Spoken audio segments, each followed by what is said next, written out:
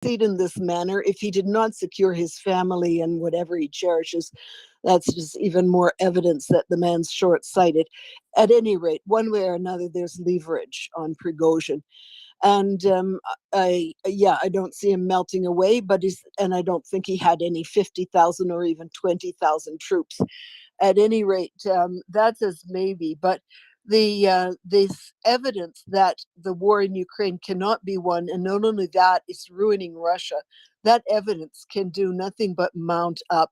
We can see even the last few days, while it's hard for us to watch, we have hints that the Ukrainians are simply picking up pace, and that will accelerate.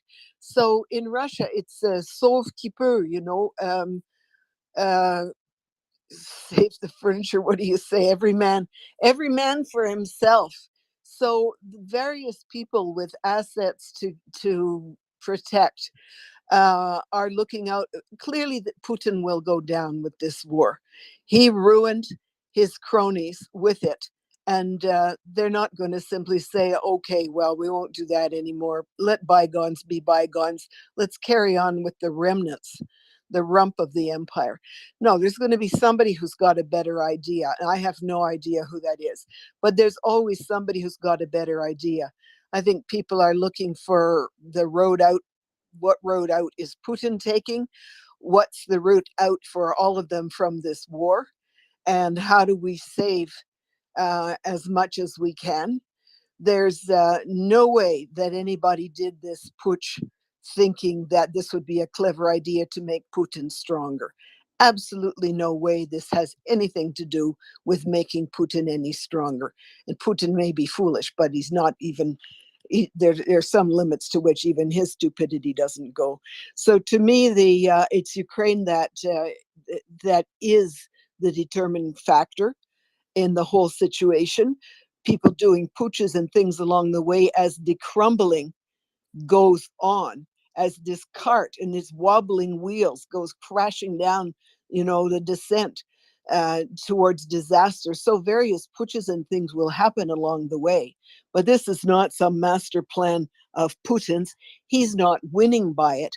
And I think the exposure to all that he is not winning either the war or the master game going on in the Kremlin, that exposure has been all to his detriment. So I see it as only accelerating in pace, and I see Ukraine as only benefiting, because for sure, where Putin is now, I don't know, but Budanov knows where, and all these other factors. If anybody's intelligence has got this down, I would say Ukraine's has got this down, and they just will be in a position to draw the best advantage. And so we'll keep watching our space, which is Ukraine. And I think I'm no longer worried about estimates of the 3-year war or even the 2-year war. I wasn't able to open my champagne, but I'll just put it aside and it won't be that long. Always good to have one champagne bottle ready. You never know when you will need it during this war. Let me go to Michael and to M on this matter, and then we'll return back to the others. Michael. Hi, I'm very impressed about your knowledge about the Rусский мир. What many people don't know that in Russian culture, actually, you learn as a child that the Tsar is untouchable, the Tsar is godlike, the Tsar is fair, the Tsar does not make mistakes, but everyone around him is corrupt, and the Tsar just tries to pretty much fix this corruption. This is pretty much how the Tsar is seen historically through children cartoons, through children stories, and through moral stories. I hope you agree, Axel. Yeah, that it has always been the narrative. This is how, since the days of the Oprichnina, the violence the Tsar allows has been justified, that he is still the overall overarching wise hand. But please carry on. Thank you for confirming. No, the problem is Putin actually has full control of 4 branches of the government. I say four because you have the judiciary, the legislature, and the executive. But he also has the Orthodox church in his hand. He's been working on this for over 20 years, and now he has always been, like I've said before, the Don. He's always secured the money for his family. He's always pretty much, he had one rule, one simple rule. You do not betray him, you stay loyal to him, and you give him half of whatever you have. Pretty much half of what you have, and you have a pretty great life as an oligarch or as a Putin ally. Everyone else who tried to have their own enterprise pretty much got cut off, got in exile, got in prison, or what have you. But now, since the sanctions are really coming in strong, I mean, offshore, $50 billion offshore that are frozen, that Ukraine, of course, now says we can use for reparations, to use to rebuild the country, to finance military, and etc. Now, my belief is this took a while, took longer than it should, but now the Don is no longer the Don. The Don cannot secure his family's riches, the money of the family. So my question to you, Axel, is what do you think about that? Are the cracks are now showing? Is the Don now pretty much as the Godfather losing his grip? And pretty much, what do you think about this? I think both M and I are less concerned with him because he has managed to tide over, as I indicated earlier. He has managed to get him. He has managed to achieve what seemed beforehand more difficult. But we've always argued here that he will try to find a way to gain time. That he has achieved. Is that enough? I do not know. Will the Russians perceive him as sufficiently strong when they find out in a few weeks that essentially he has replaced everyone who could ever have challenged him, despite the fact that there's less money? True. By the way, I think the 50 billion is what is indicated as, or what is attributed to his circle of power. 500. And that is being seized, and more than 540 billion all in total have been counted up, together with, for example, the money in Belgium, which has been arrested first. So there's a lot of assets seized. I agree with you. Yes, and there's specifically some funds which have been seized on accounts which people believe that they can attribute to Gunfor and thus Putin and his inner circle. So yes, there is some wealth lost, but there is so much more still to be taken, and he can still, by simply exporting natural resources, tide himself and his regime over. That's the main risk, which I think we all face, because this is a long, hard slog, and it requires significant dedication by the global alliance to root out that evil. That's the whole point. He just thinks that at some point in time, we get tired of this. This is what he's speculating on. And he just needs to reach that level that we're tired of it, or not willing to push through hard enough. Em, what do you think?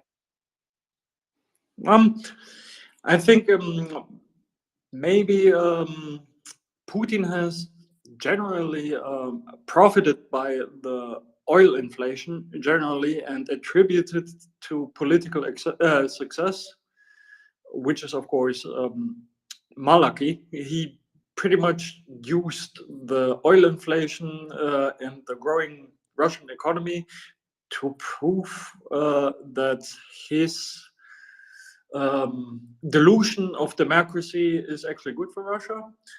I think this isn't, yes, it's still a natural resource powerhouse, but now that Europe isn't buying the oil at the inflated prices, and now they have pretty much China and India, which has its reserve about buying oil and pretty much buys it at a much lower prices.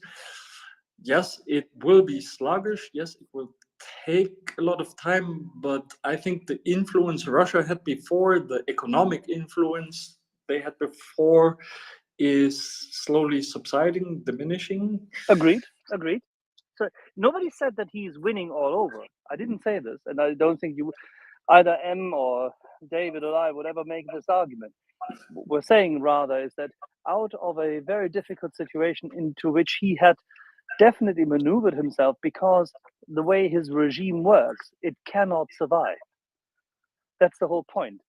A thuggish regime cannot survive in competition with a free world unless it eats up the free world. It's like with fascism. It can't survive unless it conquers.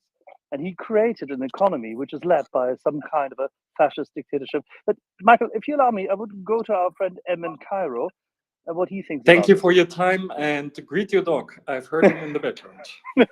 Yeah, they're all barking here a little. Now they're getting fed. Thank you Michael. for your time. Thank you. You're welcome. M. Yeah, 2 quick points regarding the people on the street cheering for Wagner. Well, they're cheering for Wagner against the failure of the Russian Ministry of Defense, not really cheering for Wagner against Putin. That's number one. Number two, I would say that most of them were staged. At least a couple, 24 were there to make sure to lead the people into cheering on Wagner and create that sensationalist mass hysteria. When they All came in, videos, and right? then where they were, yes, of course, it's very obvious to the trained eye. That's one thing to take into consideration.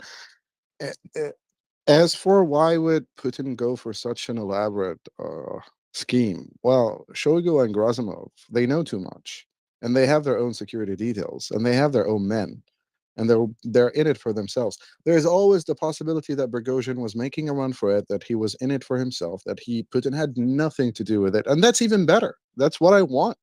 If Prigozhin actually did this whole thing from start to finish on his own, well, thank you so much for proving to everyone, Russians and otherwise, that it's all paint and rust. Right, but it is not that simplistic in the Russian world. You have to take into consideration that it's a completely different paradigm. It's a completely different world there. Things don't function the same way they function in other countries. So you have to take a step back a little bit and try to think of it. Not put on a tinfoil hat and indulge in conspiracy theories. No, that's not what we're asking, or what I'm asking. What I'm asking is that you have to see it through their own lenses. Perhaps another thing to take into consideration is how Russian talk shows last night conducted themselves.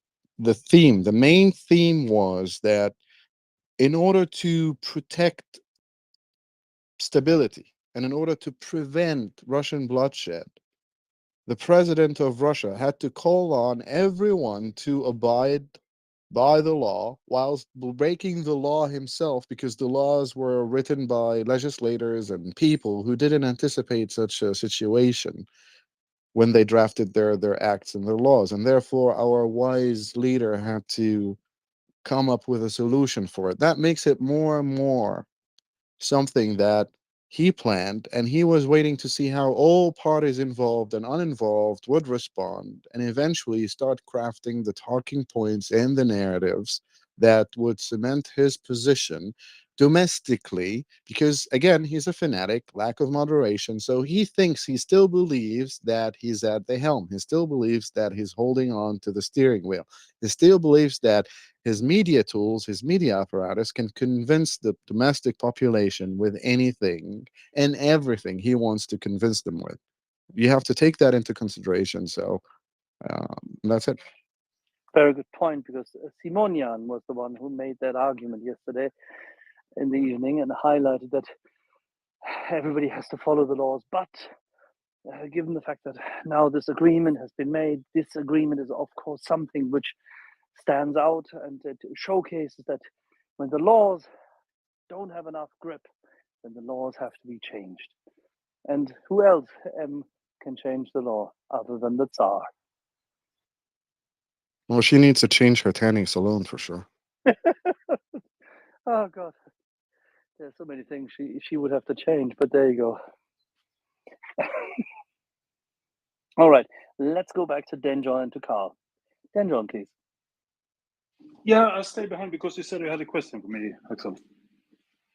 But maybe you forgot. Yeah, my question. Yeah, no, I do. Yeah. I do have a Yeah, question yeah. for you, because given the fact that how you argued beforehand, you should now take in all the suggestions which we have made in discussion also with Tom, and then think about how Western politicians have wasted.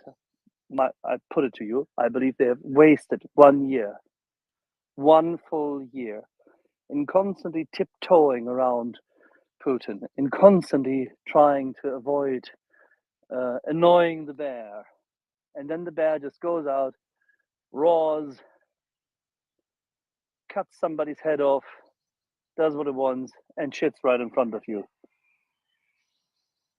But as M just said, the bear's cage is just held together by a few twigs, a bit of yarn, and otherwise it's rusty.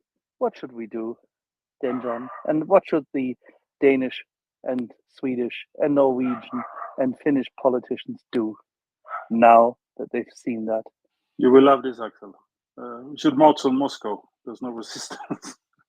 Obviously, that's not going to happen. But I mean, yeah, I get your point. And I'm not saying I'm right. I'm not saying you're right or anyone else is right. I'm just looking at the simplest explanation, and that's that it was a failed attempt, or maybe it wasn't. But Tom brought up a very valid thing, and that's why did he stop? Because stopping would mean, he probably won't survive. And the explanation about the families, I don't think is there, because he surely would have seen this coming. So, but what about if he had some accomplice in Moscow? I don't know, FSB or MON or whatever, those security forces that sort of promised to help him and actually rise up when they got closer to Moscow, and they backed down. I mean, that's not impossible.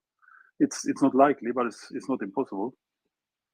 Would you ever trust the FSB, which has been reconstituted under the guidance of Putin and his friends? Absolutely not. Absolutely not.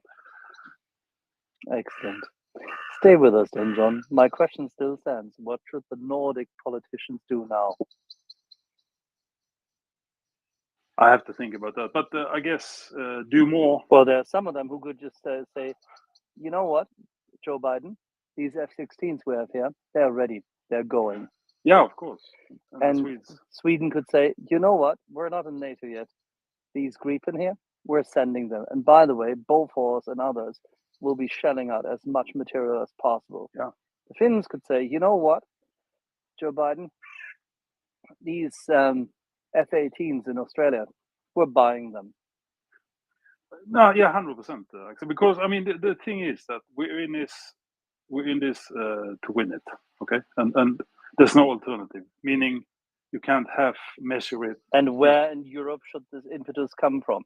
The Polish and the Balts and the Romanians and the Slovaks, well, not so much the Slovaks, but also them, are all considered to be, from the US perspective, completely wrong from my point of view, but they're considered to be too angry, too irrational, too involved. The Nordic countries do not necessarily have that kind of pedigree. The Czech Republic, by the way, led by a very, very, very good president, they don't have that pedigree. If you all team up, we can chew away at this dog's breakfast, spit it out, and get rid of it.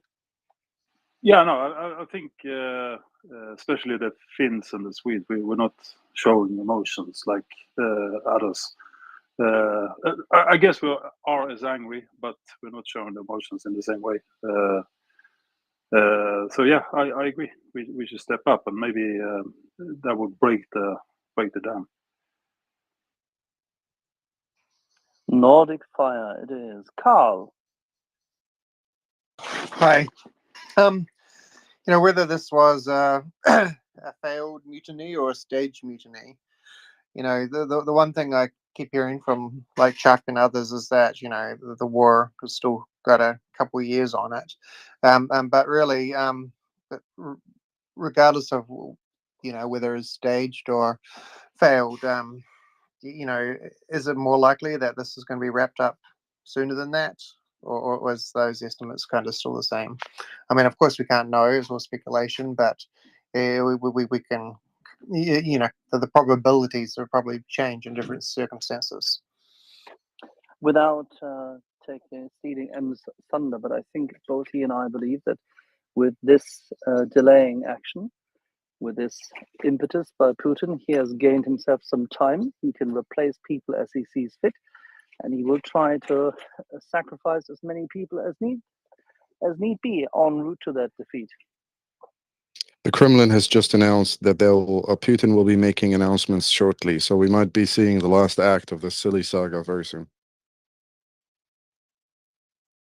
How fitful. See, that happens when I'm standing outside of the garden. Thank you for that info. Much appreciated. All right, and with that, all the hands changed. Let's go to Tom. Yeah, likewise. I was just here because you said you wanted to ask me something, Axel.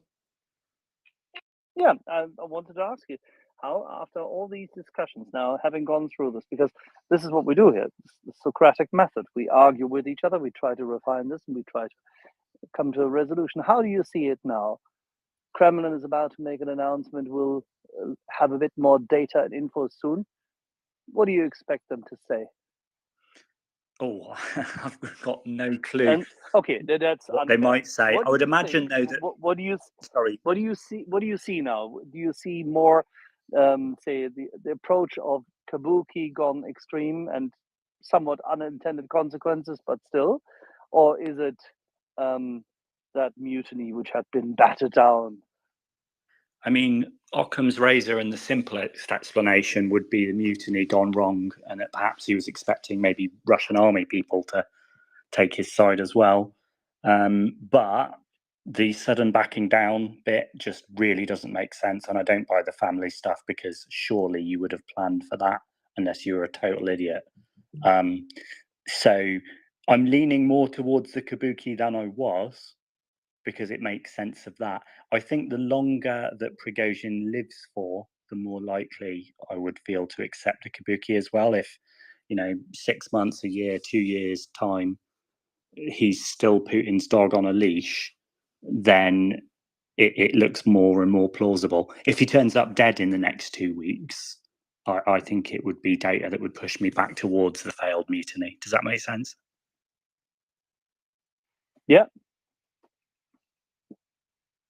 So let's see what happens with, as a friend just tweeted, and other friends reminded me that she tweeted it, is what will happen with the empire. Boris.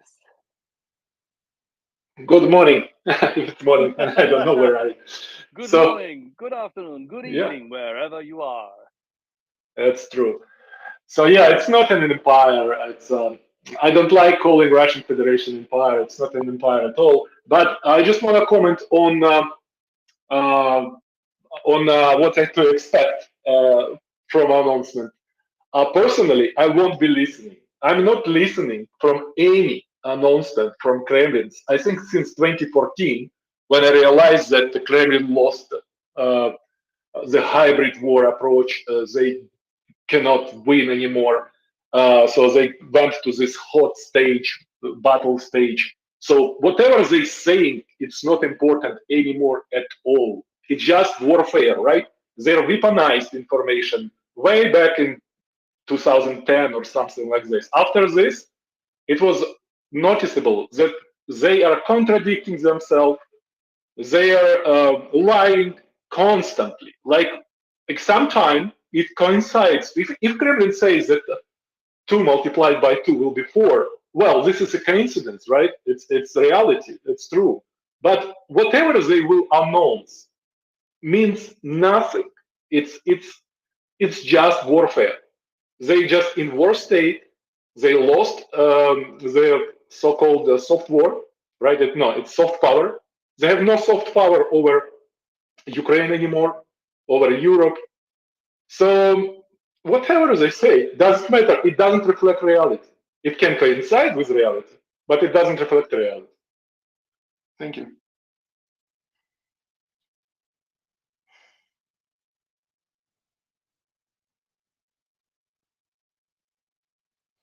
Thank you, Boris. That was nicely put. And with that, I can say hi to my wonderful friend David, who has joined us a little while ago. Well, hello there. How are you? Very fine. I think we had a very decent discussion. Now we're waiting with bated breath as to what on earth is going to be said by the presidential administration of the midget, dwarf, Tsar, whatever, the evil one. Yes, well, exactly. But my ears pricked up when M said, "Oh, there's something's happening." I went, "Yeah." So it is bated breath, isn't it? Looking to see what's going to happen in the theatre, the drama that they're creating.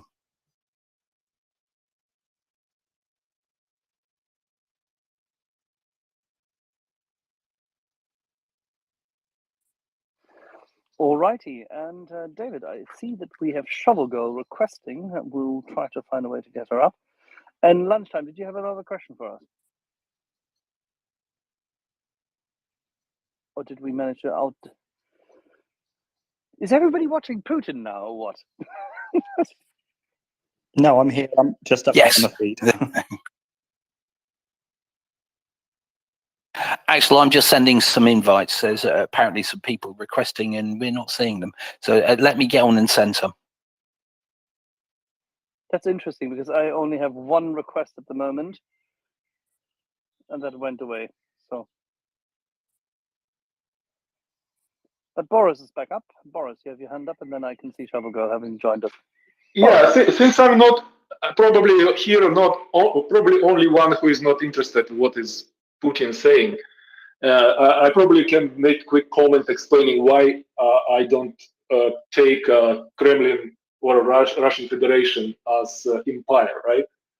Because I'm originally from Ukraine, and I know that my ancestors they were working hard for centuries for Russian Empire. So I started learning from my perspective what was Russian Empire, and more I was learning kind of my ancestors' history because everyone who was citizen of empire used to work for empire, right? In one way or another. So my ancestors, they were Cossacks, Ukrainian Cossacks, I know it, and they were in a regiment, assigned to regiments. They were so-called registered Cossacks. So anyways, they were doing some job for Ukraine, but this way also for empire, participating in wars. So this is a job was for centuries for Ukrainian, just going for Russian Empire to wars. And for part of Ukraine, some part of Ukraine was in wars for Austrian Empire, some part for, no, basically Ukraine was between Russian Empire and Austrian Empire. So Austro-Hungarian Empire after later. So what I mean, it's nothing to do with current Russian Federation. Nothing. They want to grab this legacy. They want us to portray them as Russian Empire, but that's what they want. It's like Germany, Hitler wanted us to see Germany, Nazi Germany, as Roman Empire, Reich, right? They were calling it Third Reich. The same Putin wants, like Hitler. He wants to see them like Reich. But in fact, they are just mafia taken over by gas station, right? How gloriously John McCain said about it. This is exactly the best characterization. They're not even USSR. Even their rising red flag doesn't mean they have not anything in common with USSR. I mean, they do something in common with USSR, but not more than Czech Republic or Ukraine or Poland. They have Kremlin, which looks like the same during Soviet time, but in fact, they are very not even so sophisticated as USSR was. They are very simplistic, very brutal, very primitive. They had some professionals like Surkov, who was trying to manipulate in a sophisticated way. And that's what we remember as soft power, as hybrid wartime. but it ended in 2014. So-called lost power around this time. So, and after that, it's just mafia state, which is acting exactly as mafia state, and they're communicating as mafia state. So, again, back to what we have this moment. I don't really care what mafia boss is announcing. It's not for me. It's for other mafia bosses, and they speak own language, which I don't understand if I'm fluent in Russian. I mean, they are manipulating in a way. They weaponize information. They pronounce some words which mean nothing because the same day they contradict themselves. The same day even they will say something opposite or act oppositely. So what sense listening to them? Like it just to see how Putin looks like, but it's probably not even the same Putin. I strongly believe this. Exactly. There are a few different men Which similar one? to Putin. KGB, exactly. No, this is close to reality. I start believing it. I saw the man in Mariupol. It was not the same Putin, which is on TV. It's obvious. It's a different physically man. So, I mean, what sense to listen? What sense to watch this guy anymore? Okay, this is my 5 cents. Thank you. Boris, that was much appreciated. And by the way, I tend to agree with you. I mean, I watch what they say, I hear what they say, but I don't make anything of my analysis or anything I consider dependent on this. It's just interesting to note. Sometimes it's noise, but it's not unimportant because it typically has an impact on the rest of the world. Meaning, the rest of the world still listens to them, so you need to know what kind of narrative they're spreading. It's more taking in information to be able to say, then discard disinformation. But there you go. Okay, you hear it, you understand every word. In my case, I understand even intonations and even small things. But what sense? I mean, okay, I understand. Walt heard it too. So it's not beautiful like birds singing. It's like what's No, it's valuing? not. No, I agree. What? It's terrible. It's terribly bureaucratic. His speech, you're quite right. His speech now, on the day of that so-called mutiny, was terrifyingly Soviet. Whilst he brought it out in a fashion which was obviously in today's world and in a slightly different, shall we say, in a slightly different language and tone, but the same bureaucratic appeal could have been brought forward with the ideological compartments by Andropov.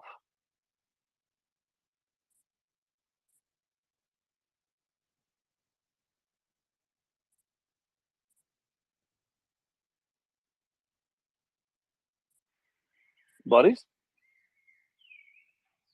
I can. Yes, you can.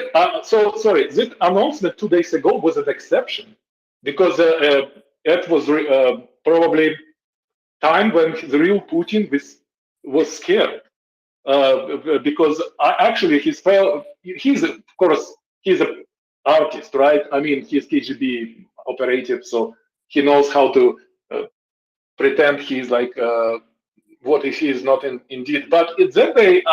Probably one time, which was I had some enjoyment to watch him because he was scared, and well, that was an exception. But today he won't be scared.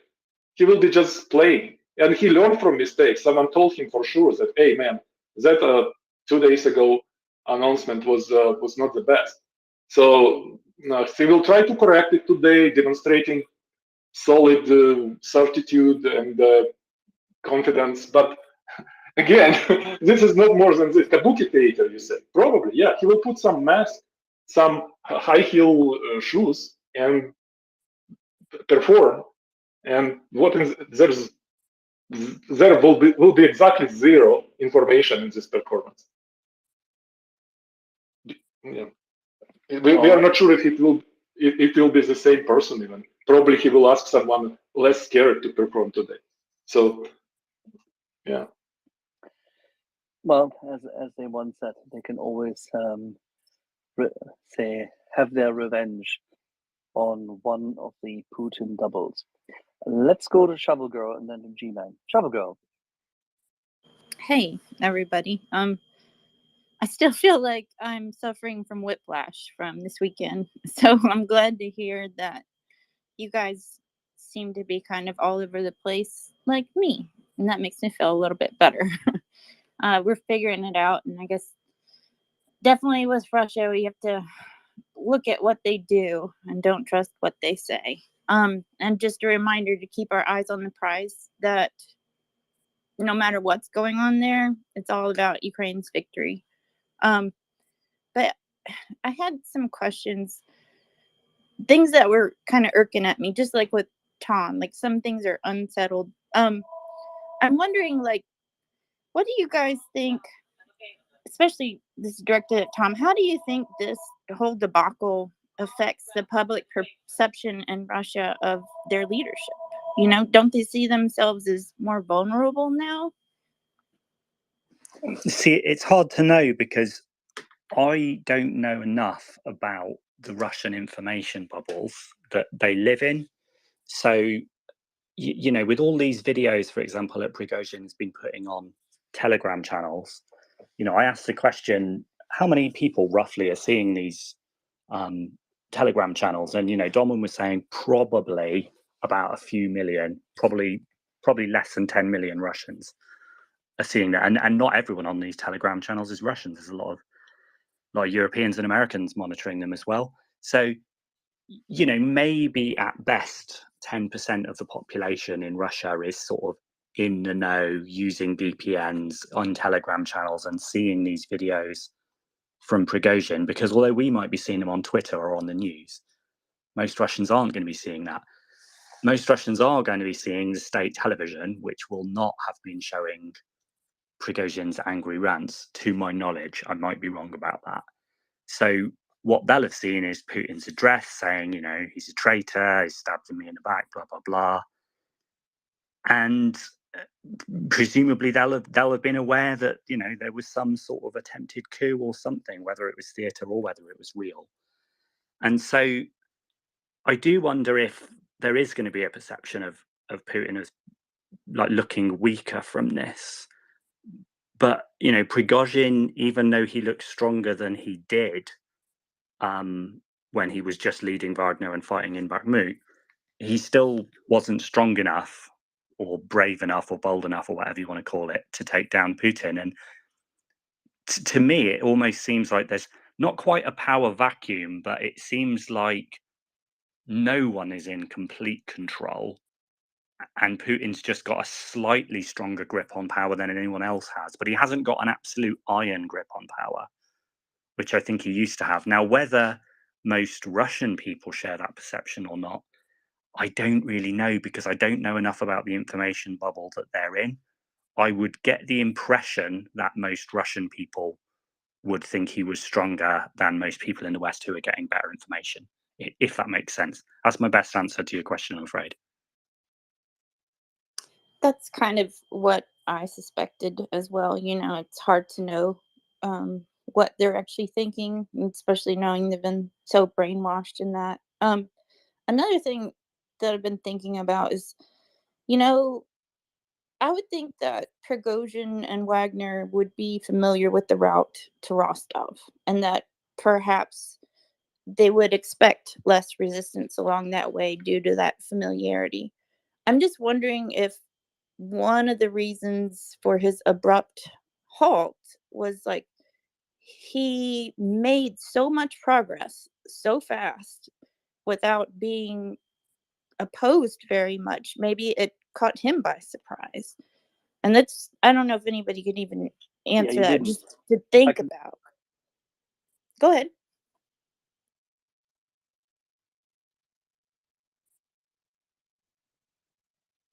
I can't hear Axel. No, I can't. I can't hear him either. I think he's just gone silent all of a sudden. Keep going, then, please, This Shovel. is surreal. I'll try and adding to the spectacle. I'll try and answer. I'll try and answer it if we want. I mean, the simplest explanation to how he got to Rostov unopposed, I think, is that tiny little military units like people manning checkpoints just didn't want to stop many thousands of Wagner troops. I mean, if you're 2 guys with assault rifles or 10 guys with assault rifles and 5,000... That was strange. David, did you hear me? We can hear you now, Axel. I do now, loud and clear now. What was the last thing which went through? Oh, can't remember. I don't agree. I think that's what you said. Okay, interesting. Okay. Yeah, I don't agree on one point. They didn't make it anywhere. Shovel Girl. They just didn't. They managed to get to anywhere between 180 and 210 kilometers outside of Moscow with a small, not even a full battalion, a small allotment, say a small grouping of their troops on wheeled trucks, BTRs, and armored cars, and that's it. They passed by Voronezh with 1 platoon. Supposedly, one of their trucks got lit up by aircraft somewhere close to Voronezh, underneath a bridge or close to a bridge. There was a video of it from 2 angles. Actually, yeah, close enough 2 angles. There was very little evidence of them trooping around. There were not 25,000 men doing this. On the contrary, there were a few hundred in Rostov, yes, and they were shoving around. But they did, for example, a very video compatible, I would say, a tank donut on the streets of Rostov. Then they occupied the Southern Military District's command center. Yeah, that's important, but they occupied it, and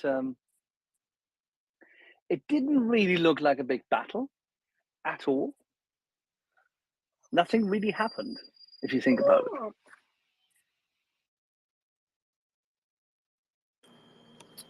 That's fair, I guess. Just something else to think about. Lastly, I just want to note, did anybody else find it incredibly bizarre that the same night this whole thing happened, they ended up having this night show on the water in St. Petersburg, the Scarlet Sails like celebration? It was just like, oh, nothing happened. Let's go do fireworks and have shows on ships. It was just added to the bizarre. Everything in Russia in that regard remains the same theater. Okay. Well, thanks, you guys. Oh, go ahead. No, I was going to say, Tom, I would like you to, if you want to finish what you were saying, that would be really good. I think it would be really useful. Yeah. Sorry, So, I didn't know that. No, it's okay, Axel. Don't worry. You were talking and then you got cut off, so I jumped in while we had the silence. Yeah, so I mean, there's basically 3 reasons I can think of why there was so little opposition and so little combat to the whole coup, whether genuine or theatre. So the first one is perhaps the most simple one, is just fear. You know, if you're just a few guys manning a military checkpoint in between Russia and Russian occupied territory, particularly territory that's been occupied by Russia for 9 years now, you're probably not going to want to stop however many thousand Wagner troops there were, even if it was only 3,000 rather than the 25,000 that were claimed. You know, if you're 2 guys with assault rifles or 10 guys with assault rifles, you probably don't really want to start shooting at your own side. And unless they started shooting at them, which they didn't, I think there was a sort of a reluctance to fire the first shot of a civil war. So that's the simplest explanation. Another explanation could be that people were actually siding with Prigozhin. Well, I'm not going to shoot him. I think, great, let's let him do it. The other explanation is that people were simply standing back to see what happens. Or the other explanation is, as Axel says, this was all theatre, and someone in the FSB phoned the people at the border guard and said, just let them through, don't do anything, just step back. So the lack of opposition actually doesn't give us much information, because there's so many different things you could attribute it to. It did seem weird, because I think we all expected that there would be more fighting than there was. But yeah, it could have been fear, it could have been people standing back, it could have been people siding with Prigozhin, or it could have been all theatre. We just can't tell, I don't think. there's also a possibility of I think overlap. That people's passivity, Yeah, several of which those. is one passivity, is one signature feature of Russian society in view of state violence. But I also think another factor to consider is where the Russian military is not known for being dynamic, for making decisions independently. So I wonder if they were even given any orders at that point, you know? Yeah, good point. If like no one told me to start shooting at Wagner, so I'm not going to start shooting at my own side when no one gave me any orders. Yeah, good point. That's the end of my questions. Thanks, guys. Emily, you had your hand up. Yeah, to add to this, so reaction-wise, soldiers not firing at Wagner, no commands coming from high up, and fear, like Tom said. As for the normal Russian citizen, well, apathy. Apathy is the main emotion they experience.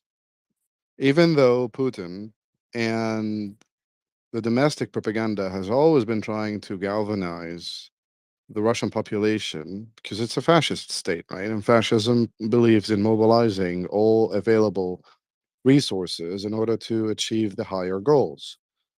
So that leads to the division that we see right now in the Russian society. You on the one hand, you have hundreds of thousands of military-aged men leaving the country as soon as the quote-unquote special military operation started because they didn't want to get drafted, and people dodging the mobilization.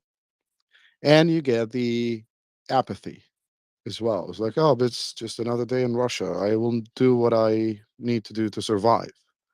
As for what happened in St. Petersburg, well, my working hypothesis is this was not an attempt at a coup to get rid of Putin. It was a mutiny in order to get access to Putin. There are reports that Prigozhin hasn't had access to Putin for more than 2 months. And given the moves by Shoigu and Gerasimov to try to bring in all PMCs under the control of the Russian Ministry of Defense, and in the case that Prigozhin was acting independently, and there is no plan here, but just a wild card gone haywire, and Putin is more or less developing the political opportunity that that Prigozhin's actions gave him, and he's responding to that and politically maneuvering around them. So that's why I'm waiting for his statements tonight. But in that specific case, that Prigozhin was acting independently in order to have access to Putin, it would also make sense that if Putin was on that plane and he went to St. Petersburg, it's his place, it's his gang, right? So it could be a fight between the St. Petersburg crowd and the Moscow crowd. The Moscow crowd trying to block Prigozhin's access to Putin, and the St. Petersburg crowd trying to have Prigozhin have access to Putin.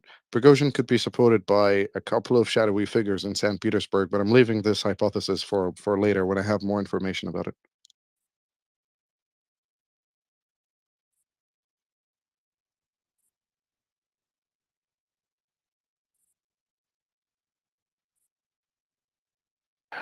Boris, you got your hand up. Yeah, so we have 25,000 most ruthless Russians with arms. You know who are mercenaries of Prigozhin. They are from prisons, right? The most aggressive prisoners of Russian Federation. And we trying now to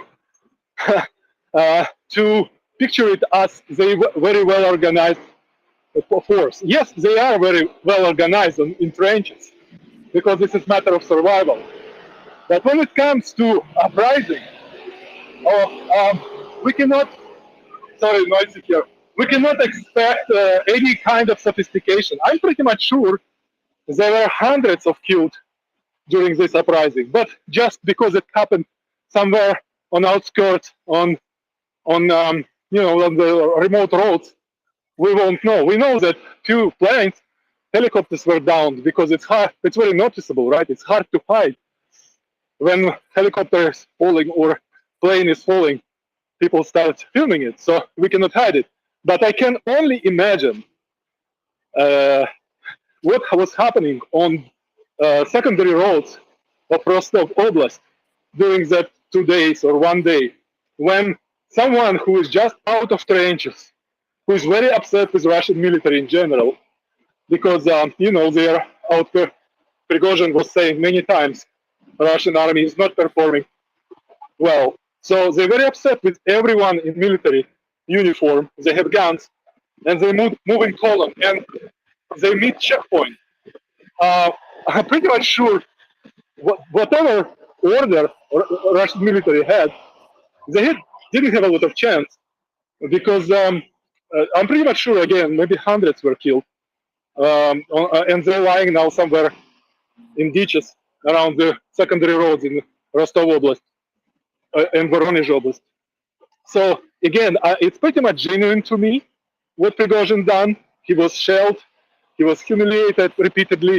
He considers himself a real hero. His army very performant, and they treated us shit by Minister of Defense.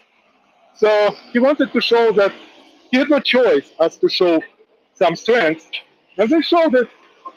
And what is happening now? Those 20,000 didn't disappear. They still have guns, and they will mess around. They will. They cannot do not mess. They're not driven by patriotism. Those prisoners, right? These guns. They're not driven by orders, by policies. They're driven by criminal code, if you know what it means in Russia, and by own understanding of their own understanding of what is fair. So, I mean, they're killing as we speak somewhere in Russia, wherever they are, physically, with those guns. They shoot. They cannot do not shoot. They are not military. They are not disciplined.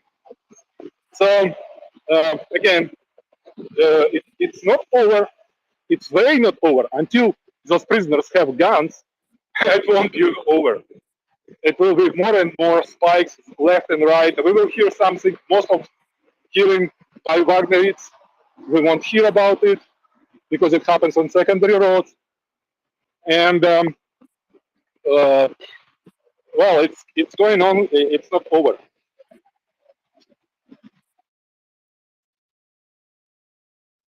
Yeah, we'll see a few more acts in this drama.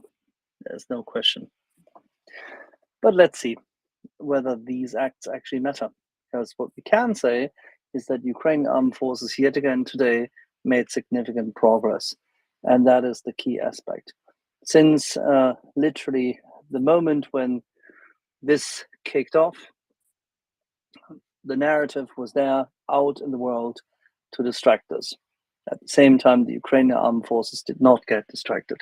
They continued every single day, every single hour, continuously. David, what do we know about recent movements? Recent movements? Well, here's the thing. I'm very interested in what's happening in Kherson. But Mokas didn't tell you anything before you came. No, Mokas hasn't said anything. I was reading some stuff earlier. Have you? What do you know? Zip zil zilch. I've been in negotiations the whole day and only joined for the interview with the Deputy Minister of Economics, which we did with Alexander Grivan earlier about the Ukraine Recovery Conference in London at 21st June to 23rd of June. And that was exceptionally interesting for us, I think, and we're very glad to have him here on a regular basis by now. But thereafter, I was only able to join for the discussion with M about the ongoings and the tactics and the logic behind all of this. So I only know a little bit from what I was good because I was doing manly stuff again, but not at my house. I was doing it at friends. I've been cutting brush all day. Anyway, no, but what I do know is that there appears to be more movement on the left bank of the Dnipro at Kherson, and more things are happening. So when I got in, because I only got in with about 15 minutes before this started, I thought, oh, I'll start reading. I am very interested. I've been, as you know, as you certainly will know, that I've been looking at the how the Dnipro is looking, not in terms of water down in the city, because obviously there's a bit of a difference, because of a bit of a delta down there. I assume there's some water that's going there that comes in from the Black Sea. So I was looking above where the dam used to be, and looking at the conditions in that, and they're very, very interesting. Very interesting. But the fact that they're using ferries, right, to get vehicles across and to create some sort of bridgehead, it looks like, this stuff hasn't been confirmed properly, etc. And I doubt it will be for a very long time. So I'm interested to see how that's going, because it's, as we said before, that's posing a question, isn't it? Right? The sort of actions seem to be the farthest part, the bits apart.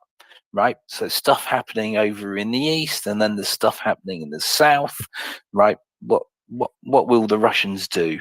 Because they just don't have. They've just now lost 20,000. I mean, whatever it is, fighting troops that they've lost. Right, so there's a bit. They'll have a bit of a hole. So I'm really interested to see how that's going to work.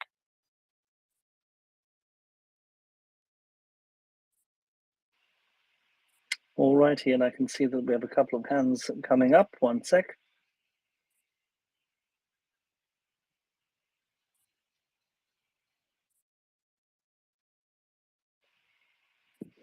Abdullah. Yay! Abdullah, how are you doing? Hey, Axel, I'm doing well. Thank you so much. Yes, it's a surprise. So we had Prigozhin speak first, now Putin, and then Luka. And then also we find out that the Russians are asking the UN Security Council to meet tomorrow. So I don't know. Does this have anything to do with the Zaporizhia nuclear power plant? Of course. Scaremongering. They will say that Ukraine is attacking someone or something. Don't worry about it. There's all sorts of shit coming. It's just that the information warfare, man. Everybody. It's all over the news. It's amazing. The information warfare. They're so good at it. It's all over the news, but supposedly something is coming. It's coming. It's coming. It's a cliffhanger. I mean, come on. Hollywood was good at this once. I think they're better than Hollywood, to be honest. Yeah, but see, that's my point. I don't think this is better. For me, this is boring. I look at this and go like, okay, so you're doing this? Right. Yeah, of course, you must be doing, oh yeah, you're doing this as well. It's just utterly, disgustingly boring. Yes, and it's probably already recorded, so it's just that they're just making us wait, Well, they have to wait for primetime US, It's very important for them. Okay, Abdullah, thank you very much. We had Lily who came up, then Joanna, then G-Man, and I can see Randy also coming. So stay with us. We'll go through this. Lily. Guten Tag, danke. Everyone, welcome to MriyaReport. Please retweet the space, and you're going to learn a lot and have some fun while you're here listening to all these experts. Brilliance. And my question, you can put it aside because of the announcement that Abdullah was just saying, that people talking live and Luca and other people. Anyway, this had to do with the bridge that was taken down, was earlier this morning. It runs from north to south. And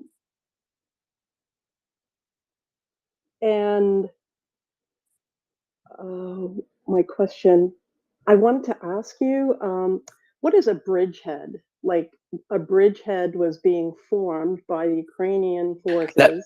I'll explain that. So I'll explain that, and I'll let you finish the rest of it. So basically, a bridgehead in this instance, where we're talking about in Kherson, is a group of troops are who are presenting a problem in this research. So you've got to cross the river, right? So you make a position there for which you can move further in, right? So what would normally happen in this instance, let's just say they went over on ferries, that, you know, little ferried pontoons and the rest of it. You've got a group of troops, so they clear a specific bit of area. There might be people in there, mortar teams, could be anything, could be other troops as well, right? So they're protecting it, and you'll call it a gathering is probably the way to say it, right? And then from there, what you do is you push on out, right? So the as I said, normally it's called a bridgehead because that's really what, when you're putting in a bridge, but it doesn't have to be that. It could be anywhere, and it's a position from which you're going to do further stuff, right? Is that, maybe I didn't explain that very well. I thought in my head it felt I'd explained it. So you sort of make a fortification on the side you just gained before that bridge is taken down, and then you move from that position further inland, because now if they're right by the water, if that's where they made a bridgehead, or yeah, so in this instance, it would be by the water because they come in, but it wouldn't be. I mean, what would happen is you want them to extend out further, right? Because obviously, if it's just a 20-meter gap, it's, let's say it'd be.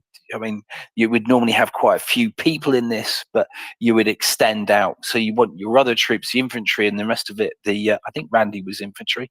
People like that to go further out, maybe a kilometer out, and give everyone the protection they need to bring in supplies. Once you've got those supplies, then you could do further. You could go out further out, and then you could bring in more supplies. So, a bridgehead could, it could be a helicopter camp as well, right? And you're just moving out. It's a place where you do stuff from. I think that's I can't think of the word at the moment.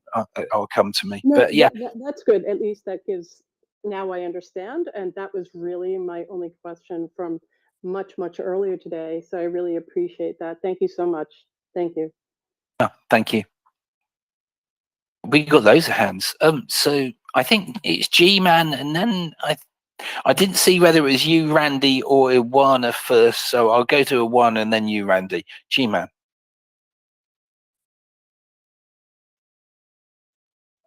So it's me or G-Man? I'm a little confused, but it's very short. The meeting tomorrow in UN is about a subject that Axel loves a lot. It's not about Zaporozhye. It's about something else. Do you have a guess? It's Nord Stream. Russia is asking for a meeting in UN tomorrow about the Nord Stream. Oh, sweet. The never-ending story. That is the funniest thing in the world. David, we have to do live commentary for this. I mean, unless there's something really important happening, such as a war. Oh, shite. There's a war on. Yeah, so we have to focus on the war then. It's just the funniest thing I've heard in a very long time. It's almost as funny as my neighbor. Well, apparently the Russian dictator is speaking at the moment. Yes, he is speaking.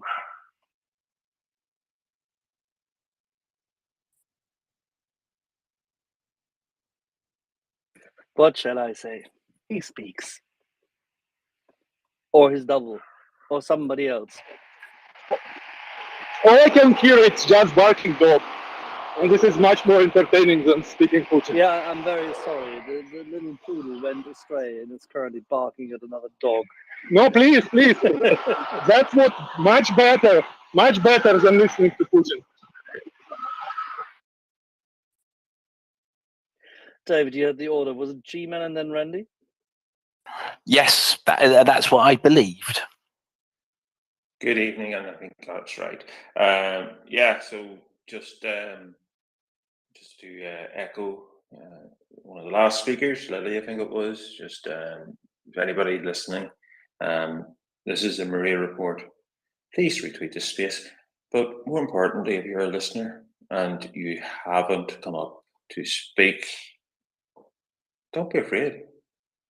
The co-hosts they really won't bite. So if you have something that you really need to know, don't go to Google. Don't even go to Telegram. Just ask one of the hosts, and somebody here will have the answer. I can guarantee you that. So that's all I have for now. Slava Ukraini.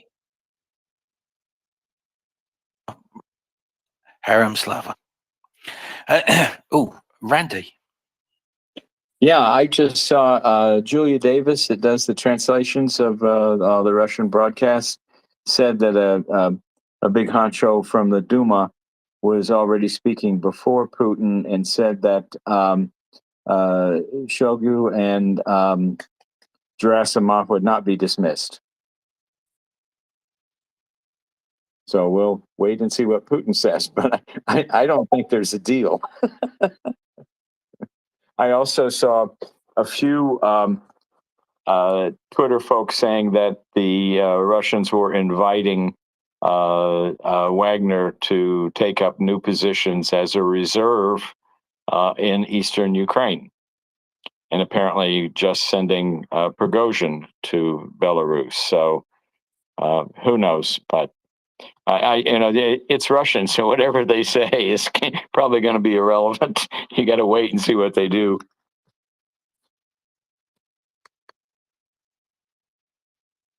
I mean, it's just all very, very funny, isn't it, Randy? Very, very funny. See, that there's a few things you can take from Shoigu and Gerasimov not being fired. So one thing is that the deal that Prigozhin says he wanted has not happened. The other thing is it makes perfect sense from the scapegoating hypothesis that Axel and Em were talking about, which is if Putin wants to be able to blame Shoigu and Gerasimov if and when the war is lost, which is looking increasingly likely and hopefully increasingly soon, you don't want to get rid of them now and then not have a scapegoat when you really need it. So Putin will want to keep them in place and sacrifice them to save his ass when the Russians have a humiliating victory, a humiliating defeat rather. So he can't get rid of them now. The next thing then to think is, okay, if this was a genuine mutiny, then Prigozhin has been at least somewhat double-crossed. Now, if Prigozhin ends up dead in a couple of days, then he's been very double-crossed. But if he doesn't, and he's still quite happily working for Putin, even though he didn't get anything he wanted, and doesn't complain about it, and doesn't start making more videos, it does point in the direction of a bit more theatre, but maybe not. I don't know. It's still really, really confusing. But yeah, Putin isn't going to get rid of them if he needs to sacrifice them later on, is he? Yeah, I agree with that exactly, Tom. I think I even tweeted that today. They're the ready scapegoats. He's got to blame somebody. Yeah, and he doesn't want to sacrifice them too soon. He wants to save them for the right time. Yeah, because they're big sacrifices, aren't they? Right. This is the human sacrifice, for whoever it is, right? As the other ones, they're just the small sacrifices, the little chickens or whatever they need to appease whatever gods they're looking at.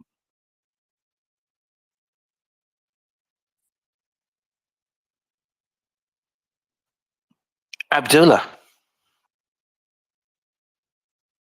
Okay, so David and Axel was right. That was a nothing burger. It's all finished. Oh, goodness gracious. Yeah.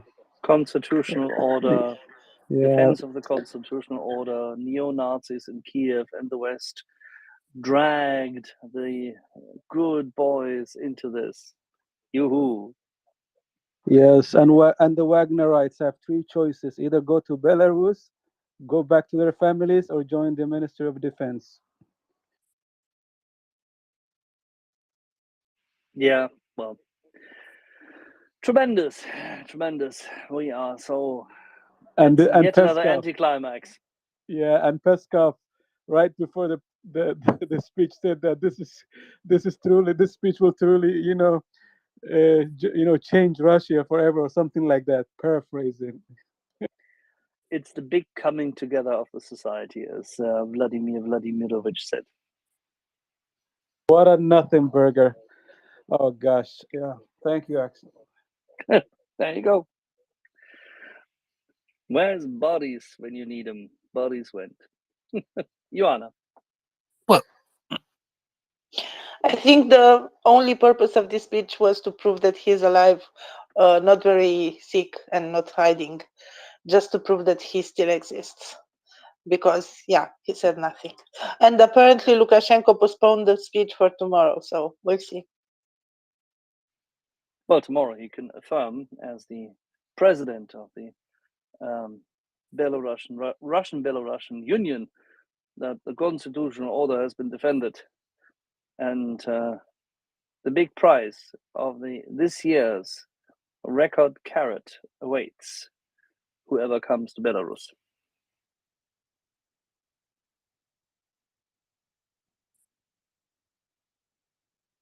There was a nice post by a parody account who said that Prigozhin will soon realize that Belarus is the only country in Europe that still has the death penalty.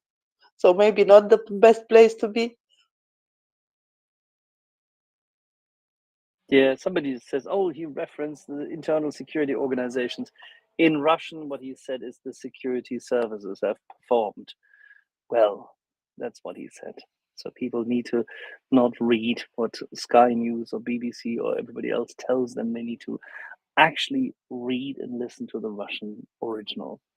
Just like with the reactors, not mining in the reactor, but next to the reactor. Sometimes it helps, you know? Let's go to this little village and talk to the people there. Let's see what they see. And let's ask them in their language, whatever that language is. David, what languages did people speak where you grew up? Oh, many. Where, depending on where do you mean where I grew up? Because I'm a bit of a Heinz 57 varieties, right? Because there were many growing up in northern Rhodesia. There were many different languages: Afrikaans, English, the native languages. Crazy mum speaking Welsh, and then there's Wales, right? And they've got the crazy people speaking Welsh there as well as English, although they didn't like speaking English. So it depends where you mean. And then let's get on to Germany. I meant Northern Rhodesia. Yes. And evidently, it is always better if you have some kind of capability to understand what the people in the next village say, because they might be willing to trade, they might be willing to kill you. Yeah, you always want to be able to speak to the people that are around, especially if you think they might be of a violent nature, rather than just speaking louder when you meet Johnny Foreigner. Speaking, yeah, there is not a way to keep people happy. Just shout it louder, because that will make it easier for them to understand, won't it? On a slightly different note, Axel, have you seen the tweet by the lovely Kate? Of course.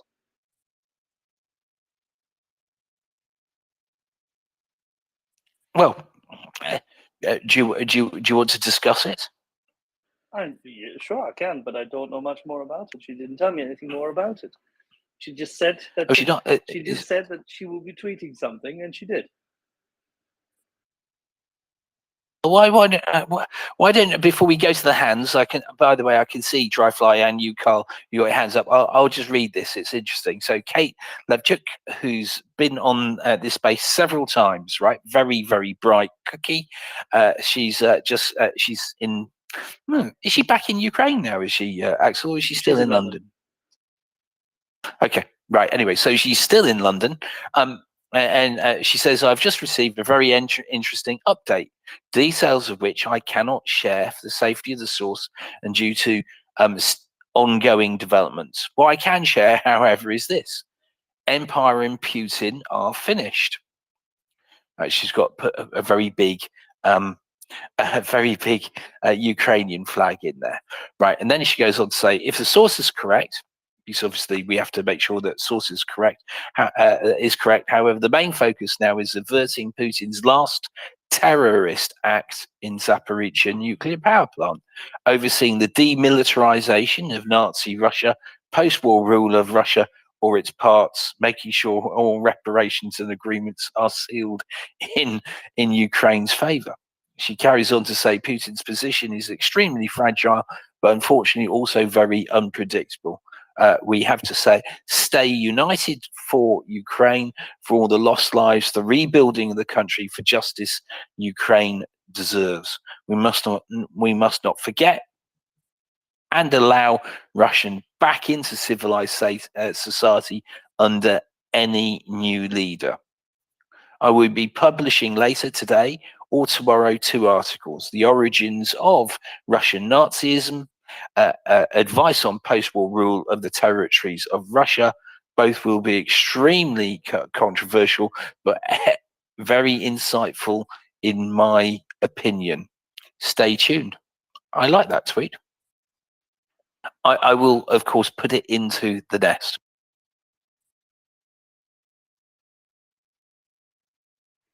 Very well done. I tend to agree with her approach.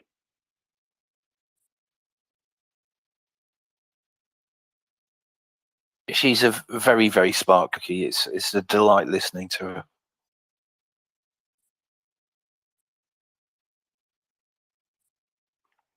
Dry fly.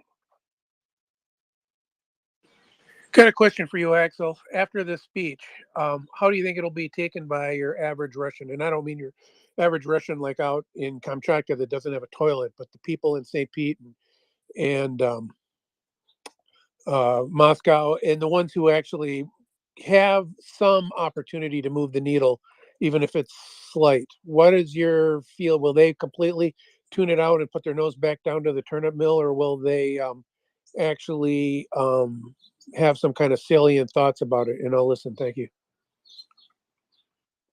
Yeah, I think everybody will see it as yet another speech by Vladimir Vladimirovich, the Tsar, and that the constitutional order has been preserved, that the crisis is over, and that the war continues, as everybody knows, and therefore nothing is solved. And they slide back into apathy. People fail to understand the level of passivity, angst, and apathy, and desperation, dismay, and of course, due to this apathy, tolerance and complicity with violence our friends in Russia have. And people always say that, oh, but yeah, but the civilized people in St. Petersburg and Moscow, civilized people, my ass. I'm sorry. Been there, worked there, lived there. I can definitely attest to the fact that civilization is not necessarily something I would attest to these areas and to all the people just because they have a few operas and a couple of things here, there, and whatnot. That's not the case. It just isn't. So you shouldn't expect too much. Carl. Hey, the one difference I noticed with Putin's speech compared to, the narrative yesterday or whenever the last thing was, at that time there seemed to be a bifurcation of Wagner, those who were involved and those who weren't, and the offer to join the Russian army seemed just to be those who weren't. But from how he spoke today, it seemed like he's more interested in even getting the ones who were involved, offering them to join the army. I don't know if anyone else picked up on that or not. This was pretty much baked into the cake already in the first announcement. It's just a more detailed reference this time around, from my point of view. Okay.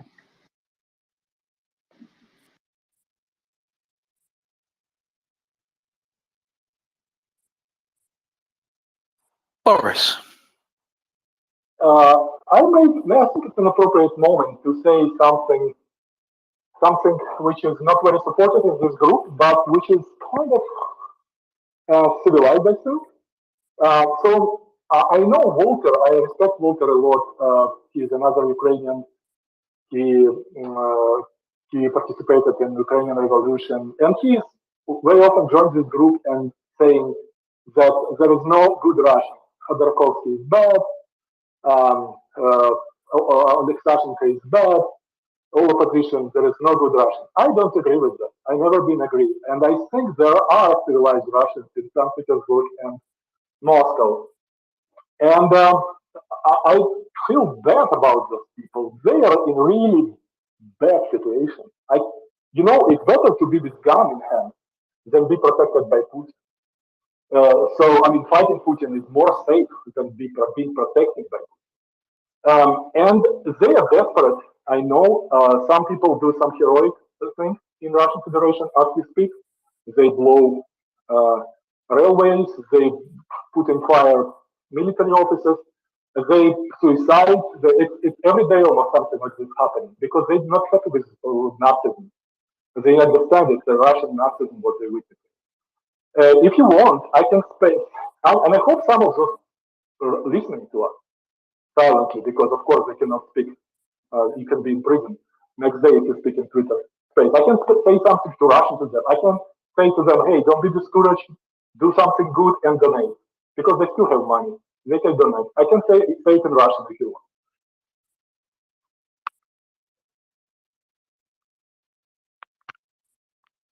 Yeah, the problem is that many of us who still have relations or relationships with people in any shape or form who come from there have seen the true colors of those. And most of those true colors are pretty damn grim. That does not. Oh, well, I must agree. Yeah. I must agree. It's a big problem. They're messed up. The Russians messed up even more by my personal experience. So, yes, there is an issue. Oh, yeah, Nazism is not growing on good surface. It's growing only in murky spaces of Russian Federation. I must agree, but I know that among the 140 million, there are a million or two working hard every day and crying and trying to help Ukraine. I just don't know how to. And by example, this Khodorkovsky, who is highly criticized in this group and by my Ukrainian compatriots, they every day do something against Putin. It's a value. They hate Putin. We cannot value them on Ukrainian scale, saying, they are not like Ukrainian. Of course, they are not Ukrainian. They are Russian. They are Russian opposition, real opposition, not fake, sitting in parliament. So, of course, they cannot fight every Ukrainian. They have no means to do that. They feel guilty. That is true, and this is very important. Those guys working on radio stations now in Latvia, in Lithuania, in Germany, speaking Russian, they work every day. They work hard. They work smart, and they work against Putin, Russian Nazism, which is coinciding with what we want. And if they do it in Russian way, let's do it in Russian way. Most important, they fight in the same enemy, and they have money.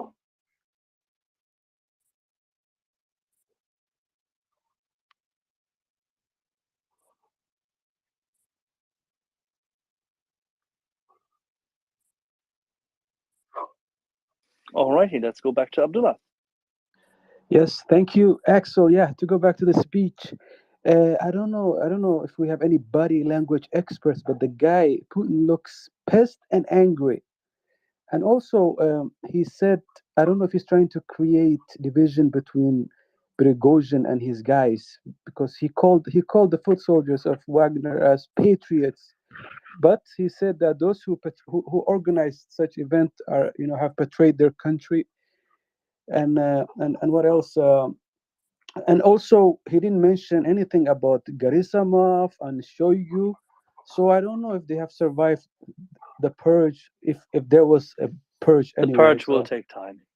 That's I think what both Doman and I had highlighted already. The purge just takes time.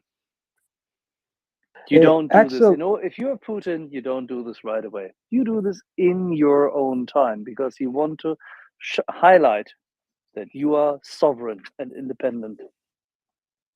Yeah, Axel, where can he get someone like Shoigu? Because I don't think he will trust Surovikin. Surovikin is the butcher of Syria. I don't think he trusts that guy. There That are guy could overthrow him. 5 or 10. There are 5 or 10 he can get hold of and can choose for this. It's not a problem. He can always find someone. Trust me. There's enough people in the second, say, on the second level behind him, and Patrushev and he will have already spotted a few people. Yes, because of this disaster in the war in Ukraine, he has to be very careful on who he selects as the head of the Ministry of Defense.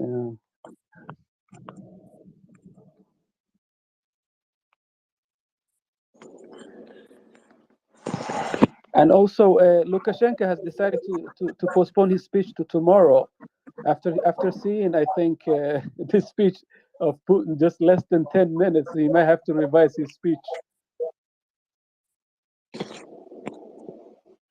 Another cliffhanger, another day of narrative one. Oh my goodness. The Washington Post, the New York Times, Sky News, all of them will hang at the lips of now Lukashenko. And don't forget RT Arabic. It's the daily soap opera. I feel thrown back into the days of the 1980s telenovelas from Globo in Brazil. There is never a moment of closure. Always something is still open. Yuck. I was waiting for a miracle act so that he will say he's withdrawing his troops from Ukraine. Abdullah, you told me that you don't partake in the good whiskey you've been passing by on your walk. No, I had What three have shots. you been drinking? I had 3 shots of espresso today. Yeah, right.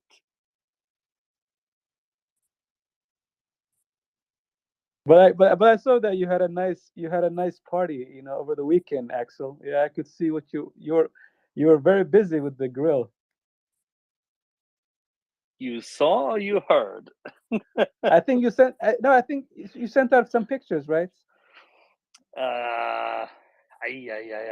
I've been very selective what I send where, but it is true that we have managed to survive the bonfires of the weekend. Yes, and the first thing we said after midnight at Yanipev was, of course, winter is coming. And then the Russian what do you call theater?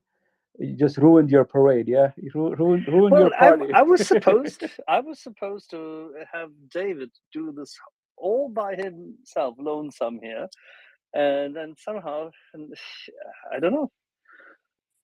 Putin just simply couldn't let it go. I mean, I told him before, Yanipev, you don't do anything. Go away, leave me alone, and he couldn't. Yes. And tomorrow it's gonna be Lukashenko's turn. So we will be here again. Yeah, I'm gonna make oven potatoes tomorrow. Don't forget the carrots. David, I have to hand it back to you because I have to attend to the remainder of the grill for a minute. No, well, okay, which is just as well because I've just finished my pasta. Right. Well, here we are. Let me find a little bit of content. I think that's the problem when you're eating. You don't pay enough attention to what's being said. Right. So, does anyone have any other questions? Abdullah, another question? Oh no. So did I raise my hand? I apologize. No, you didn't. I was just offering you. I was going, here you are. Ask you, David. Yes. How are you, David? Yes, I could. About the bridge. Yeah, the Antonovsky Bridge. I didn't realize that the Russians were so close to the bridge. I thought they moved away about maybe 30 kilometers. Did you know? So, yeah. So let me explain. Yes. So here's the thing. So the belief was that yes, they'd moved out a long way. But oh, hang on. Give me 1 second. I'm gonna let's get Randy up because he's requesting. Probably drop down. So the initial what initially happened when they blew the bridge was that so some people or some Russians in the So, sorry, someone just sent me a message, which is very funny. Right, what initially happened when they blew the dam, right? So obviously that had tragic circumstances for everyone, but some of the Russians were also picked up in that flood, right, and died, and they would have pushed back the Russian troops. But as a result of this, because the water started to go back, they'll start creeping back in again, right? The ongoing, and you can see from what's been happening, the Ukrainians were more interested, instead of, because they could have at that point just pushed over some sort of beachhead over there at that point and gone, we're not interested in the humanitarian effort, and just pushed through on the military points, whilst the Russians have been pushed back because they were clearly caught on the hop. They weren't. The Ukrainians did what they do normally, is the humanitarian response. They've cleared those people out, and for which it's given the Russians time to come back in and do whatever they do. About 3 days ago, there was a report that was some tanks, I assume IFVs as opposed to T-72s, had been ferried across close to the Antonovsky Bridge, and they were clearing that area out, right? And it appears that effort is ongoing, right? I think this is, as we said before, a contact wait out moment. We know stuff's happening. We're looking for more information. It'll be interesting to see what they've got. I hear that the report is that they're as close. The Ukrainians are close to Aleshki Sands and that general area. Yes, thank you, David. David, also, did you hear that the Russian Air Force attacked the bridgehead and missed? No, but I'm not surprised. Was that a low-level bombing run? Was it? Yeah, I don't know. I haven't seen the video, but it was all over, and we discussed it earlier that the Russian Air Force missed, but I don't know what kind of airplane it was, what kind of missile or anything like that. Okay, so it's not a surprise to me. Randy will get to you in a moment. It's not a surprise to me. There's been a couple of videos where they've tried to do a bombing run, and they failed miserably, right? So certainly, and they're not doing it with the precision of the RAF or the United States Air Force or Marines or anyone like that, right? The precision was very, very low. You can only guess, given that the Russians are using commercial GPS, the TomToms or whatever it is they've got. They've got a couple of 20-year-old TomToms in their planes, and using this stuff. So it's not a surprise that they're not very good at this, or even a surprise because they probably haven't been practicing at it, because previously when they've been doing their bombing, it didn't really matter precision, because they were just doing terror bombing, right? When terror bombing doesn't matter whether you hit the house on the left or the house on the right, because you're just trying to create terror, and that's what they've practiced it in many countries. But they haven't practiced that precision, because guess what? These bombs cost a lot of money, and someone would have been going, "Oh, you can't use those." So yeah, I'm not surprised that they've missed. But the interesting part, though, is that that's a considerable risk that they tried. I would be, and if you were able to find it, I would be interested to know the video or any more about that, as to what type of bombing run that was, whether that was a low level, as I'm thinking it might be, but maybe they just tried to do it standoff, and what they've done with their guided bombs. And maybe there's a problem with they're picking up the GPS and the rest of it to do it. Anyway, Randy. Yeah, my guess is it was one of the glide bombs they use, which is like, hits the within a grid square, which is 1,000 kilometers. No, they're normally off by 40 to 100 meters, and we are trying to hit a bridge that's not going to work. I tried to post, it's having trouble loading on Twitter, but I looked at the U.S. Army Manual on River Crossing with the whole diagram, and normally it's a brigade-size operation. And the bridgehead, I don't know if the people that are calling it a bridgehead, I mean, the Ukraine Army is doing those special ops raids, you know, and Zodiac kind of boats back and forth. This is obviously something else.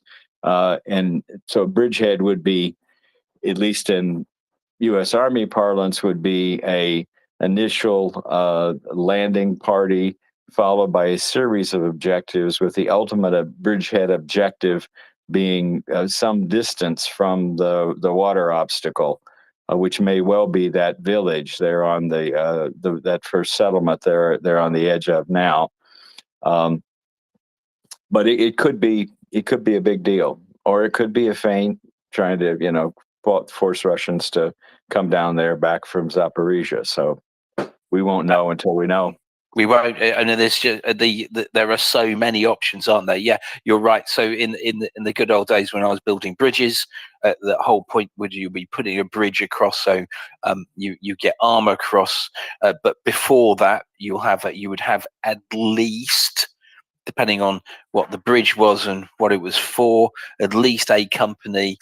That would be a UK company or even a battalion across on the other side, right, pushing out, because obviously you've got people who need to build a bridge. In this extent, there aren't people building a bridge, but they're ferrying, and that's still a target. So the last thing you want is someone to come up and be sniping the people who are operating the ferry, etc. And you're right, David, I'm reminded of the Elliot Gould scene in A Bridge Too Far, where he's the 82nd and they're at a river, and the British are bringing up a Bailey Bridge, and they talk about the British officer says this most excellent British invention or something like that, and he gives a speech about it, and Gould just says, "Get it up here."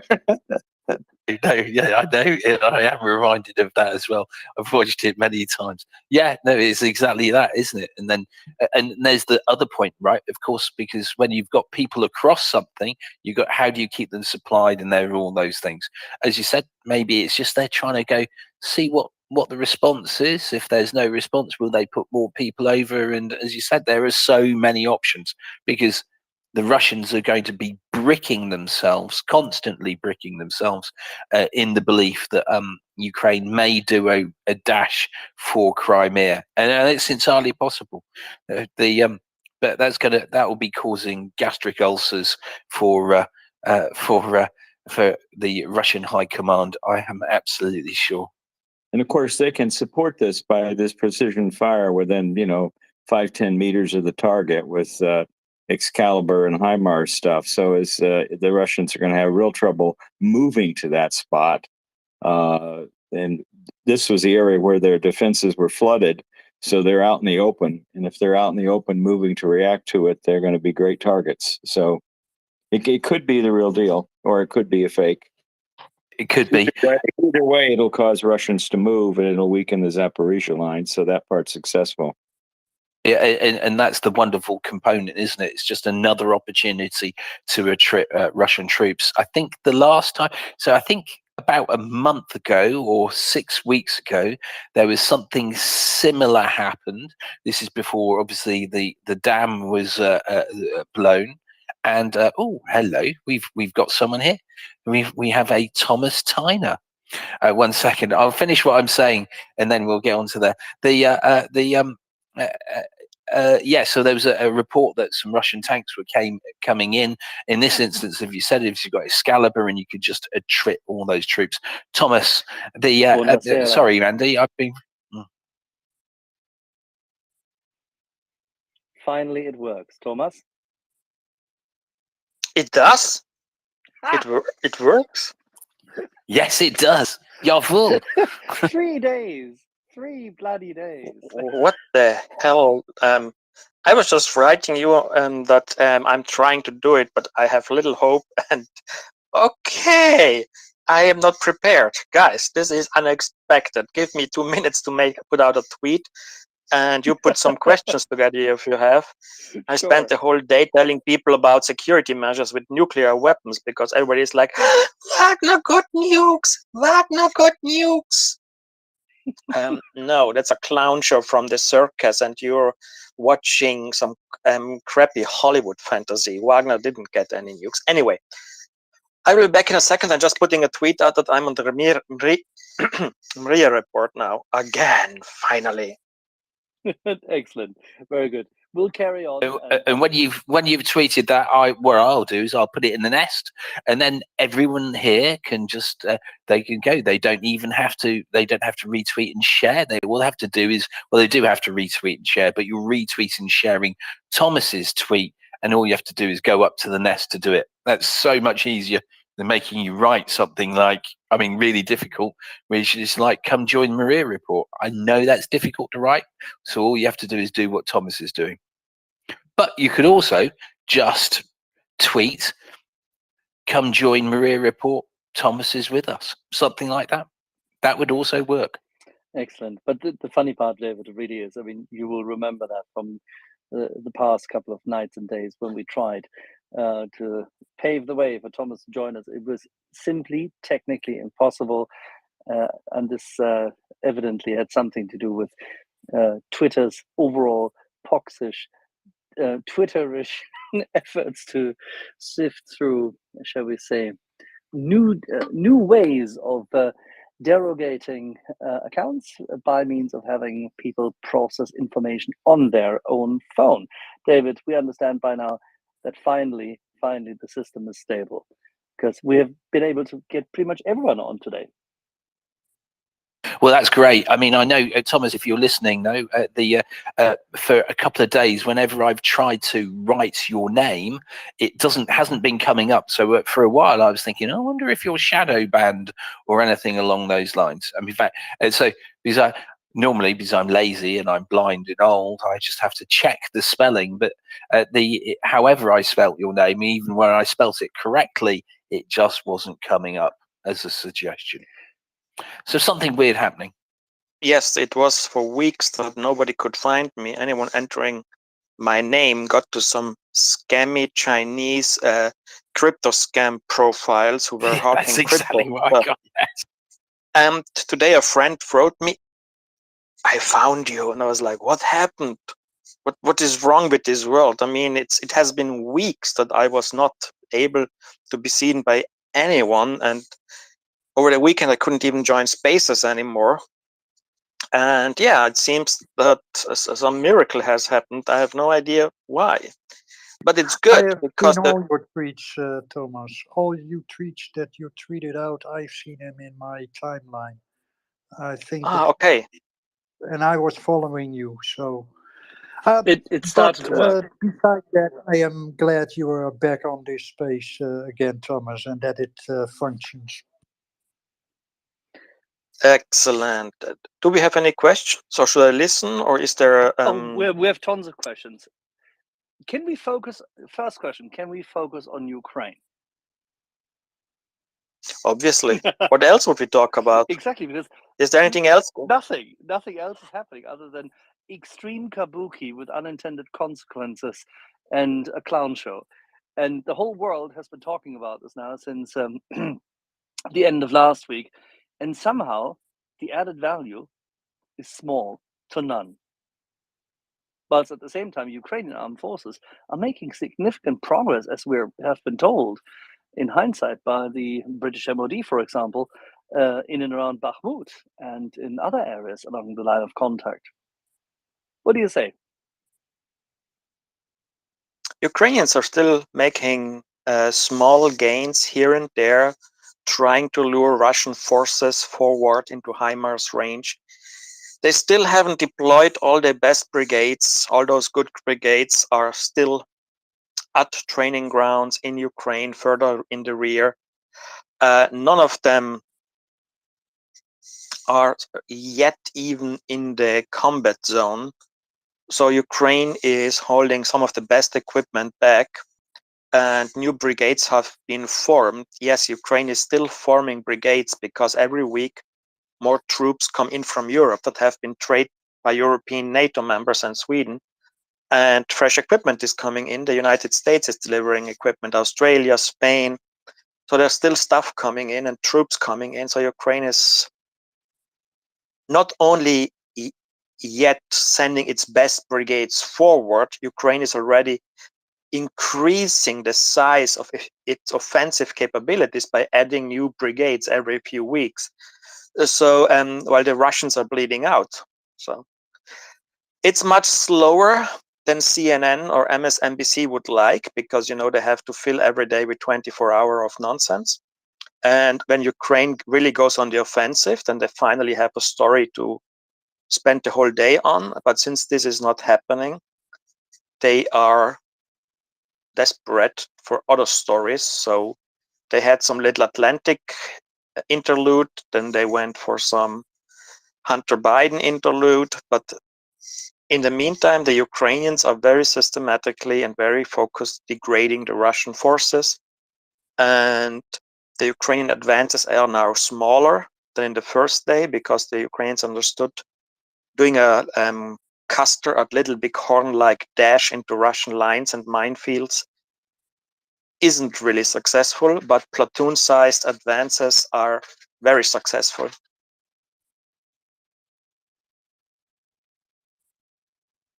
And from what we're hearing, these are multi-brigade efforts at times, and that is maybe the difference. They've started to engage more, even if, for example, Challengers and Leopards are not as visible. And we haven't seen anything from the Russian Milbloggerista.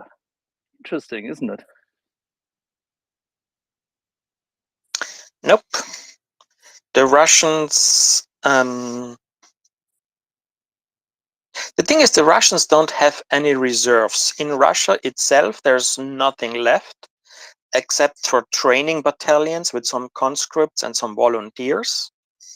And the units that are in Ukraine, which is 97-98% of the Russian ground forces, once they move up closer to the Ukrainian lines, HIMARS and Excalibur are raining down on them and destroying everything left and right, what they have. So the Russians are really bleeding out, and Ukraine, yes, multiple brigades are pushing on the Russians, but it's always a single brigade that Ukraine prepared for the offensive, supported on its left and right flank by the brigades who were holding that sector on the front before the offensive brigade moved between those two brigades and began to advance into the Russian lines. So these are very limited attacks. This is attritional warfare. The Ukrainians are holding back their best units. It's a bit like the American in Normandy. When they broke out of Normandy, they sent in one division and then a second. And once those two divisions had worn down the Germans and opened a gap, the Americans poured 10 plus divisions in that gap in a day. But to do that, it took the Americans and British weeks and weeks of attritional warfare in Normandy. And then it took them 2 days, I think, to open a gap. And then 3 weeks later, they were in Paris. So Ukraine is still in the first phase. And yeah, it's slow going. It's not spectacular, but it has a low blood count for Ukraine, and it will still succeed in the end. But it requires exceptional focus, patience, and a very concentrated effort by the Ukrainians. Something which seemingly Western spectators, Western analysts have doubted that the Ukrainians would master. It's interesting to see that everybody in the West was so happy to jump on the bandwagon of the clown show over the weekend, because it was much more telegenic. It was much more exciting. And yeah, of course, had it been all for real and very important, or as important as the war itself, it could have had an impact on the war. But if you compare it, this here is the long, hard slog, the unfortunate daily bread, which the Ukrainian army has to chew through in order to get there. But they're doing quite well, are they not? Even in Kherson. Yes, but the goal of this phase is not to take territory, it's a side effect. The goal of this phase is to attrition the Russian heavy equipment. The Ukrainians want to make sure that the Russians, when the main phase of the offensive begins, have lost most of their artillery, has lost most of their commanders, have lost most of their tanks, have lost most of their ammo. If you go back to the first Gulf War, the US Air Force commanded a coalition air force. Well, it was 90% US Air Force and US Navy with some other units of other countries. They spent 37 days attritioning the Iraqis. Why? The moment after 37 days, the Allied ground forces began to move into southern Iraq and Kuwait, the Iraqis had lost an immense amount of their tanks, an immense amount of their commanders, an immense amount of their ammunition. The morale was completely devastated. The troops were starving and had no water for days. The whole communications, the whole logistics, everything was broken down by this attritional bombing campaign, where more than 100,000 sorties had been flown in 37 days, with the aim to destroy and attrition the Iraqis into basically complete breakdown. 37 days. So the Allied Air Force, the most massive air force since World War II, took 37 days. And the Ukrainians are doing the same without an air force. And we are now on day 22, 23, no, 21, 22. I would have to check of this offensive. So the Ukrainians are not even at the same time level as the Allied Air Force in the first Gulf War, and are doing the same: attrition the Russian heavy equipment, commands, communication, logistics, and so on. And the Ukrainians have organized 10,000 drone pilots and 100,000 plus drones to just crisscross the sky with a drone in every basic square mile to make sure they don't miss a single Russian tank group or truck group or artillery group, so they can strike them all from the distance with HIMARS. It reduces the Russian ability to resist and demoralizes the Russians, and every truck they blow up reduces Russian logistics. So Ukraine is doing very sensibly, very focused, and very perfectly an attritional campaign with the limited equipment that the West gave them. Because if the Ukrainians would have 2,000 fighter jets like the Allied had in the first Gulf War, the Russians would already have lost this war in the first 2 weeks. But, you know, we are only now beginning to train Ukrainians on F-16, so the Ukrainians have to do with what they have. Alrighty, we have a few hands up and questions, Thomas. Would you allow them?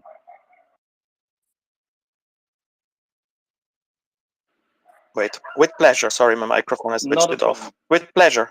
And I have a few barking dogs in the background. I apologize. George, please. Yeah, I wanted to, hey, Thomas, thanks for coming on today. I wanted to ask you about what we know so far going on at the Antonovsky Bridge. Looks like certain elements of the Ukrainian armed forces have crossed over to the other side. Looks like it was a water crossing. I don't know, like, it's like bits and drabs of information, Ferry. obviously. Ferry crossing. What's that? Ferry, What was that? Ferry crossing.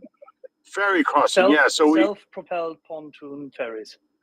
Yes, we haven't seen actually. That's exactly right. Thank you, Axel.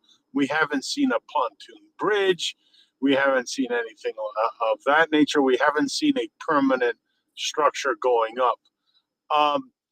Do you think, is it like, are they trying to set up a bridgehead, or are they just trying to see what the hell, how the Russians are going to react to this? In other words, doing this to see how the Russians react to plan, let's say, a follow-up force maybe somewhere else. I think this is again attritioning the Russians, because the Ukrainians went over with a small force. So it's not really a bridgehead. It's more of a foothold, because a bridgehead would mean that you can reinforce it and expand it. And if you just cross with ferries now and then in small amounts, you're not really having a bridgehead, you're having a foothold or a raiding party, or it's really hard to tell because we have too little information. At this stage, I would assume the Ukrainians crossed over to animate the Russians to move reserves up to counterattack, which then basically moves up that road, because there's only one road that goes to the Ukrainian held position. And the Ukrainians can HIMARS and Excalibur and artillery the Russians while they move up that road.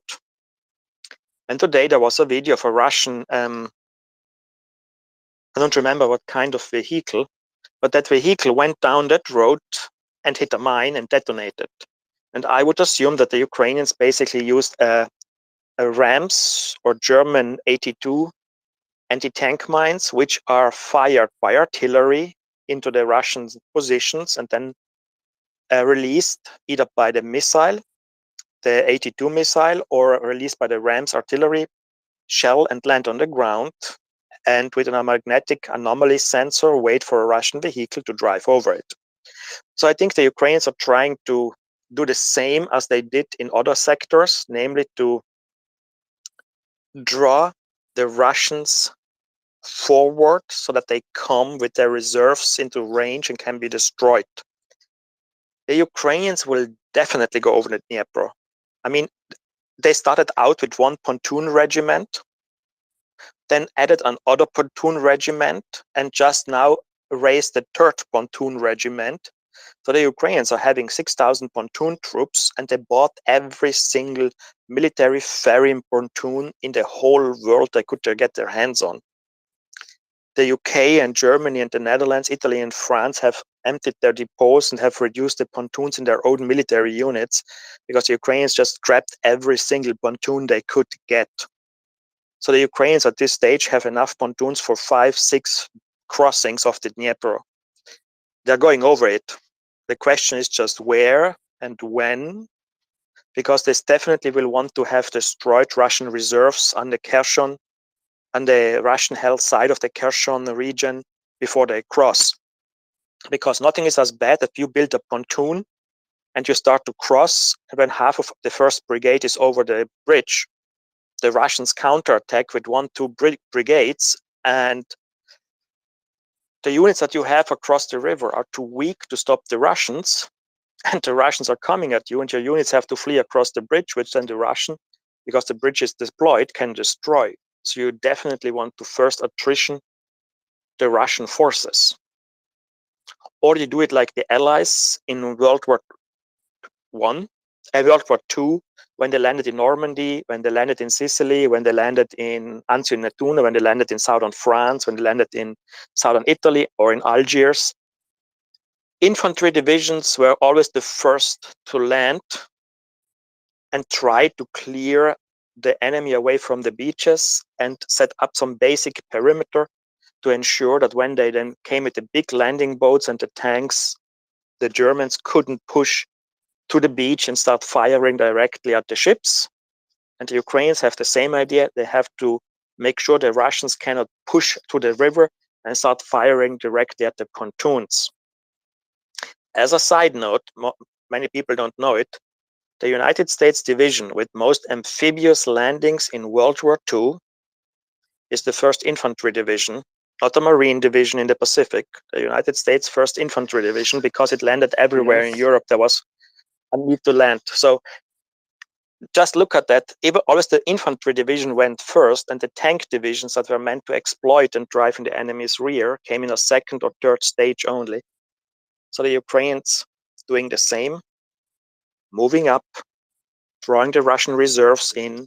The Allied used air power to destroy the German reserves with fighter bombers, Lightning and Mustangs and so on. And the Ukrainians don't have air power, so they're trying to get the Russians into HIMARS Excalibur range. And once those Russian units have been decimated, or the Ukrainian command feels that the Russian units have been decimated to a level that guarantees that the Ukrainian crossing will not be contested by full Russian armored brigades, that day the Ukrainians will cross. And that can be a multi-brigade crossing. It doesn't even have to be in one location. Absolutely not. If you get so many pontoon bridges and are so obsessed with pontoon bridges that all engineer units that have been formed this year, all engineer units that have been formed in this year are only pontoon bridge regiments. The Ukrainians didn't form any other engineering units because their main focus is crossing the Dnieper in force. And just let me say something. Today, Nova Gazeta posted pictures of the dried out Kakhovka reservoir, right? Yes, very and I beautiful said, ones. yes, and I said, look, it's drying out, you can cross. And people were like, yes, but this guy is walking to see his footprints, so you can't cross because it's wet. People, would you please look at the pictures? There's one with an immense amount of cracks in the ground. And where the guy walks, there's very few and very tiny cracks. The amount of cracks and the depth of the cracks in the ground tell you how dry the ground is. The more cracks and the deeper those cracks, the more the ground has dried out. Thank you for coming to my lecture of dry ground. Don't lecture me about a dry ground. I was in the Sappers, so I know how a dry ground looks. And Thomas, coming to this, you always have what we would call foldable roads, and the Ukrainians have those as well. So if there is ever something which is slightly less passable, you can lay them out easily for heavyweights. Absolutely. And if you don't have enough roads to lay down, have you heard about gravel? Unbelievable. I mean, gravel, really? it's Does it it's exist in Ukraine? gravel. No, but does it Yes, exist? I mean, how can people always forget that you can yeah, build roads? yes, and I mean, just to give people an idea, if you know people in Ukraine, which most of the people on Twitter obviously don't, you would have heard that suddenly, even out from the west of Ukraine, every available dump truck has been filled with gravel and been sent south. Maybe they want just to dump it in the sea, or maybe someone is building a big castle. I don't know, but put one and one together, people. And if you don't know what gravel is, Google is your friend. Sorry, I'm a bit exasperated today because I spent the whole day reading absolutely bonkers conspiracy theories about nukes that clowns put out there. Like Putin will launch a nuclear strike on the US because he thinks Prigozhin is from the CIA. He can't launch nukes on his own. There's fail-safe mechanism. He needs other people to sign off on it. The Russian nuke system requires at least 5 people to sign off for launch. Only if Russia is completely destroyed, annihilated, an automatic system based on radiation levels, based on seismic activity, and based on the optical sensors that see nuclear explosions, will launch automatically a counterstrike. It's the dead hand system. But that only works automatically if Russia has been destroyed. Putin can't launch on his own a single nuke. The same Wagner cannot use a nuke. They cannot even assemble a nuke. They cannot get even into the bunkers for the nukes.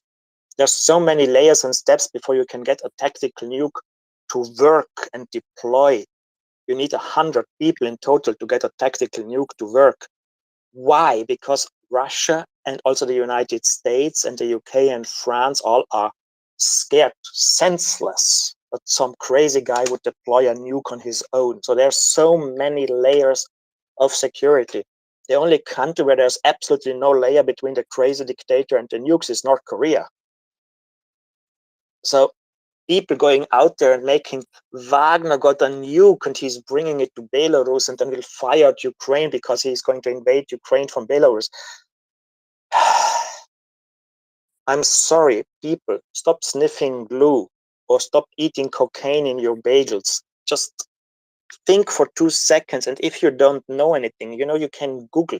There's beautiful articles on Wikipedia that people that I know have written about the Russian Kazbek system, or how the United States deploys its nuclear weapons, or that the United Kingdom Prime Minister cannot launch any nuke. It's impossible. The United Kingdom nuclear weapon system is so designed that the nukes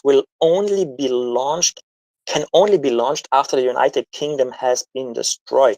The United Kingdom is not physically, in no way able to launch a nuke preventively or as first. The whole UK system is designed only as a retaliatory measure. And I mean, if you don't know that, don't go out there and make theories about how Putin, because he's cornered by his caterer, is going to launch nukes against the United States to take revenge. I mean, and then you go in a space with 110,000 people and put out that nonsense, and everybody in the space is like, oh my God, the end of the world is here. And if I try to speak, I'm not allowed to, because, the fear mongers that have absolutely not a single basic idea of how these things work dominate the discourse on Twitter. And so I'm a bit, how to say it, fed up today. That's why I came to the MriyaReport. I was hoping I can speak, because I wanted to tell the people, at least that are here in this report, that there's no risk of Putin launching nukes, because he needs 5 people. He cannot even open the briefcase with the nukes, because Putin has the code in his mind how to activate the nuclear briefcase. But the guy who carries it has the code in his mind to open it. Why? Well, since Yeltsin was continuously drunk, the Russians changed the system that the guy has to open the nuke briefcase for the president, so that if Yeltsin is drunk, he cannot open the nuke briefcase on his own. And if you enter the wrong code, it seals itself shut. So the guy who has the nuke briefcase, he has the task that if the president is deluded, drunk on drugs, you don't give him the code for opening the case. If the president in Russia opens the case because he's with his senses and he sends a command to launch, nothing will happen, because a first strike requires that the defense minister and the chief of the general staff sign off on it. They have the same nuke briefcases, so you need all 3 to sign off of it. And after they signed off on it, nothing happens, because that just sends a signal command to the Strategic Forces Command to get the activation and launch codes out of the safe, which requires 2 keys and 2 codes from the 2 officers on duty, 2 generals. They think, what the hell is going on? They don't open the safe. And even if those guys open the safe and take out the plans, then nothing happens, because those plans have to be transmitted to the nuke silos and to the submarine commanders, where people again have to open safes, check if this is a real command, and then have to enter those commands into the missiles, because the missiles won't launch without these commands. Layers upon layers upon layers. Why? The system is designed. In the United States, it's the same. The system is designed. A first strike is almost impossible unless dozens of people sign off on it, and commanders, and in the silos, even there's 2 guys, and if one feels this is something wrong, he can refuse. And in Russia, in China, nothing is launched unless there's a consensus of the whole military establishment and chain of command to launch a first strike. On the other hand, in all of these countries, if the countries are at the receiving end of a nuclear strike, there are systems that automatically will retaliate. So the idea that some fat Finno-German ex-Nazi, now criminal in New Zealand, was spreading all day Saturday that the world will end by Sunday because Putin is going to nuke. Absolute nonsense. But they have And the issues. crap They that have some issues in New Zealand. They don't like US, yeah say, subs anyway. So this was a good opportunity for them and others who are anti-nuke to use the opportunity. But you just dispelled the notion. I mean, the procedures and processes in place are so comprehensively designed to avoid this from happening. yeah. There's nuclear weapons in Europe from the United States. Those nuclear weapons would be mounted on German, Belgian, Dutch, or Italian or Turkish fighter jets. Problem is, the United States controls the bunkers where those nukes are. No one gets in unless there's a command given to the commander of the base to open those bunkers. And then he gets in, but all those nukes are disassembled. They need to be assembled. Once they're assembled, you can't use them. You need the activation codes. Then you have to mount them on the fighter jets of your host air forces. Again, you have whole air bases, whole chain of commands in two countries. You need to agree. And then still only SACEUR, the Supreme Allied Commander, it's an American four-star general in Brussels, has the authority after the president released the nuclear weapons to him to provide activation codes. Nuclear weapons can't be used. It's Hollywood nonsense. So that means that the film Cornered by the Caterer will not be successful? No, it's completely ridiculous. And I mean, nuclear weapons, yes, because they're so fearful and because the risk is so high, nothing is as multi-layered secured in the military as nuclear weapons. Nothing happens. You need a whole chain of command. And if one general and one base commander or the defense minister in any of these countries is like, what the hell is our prime minister doing? Has he lost his mind? Or that's wrong, or why are we doing this? And it all stops. Nothing happens. If Biden tomorrow decides to launch some nukes for fun, nothing happens because he's not getting the nuclear briefcase from his officers. Those are officers that don't give him the briefcase. If he's like, give me the briefcase, I want to have some fun. He's not getting the briefcase. Same with Putin. Putin, I'm depressed, give me the briefcase. He's not getting the briefcase. What do people think? I mean, if you have a gun at home, if you're a responsible gun owner, you have a lock on the gun and you have locked the gun away so your children don't get to it. And there's steps to unlock this gun if you need to use it, right? Nuclear weapons have dozens of such security layers. Be it a tactical nuke, be it a strategic nuke. It's much, much easier to get your hands on a chemical weapon because those aren't secured that much because the effects are much more limited. If you use a nuke on a city, the city is gone. If you use a chemical weapon on a city, you kill a whole subway of people, but that's it. So anyone going out there saying that there's a risk that nukes are being deployed is completely dishonest, is completely deluded, is trying to fearmonger. And all those people in Germany and other countries are like, we must give Putin into his nuclear blackmail. Yes, but you know, the thing is, Putin could launch a nuke if the entire chain of command in Russia agrees that this is the best decision that is to be made, which obviously would mean that the United States and everybody would retaliate and annihilate Russia. So it's not going to happen.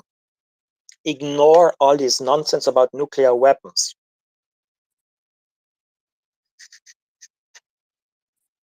Very good point. And with that, we have hands up. We have Randy, G-Man, Lunchtime ATV, and I can also see Yehuda. Good evening, Yehuda. Good evening, everyone. Thanks, Thomas, for being here, and I'm glad you're being the voice of reason. My mind has almost imploded, kind of like Russian state yesterday, 2 days ago, by reading all of the Batnik comments about how Putin has come out of this way stronger. The unity of the Russian people has been demonstrated, and obviously the risk and threat of nuclear weapons. The only thing that is going to implode after this is, again, my brain. I'm glad you're speaking truth to power, and that Prigozhin didn't steal a nuke. You know, that just they leave the tactical nukes just hanging around in a locker somewhere in Russia, I guess, right, Thomas? They don't even assemble them. They have them disassembled in bunkers, the parts, and it requires so many technicians. And then once you have assembled it, you can't launch it because you need another technician team and you need the launch vehicles.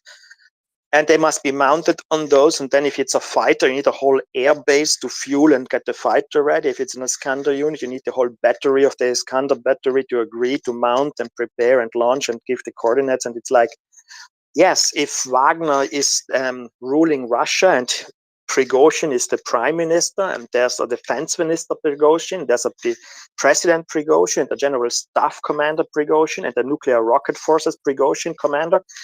If all those agree, yes, you can do it. But it's not the only country where a lunatic can launch when he feels like it nuclear weapons is North Korea.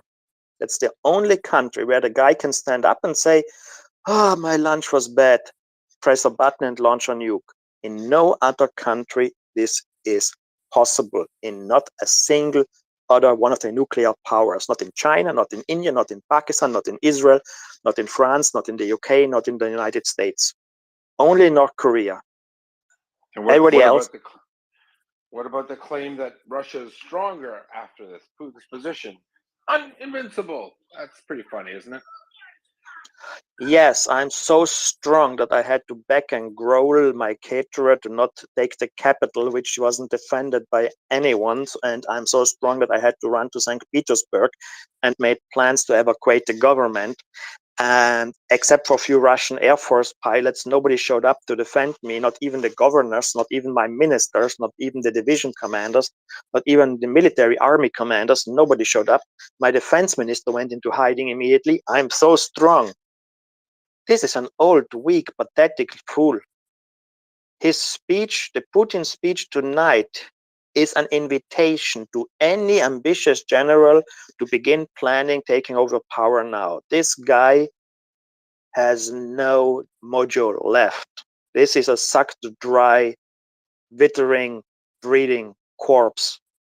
And any Russian general who is popular and has ambition knows it, that the capital is not defended, the president is not loved, the defense minister and the chief of the general staff are nincompoops and run away at the first sign of danger, and all the division commanders are like, we're just waiting for the right guy. This is a regime that is in its last breathing moments. A strong dictator. Think, Stalin had people killed for sneezing in his speeches. Putin had a guy drive to Moscow and threaten to take the city, and had this guy and his army shoot the Russian helicopters and planes out of the sky. This guy forced the Russian deputy defense minister on a bench and insulted him like a little child. And Putin is like, please, don't do this. We have a great history together. Pretty please, calm down. And then Putin has to call Lukashenko to talk down this rebel leader. Are you kidding me? This is a guy that can't even order his own food anymore. Those guys, Putin is stronger than ever before. The Russian people are more united than ever before. This is guys that are, I have no idea what they're taking, what kind of drugs, but they have to. But it's everywhere. It's everywhere. All the Russian channels are going, this is strength. This is a true leader. I mean, I feel like I'm not watching the same reality. Yes, it's Russian propaganda. They try to lie to themselves, but I mean, the Germans were like going, we are going to beat the Allies once they are on German ground, because then we have shorter ways between factories and front. Okay, so the German army was strongest in April 45, according to German propaganda. Very cool. Makes sense. 3 weeks and they were completely destroyed. So he bought this is such time. ridiculous. Thomas, he bought himself a bit of time. Yes. Yes, he's a breathing corpse. I mean, it's Prigozhin. I mean, if Prigozhin had moved to Moscow, there was nothing in his way. Nothing. His column, That's a big question. That's a big question, Thomas. Why stop? There's 3 reasons. One, I think Prigozhin didn't really want to coup himself into the post of president. This was a mutiny to preserve. This is like a mafia guy.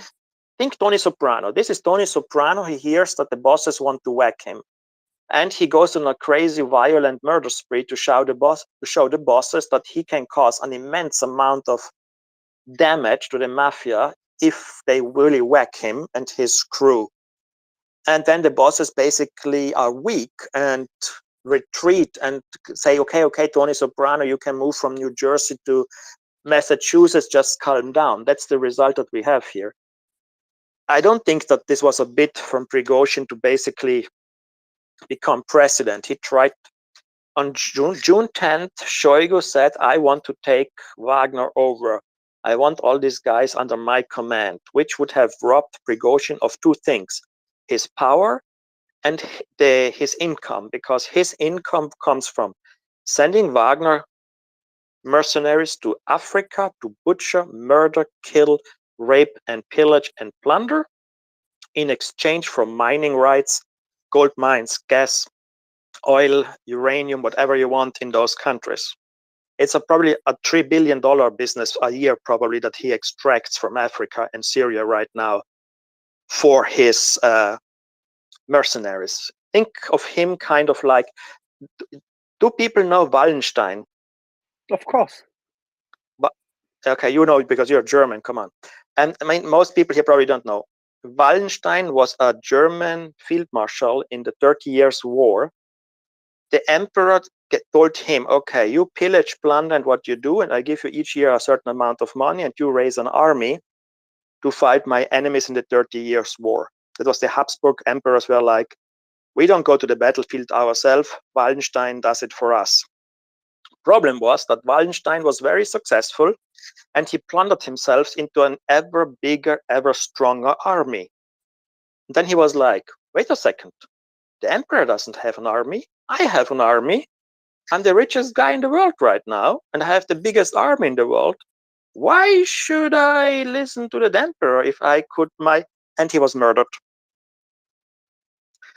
Because the emperor sensed that the guy wasn't taking orders anymore and had him whacked. So I think Prigozhin is kind of a mafia don, mob boss of a crew, mid-level guy, or something like Wallenstein, a mercenary leader, condottiere, who understands that the guys who employ him or the bosses above him are fed up with his antics and want to get rid of him. And he makes a show of force to show them that he can make an immense amount of trouble and damage. And his negotiation was, I get to live and I get to keep my troops. I just have to move to Belarus and I will leave Putin alone, but I can keep all my troops and my businesses, and I can continue to plunder Africa like Cecil Rhodes did and exploit that continent for my leisure. And that's what it is, because if he had agreed to submit Wagner to the Russian Ministry of Defense, he would have lost everything, because without Wagner troops to send to Africa, his business doesn't work.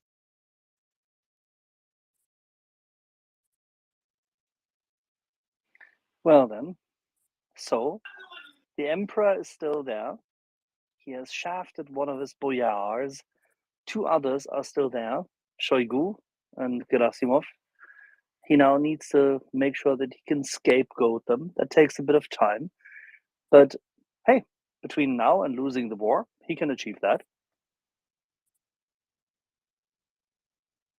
I think what's really important to recognize is it cannot be understated the fact that Vladimir Putin, who has been putting forth this image of himself as a powerful, uncontested leader of Russia, the stable, the glorious Ruski Mir, the Russian world, the Russian peace, has literally had an attempt that was so blatant, so obvious, so bizarre, occur under his nose, whereas, as Thomas said, none of the usual suspects came out to say anything. They ran away and hid. And looking to it, you got to look towards Ukraine. The Ukrainian president and government under enormous pressure during the initial months of the invasion last year, the second invasion, and they didn't crack. They got stronger. There was some dissent. taken care of, nothing like this. So the truth is, if it's a battle of wills, Ukraine has already won that strategic victory. Russia is cracking. Putin is incredibly vulnerable. He certainly isn't stronger. I was obviously asking rhetorical questions to Thomas. The Russian Twitter and Telegram is going crazy. Apparently, this is a victory. You know, this is unheard of.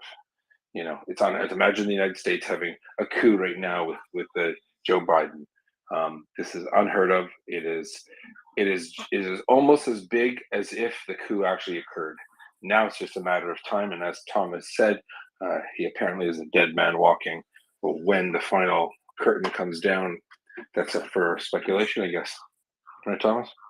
Yeah, I always said the real red line for Putin is his life and his power.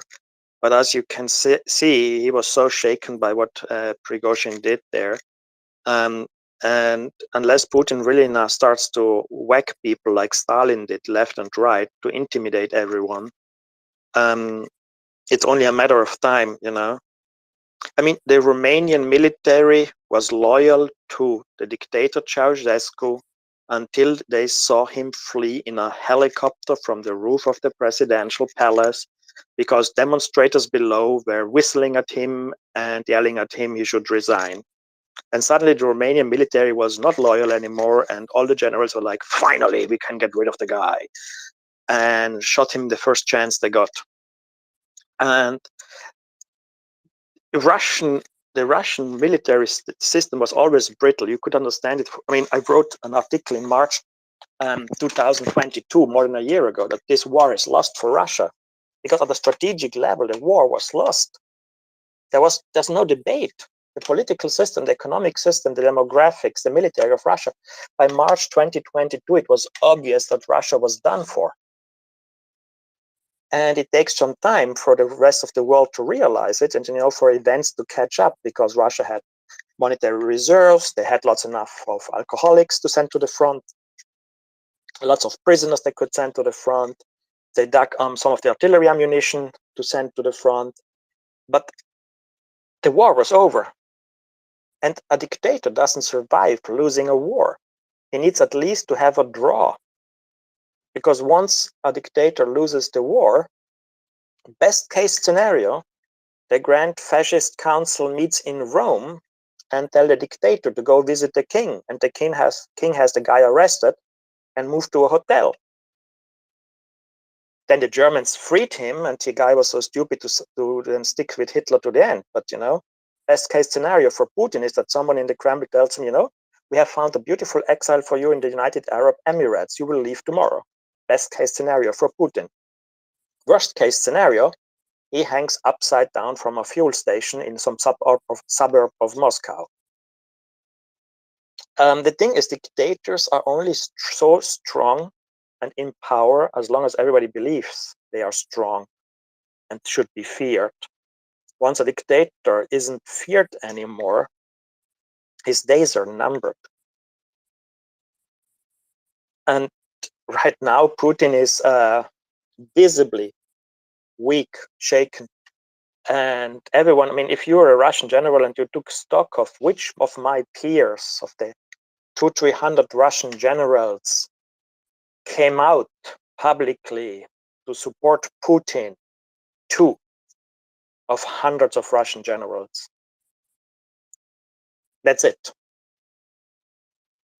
And the Wagner column left Rostov, past Novocherkassk. There's the 150th Motorized Rifle Division. Not a single soldier came out to try to stop Wagner. They moved on. They passed Boguchar. There's the 3rd Motorized Rifle Division. Not a single Russian soldier came out to try to stop the Wagner group. The Wagner continued to Tula, where is the 106th Airborne Division. Not a single soldier showed up to try to stop Wagner. They moved towards Moscow, and south of Moscow there's the 2nd Guards Tank Division and the 4th Guards Motor Rifle Division, the Russian elite divisions, meant to protect the capital, meant to protect the regimes. Not a single soldier showed up and tried to stop Wagner. The guys that came out and tried to stop Wagner in front of Moscow at the Oka River were the personal bodyguard regiment of Putin. And that's 3,000 guys. and Wagner showed up with 5,000 and much heavier equipment. So if you are taking stock of the regime forces Putin can rely on, there are none. Rosguardia, his Praetorian Guard in every city, well, they are just meant to beat up women and children and old people that demonstrate against Putin. They couldn't withstand Wagner. The elite divisions of the regime decimated and destroyed in Ukraine. What is left is training regiments, some command units, and some small detachments that are filled with conscripts that just do basic military service. So, braver, more beloved general would have not just marched into Moscow, he would be now sitting in the Kremlin and play with Putin's head. So this is not a strong regime. This is a weak regime. This is incredibly weak. This is like the American president running away because Tucker Carlson comes with 2 taco trucks. Tacos, do you know taco, the food? Basically, Tucker Carlson comes with 2 taco trucks and 4 guys to Washington, D.C., and the president runs away from the White House. A caterer with a few bunch of guys comes trying to take the Capitol. And to give the idea how that works, this insurrection group by Tucker Carlson passes through Georgia, and the 3rd Infantry Division doesn't show up to stop them. They pass through North Carolina, and the 82nd Airborne Division doesn't show up to stop them. They pass further north through Virginia, and neither the US Navy nor the US Marines there show up to try to stop them. That's the equivalent. The entire military just didn't show up to defend the nation and the capital and the president. So anyone saying this is a sign that Putin is stronger than ever, guys, that's Russian propaganda. And anyone with a little bit of brain, and I assume also 90% of the Russians understand that this is nonsensical propaganda.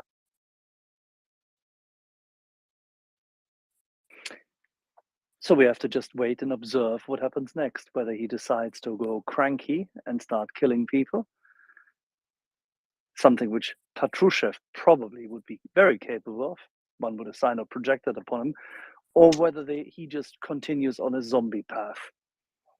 Well, he didn't even kill Prigozhin, which he couldn't have done so easily because Prigozhin was flying with a plane from Rostov through Russia into Minsk, as I understand, as some American senator from the intelligence committee said today.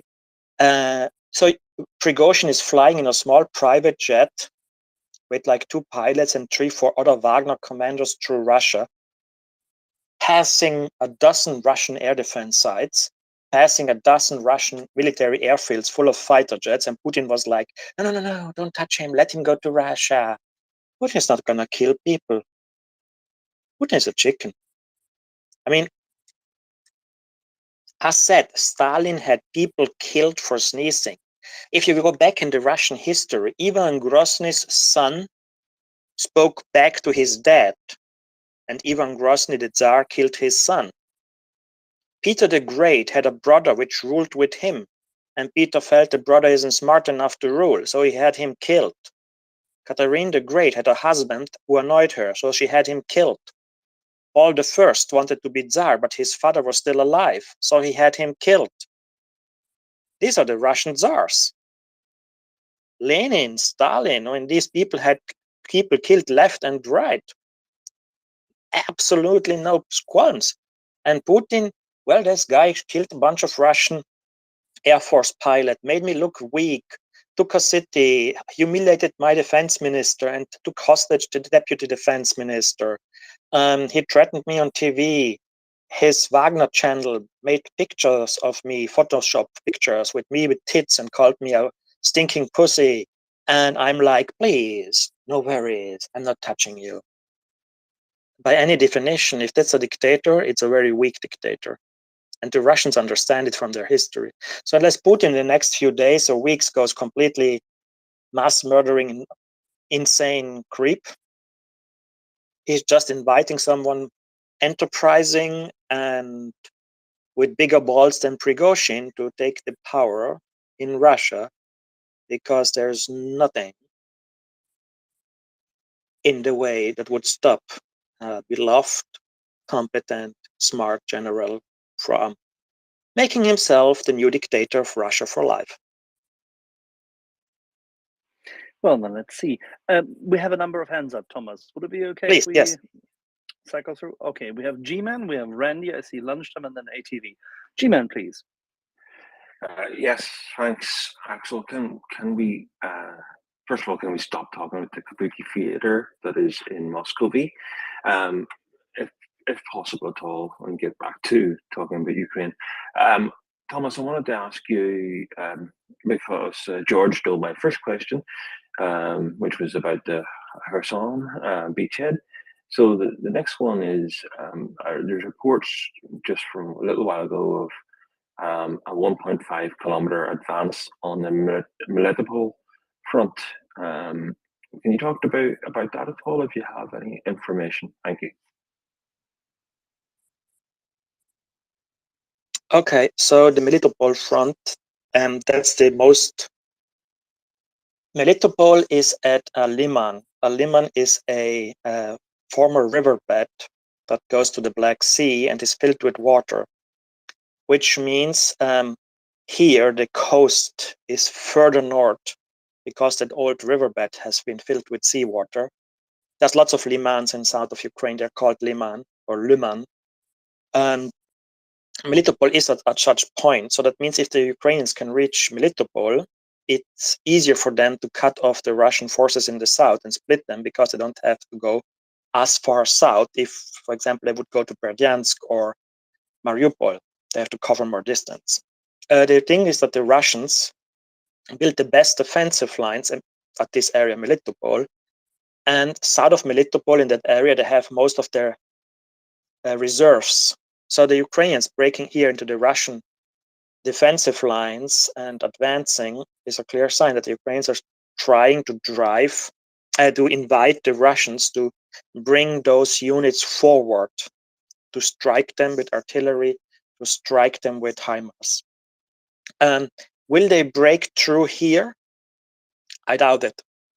I believe we haven't seen yet the real Ukrainian breakthrough point where the Ukrainians will then throw in 16 to 25 brigades in 1 or 2 days to smash through and exploit the breakthrough and drive into the rear of the Russian lines. Why? Because you have seen how difficult it is to maneuver in those intense Russian minefields. Just today we saw a video of Ukrainians basically Bradleys driving on mines, troops stepping on mines, dead troops, other troops trying to get them to save them and stepping on mines. Bradley's backing up, trying to get the injured troops, lowering the door hits a mine.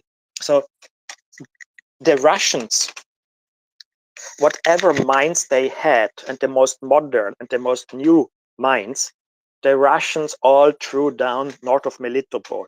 That area will take 100 years to clear of mines. And if you don't believe me, the Egyptians are still clearing mines at El Alamein. There was a battle at El Alamein in 1942 in November. And the Egyptians, it's now 81 years, the Egyptians are still clearing minefields at El Alamein. So the Russians, millions of mines are north of Melitopol.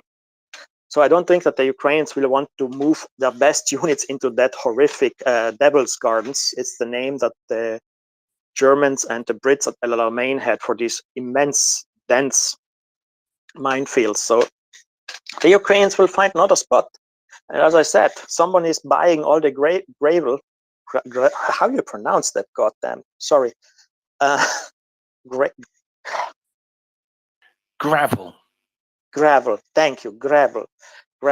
The Ukrainians are buying every bit of gravel they can find in their country and shipping it to somewhere. And well, it's a secret. What are you going to use it for? But you know, the Russians don't have any defensive lines on the other side of the Kharkovka reservoir.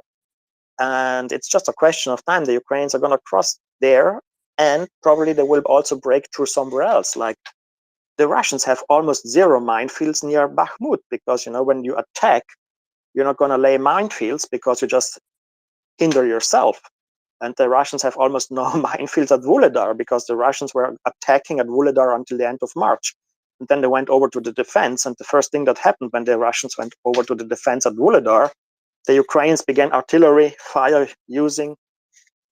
use artillery fire to kill all the Russian sappers who went out there in the no man's lands and tried to lay mines. So where will the Ukrainians attack? Not where they are attacking now. What they're doing now is inviting the Russians to move up their reserves to kill and destroy those reserves. And it's working.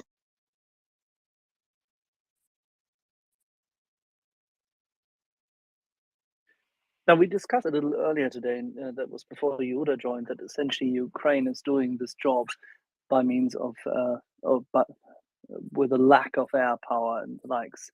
But they've been teasing out the Russian reserves all around the line of contact. And you said so in one of your sit reps before. Can you say something about the operations as you see them, how they work in and around Bakhmut? Because with this, we touched upon this very briefly, but I've received now 4 or 5 questions in the meantime as to this matter. People in the US are joining us. The Ukrainians are making significant gains, both in the north and the south of Bakhmut. It's not the main thrust, maybe, but it's some place where they can simply exploit the brittleness, the fragility, and the lack of reserves in the back. Yep, exactly. There's a Ukrainian 3rd Assault Brigade at Bakhmut, which is one of the elite brigades of the Ukrainians. And that brigade is assaulting the Russian lines because these are very brittle. The Russians didn't manage to build proper lines there, because there was constant fighting. And the flanks of the city are very thinly defended.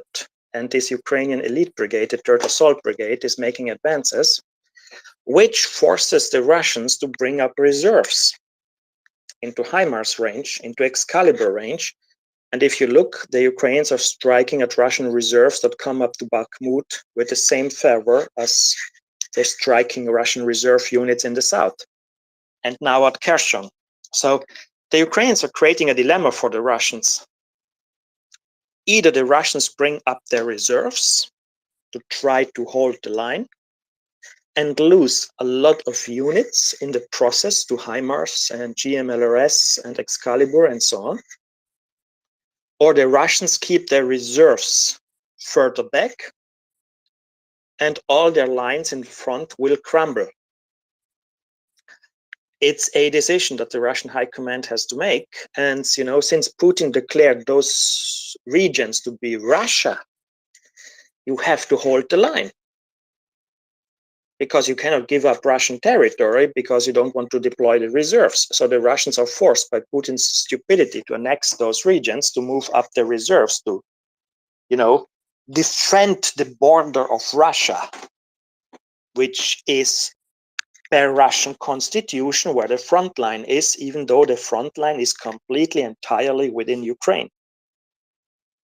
So yeah, the Russians dug a grave and jumped in because Putin was a dumb dictator who thought that if I annex this, then maybe the United States and the West will shit their pants and will not support Ukraine anymore. And now it comes back to bite him, like, blowing up the Kakhovka Dam was a smart move for the first 10 days when the water was high. And now the water is gone. And it turns out it was a stupid idea from Putin to do it. Putin isn't very smart.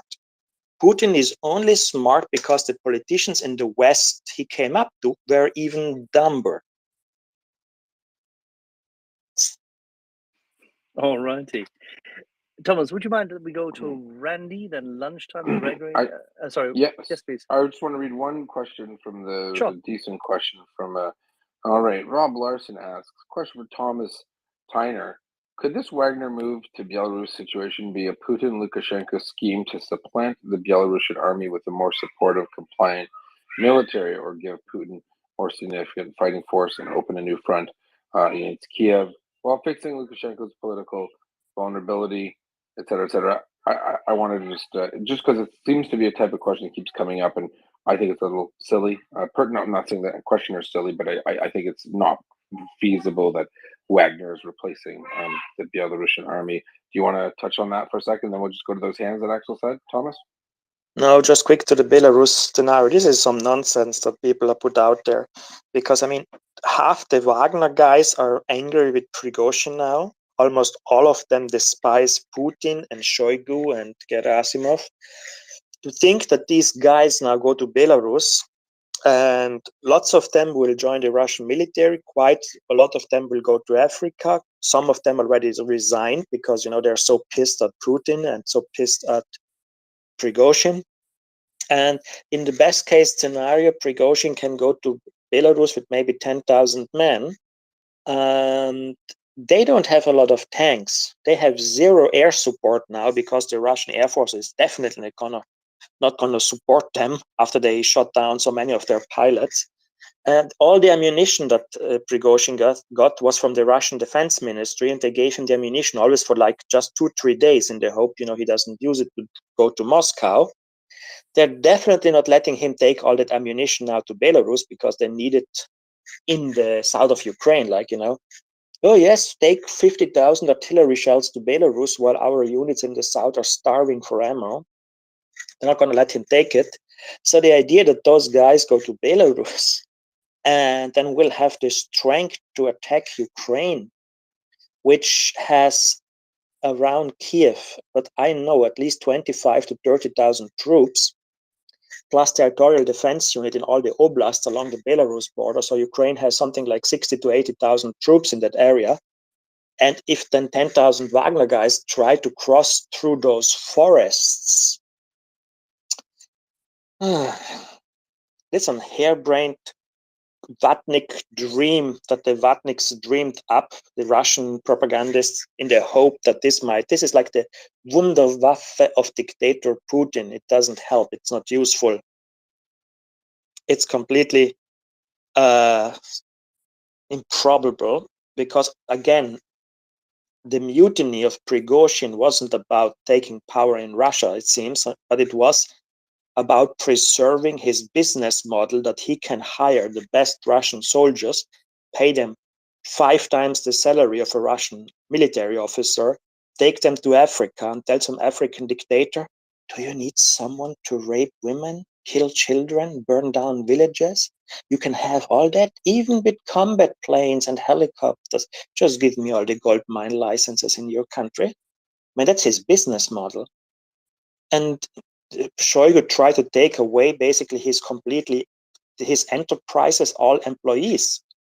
And so Prigozhin made a mutiny. And now going to Belarus to basically like waste his employees that he needs for Africa on some crazy endeavor again for Putin, not gonna do it, not at all. There you go. Yeah, I just wanted to. It was a pretty specific question. We've heard it quite a bit. There's no 4D chess move out of Belarus with Wagner for the just to sum it up. And then Axel, who was next?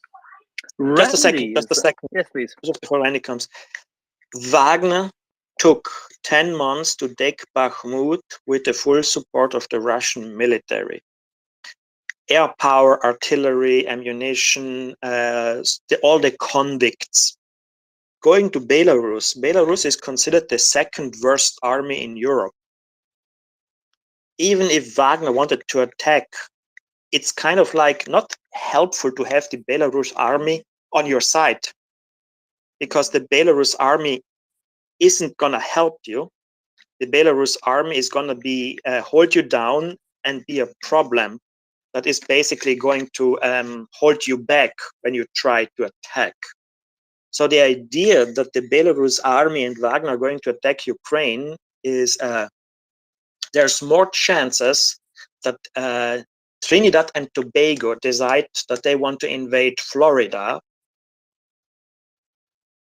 Trinidad and Tobago, by the way, doesn't have an army. So yeah, that's more likely to happen, that Trinidad and Tobago will land an amphibious force on the shores of Florida and march on Tallahassee. than Wagner doing some crazy stuff and wasting his precious remaining manpower on a futile and hopeless attack on Kiev. All righty. By the way, in the meantime, Garry Kasparov has essentially confirmed everything you said. Putin's speech was a pathetic spectacle reflecting the weakness exhibited during Prigozhin's mutiny. In a mafia state where the threat of violence determines everything, he has lost that monopoly and is temporizing. So let's go to Randy. Hi, I am completely dependent on our friend Chuck's tweet and new Kherson map. It's about 3 hours old now, but he says there's a bridgehead at Kherson. There's a pontoon bridge and multiple ferries, and he shows penetration on his map about 2 kilometers inland. Let me just read his key developments. On June 24th to 25th, sources report that Ukraine units had established a pontoon bridge augmented by ferries in the vicinity of Highway M14 near the Anatovsky Bridge. Over the next 18 hours, Ukraine forces established a bridgehead. And when he uses bridgehead, I'm sure he's using the same one that I know about from the Army manuals, which is a bridgehead. It's centered on the M17 highway axis. The Ukraine area of control has been expanded east to the rail trestle and south to Oleshki. This Ukraine lodgment has compelled Russian reserves to move from established defensive positions to converge on Kherson. As a result of flooding, Russia is compelled to utilize the M14 highway as the sole axis of approach. Ukraine artillery is targeting Russian troops, armor, and logistics as they approach Kherson. And then in the comment section, somebody posted a video of Russian troops running from the Anatovsky Bridge area while it was still daylight. Of course, now it's nighttime and Ukraine army is still working and the Russians are probably cowering down. So I haven't seen that yet, but as soon as I see a pontoon bridge, I know the crossing is on. I haven't seen a pontoon bridge yet, but I know they have bridges ready to go. Yeah, he drew a pontoon bridge on his map with ferries, and the significance is they're also headed up.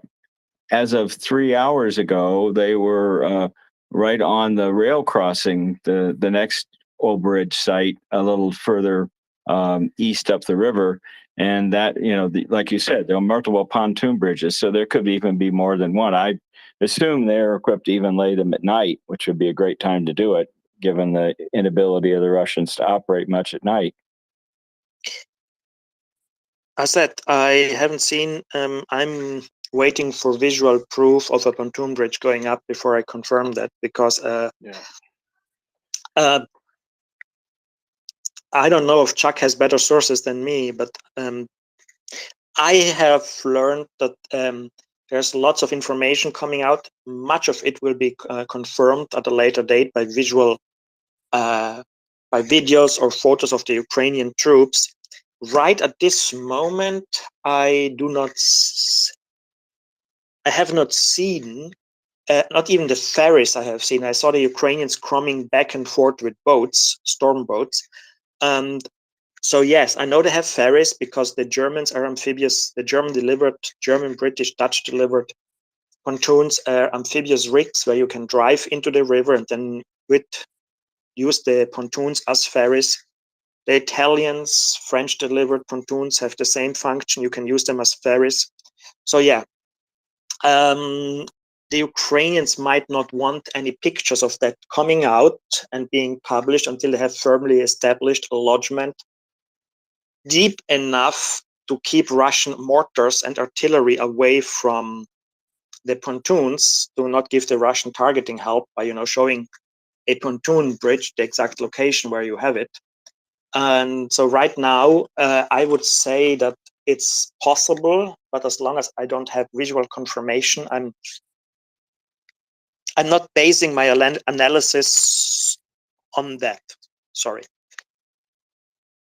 And I would All right. follow on a little bit. I've been asking people if they have seen any pontoons. I've not seen anything. I'm with Thomas.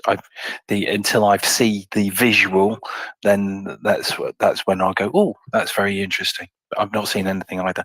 But I mean, it's really good. It's really interesting that that there is a suggestion. It's there. The only thing is that some people confuse the ferries that are used for pontoons as a pontoon, as opposed to it just being used as a ferry. So maybe they meant pontoon ferry. Who knows? But we will find out eventually. We definitely will. Once the Russians begin to run, we will know definitely that their Ukrainians are across and moving quickly to Crimea. Because that's, if you cross the Dnieper south of Kherson, your goal is not to go to Melitopol. Your goal is to reach northern Crimea and reach Jankoy and cut off all the Russians that are in south of Ukraine and ensure that northern Crimea is controlled by Ukraine, to make it impossible to defend Crimea and to shut down all the crazies in the West who propose continuously to give Crimea to Putin to appease. It's kind of like Putin is, first the line was, Putin is so strong, we must make a deal with him. And now it's like, look at Putin, he's such a weak, feeble old man, give him something to make him happy. No, Putin is like an old dog, you take him to the farm upstate.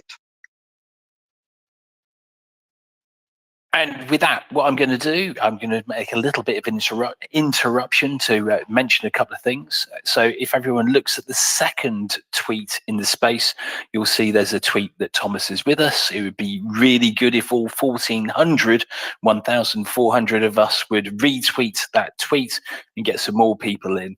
And also, I'll add, there's two items I'd like to put in. To this week, we're starting, or I'm trying to get people to go, you know what, let's convert one person this week into listening to the Maria Report. That helps everyone. More people coming in, more questions, more interaction, more everything, and that's brilliant, right? And then the second one I would like to highlight, one of the things that we do here, Maria Report is here for Ukraine, helping Ukraine in pretty much any way we can. The number of ways we've done it are numerous: mine equipment, food, water, loads of, pretty much everything you can think of we've been involved with, right? So with that, I would ask everyone, if you would go to Maria Report, if you've got the price of a pint, price of a bottle of wine, anything like that, hit the donate button, and that would be amazing. Thank you very much. Splendid. There is a higher purpose. Let's go to lunchtime. Oh, thanks, Axel. Thomas, welcome back to the space. I'm glad the Twitter box situation was solved finally, and as ever, thank you so much for your time and a really, really interesting run through of recent events. So I had, if it's all right, I had a couple of things, right? One was, right at the beginning of this session, you described what was effectively a dead hand switch in terms of Russian nuclear defense. Given the sort of absolute state of all the rest of their equipment and the corruption that's riddled their system, do you really think such a system exists and is in good working order?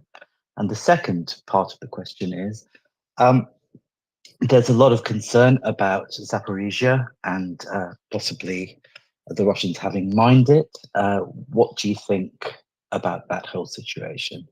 What are your thoughts? Thanks. The Russian dead hand system was designed by the Soviets.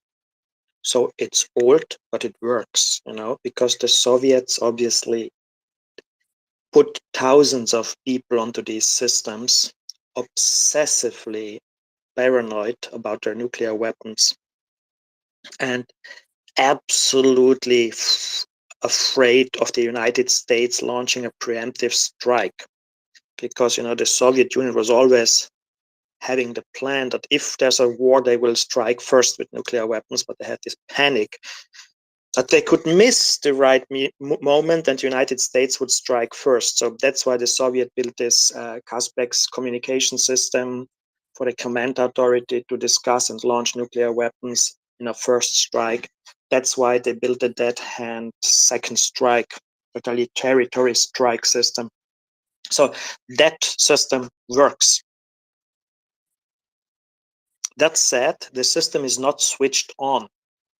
It's switched on in times of crisis. Right now, it's only switched on for training exercises. In case of a time of crisis, they would switch it on. So it's not round the clock active like it was in the Cold War. Yeltsin decided to switch it down because it didn't make sense to have it running all the time. And the Russians kept switching it on and off once or twice a year to check if it works. And as far as I know, so far it's old, that it works because it's not a system designed under Putin, but it's a system designed under the Soviets. The systems designed under Putin are 90% bluster, 10% bullshit.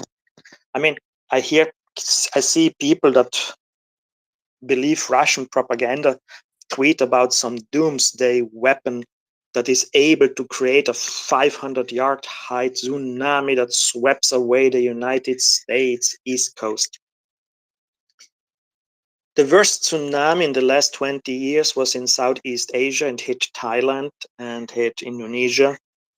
And that had the power of, I think, thousands of nuclear weapons, that earthquake that created the tsunami. And the tsunami was 10, 15 meters high. The Russian nuclear weapon that Putin touts as his doomsday weapon to sweep away the entire United Kingdom and the entire United East Coast is one nuclear warhead the size of a small car. It doesn't have physically the capability to even create a tsunami. It's meant to scare poor, dumb people.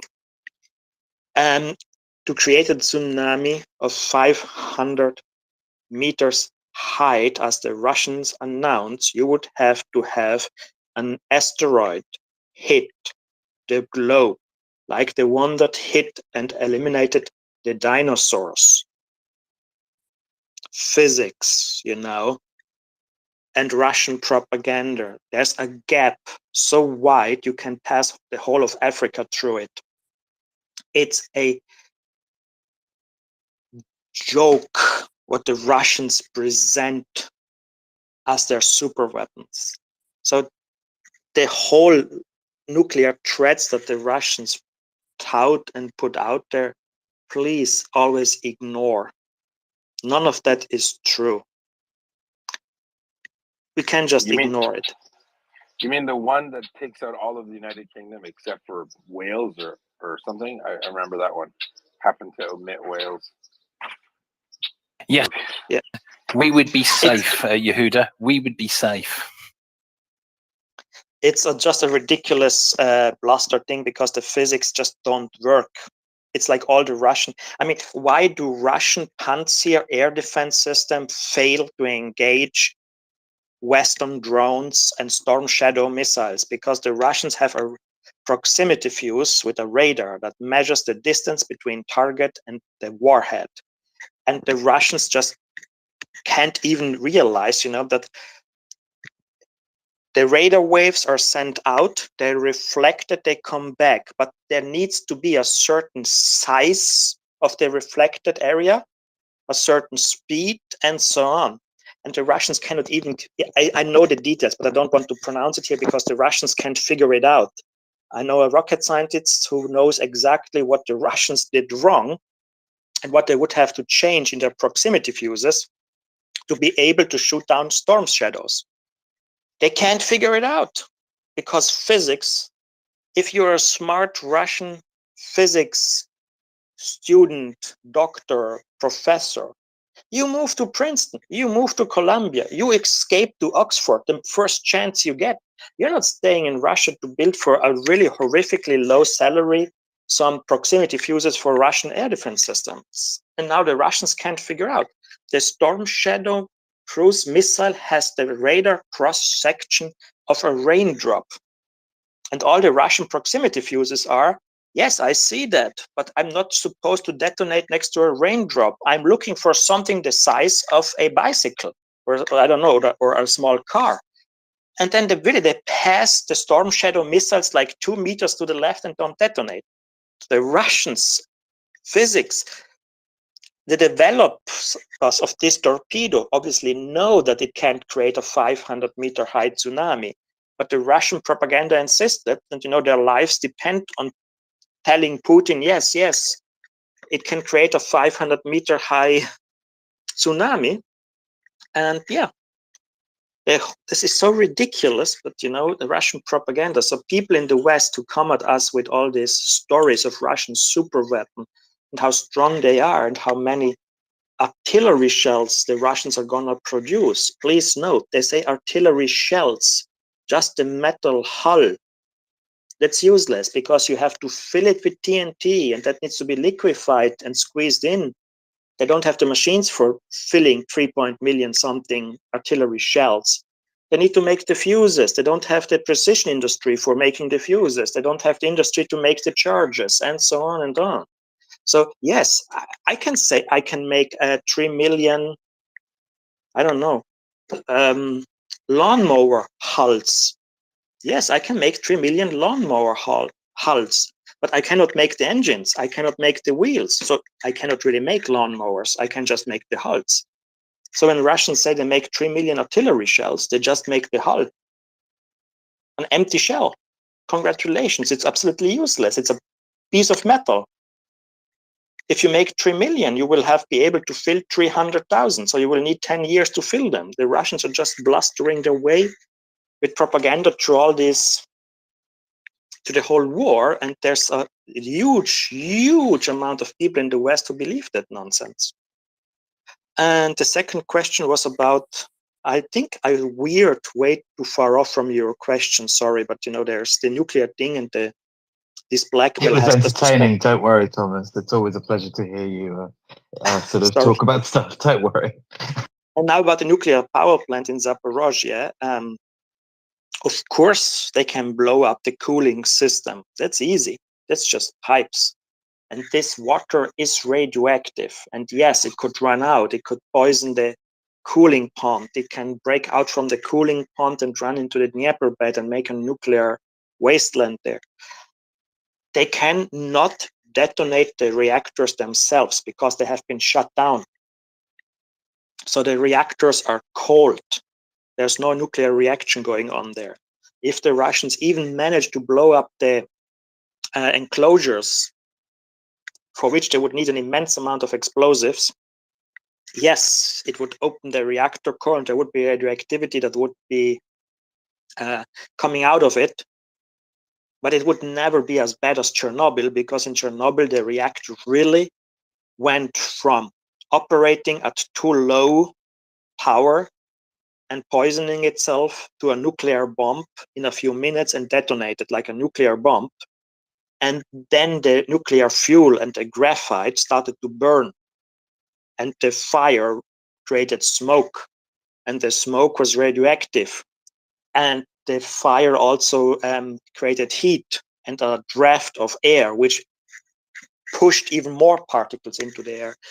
So the Zaporozhye nuclear power plant, yes, the Russians can destroy it. It would be a horrific catastrophe, but it would be more Fukushima than Chernobyl, which doesn't mean it's not horrific, and it doesn't mean it's gonna poison all the Black Sea, and it doesn't mean that it would devastate the world, because one of the most fertile regions in the world for feeding the world would be destroyed.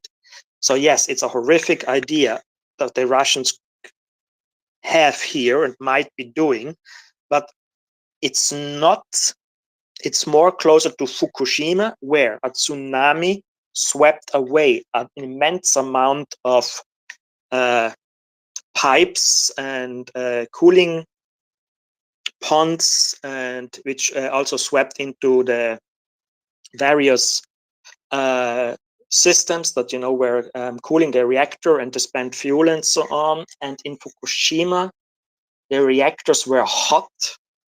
They were still active. They were producing energy. And when they tried to shut it down with all the damage, they created which gas? Hydrogen, which led to hydrogen explosions, which damaged the reactor buildings, but not the cores.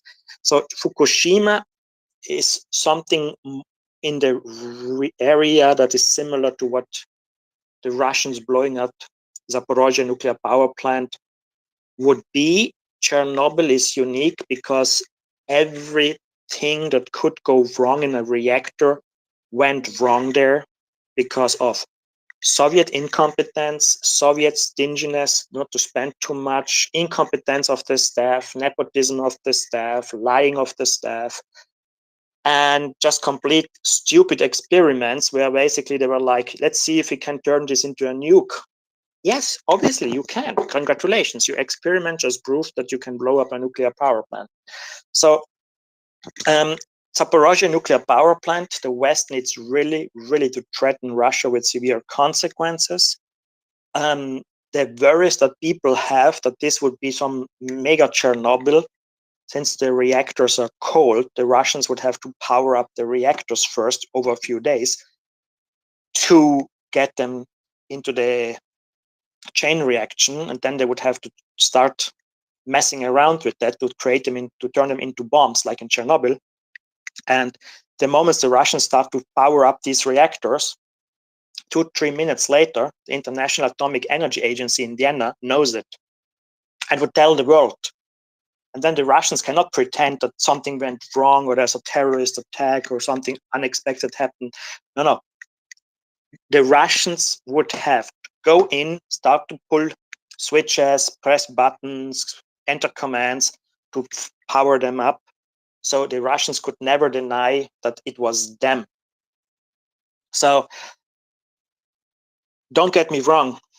If the Russians just blow up the cooling systems, the leakage of the reactor waters that cool the reactor, this is highly radioactive water, even that spilling out there, horrific.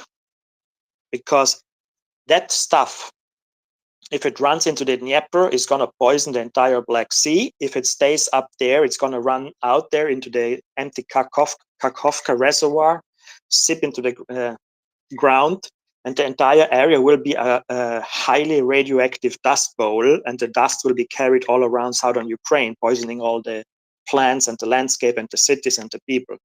So any damage to the cooling systems or to the ponds where they have to spend fuel is horrific, because here the same rule applies. Nuclear power is fantastic as long as nothing happens. If something happens, the consequences are always horrific, devastating, and impossible to clean up. So what the Russians might be doing is horrific, and if it happens, then the world can only blame itself for not having threatened the Russians with a mass amount of consequences beforehand. But turning the Zaporozhye nuclear power plant into nuclear bombs wouldn't work. Next point, a nuclear bomb releases much less radioactivity than a reactor that is on fire, as in Chernobyl. Because on a nuclear bomb, the nuclear fuel is compressed by explosives, goes critical. The criticality leads to a mass amount of fission, and the nuclear weapon explodes because all that fission by the electrons and neutrons and so on cannot be contained. But that detonation also burns away most of the nuclear particles. The radiation is bad, but it's gone soon. Hiroshima is much less radioactive a year after it detonated than Chernobyl 30 years later. That said, Russia destroying the nuclear power plant would poison large swaths of land in Europe and a lot of the Black Sea. Radioactive particles would reach Europe and poison our mushrooms, our food, our children, yes, and we would have to blame the Russians, and we should then hate the Russians forever and make sure that none of them ever leaves their monkey kingdom. It's not going to be as bad as Chernobyl, but it still doesn't mean that this is something that is light to take on the light shoulder. It's going to be horrific. And so far, only 2 American senators have threatened consequences to Russia. Not the Germans, not the French, not the British, not the Swedish, not the Italians, not the Spanish, not the Canadians, not anyone. So not the American president. So there needs to be a much more threatening posture to make the Russians understand nuclear power plants are off limits. And as a second suggestion, if Chernobyl and Fukushima and this scare haven't convinced you yet that nuclear power is a thing that we have to get rid of because the risks are just too gigantic and too uncontrollable, because as I said, nuclear power works wonderful as long as there's no problem. The moment you have a crazy dictator or a tsunami or some completely incompetent hacks in the command center, like in Chernobyl, you're creating a disaster that is always going to poison massive amounts of your country and your land. So please, people, Chernobyl, Fukushima, and now Zaporozhye, if you still don't have gotten the lesson about nuclear power, then I can't help you. Yeah, but they haven't. But fortunately, in the coming days, we will have a discussion here with people with Eugene Schwammer from Cambridge, head of the nuclear engineering and science department, as well as a couple of people, including Mark Nelson and DJ Luis Kumar, friends of ours, to dissect this in more detail. Thomas, if and when you have time, join us. It will be a very interesting panel. We've had this a couple of times in the last year, including once with Olga Koshana, the former deputy head of the Atomic Commission, the Atomic Energy Commission, and by the way, the supervisory board of Zaporizhzhia nuclear power plant at one time in her career. Just in order to make sure that we can dissect this and highlight to people what are the real risks, what actually happens. Good point in that regard, Thomas. You will have seen the translation or the mistranslation by some people that when Budanov stated that 4 reactor buildings had been mined, but he said next to it, not in it. And that's a key aspect because the Russians cannot necessarily bring any kind of conventional weaponry easily into the reactor, and it wouldn't even help. That we know that the cooling pond, the large cooling pond there is, as well as its surroundings may have been mined, yes. And they will probably scaremonger. And this is the fear factor is yet again the narrative. But before we go there, let's go to ATV because ATV has been waiting patiently, and then we should probably talk again about how to dispel fear. Thank you very much, and really appreciate the opportunity to ask, if I may be cheeky, 2 questions. One, I mean, fairly tactical in nature, maybe one a little bit bigger. The tactical one is, if Ukraine were to do a major push, major bridgehead across the Dnipro, do you think that they would be attacking Vasilivka in a major way at around the same time? Would you be using 2 operations about 50 clicks apart, basically? Hard to tell because they have the ability to go on different points. Does it make sense? It depends where the Russian reserves are, if the Russian reserves have been decimated, and what the goals are.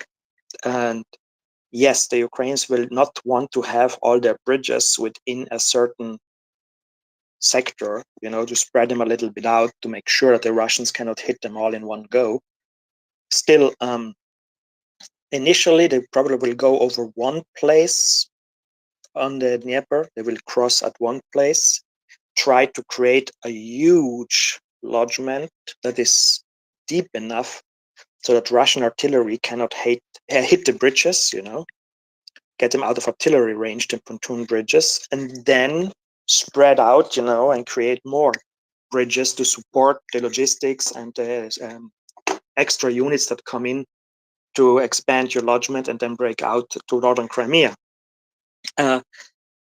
Initially, I think the Ukrainians will not cross with bridges. They will go with like the Allies and will send over infantry in amphibious vehicles and in boats. They will airlift paratroopers with helicopters and so on, and will try to create a perimeter of a few kilometers depth to secure a few lines of defense towards the area where they will cross. Because nothing is as bad. See, the German plan in World War II in Normandy was we have to get to the beaches with our tanks and fire point blank at the landing ships, because if there's a landing ships with 500-600 Americans, the big ones, the landing ship tanks coming to the shore, and we can fire at those with tanks, we're gonna not just sink it, we're gonna kill hundreds of Americans, and the invasion will fail. And the Russians will have the same idea, if we can go close enough to the pontoons to fire at them with tanks or anti-tank guided missiles, this thing is toast. And the Allies airdropped 3 airborne divisions into Normandy to keep the German tank divisions away, because all those airborne troops, the task was to create lines that should keep the German reinforcements, especially the tanks, away from the landing grounds. And the Ukrainians are going to try to do the same with infantry, amphibious assaults. They got amphibious vehicles from various countries, especially Eastern European stuff. They were trying to get United States Marine Corps amphibious assault vehicles. I don't know if they received them. It never showed up in any of the documents, so we don't know. They might not have. So they will try to go over the Dnieper, push inland, airlift infantry to key points, and probably take the crossroads, the important ones, take the where they can have some natural barrier like the forest or the Oleshki sands, where they can make defensive lines to keep Russian armor away while they build the bridges and bring heavy equipment, tanks, artillery, infantry fighting vehicles over the river. And for that, first, I think they will build 2 bridges very close together to basically get a bridgehead and an lodgement, which is an expanded bridgehead, and then push out. And once those 2 bridges, the first 2 bridges, are out of artillery range, the Ukrainians will begin to throw up more bridges left and right of that, with some distance to the original one, to create basically 3 or 4 or 5 lines of communications over which they can bring in the supplies for the advancing troops.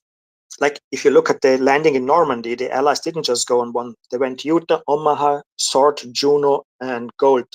5 beaches assaulted with 6 divisions, 1 Canadian, 2 British, 3 Americans in the first wave on the beaches, and the 3 airborne divisions. And then they pushed inland, and then they created artificial harbors, but not all in the same spot, and different spots, to avoid getting the German Air Force to be able to bomb all the harbors in one go. And then basically, after the infantry divisions had cleared the first line of the defense in the Germans and pushed inland to make sure that the beaches aren't in artillery and mortar range, the Americans came in with the landing ship tanks and brought the first tanks in. I think the 2nd Armored Division was the one to go first. On the British 79 Armored Division and the American 2nd Armored Division were the first to land. And I think it was the 7th of June when the first tank divisions came ashore. I would have to check.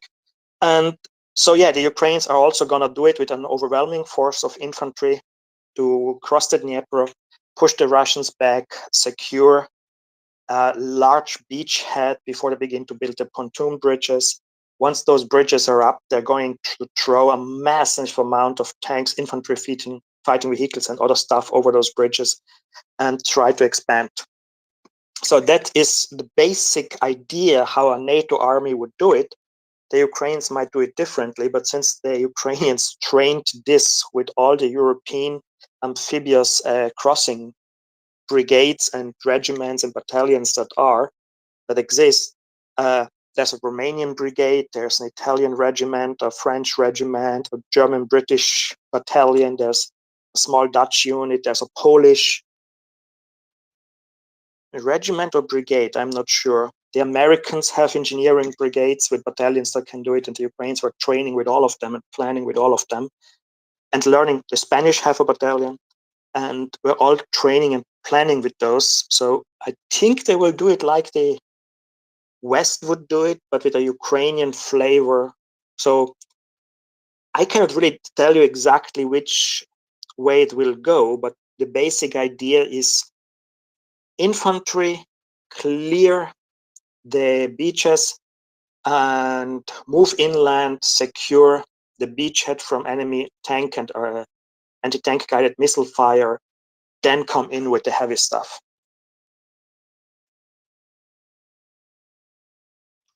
Thank you. My bigger question was actually related to trying to interdict mobile reserves, but maybe more on the basis of that excellent and really interesting response. Given the range of Russian artillery, which I understand is I think it's between 30 and 40 kilometers, you'll know much better, of course. That would mean the infantry would almost need to push towards not that far from Perekop to get out of artillery range. Is that not too much without armor?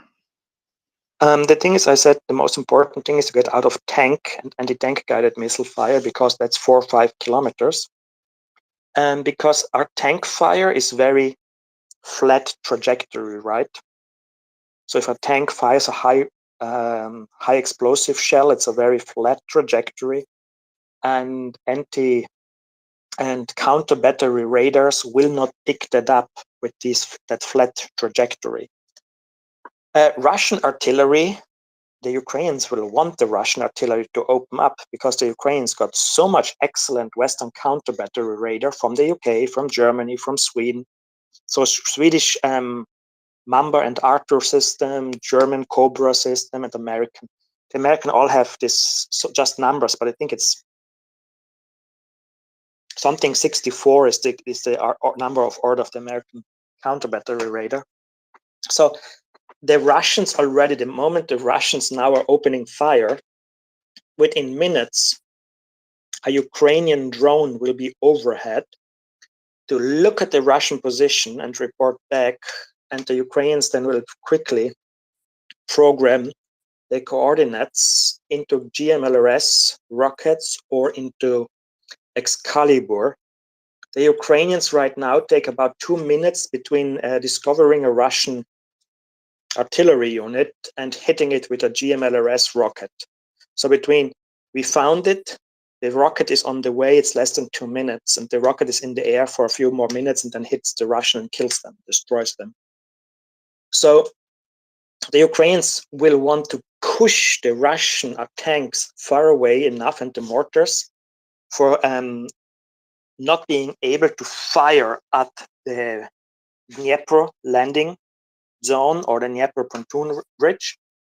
But for the artillery, the Ukrainians, as they do now, they want the Russians to open up with artillery, because then they can strike it thanks to superior counter battery radar, to much better and much more drones to spot them then, and with GMLRS and Excalibur, which are precision that the Russians have not achieved ever in their history. The Ukrainians can just annihilate.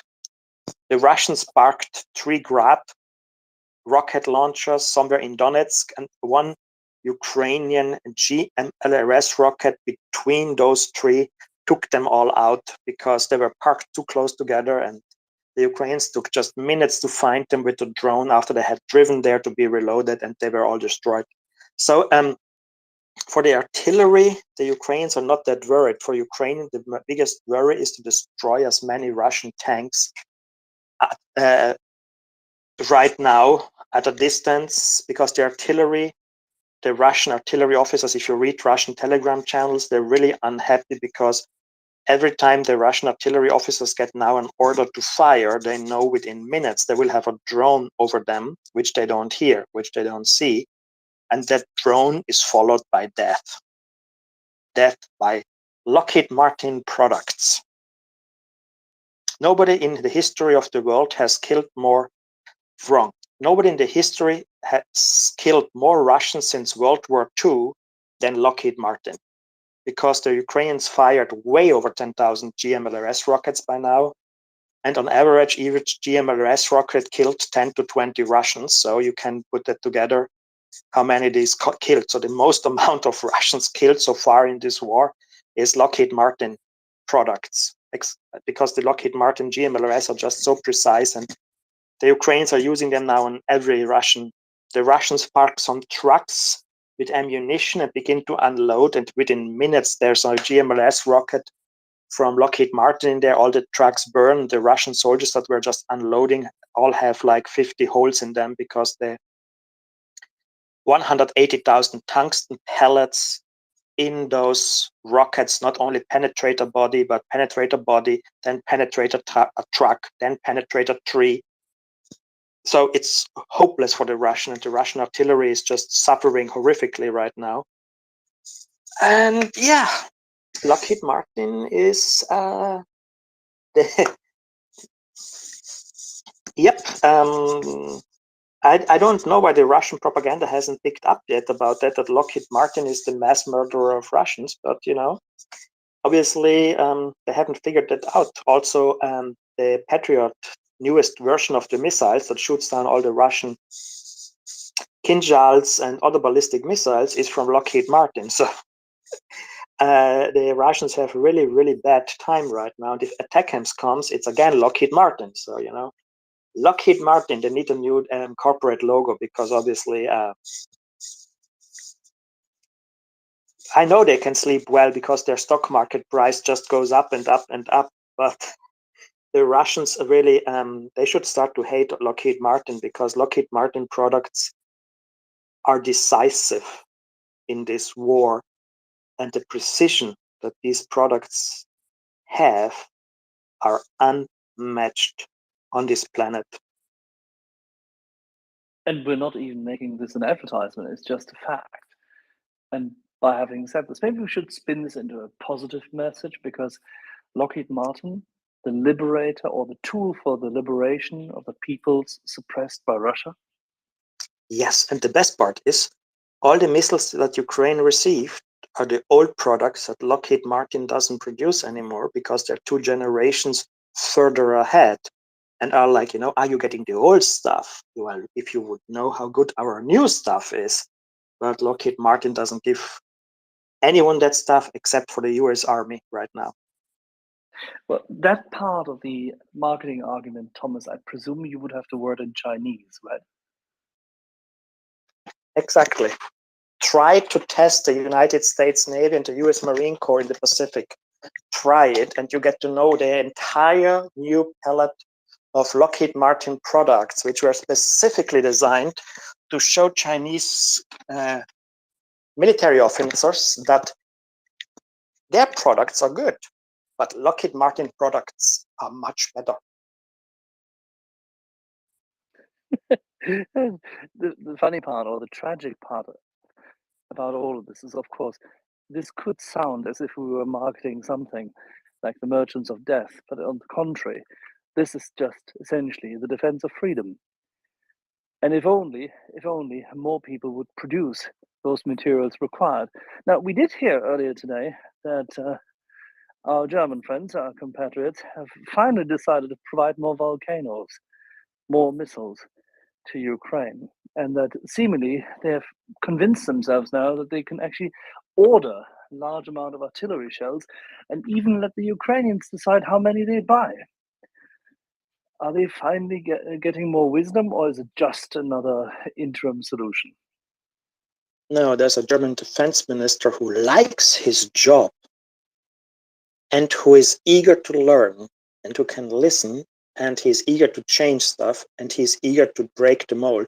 You know, the German chancellor made a speech about Zeitwende, that the times are changing and Germany needs to change. Then nothing happened until he got a new defense minister, and he was like, I listened to your speech, and a year later you made me defense minister, and you know what? I'm gonna now turn your speech into reality. Lithuania, do you want a German tank brigade? to be based permanently in Lithuania. And the Lithuanians are like, yes, please, God, please. And he's like, done. Ukraine, you need more ammunition. Yes, super, you can have it. And Qatar, you have bought the German Gepard air defense systems that you said you would need only to protect the World Cup from drone terrorism. Correct, Qatar? Yes, that is correct.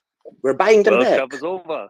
World Cup is over. Yeah, and Qatar was like, yeah, the World Cup is over, but we charge you twice for it because, you know, we had to upgrade them a bit and maintain them. Germany was like, the defense minister was like, wonderful, I don't care. Hand them over, ship them over to Germany immediately. I take them because these are working. They just need to change the color from sand to green and they can move to Ukraine. And so this is the kind of, you know, Ben Wallace in the UK made a lasting name for himself and a fantastic impression in Europe by being active. And the German defense minister Pistoria looked at Ben Wallace and was like, I can outdo him. And he's outdoing him right now. And the thing is, he's the most popular politician in Germany. If Scholz makes just one little error, Pistorius will challenge him for the chancellorship. It will take him 5 minutes to defeat him. Because right now, the most popular politician in Germany by far is Pistorius, the defense minister, because he's active, he's doing something, he's caring. And it's like, well, the German army has a exhibition of weapons. Then German defense minister never showed up to that. And Pistorius shows up and is like, where's the Gepard? I want to ride the Gepard. I want to have a picture with the Gepard. The soldiers love him. The German people understand that this guy is having the energy and the brains and the brawn and the ability to lead and do things and change things. And he's not afraid and cowed like the defense minister before him and Scholz. So in every European country, if you want, like in the Cold War, if you have political ambitions right now anywhere in the world, your job is the defense minister. You get that job and you get active. You're gonna be the leader of the government at some point because no one can hold a candle to an active, well-organized, competent defense minister right now. You see it in all the European countries. In Bulgaria, they got a defense minister who is pro-Ukraine. It took him a few weeks to impress everybody in Bulgaria and everybody in Europe. So Germany, the problem is that the chancellor gives the direction, right? He doesn't command the minister. He gives them the direction where the resource should go. But the ministers have immense power in Germany to shape the policy in their resort to their liking. That's, for example, why the Germans have so much trouble to get the finance minister to sign off on 2% of defense spending because he's a stingy little twat. The last German defense minister was like, yes, I can shape things. I can help Ukraine. I can order stuff. I got 100 billion in extra funding for the military, but you know, that would require me to do some work, to go to the office, to have generals explain to me for an hour certain systems or certain priorities or how stuff works. What the hell? I'm rather using the German government's airplane that the military provides to fly with my son on holiday at government expense by pretending that I have to do an inspection in this resort town. Then I go on the beach. So the thing is, in Germany, if you have a minister who is engaged and willing to do stuff, things happen. If you have a minister who is lazy and doesn't really care, Merkel's cabinet was full of people who really didn't care. They just were there to warm the seats. Same as in, you know, under Merkel, in 16 years, Germany didn't manage to build a single LNG terminal, not a single one. 16 years, no minister was willing to go out there and actually do the work of figuring out how that works. And now with Habeck in a year, the Germans, how many? 6, 7? They're building like half of the world's LNG terminals under construction are in Germany now. They're building them left and right because the minister wants it. And he sat down and was like, how do we do that? How can we do that? So the change in Germany.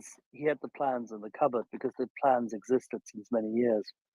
Yes, but the ministers were never willing to put them out and like, okay, so I have to invest some political capital and I have to go to the finance minister and I have to go to, I don't care. I go on holiday, I get drunk with my people, I prepare some jokes for a carnival session in Cologne. That was the German minister's job under Merkel.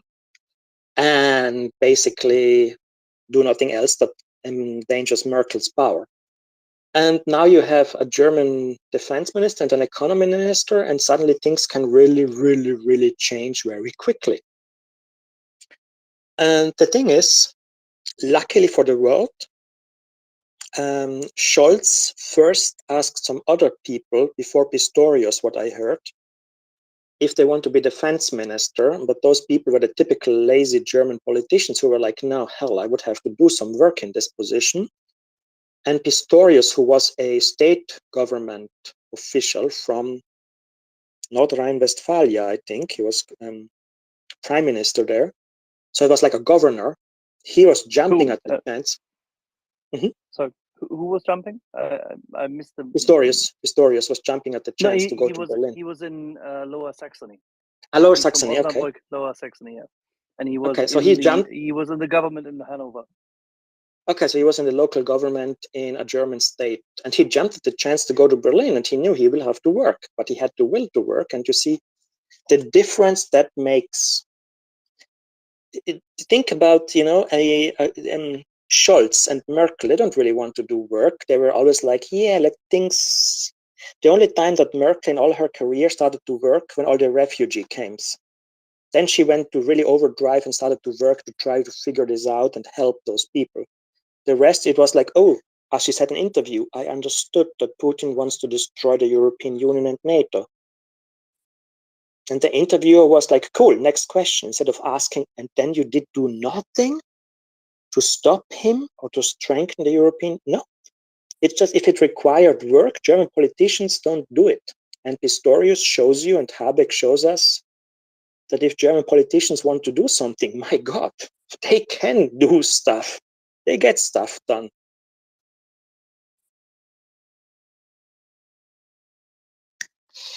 Guys, in 8 minutes it's midnight, and I will have to leave you because I have to get up at 6 in the morning. Do you have time for one question? One question? Definitely. Do you want to talk about the volcano? Volcano, Italian ammunition meant for the frigates, that is also in a variant available for 155mm Panzerhaubitze 2000. Yes, we can talk about Volcano. Yeah, and apparently it's in the list, the stuff that's coming to Ukraine. Yep. It's a very long-range sub-caliber artillery projectile with GPS assistant INS steering that can be used, that is meant actually specifically because it's more of a dart than an explosive. It's specifically meant to damage and destroy. Just a second, sorry. It's specifically meant to damage or destroy armored vehicles, because the sub-caliber ammunition means that the ammunition is smaller than the size of the barrel. So if you have to think of the Vulcano is smaller in diameter than a Panzerhaubitze 2000 barrel. So it has applications that help it being propelled out of the gun, and these plastic applications fall away once it's out of the gun. That also means, because it's much thinner and also lighter, that it's propelled at much higher speed out of the barrel. Therefore, it flies much further. It has a base bleed that is kind of acting like to extend the range, and it reaches higher heights and then comes down with an immense speed, also because it's smaller diameter, it's like a dart. So it comes down with immense speed, and slams into armored enemy vehicles. Originally designed to attack ships and fired from the ship guns of the Italian Navy, that ammunition is meant to basically fire at, if you have two frigates, so let's say a Russian and an Italian, the Vulcano is meant to allow the Italian frigates to fire from further away and hit the Russian frigate with precision, while the Russian frigate is not even in range to fire with the cannon. And that's why the Vulcano is primarily meant to hit armored targets. Like if Ukraine sees a Russian tank that is parked under trees, you can hit it with Vulcano.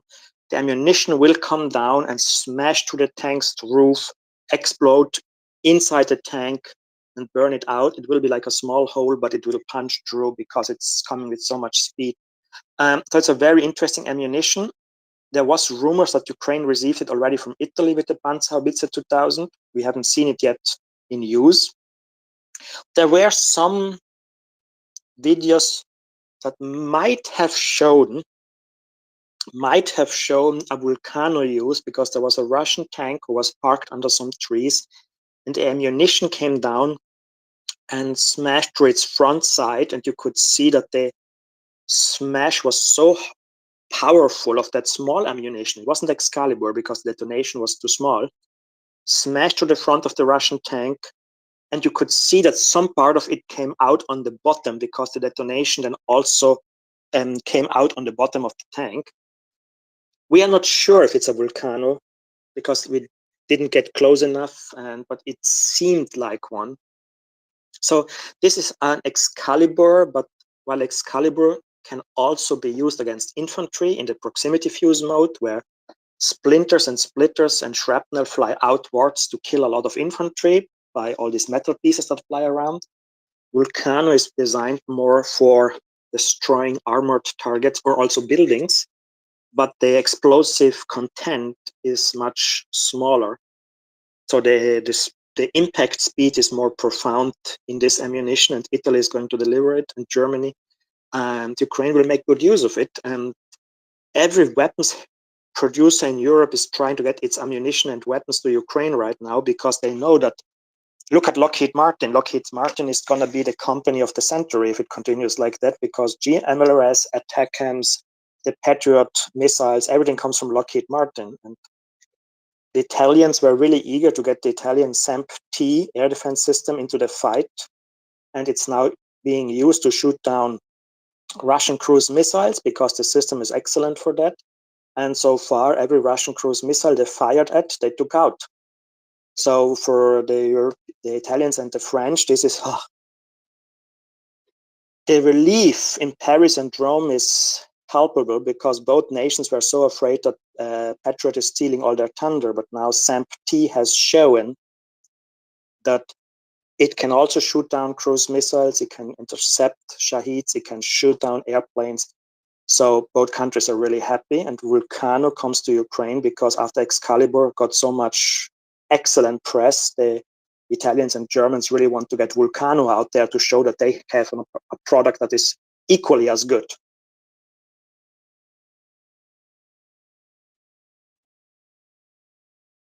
And it's not the first time that the Volcano ammunition is in theater, because the Germans gave a first batch last year. They gave it, good. Now, I just saw one attack on a tank, and I was like, this can't be Excalibur because the detonation is too small. It came from above, and it smashed through the tank. So from the parameters that we saw in the videos, the most likely ammunition was a Vulcano. The problem was that there was no proof at the time that Vulcano is being used. So I always look at every ammunition that I see to figure out what was fired, and I have not seen once yet a confirmation that is 100% safe to say it was Vulcano. I have seen Bonus, I have seen Smart, I have seen GMLRS, I have seen Excalibur, I have seen French proximity fuses, I have seen cluster munitions from Turkey and one Scandinavian country, which I will not name. I have seen mortar cluster munitions from Israel that came licensed to a Islamic NATO member, which then somehow, under pressure from the White House, decided to donate to Ukraine 100,000 cluster munitions carrying mortar rounds and artillery rounds in exchange for some F-16. People who have listened to the space can figure out which Islamic NATO member that is, but I will not name the name because we shouldn't, it wasn't allowed.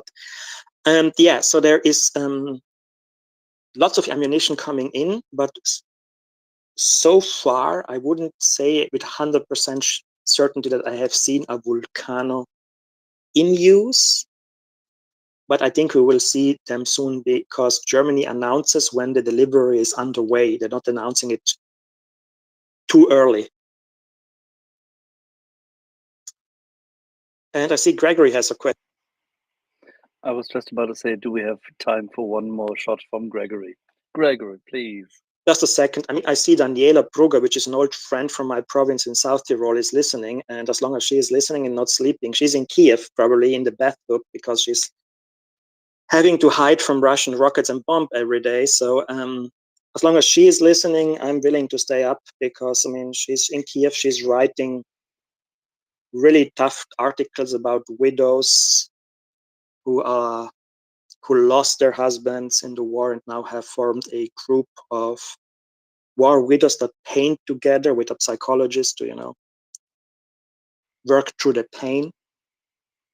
She writes articles about women who gave up basically their family life to join the military after their husbands went to fight and they felt they cannot stay at home, and about refugees who lost everything in Avdiivka. So when she is listening and compared to our lives that we are in the West and are safe and we don't have to sleep in the bathtub or in the garage every night and then go out there and talk to people who have lost everything from homes, family members, loved ones, also children. So yeah, if she's listening, I'm willing to stay up and do a little bit more to help Ukraine because people like her who went to Ukraine to report since the first day, I mean, she spent the first day of the war in the embassy, Italian embassy cellar, reporting about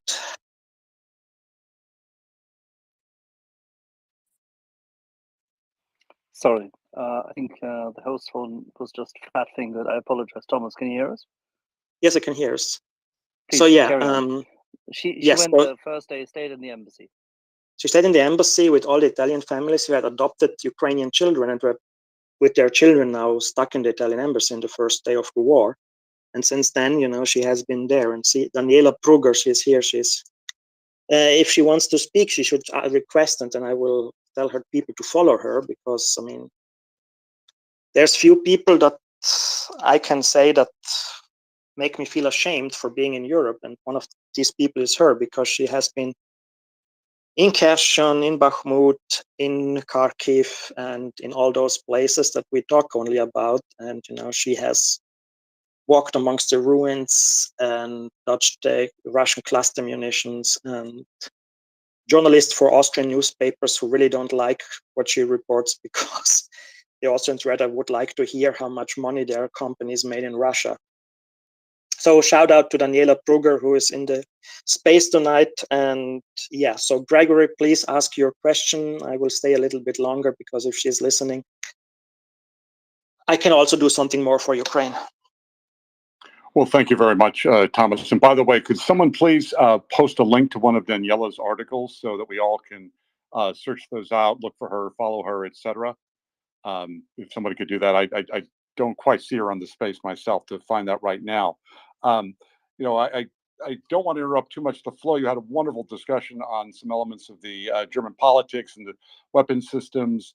And I wanted to come back to something I was on earlier and had to drop because of helicopters. But I did have a quick question, if it's quick, on you know, risks at the Zaporizhzhia nuclear power plant. I see like the Ukrainian news sources have been, you know, pushing this every day for the last 3 or 4 days that it's mined.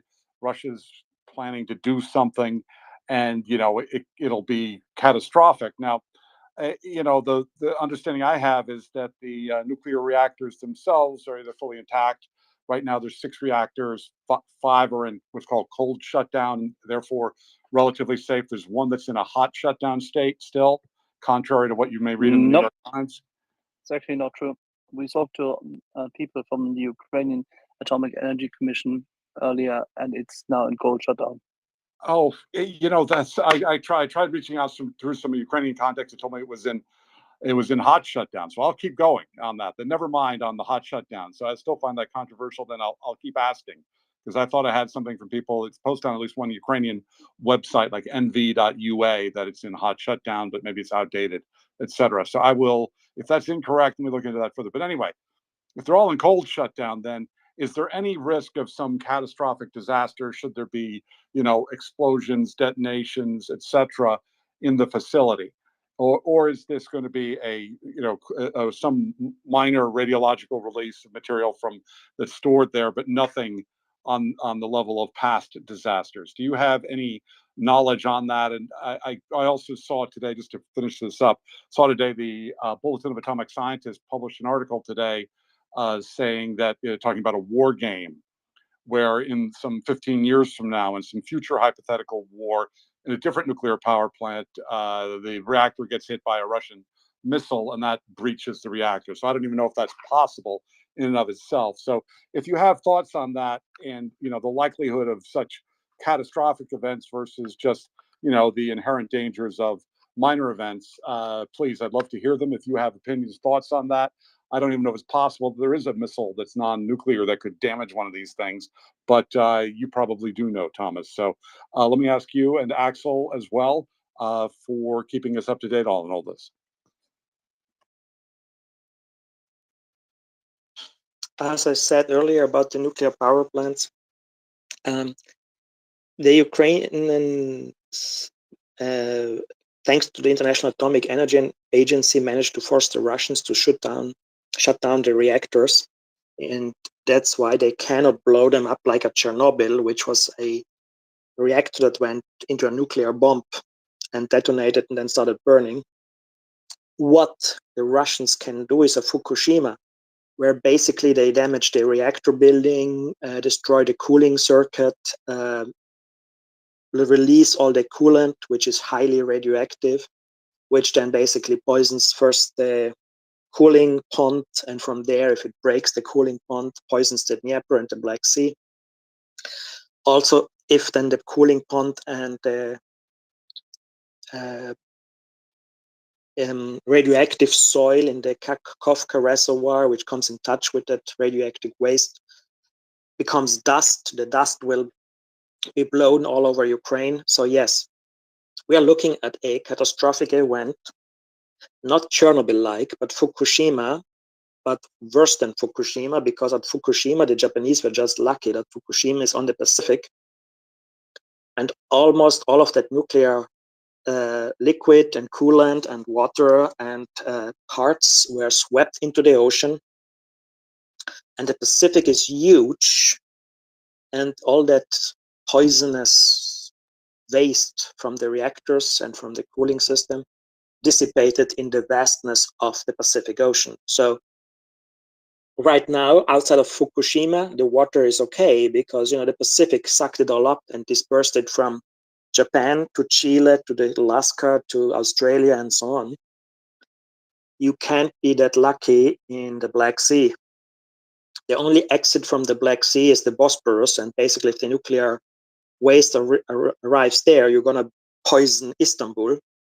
You can imagine how the Turkish would react to that one of the oldest cities in the world and one of the biggest city in Turkey being complete and poisoned because the Russians destroyed the nuclear power plant. So yes, the horrific consequences would be the Black Sea would be poisoned, the southern Ukrainian landscape would be poisoned, all that agricultural land would be poisoned. It's not going to be like a Chernobyl event where the reactor detonates and then burns and releases smoke and radioactivity, and to the heat also vapors, radioactive vapors and so on. But it's bad enough, it's horrific enough as it would be. So we have to stop the Russians from doing that.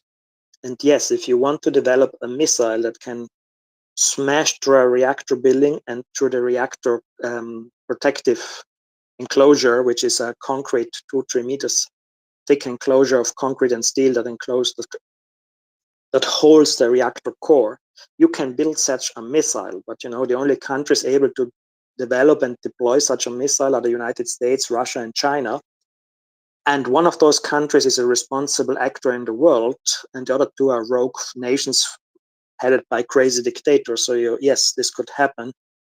But even then, if you use a missile and it smashes through the reactor building and it smashes through the containment building which houses the core, it would damage it, it would release radioactivity, but you could never turn it into a Chernobyl. Because in Chernobyl, basically what the guys did through Soviet stinginess in the design, through incompetence of the crew, the complete lack of safeguards of the Soviet regime and the crew operating the reactor, that turned the nuclear reactor of Chernobyl into a nuclear bomb. But a nuclear bomb that didn't burn away like all the radioactive material, and so released an immense amount of radioactivity. So the whole Chernobyl thing is unique because to be that stupid as a nation, as a atomic energy construction department or ministry, and as a crew, is hopefully unique. Fukushima was a tsunami, but you know, the damage to the reactor buildings that houses the cooling system and the electricity generators and so on, that's easily done. And if that happens, you're going to poison the landscape around the reactor. If you're lucky like the Japanese, you can ditch it into the Pacific and it will disappear and it will save you from horrific consequences. If you're unlucky like the Ukrainians and you have no ocean around, just a little bit of river and some ponds and some landscape, and then they see that the nearest sea is enclosed on all sides by land, you're not getting rid of that radioactivity for the next 10,000 years. So Zaporozhye, yes, the danger is real. It's not Chernobyl-like, but the danger is so bad. I mean, but the Russians would be, well, okay, the Russians don't care. Most of Russia's exports in wheat and metals and also a lot of all of their oil exports go through the Black Sea. They detonate a nuclear power plant in Zaporozhye, and all that reactive material from the cooling system, from the cooling system, the power generating system, and all that radioactive waste goes to the Black Sea. You know what happens? The Russians cannot any longer ship oil, wheat, and metals from their harbors through the Black Sea, because every ship that enters into that radioactive sea becomes a radioactive vessel. So first the crews will refuse, and if you think that then the Turkish or the Greek will allow a vessel that is radioactive from bottom to top to sail through their waters, no chance. And the Russians have pipelines going under the Black Sea. I mean, the Turks like, oh yes, you're sending us gas, and the gas is fully radioactive, and the oil is fully radioactive when it reaches Turkey. So it's an insane idea to do it. But the Russians, you know, they don't care. They don't think, they're not capable of thinking 2 steps ahead. I mean, if we have to go to dinner, we decide that we want the aperitif, we want the first course, the second course, and we can figure out, you know, first step, second, third step. So I need that fork and I need that knife for that and that. And the Russians, just the government is incapable of even that simple step. They had to have Prigozhin tell them which fork to use.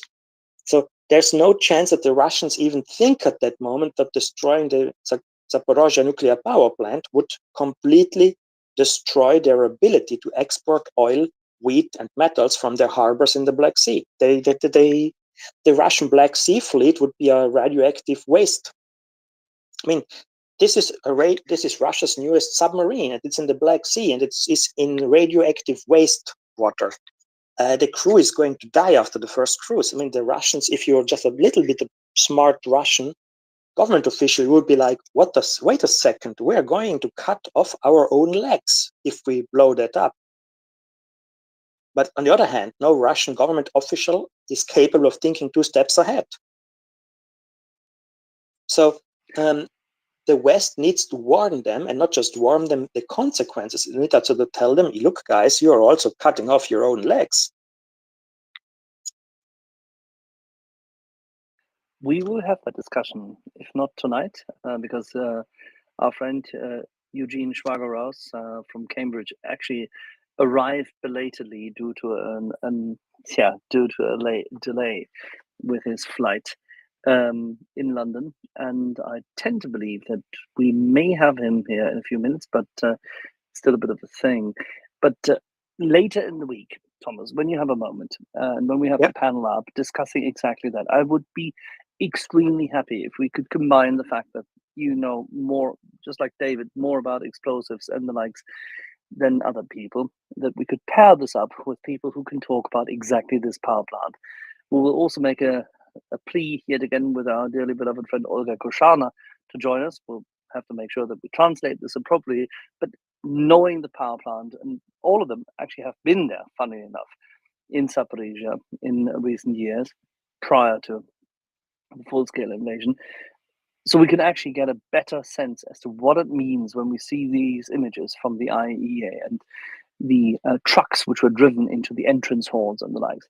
Because all in all, it's not going to be a missile they're going to shoot unless they actually take a say, if they were to take a book and put it into the hall and shoot the book, even that would not necessarily do it. No. So they would have to use a lot of explosives. To destroy the containment building, they would have to hit with a Kinjal missile, and they cannot then blame it on Ukraine because Ukraine doesn't have those. But to blow up the cooling system, which pushes water to the reactor to cool it, and the water turns to steam, and the steam is used to power the generators. Yeah, I mean, you just blow that up and let it run out, and you have a catastrophe that is hard to contain because there's nobody there to stop it. And for that, you don't need that much explosives. So that's the problem. Anyway, Johannes has a question. He has his hand up, and then really, guys, I have to be up at 6, and I will do a tweet before I log off then, and with the name of Daniela, so people that want to follow her can go to my profile, and there will be a tweet, first one in the all night, where I have her profile, the name, then people can follow her. She writes for German publications. So, but as said, one of the few people that I admire for really sticking it out in Ukraine since day one and not leaving the country even in the worst of times. I'll put that tweet in the nest as well, Thomas. Thank you very much. So Johannes, please ask your question. Yeah, I mean, you beautifully, thanks very much. I mean, you beautifully described, I think, how the Emperor Putin has really no clothes when you talked about how Prigozhin went towards Moscow, and there was no real pushback from Putin, and just his pretty pleas for Prigozhin not to enter Moscow but to go to Belarus. And I mean, in a way, it seems almost too good to be true to think that really this monster could soon collapse. And I still cannot believe that this is really on the horizon. But I just wonder. I mean, it's probably a very, very broad question, but maybe also something to round this discussion up.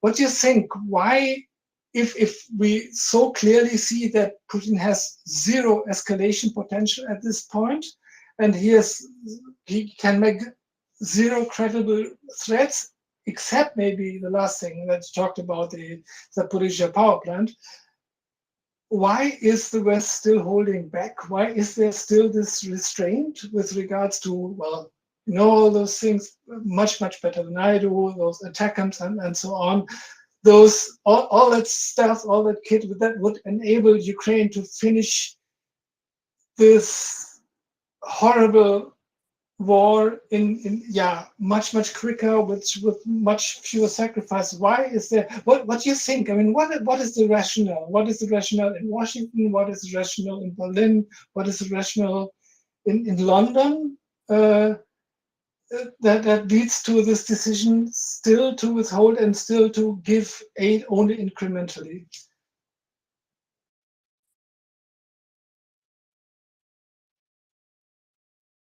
Okay, just a second. I had to look what the cat was doing because I heard the cat, but I didn't see it. Sorry. The West holding back, it doesn't make sense. There are weapons that you could give to Ukraine now. Storm Shadow has more range than ATACMS. Storm Shadow you can use to target fixed structures. ATACMS you could also target dynamic positions, you know, when you just discovered some Russians on the move, because ATACMS is much faster to launch and faster to impact than a Storm Shadow. Ballistic missile. ATACMS is a ballistic missile. That means it flies in a ballistic trajectory, first up and then down. Takes much less time than a cruise missile like Storm Shadow, which flies parallel to the ground and slower. So ATACMS, it doesn't make sense to hold it back. Theories. Is it a Russian red line? Maybe. Because you mean the Russians could pretend that an ATACMS launch for them would be undistinguishable from a nuclear weapons launch, and the White House doesn't want to risk it, even though they know the Russians lie. It's a possibility, I don't know. Is it that the White House keeps it in the backhand to have one last weapon system to threaten the Russian with when they need to threaten them? Maybe, I don't know. Is it that the US Army doesn't want to give it up because they have a feeling they will need all of them to use against China in case of an invasion of Taiwan?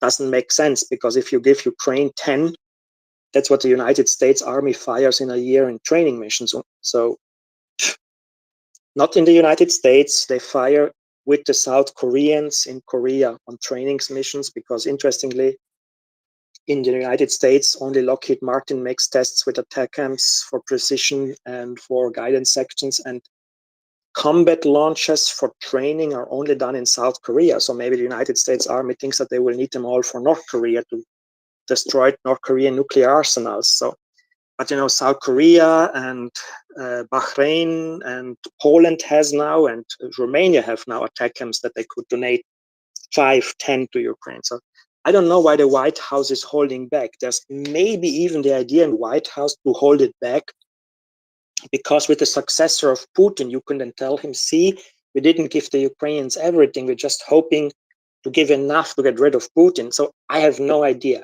Personally, I think they should give it to them.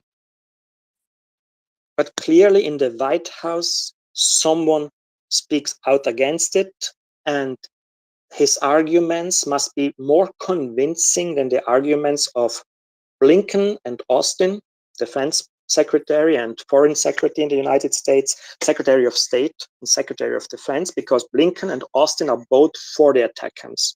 Miley and Sullivan, Miley being the chief of the general staff of the Joint Chiefs, and Sullivan, the national security advisors, are against what I know. So there's 2 for in the government in the United States and 2 against. And Biden so far finds the arguments of Sullivan and Miley more convincing.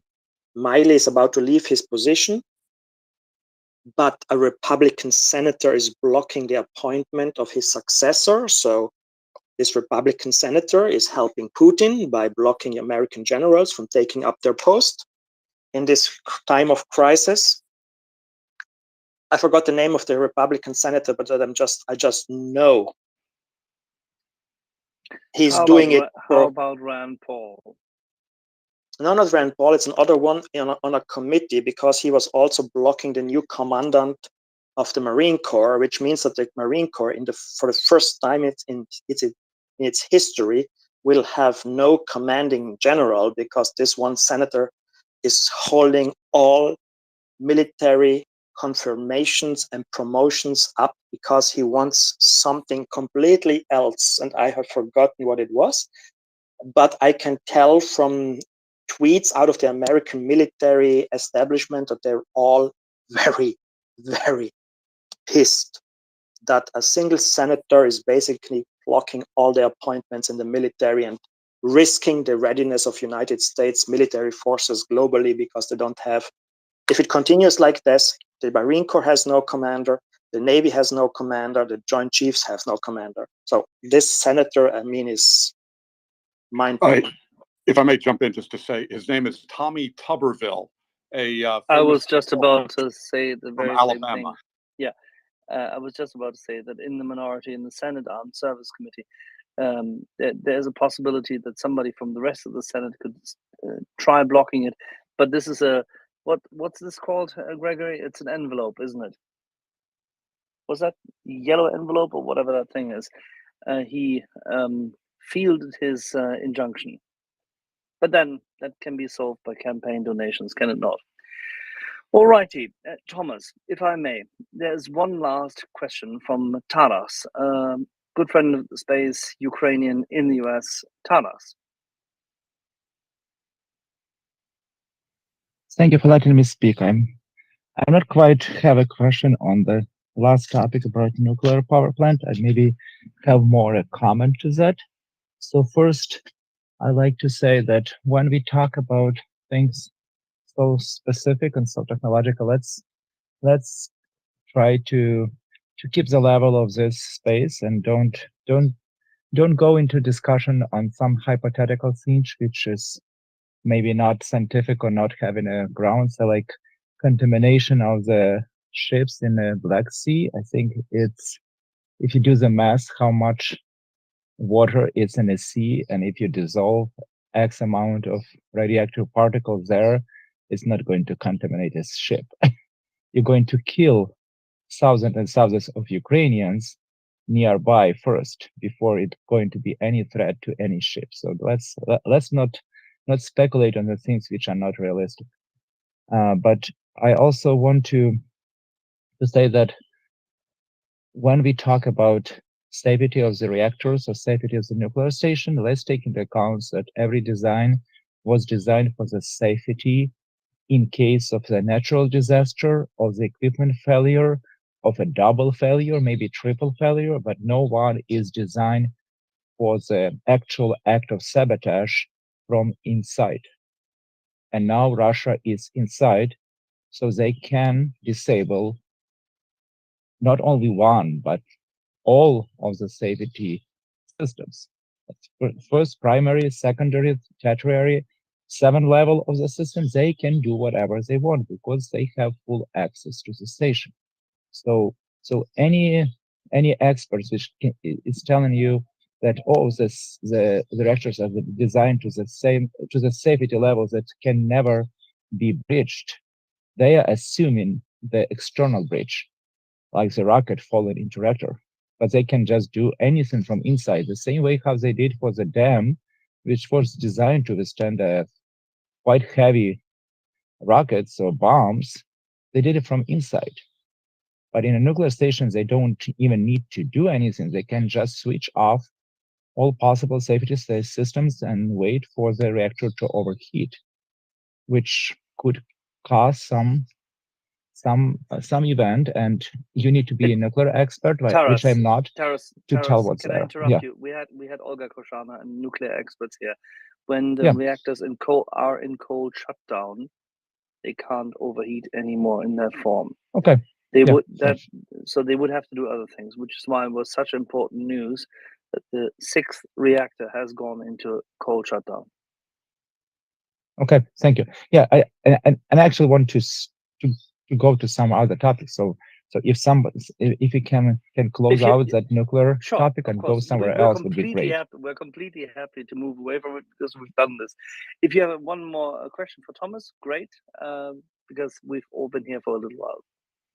Thank you.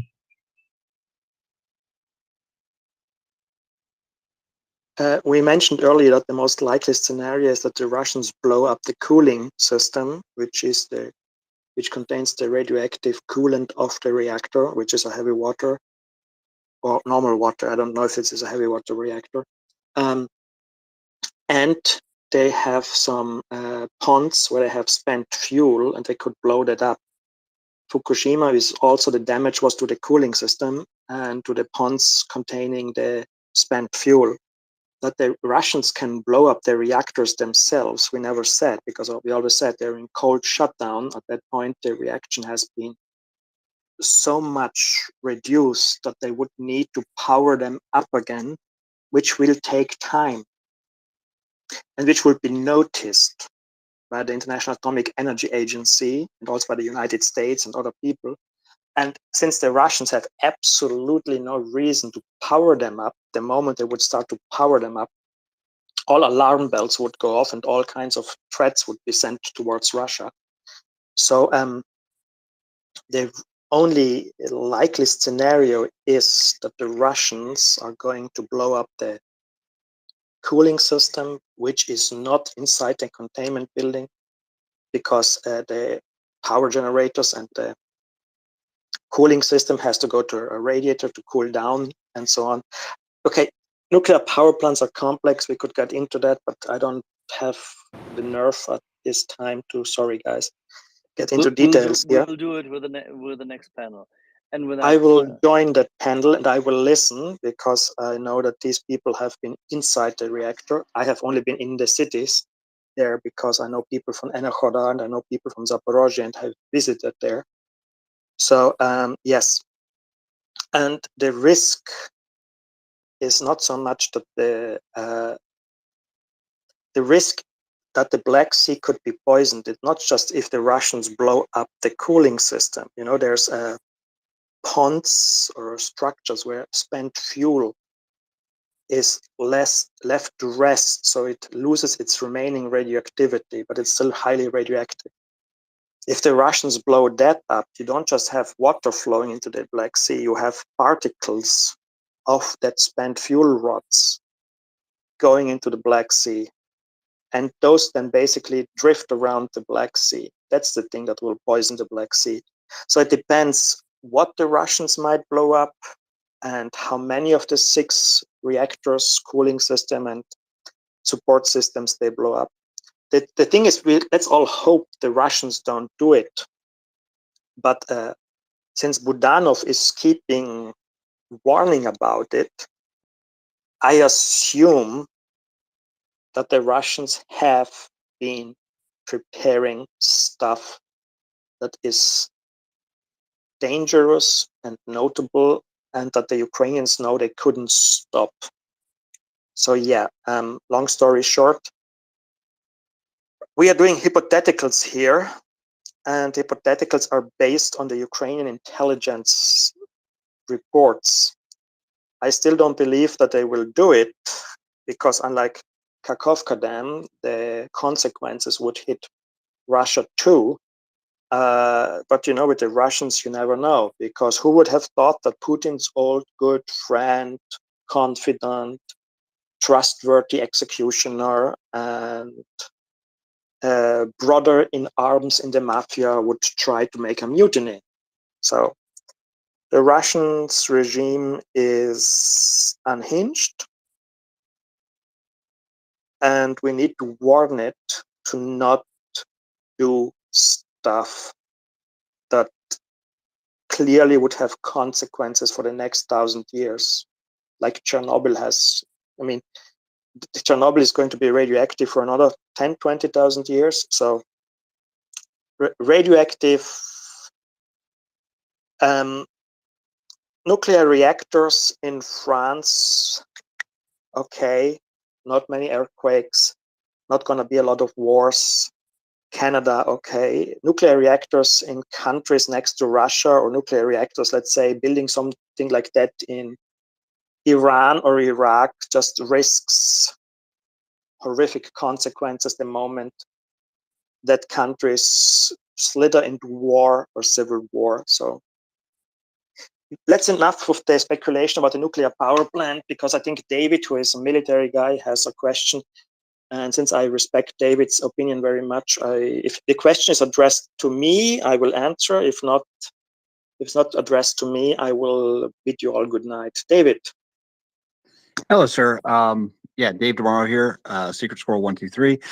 My question, or the thing that I do is I like to talk to people. I like to talk to Ukrainians especially. And one of the things I ask them all the time is, if you could trade 50-kilometer circle in your country and say, if you would never use that 50 kilometers again, you put a big wall around it, and you'd have a state park where people could go through every once in a while, and know that Russia would go away, Would that be a trade you'd be willing to make?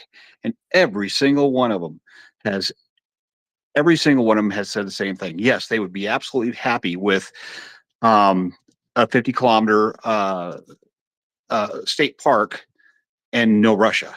Well, that's basically what you're dealing with if Russia uses tactical nuclear weapon, or they blow up the dam, or sorry, not the dam, or they blow up the non-functioning nuclear reactors. You will have a 50-kilometer area, more or less, similar to Chernobyl. And yes, that area you can't live in 10,000 years, except for there are people living there now in some places. And the growth is coming back, and that's going to be a perfect state park for them. And they would get another one, and they would get enough security to live comfortably for generations, because they know that nobody would stand for Russia surviving as it is right now. Not even China, India, nobody. And the international community would come in and make things as right as they possibly could. So even if they dropped a tactical nuke, it would take a brigade out. And if that's 1 out of 24 of the combat brigades they got moving in now. And even if they did blow up the dam, yes, it'd be a horrible ecological disaster and everything. But you're missing the point. It would be the end of Russia. It really would be. Nobody would support them. It would be at the end. You've got Dagestan and the South that already want to go. And when China floods the place with troops, it's, NATO would trigger Article 5 and at least attack into Belarus and secure the area. And it would be the end of, and we just saw there's no internal troops in Russia to stop anything. So that's what I'm saying. Okay, so it wasn't a question for Thomas. We might want to send him on his way. He needs to make schluffy. Thomas, you're Ukrainian, right? I'm Italian, but I have a German citizenship. I live in Italy, but I am mostly Austrian of culture, but I have been 10 years in Ukraine before that I was in the United States. Sehr gut, ausgezeichnet. Ich habe eine Frage für dich. Okay? Okay. You know Ukrainians. Do you think do you think if they got a free state park that the international community would take care of for 50 kilometers of their land, do you think that they would be perfectly happy with trading that in for no Russia? I don't think that we should trade anything in for Russia. We should just kill the Russians coming over the border. Worst case scenario. And tactical nuclear weapons, the cores of nuclear weapons, the fission of the explosion burns away most of the radioactivity. There's a radioactive burst that Not comes necessarily. out. If the fireball hits the ground, you get a dirty bomb. If the fireball does not hit the ground, yes, you are correct. But if the fireball hits the ground, then it creates the massive amounts of fallout. But go ahead. Exactly. In Hiroshima and Nagasaki, the bombs detonated above ground, and the radioactive amount was very little.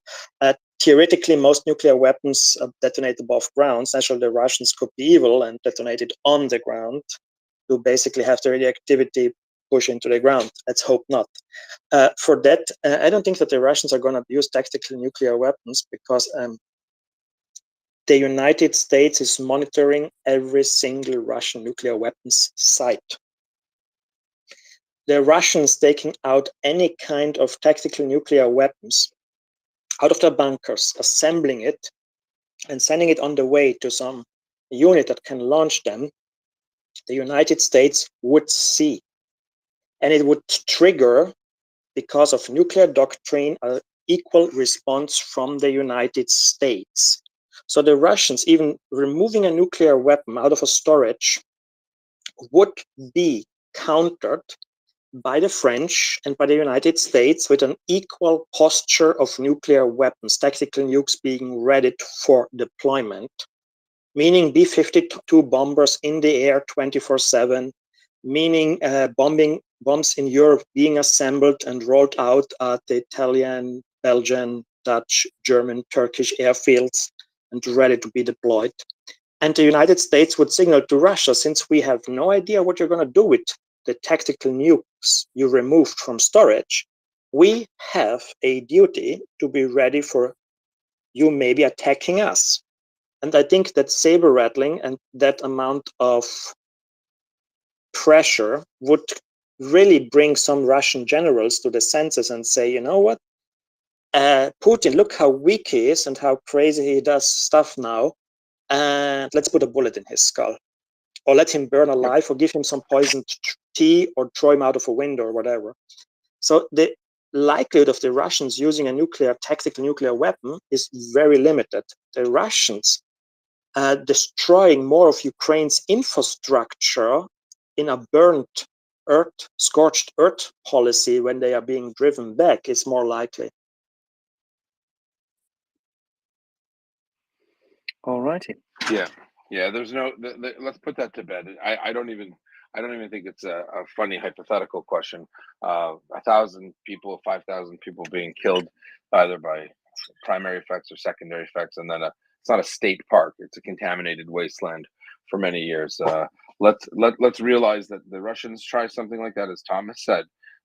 Right now, U.S. SIGINT, NATO, certain intelligence agencies around the world know when Russian nuclear officers are going to the bathroom.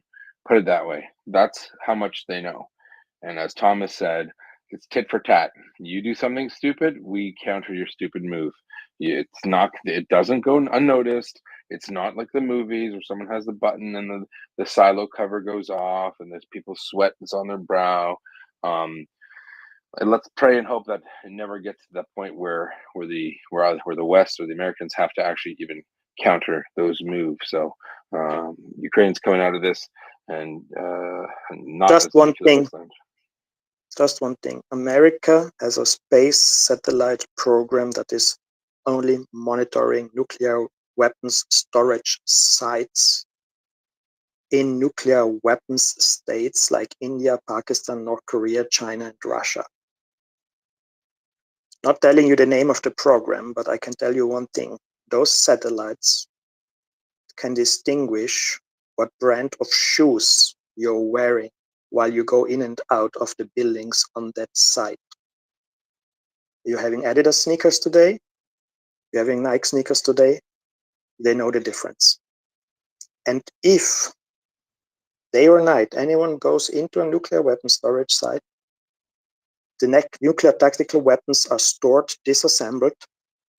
If people begin to pull out parts, move to the buildings where they are assembled, and then load nuclear weapons on trucks, the United States goes to a higher alert of a higher nuclear alert, and you will see the United States will match 1-to-1. The Russians take 6 nuclear weapons out.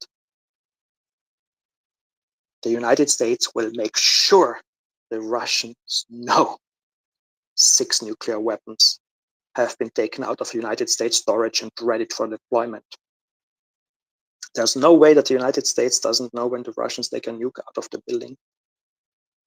Yesterday, some clown that was driving race cars and is now an expert on Russian nuclear protocols somehow claimed Wagner got its hands on nukes.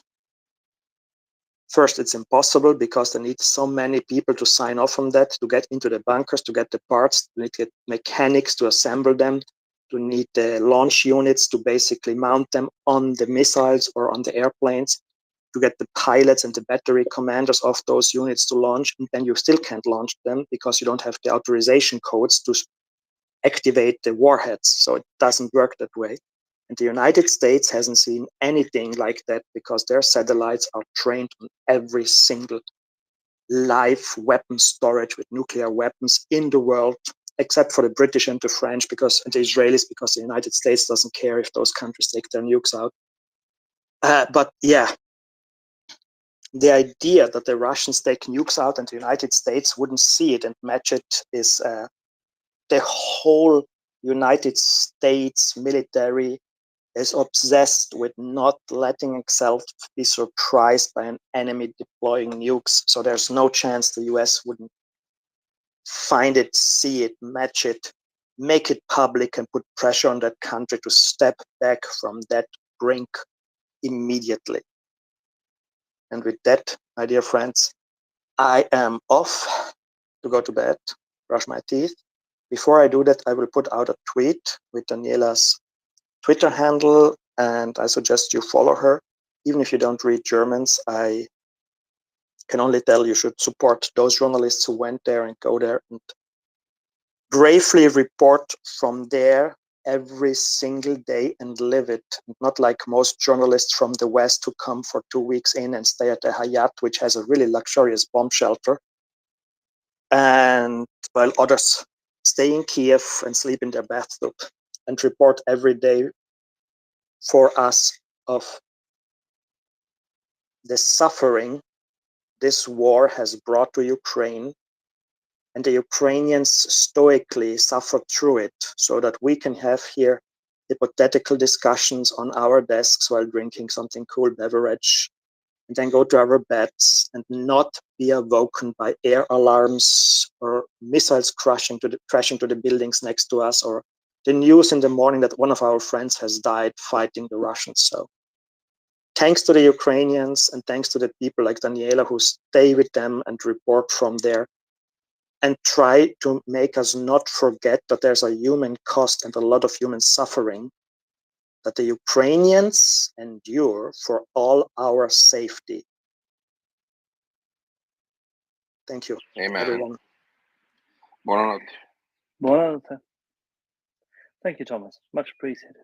And with that, I shall gladly retire as well and hand over to Yehuda and Alan. All right. David and Axel, great day. Obviously, And me Thomas too, here. I think.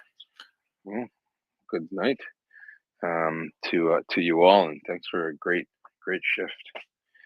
As we're here at MriyaReport, as you all know, we're here 24 hours a day, 7 days a week, advocating and educating on behalf of Ukraine, sharing best practices, knowledge. All right. data. Anyway, listen, there's a bit of a pause in what we're talking about, so I will do a renewal of what I was saying a little bit earlier.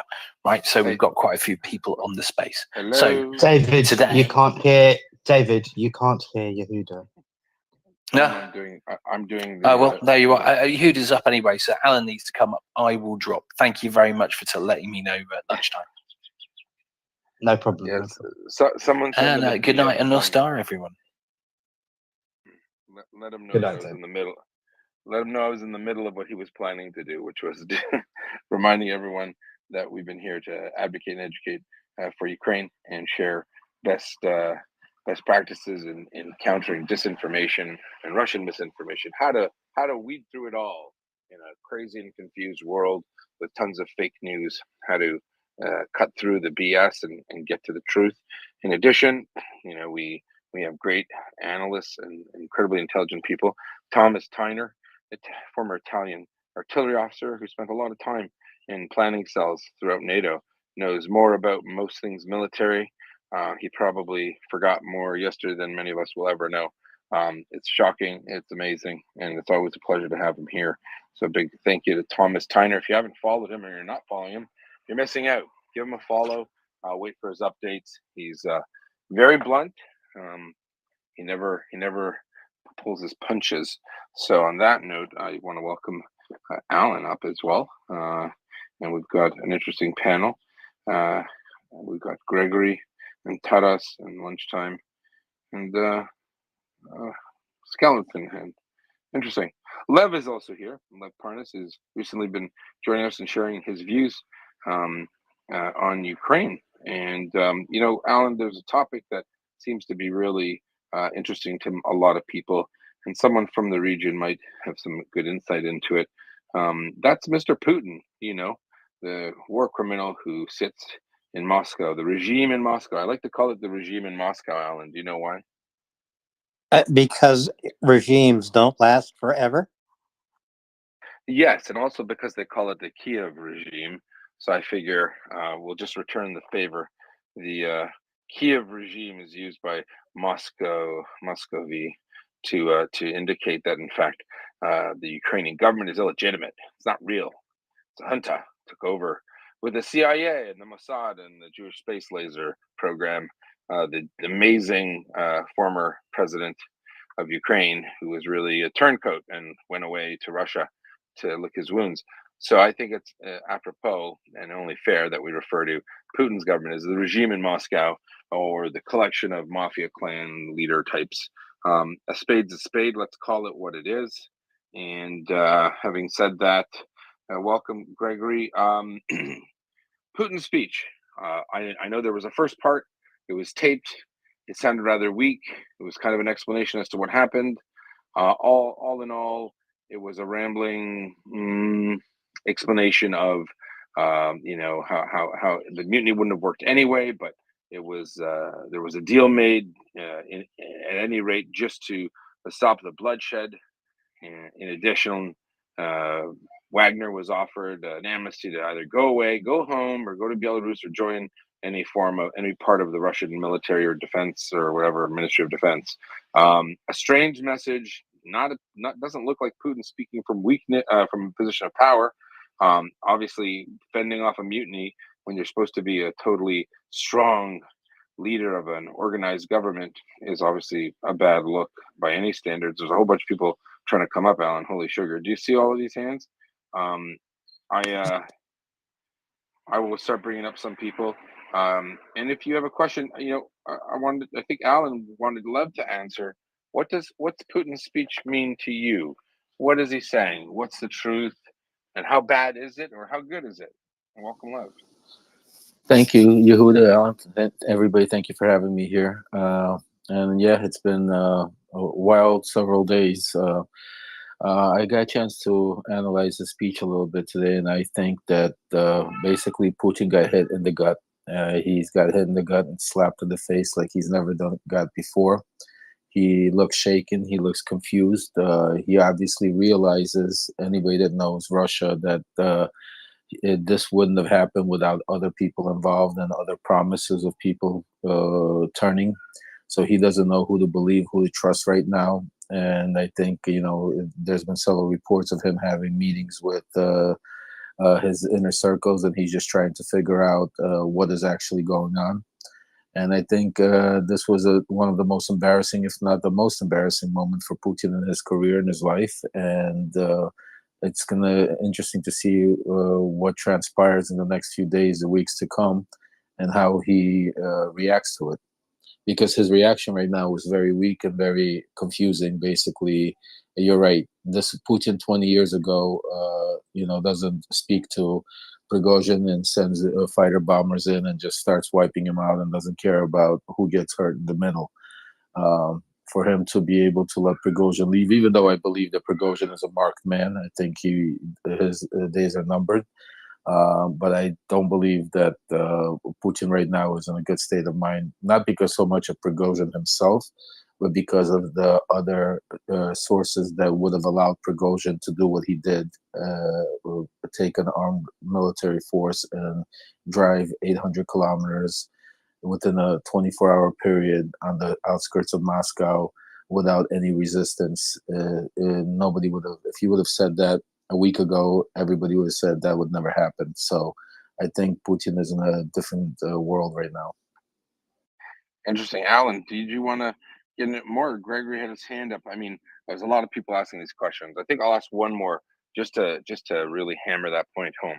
In that rough and tumble Russian oligarch / Siloviki / FSB world, just how can you stress how? Can you just stress how we, like, what the message, the signal of weakness, how serious it is?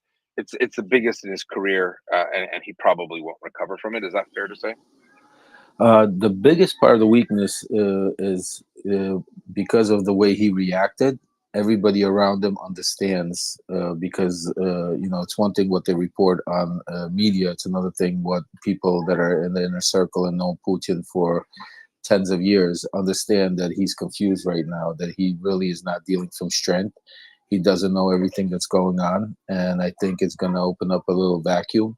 And if there's ever going to be a revolt or a change, I think it would be now. But the scary part about it, if Putin does somehow succeed and clean the house and do a purge and get the strength back, he might play it You know, he's definitely a mastermind manipulator when it comes to manipulating the people of Russia. So it's going to be interesting to see what happens, I think, in the next days, week to come.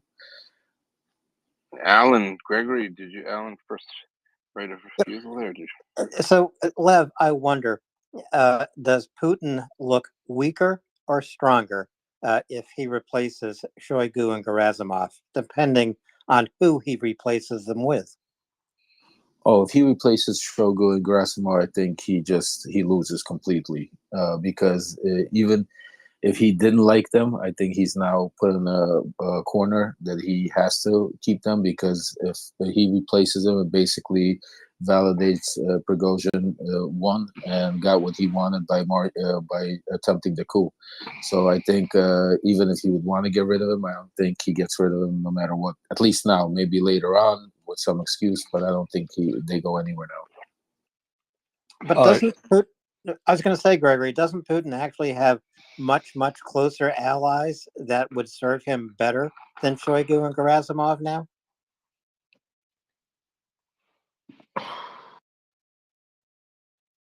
Is that to me or to Gregory? I'm sorry. Oh, to you, Lev.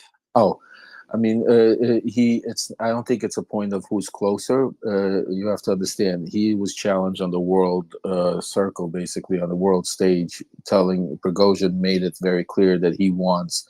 The reason why they came and attempted the coup was to get rid of those two individuals. So if he gets rid of them, he basically bows down to Prigozhin, and that would show a sign of weakness unheard of for Putin. So I would be astonished and shocked to see if he would get rid of them. Like I said, now, that's not to say in a few months from now, when things calm down, you know, that might be in the plan. But I would, from my sources inside, they're not going anywhere right now. All right, let's go to Greg, had his hand up, and then we'll go Greg and David and Mel. Let's go, Greg. Oh, hey, good evening, everybody. Again, glad to be here. The one thing I wanted to mention, this is really a tremendously fascinating topic. I mean, I think the bottom line is Putin is much weaker now, and more importantly, he's also shown that he's willing to back down, make deals, and all kinds of things that people had thought, oh, we got to provide off ramps and all that kind of a thing. So, I mean, that's one element of what's happened over the weekend. I think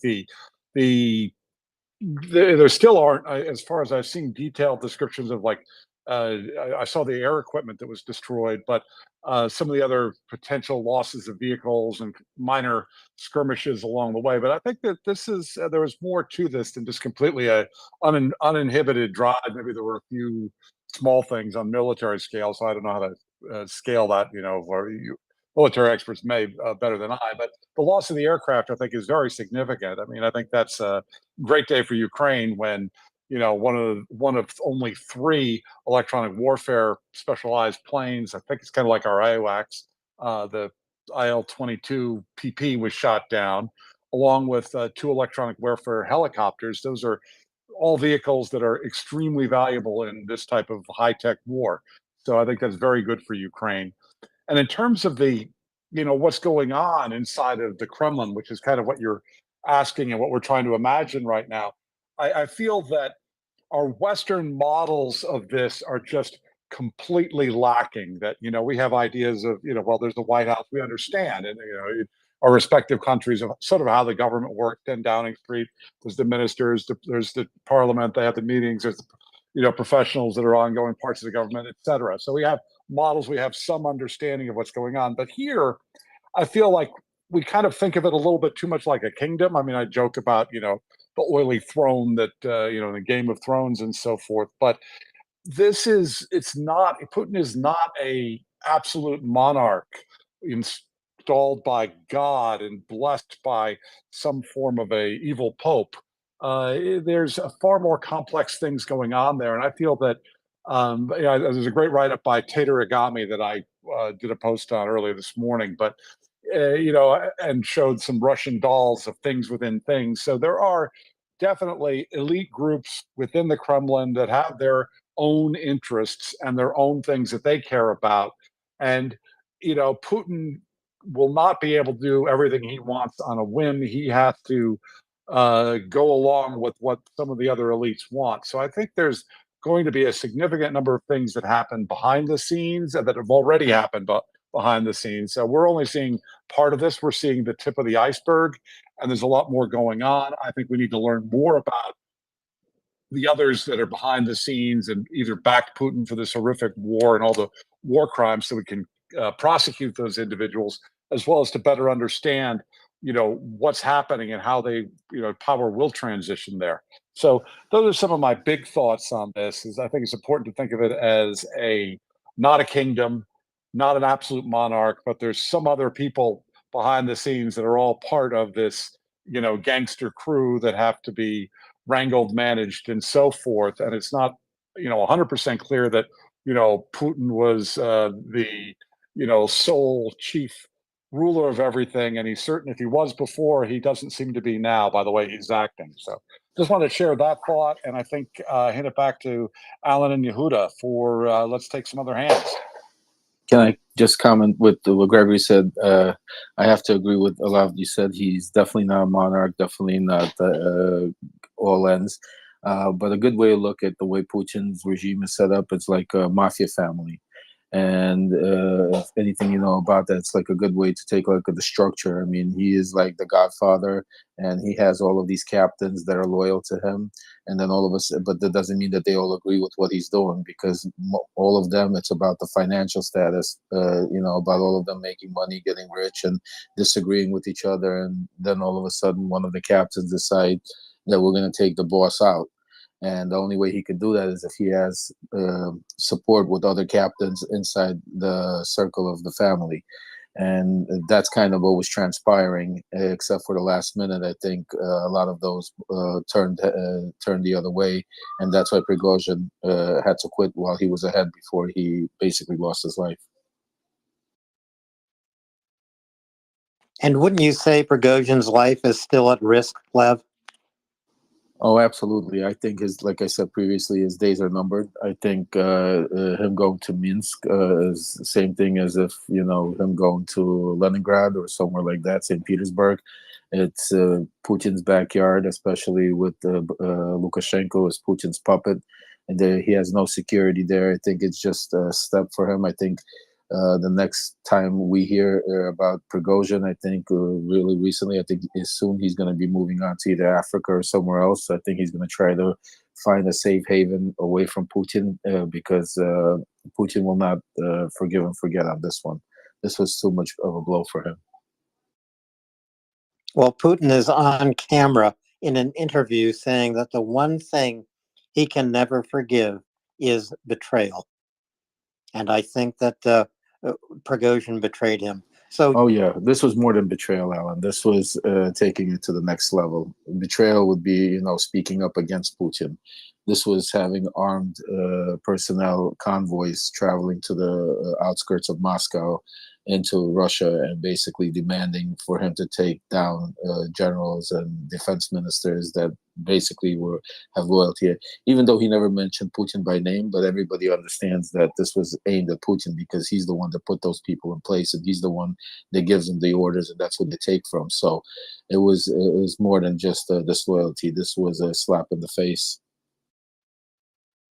Okay, on to David D, Melhouse, and George. David. Hey, sir, how you doing? You got me? Yep, loud and clear.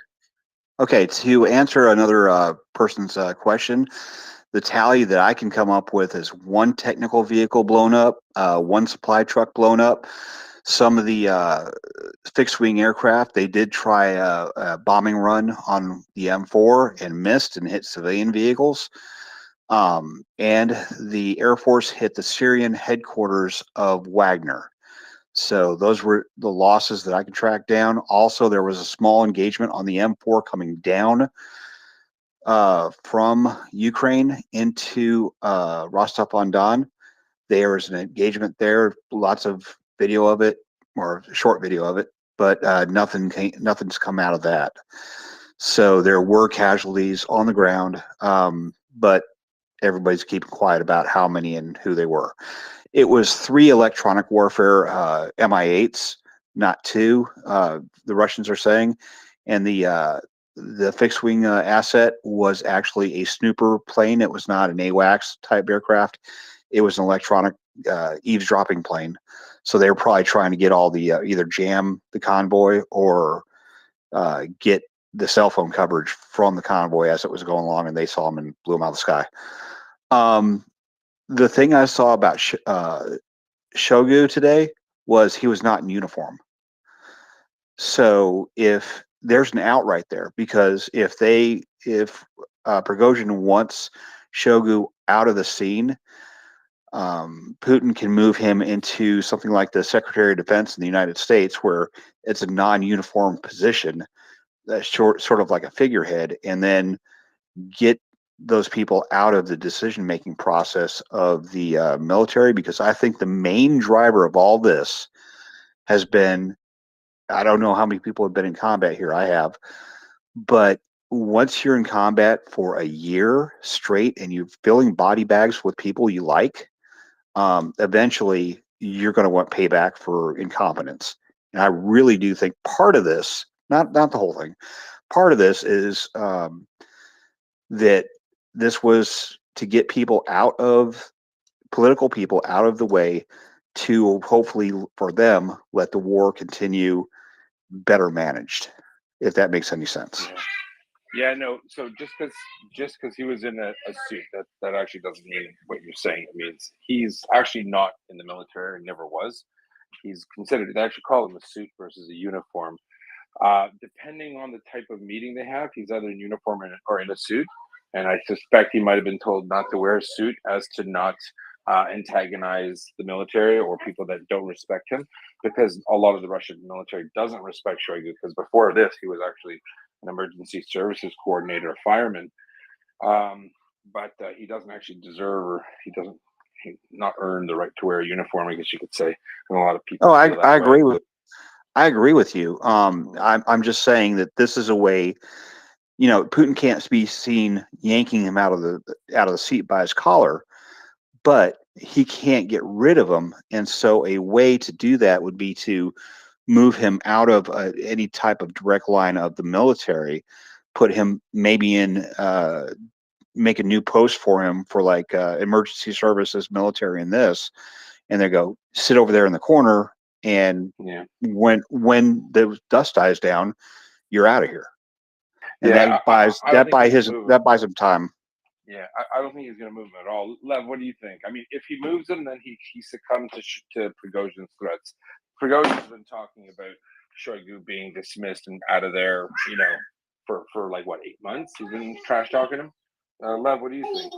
Yeah, no, like I said previously, I mean, even if Putin wanted to remove him on his own reasons, that would basically, I mean, lower himself to basically lose in front of Prigozhin, because Prigozhin's main demand was to get rid of Shoigu.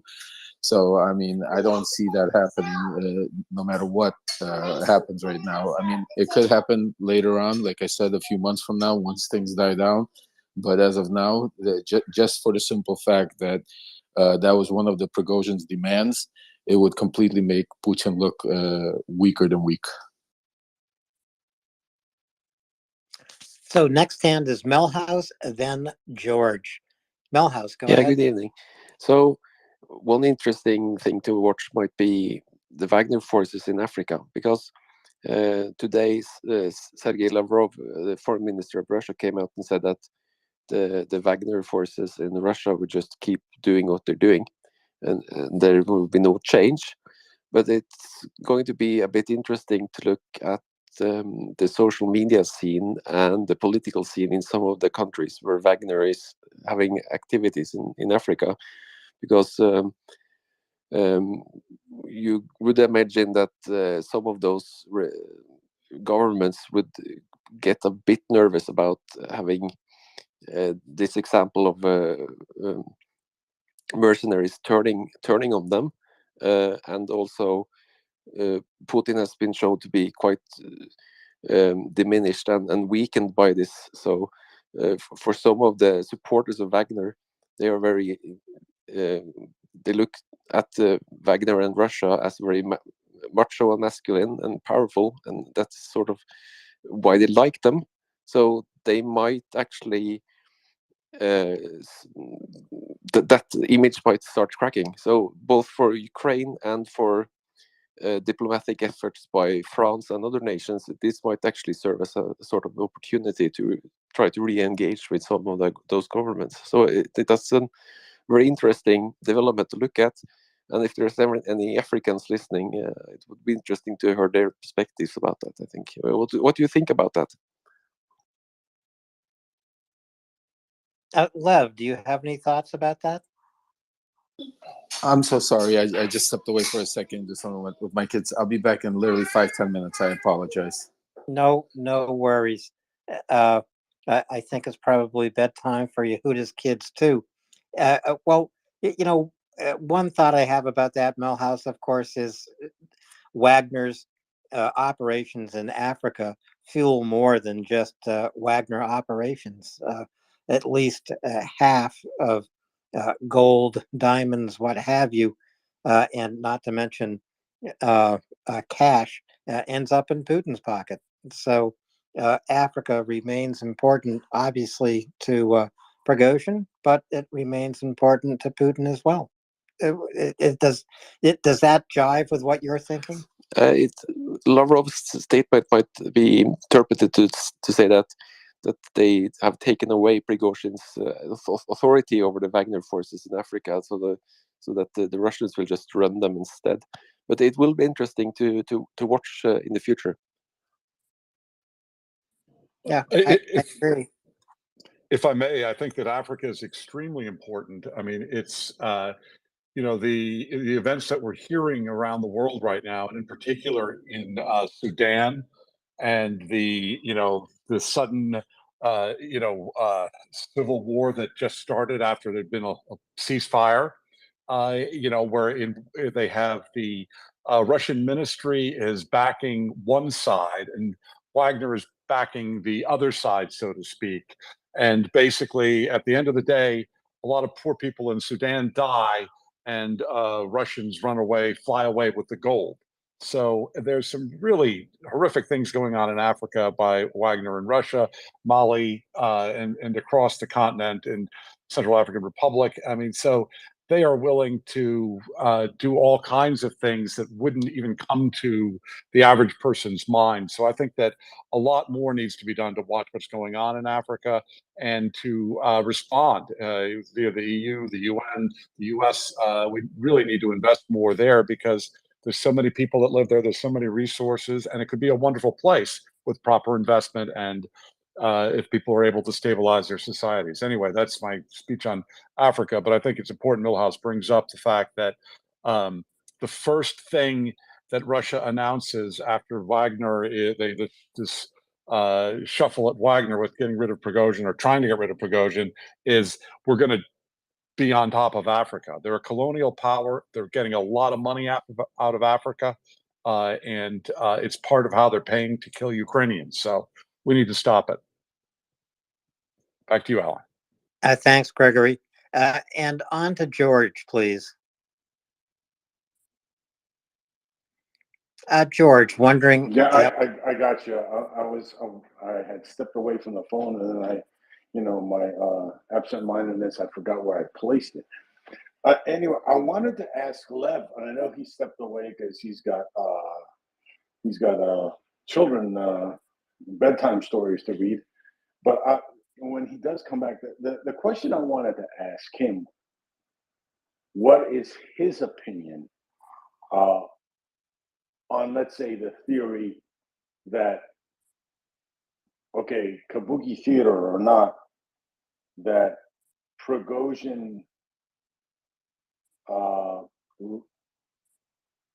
lost somebody that was going to back him, that somebody that was going to back him got cold feet at the last minute.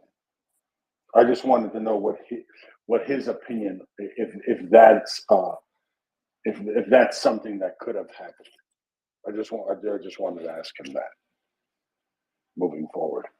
Yeah, that's a good question, George. Because my thing is, it might have started off as like here, I don't know, chew on this.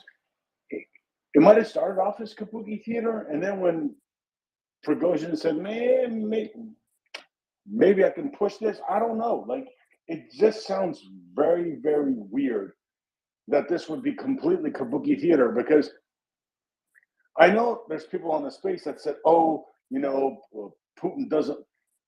To me, he looks weak. Look at the thing he talked about, like he was mumbling today. Like, what the hell was that tonight? He just looks like he's been, castrated. I'm sorry. That's the way he looks around the world. And I don't care how anybody else spins it. This was a bad look for him. Because if he wanted to look strong from this, those guys would have been, vaporized. Before they even got to Rostov, they would have been carpet bombed on the highway, and they would have said, "See, strong Russia, we bombed them to hell," and that would be it.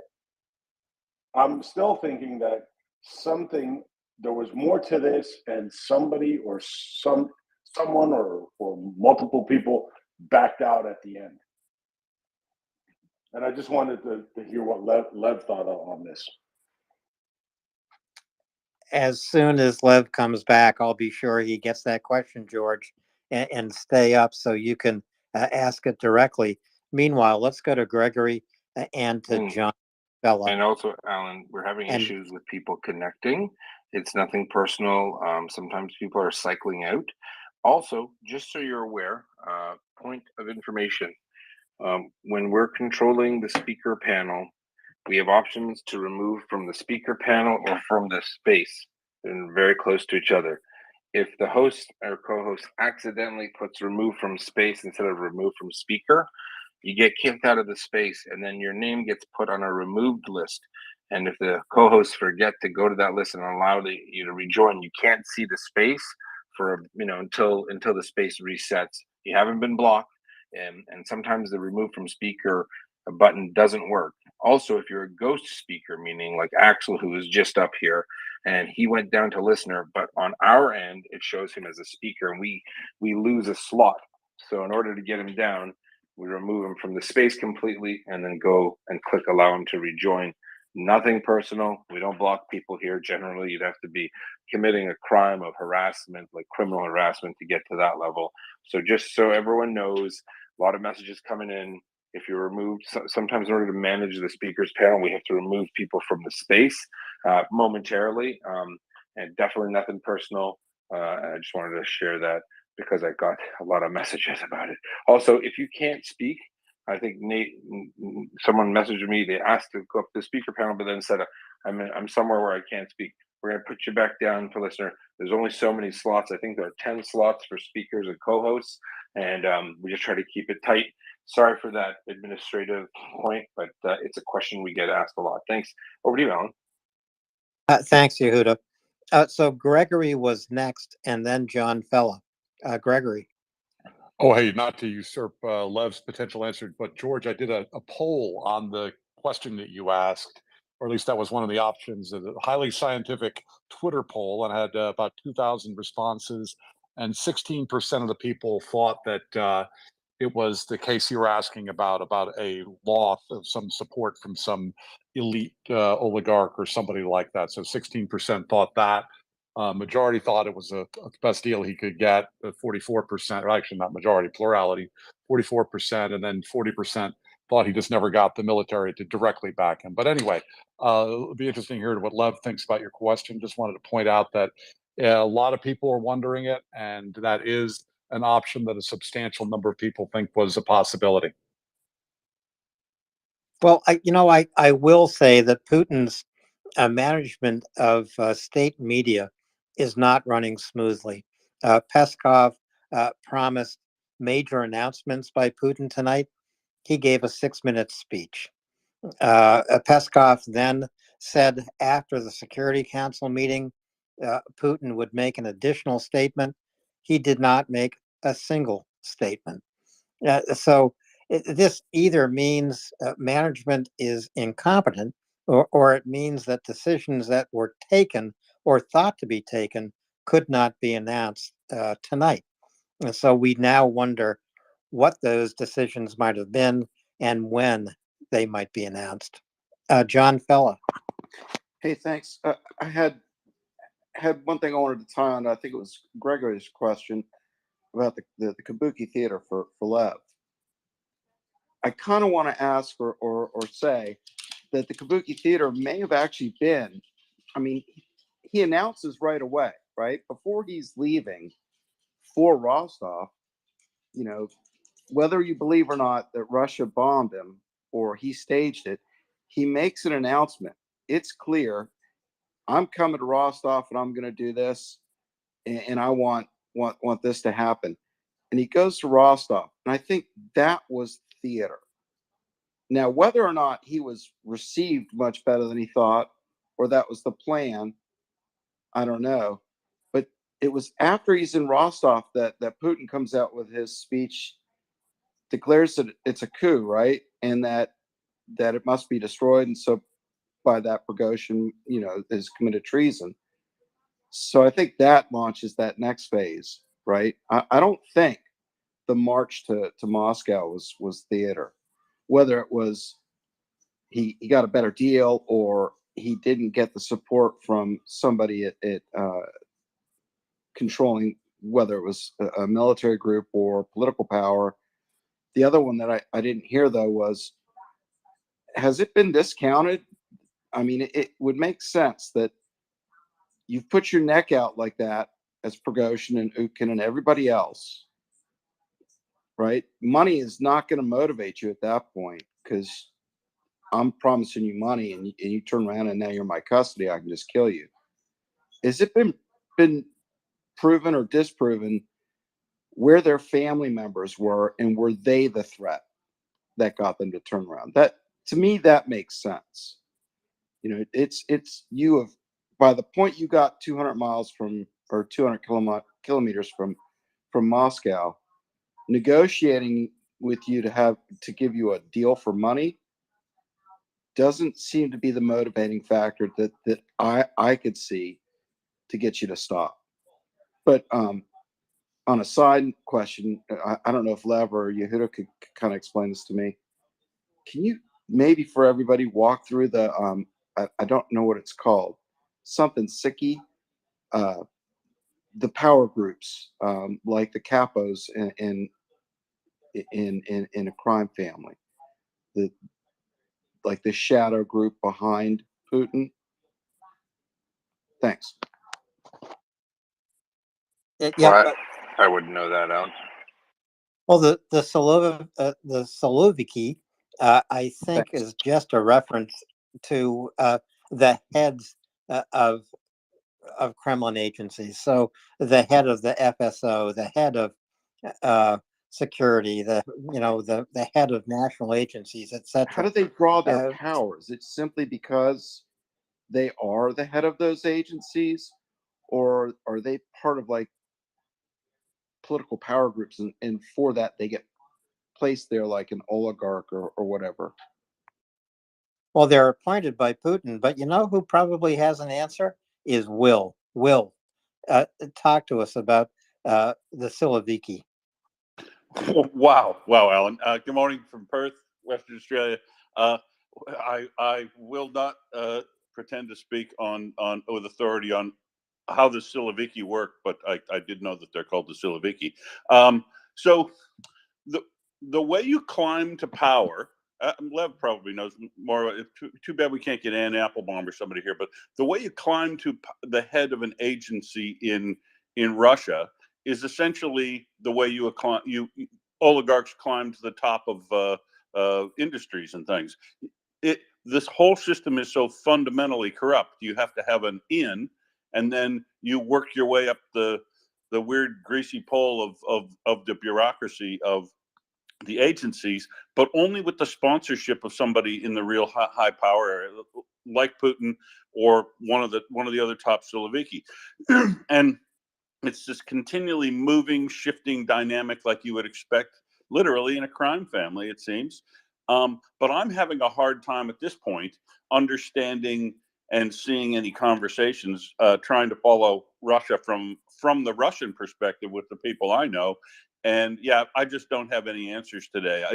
He's asked the exact question I would like to know, which is, what are the Siloviki doing in relation to the major power centers in the state security apparatus, the military apparatus, and the internal police forces that have the power to maintain somebody in power? And I do not know, Alan, but it is the $64,000 question for sure. That what are these people saying to each other? What are their movements? And what sort of indications can we get through this opaque system of trying to examine what's going on inside the Russian government? Probably the best way to do it would be to get some FBI counterterrorism experts and have them, or RICO people that look at crime families, and have them examine what they think's going on from the movements and the speaking and then the intelligence we have. But having read this statement, I heard this statement this morning in the native Russian. I can't believe they put it out. I can't believe Putin went to the podium and spoke almost exactly the words he did the other day, with almost no additional detail and no announcements of any moves at all. So there's clearly a lot going on behind the scenes in Russia that hasn't yet been resolved. But when those folks in the power centers are finally make a decision, things will probably start moving faster. But given the fact that there's no announcement to be made right now, Putin is either bargaining with somebody or a combination of somebodies who have a lot more power at this point than he would have had unilaterally, or he might be not fully in the know. So we just have to wait and see. The most important thing, I think, as I said all through Saturday, all through Sunday, all through Monday, is Ukraine just needs to stick to its knitting.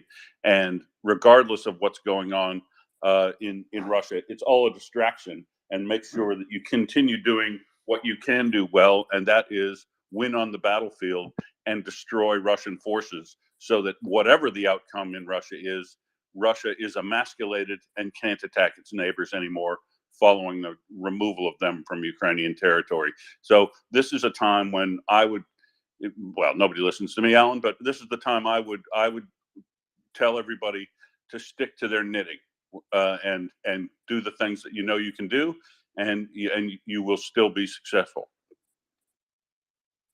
Yeah, I agree with you, Will. And the Ukrainians are sticking to their knitting, making advances from what we know tonight all across the theater of operations. I guess that the park benches in Moscow were probably quite crowded today, because I have a feeling that is the only place you could have had a conversation that wasn't eavesdropped on. And even then, you probably had to choose your park bench very carefully. Hi guys, I'm back. Thanks. Oh, great, Lev. George, if you are still here, Lev is back. You had a specific question for him, George. So basically, Lev, George's question, and I do hope he comes back in order to ask it himself. But as I recall his question, and it was a while ago. Why don't we grab another hand and then we'll go back to George's question? How's that? We don't want to misrepresent him. Very good. You want to go to plant-based person? Hey, how's it going? I had one thing that I wanted to ask what you all feel the significance was. Do you remember in the middle of all the insanity with Prigozhin that they raided the office in Moscow, the Wagner office, or in St. Petersburg, and then they published kind of compromat on him, and it was it just seemed like it just seemed odd to me. I know, but I wonder, how does that fit into the whole what took place? I could just tell you that you have to keep in mind that Prigozhin not only is in charge of Wagner, but he's an oligarch. He has lots of businesses in Ukraine, media company. His family has a chocolate company and lots of other companies. His daughter lives and has businesses in Moscow. So there's a lot of factors in play why Prigozhin gave up so quickly, and simultaneously, those are the same factors in play why he chose to do what he did. And like I said again, I mean, he would never. I mean, Prigozhin grew up. I mean, he's a Russian. He served time before. He's gone up the ranks. He knows these people not for 1 year, but tens of years. He knows how things work in Russia. He knows who's in charge and everything. And there is no way that he decided to do this on his own with even an army of 20,000 or 30,000. It doesn't matter, because he knows he could get wiped out second. The only way he would have been able to succeed, and the only reason he tried, was because he was having assurances and promises that were not kept from people in the inner circle of Putin, that either at the last minute or they baited him. I don't know. We're still waiting to find out exactly what happened. My sources are telling me that right now Putin is going through some major decision making, and that we're going to see purges of certain people in the military and even in the inner circle, because of the loyalty that they were trying to pertain to give to Prigozhin. But once he realized that he wasn't getting it, when he reached the outskirts of Moscow and realized now this is going to be a fight 100%, he understood that there's a war he can't win, and he took whatever off ramp he could get. And I think right now his only negotiating skills is money, to be able to, give up a lot of the stuff that he has to be able to save his family. Sorry, Go ahead, George, really quick. Yeah, that was my question I wanted to pose to you, because that was it just didn't make any sense for him to get to a certain point, after like everyone around him was pretty much standing down. And to me, people said, "Oh, it's Kabuki Theater was set up." To me, it looked like they were just scared to engage him.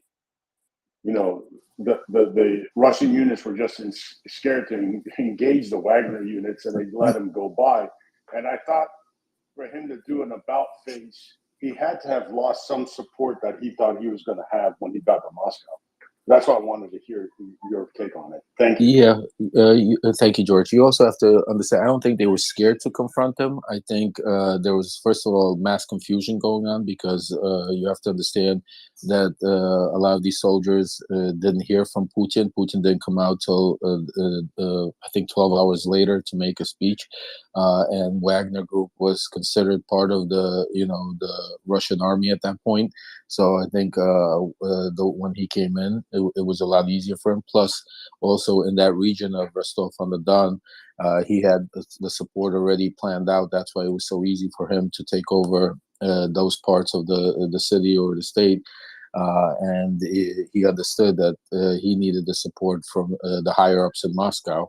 And he figured that once he gets there, people would come out and start going against Putin. That would turn it into an even fight. But once that did not happen, and the support for Putin came in strong, and that's why it was negotiated so quickly.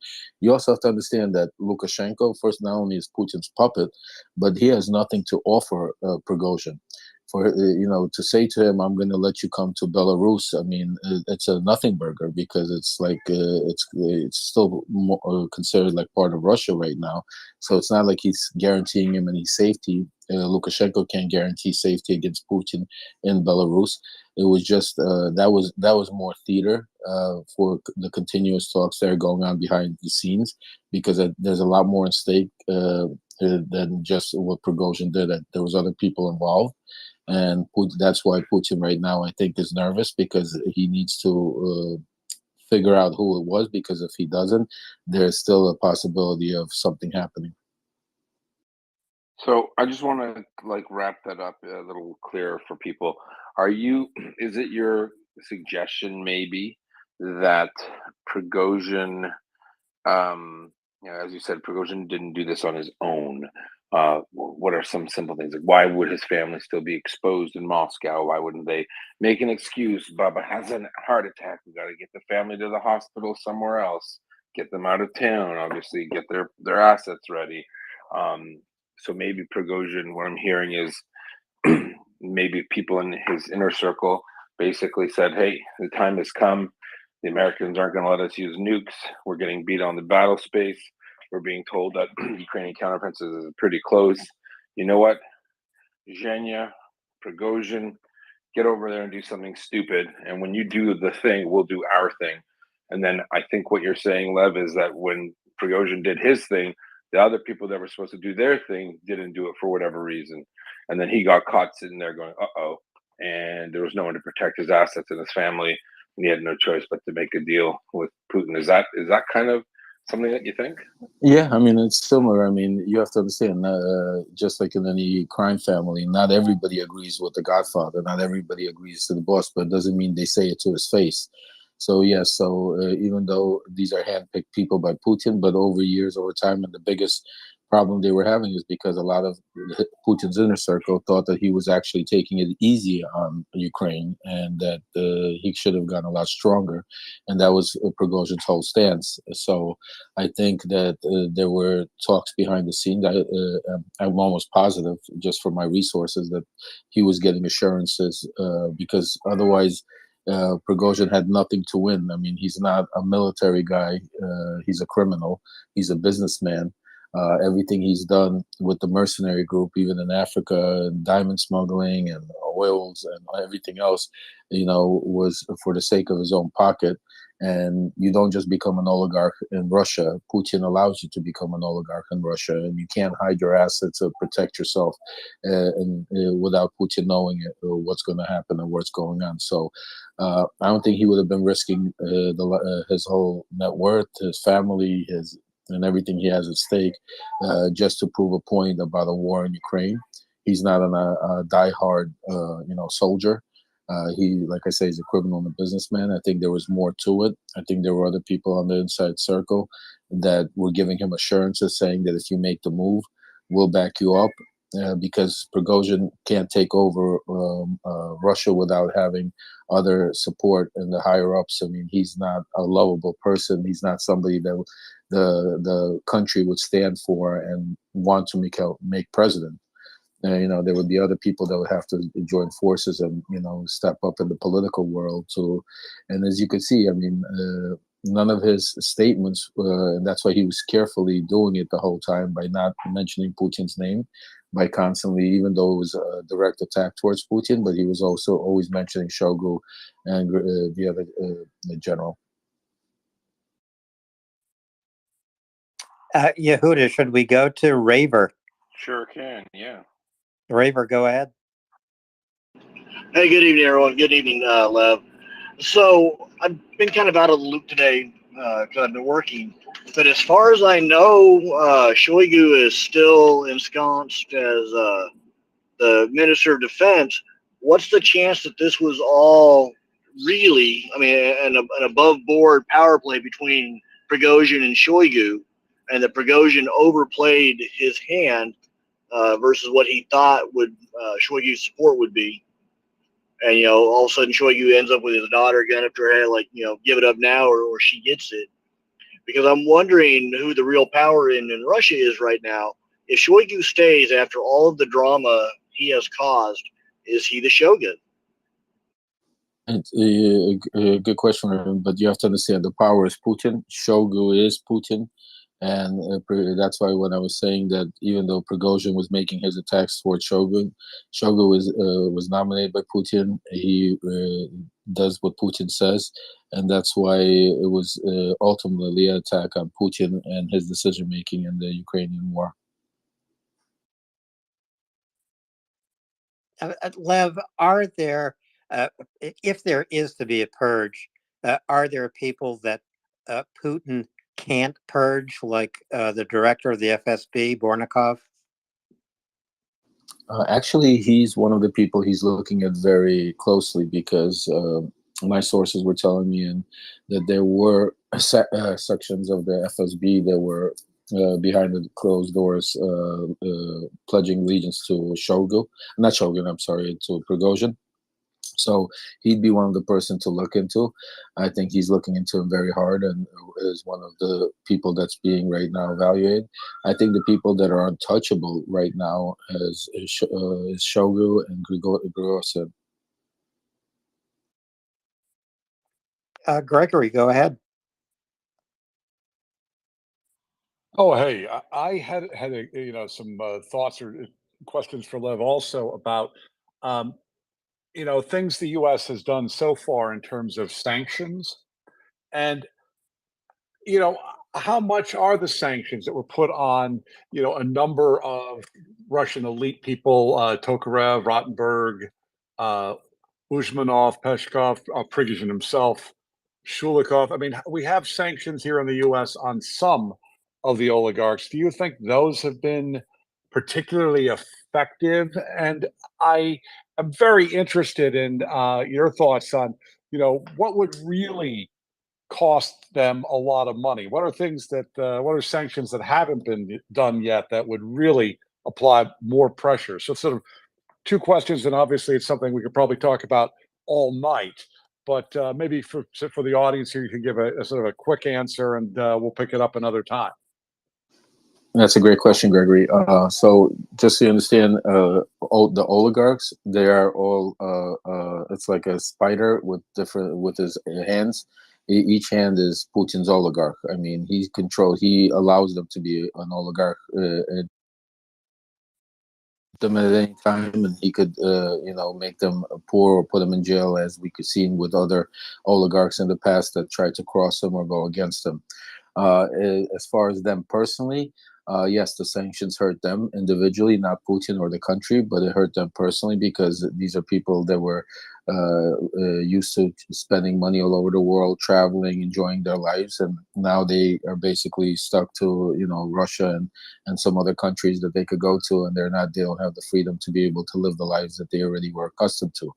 From that standpoint, as far as sanctions the U.S. could put on, I mean, we put on some extraordinary sanctions till now. I don't think there's really anything the U.S. could do that would deteriorate Russia in a way.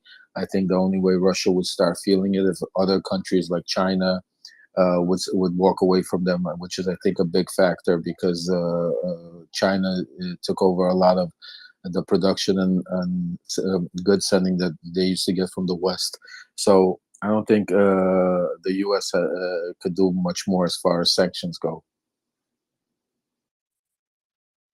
Oh, interesting. So, as I understood it, if the U.S. declared Russia a terrorist state, that would sort of really, have gigantic effects in terms of world trade, in terms of in the U.S., and actually even in terms of our communications on Twitter. So anybody who's getting a paycheck from Russia, kind of can't anymore because you can't be transferring this money around to a terrorist organization or terrorist state. So wouldn't some level of sanctions, that, albeit that's pretty extreme, but wouldn't something like that really, sort of chop off a lot of the trade that's still ongoing and apply even more pressure? I mean, what do you think? I think those sanctions would hurt the individual Russians more than it would hurt Putin himself or the country, because remember, Russia is a big player in the oil, the gas industry, and so they still have a lot to bargain with, and with their relationships with China, North Korea, Iran, and some of these other countries, it gives them enough. And Russia's a huge country of its own. They have a lot of their own, and they've been able to produce a lot of their own products over the years, and leaning towards that, not to be reliable so much on the West. So I don't think it would hurt the country as much as it would hurt individual people. And when we say individual people, you have to understand most of Russia is urban countries, that they don't watch only the Russian media, Russian television, and follow what Putin says. There's about maybe 10-15% that are westernized, that were able to travel, are using all of these by making money with the West and so on. So those were the people that would get hurt the most. The majority of the Russians, nothing would change in their lives because they still don't go to the restaurants. They don't buy the food that or the technology that was provided from the West. They don't do business with the West. They primarily do business inside of their own country. Yeah, so it would be painful for a limited set of peoples. You didn't think it would really hit Putin himself. Yeah. Hey, by the way, just an aside question here: is it true? I mean, I saw these people throwing out this stat at the beginning of this round of the war that there's some 20% of the Russian population that lives in rural areas with no indoor plumbing. Is that true? Oh, absolutely. I mean, it could be even more than 20%. That's why that's what part of what I was saying is that majority of Russia is still it's not what you would expect like America, where and no matter where you go, even though you go to some places where they're still not modernized, they still have cable TV, they still have internet, they still a lot of places in Russia they don't know what internet is, still they don't have it, they don't have access to sources of information, and they live just like they lived 40 years ago. It's that maybe 10-15% of the country that's been able to travel to the West, have family in the West, have started doing business in the West, and got a taste of what it's like to be able to live in a free society, that would get hurt the most, and they are getting hurt the most right now. Yes. Go ahead, Gregory. Oh, I was going to continue on along with some of these lines, but why don't you take a question or two, Alan? Well, my question, Gregory, and it is a tangent to yours. Lev, I'm wondering if the ruble collapses and it affects Russian society across the board, would that finally move Russians out of their apathy and into action of any kind? I mean, yeah, if something is drastic, I think that would be the most drastic point. If the ruble collapses, that's when it would start hitting those sections of the Russian population that depend on the ruble, depend on the Russian economy as a whole, and Russian production and Russian agriculture. So yes, that would then start turning the average day Russian citizen and getting up and start asking Putin questions. Gregory, back to you.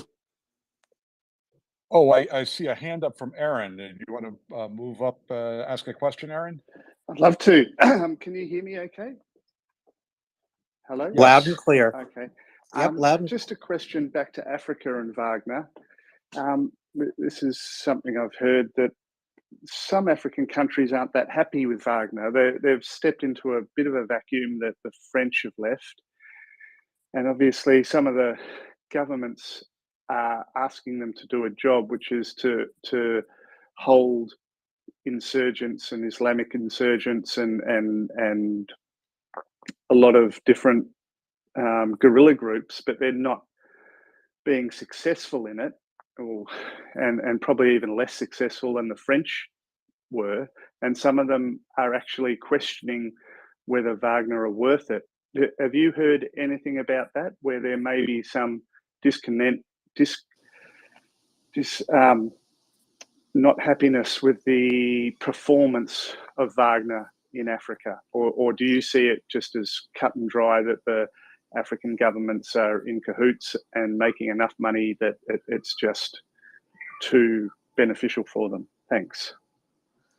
Yes, good question, Aaron. Prior to what transpired in the past couple of days, I think the African governments were in cahoots, and because you have to keep in mind, Wagner did not come out of thin air, and it's not like Prigozhin decided, okay, I'm going to make this group of mercenaries Wagner, and I'm going to go do all these things on my own. This was assembled by Putin, by the Russian Federation, and everything that Prigozhin and Wagner were able to do was because they had the support of the Russian Federation and the Russian army backing them, and there was always the big brother in the air. After what transpired right now, Wagner, lost all credibility and all power. So I think that's why we're going to see a lot of different things transpire over the next couple of weeks. Thank you.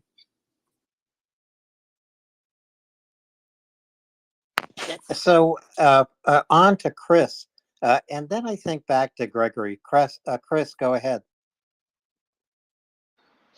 Thanks. Hey, Liv, I don't know if this is out of your realm of thought or if you don't even want to go down this road, but I'm just curious on what you see, how you see Russia, how this plays out post-war.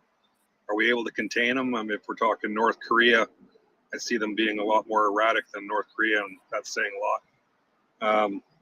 So I guess that, you know, we can get them with their tails between their legs, and we get them out of Ukraine, and we win this war. When we do win this war, what's next?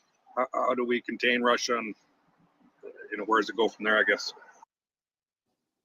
Great question, Chris. I mean, my opinion, the way we could contain Russia is by winning the war.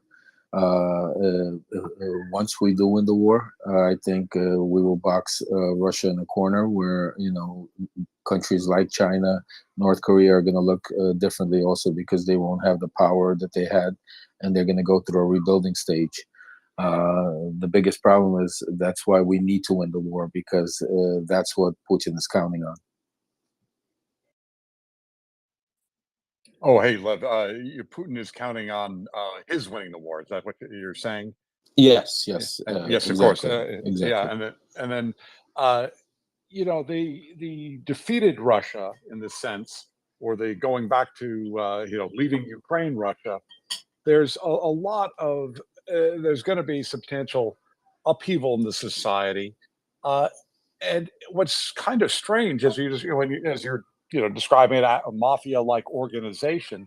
What is the relationship of, you know, since everything flows from the center, everything flows from Moscow, everything flows from Putin, that if you have such and such a business running in Russia, you owe it to your friendly mini oligarch who gets it from their mega oligarch who gets this sort of dispensation from Putin.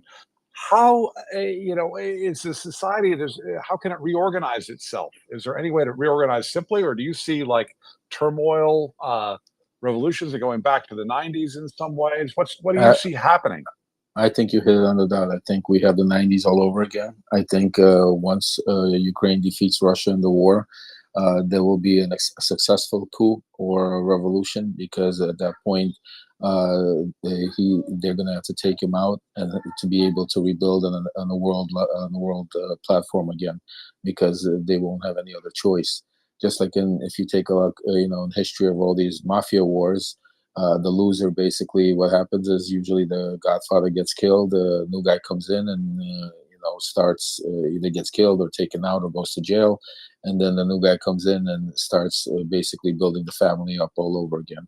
And I think that's what is going to transpire. The only way we could get rid of Putin is by winning the war, because Putin basically laid it all on the line with this war.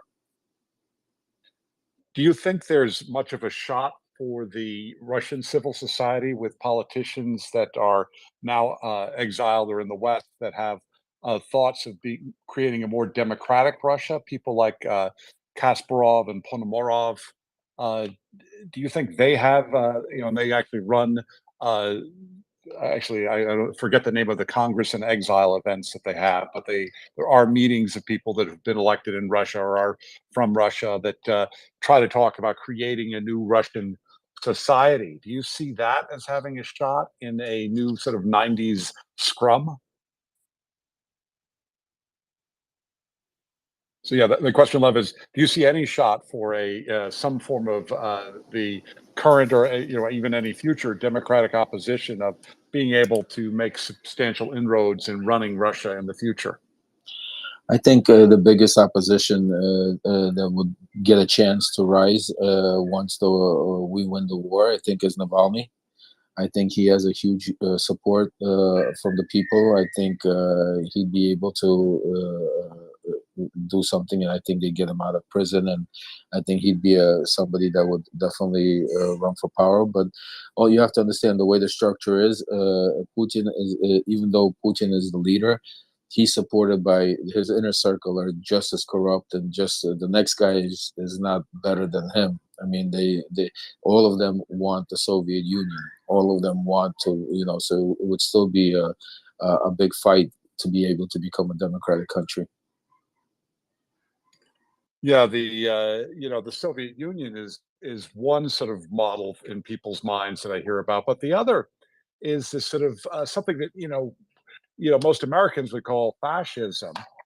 Some people were describing it as Russism, but there really seems I've really thought that Putin believes the stuff that he says about Russian history and so forth. I mean, does he really believe it? Does he really believe that the stories he tells about Rurik and the 1,000 Years? And I read his whole essay on this, by the way. Um, and when I hear him talking, sometimes I wonder, like, I kind of think he does believe that, this story of the Ruski Mir that he has, and is it? Do you think that that's something that he and others actually literally believe? Is my question for you. I think the first thing they all believe is in the power of the dollar. I think a lot of it is financial to them, all of them personally. But I do believe that they do believe in that to some degree, and that was, I mean, listen, Putin's main goal from the moment that he took office was to reunite the ex countries of the Soviet Union and make the Soviet Union back as a powerhouse and make that his legend. And that's what his inner circle is all about. So it's not just getting rid of Putin; it's getting rid of several people in the inner circle to be able to. And there's a lot of people that names that we don't even know that are in the shadow group that control, help, and run and support things left over from the 80s and 90s. Yeah, I mean, I guess the other sets of questions I have, if we're talking about, hypothetical Russia after defeat, is, how bloody could a power transition be with large numbers of people with, no moral compunctions to not do something, and actually large, the presence of mercenary groups and heavily armed, private armies. Uh, how bloody could this thing get in a potential Putin overthrow, and or just what happens afterwards? I mean, the 90s were very dangerous, but could we see a very violent Moscow in the near future? I don't think it would be bloody from a standpoint of like a revolution war, because you have to understand a lot of the most of the people that are to we're talking about people that give orders, and then we talk about the soldiers and the police officers that have to fulfill them, and all of these people have families and grandparents and parents and kids that they would have to go after. So it all depends on the power of the people. If the people stand up to the government and try to overthrow it, I don't think it'll be bloody. Dangerous is a different thing, because once the vacuum opens up, and that's why the 90s were so dangerous, because you had the criminal aspect come into play, and basically it became a free-for-all, and if you were powerful enough, you took what you wanted. So that, I think, would definitely come into play with any type of change of change of power in Russia. But I don't think, as far as soldiers killing people in the streets that are protesting or going against the government, I don't think that would happen to such a degree. Gregor, we have a few. And just to touch on that, is I was in Moscow in 1990 when the whole coup transpired, and I was on the Red Square, and I saw with my own eyes when the tanks and the soldiers were given orders to shoot and defend, and the people stood in front of them. You saw these old grandmothers and grandfathers and ladies with children scream at the soldiers and saying, "You are our kids, drop your guns." And that's what they did. Eventually they just started dropping the guns and getting out of the tanks and supporting the people. But Lev, that generation has passed. A new generation has taken its place. I don't think they would have the same courage or the same ability to speak to their children, to command their children to drop their guns. Do you? I think that's the misconception that a lot of people have about Russia. I mean, that's why I keep saying that majority of Russia live the same way they lived 30 years ago and 40 years ago, and 10-15% that are westernized or that have the money or have been able to, as we call the new generation, those individuals, I don't think would be getting up in arms or getting involved in the middle of that. They would be looking how to get out of Russia and move to a different country. Let's get an announcement from Dave and then go to M. David. Hello, Yehuda. Good evening. Thank you, Mr. Parnas, for being with us. Very generous with your time. Of love listening and learning to you. Listening to you and learning from you. It's a minute to 8 p.m. here, Eastern Time, United States. I'm going to ask everybody listening, retweet the space. This is MriyaReport.org. You're on Twitter. You can also listen live on YouTube, as I do sometimes when I can't get on. Hello to all the YouTube listeners. Also share across your other social media. Let the internet know you're here. Retweet, send out a message. If you are of means and you have the time, we are taking donations at MriyaReport.org. It is a registered charity, so you can get yourself a tax receipt. Thanks, Yehuda. Lev, I really appreciate you being here, and I'm enjoying the interactions. Appreciate the time. All right, thanks for that, David. Let's go over to M. M is one of our correspondents, special correspondent from MriyaReport. He is sitting by the shade of a pyramid in the middle of the night in the lovely land of Egypt land. Thank you, Yehuda, and thank you, Lev, for joining us. I guess my question will be, whom do you think is the most important person of interest in Putin's inner circle right now, especially after putting all of them on television tonight? You're talking about who? I didn't understand the question, Greg. What do you mean by who's the most important person that he thinks is turning on him, or that he wants support from? Or what, if you could refine the question a little bit. I would say the power behind the throne right now.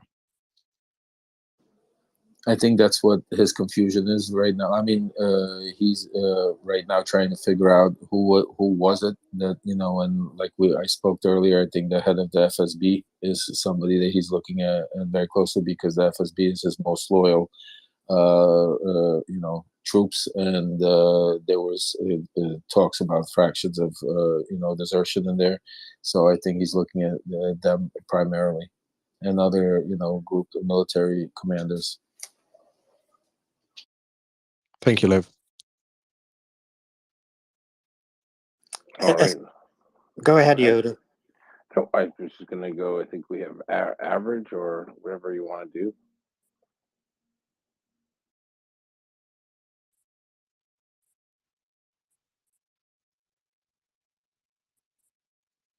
Yeah, average human. Go hey. ahead. Yeah, There you go. Sorry. I wanted to get, I've been listening for, I don't know, since the tips, sort of like what some of your heuristics are for when you're on Twitter and you're looking at just all of the craziness.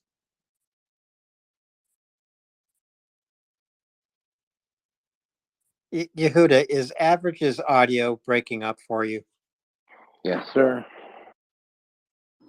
Accurate at what you choose to believe. It is breaking up, Alan, for me too. Average, can you? We can't really hear you. Oh, let me repeat that. Sorry, I was just saying I was looking for some general kind of heuristics of what you choose to believe when you are listening to. Not every Russian account's going to be lying, and not every Ukrainian account's going to be telling the truth. So just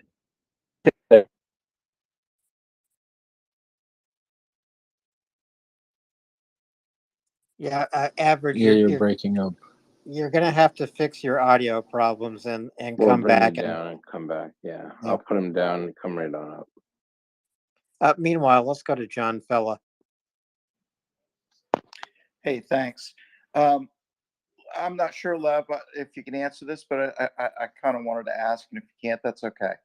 Kind of along the lines of, what you saw in Red Square and the people and how they reacted, and you're saying that the people are pretty much living life and lives as if it was 30, 40 years ago. As this relates to soldiers, even though they get modern technology and they can see telegram, right, and get this information of what's occurring, right? Between the, I guess, insurrection or coup or whatever you want to call this, that function, and then what we're seeing play out, right?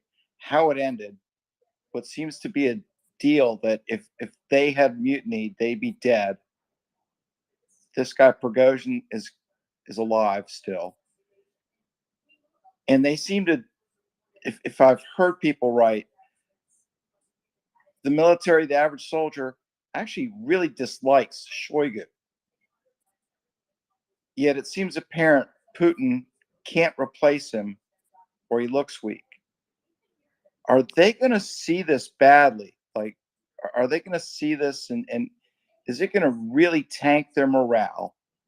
Is it simply going to make them angry? You know, how is this going to impact them? Do you think they're going to just take it? Or do you see some fallout like 30, 40, from the 90s? Oh, I definitely think that the morale is down because of what transpired. I think you'll definitely have a lot of soldiers confused, even though the morale was down to begin with before this transpired because of the way Ukraine has been kicking their ass and because of what was going on. I think that, and this is one of the reasons why I said it was a real big slap in the face to Putin because of what transpired. Because if this would have happened in a regular day when Russia was just Russia, it's one thing. But in the middle of a war where they're not even succeeding and they're having difficulties, to have this transpire, I think it's a huge blow to a lot of the young soldiers out there in the field, and it will be to their parents. It's just too early still to see the effects because it only happened a couple of days ago. I think we'll start seeing the effects within the next week or two and seeing how certain things start playing out because of what happened today. It's like, a hurricane hits and it takes a couple of days until you really realize what the damage was because you have to come out and start seeing it. So I think the hurricane hit, and now we're going to start seeing the effects of it in the days to come. Can I ask a real quick follow-up to that? Yeah, go ahead, John. So I was in another space with you, I could hear your responses to a number of things, and it was interesting because I don't really understand the culture, but Western culture seems to have a view of war. Our parents have a view of war, right? What it means to our kids, what it means to our loved ones that are fighting. When does it really impact the families that they're not asking Putin to help? They're now angry at Putin and want change. That's a great question, and I think we're at the crossroads now. I think we were getting there already with all the losses that started transpiring on the Russian side, and also all the defeats that they were getting to, and now with this basically desertion, insurrection, a coup, whatever you want to call it, of a lot of the military personnel. I think we're going to start seeing the aftershocks, and where a lot of the people are going to start coming out and demanding something to transpire because the longer it goes on, the worse it's going to be for the Russian population. Thanks. Thank you, John. On to David, to George, to Karen. David, please.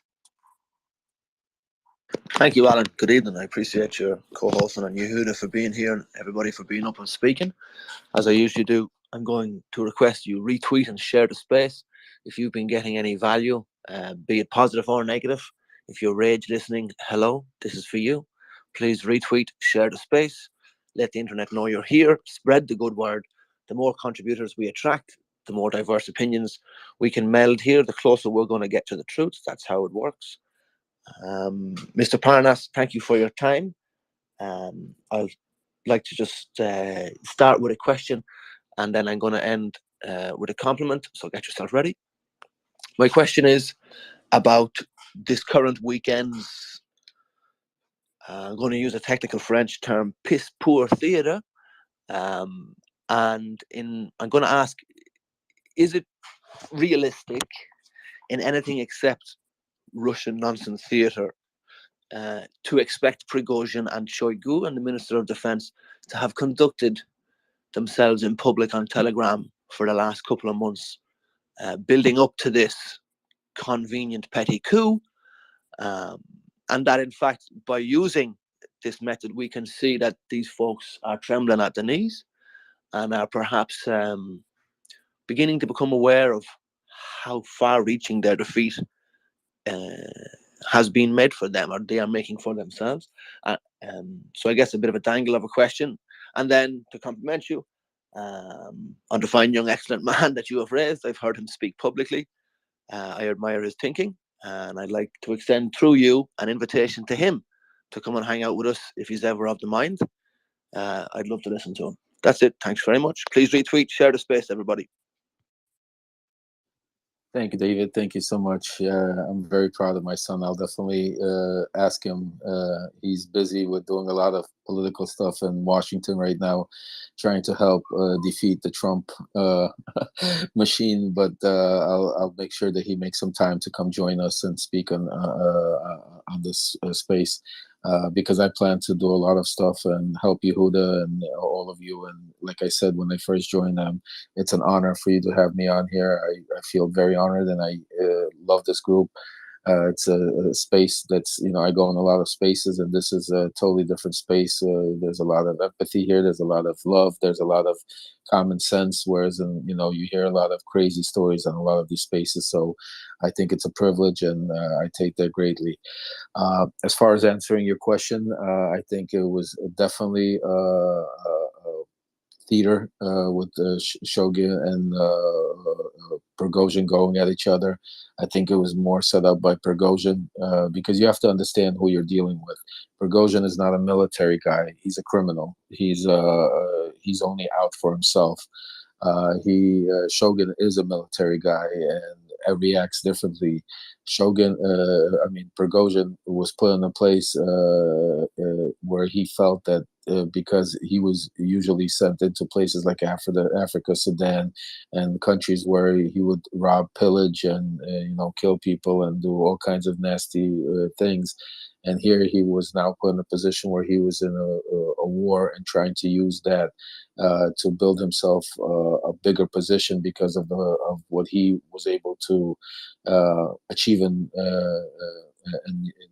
parts of Ukraine. And because of that, he definitely overestimated his hand. He overplayed it, and obviously that's why we see what transpired. And like I said, I don't think this is over. I think this is just like I said, it's a hurricane right now. What Putin is doing is he's basically walking around checking to see what got blown away and what's fixable, what's broken, trying to figure out who's on whose side and what's happening. And we're going to see a lot of fallout to come afterwards. But no matter what happens, no matter how it transpired, this was a great thing for Ukraine and for the rest of the world. Even though people say, oh, it was only 24 hours, it doesn't matter. This was a huge blow for Putin's ego. It was a huge blow for the Russian Federation. It showed cracks in it because you've never seen that before. And I think it just shows that for all of those that people were saying, oh, Ukraine's never going to win the war, bullshit. I mean, just like if somebody said a week ago, you're not going to see a military group going up to Moscow without Putin wiping him out. So don't believe the hype, as they say it. We will win this war, and I think these are just God's way of showing us that keep the faith, be strong, and keep doing what we're doing, and eventually we will prevail. David, do you have a follow-up? Except to say thank you, Lev, for the answer. I appreciate your insight. I'm going to have to think about it and digest it. But something you say did provoke another question, and to me it is, you mentioned Africa and the torture and genocide and crimes against humanity conducted under Putin's watch with Wagner payslips. Do they not have a management problem right now? Do they not need to get Prigozhin as quickly and as expeditiously and safely as they can back to Africa? Because he's the man who's made the deals and will have been cunning enough to have kept many friendly people and many unfriendly palaces? Absolutely not, because Prigozhin was just a face. Like I was saying earlier, the reason why Prigozhin was able to be in Africa and make those deals, and it was because he had Big Brother Russia and Putin behind him. And all those African countries understood that they weren't dealing with Prigozhin, they were dealing with Putin, and he was just the intermediary and doing the dirty work. And there's plenty of people in Russia that are willing to step up and do the same dirty work. So Prigozhin is a liability for Putin, no matter how you look at it, because he has to. If he lets him continue, he's basically lowering himself in front of the world. And anybody that knows anything about Putin knows that his ego is too big, and he would never allow that to happen, even if it was beneficial for him. Tremendous. David, just before welcoming you as co-host, I want to go to George because he has only a few minutes. George, go ahead. Or maybe George's time has already run out. George? Well, so George does have a question. And I have it very, very briefly in the DM, Lev. He is asking that you expand on your thoughts about Navalny. And that's my summary of what George DM'd me. It's the whole question. Yeah, that's a good question. I mean, the reason why I say Navalny has the biggest opportunity is because to be able to overthrow any government, especially one that's like Russia, you need the support of the people. And that's one thing Prigozhin never had. He was not liked by the people. He was not supported by the people. It was basically he was trying to do it through an inner, circle regime change. Navalny has huge supporting. He has millions and millions of people that support him, and he also has the support of the West. He has the support of a majority of the world behind him. He's kind of like a martyr right now, sitting in prison. I mean, he is a martyr sitting in prison. He could have never returned to Russia, but he chose to return and go to prison to fight for his country. So I believe that if there was a vacuum that opens up, that he would be the first person that the people would stand behind to be able to take charge of the country. Why does Putin even keep Navalny alive in prison, Lev?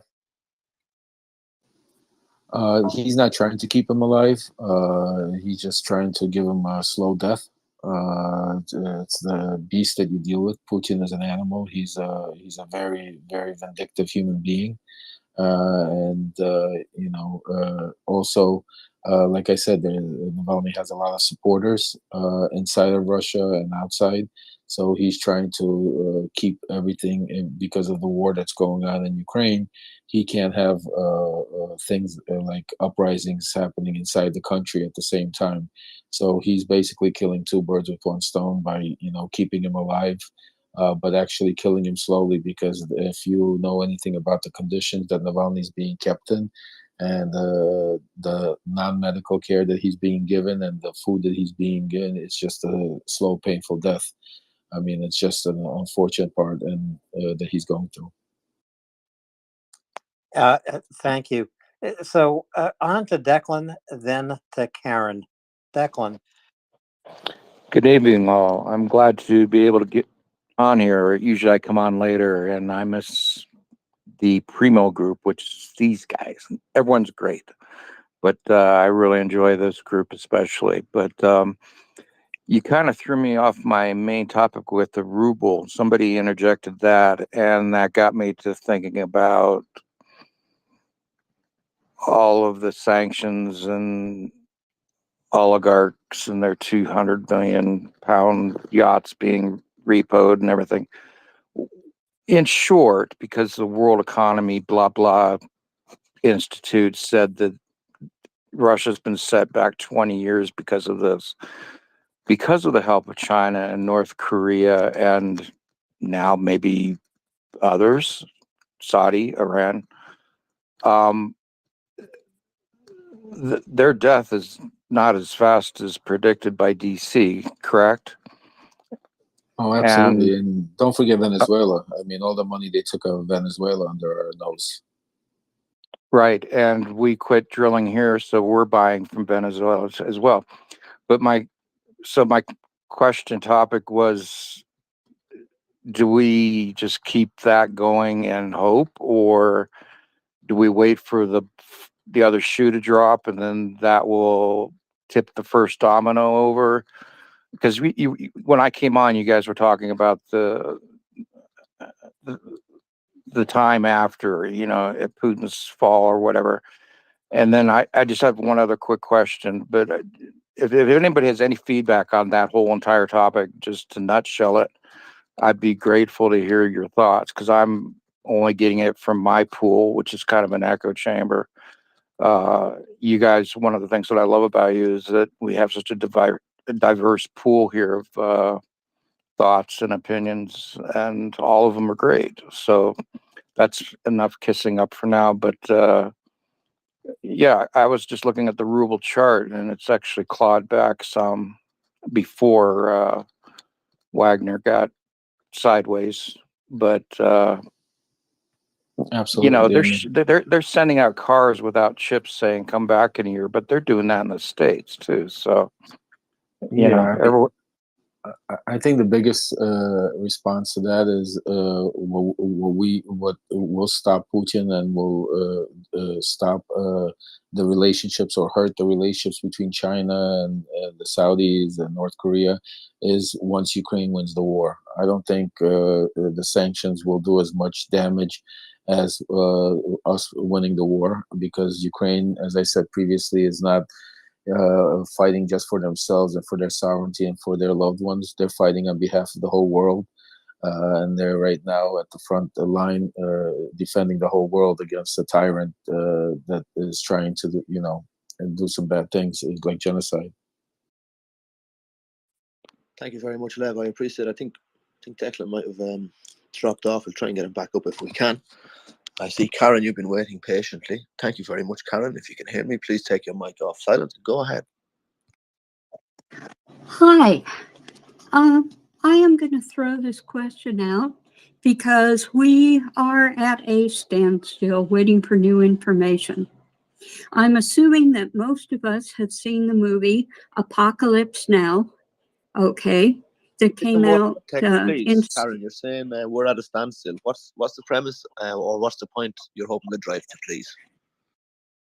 Well, the point of what I'm saying, okay, and I'm just putting this out for discussion, is Prigozhin essentially a Colonel Kurtz character.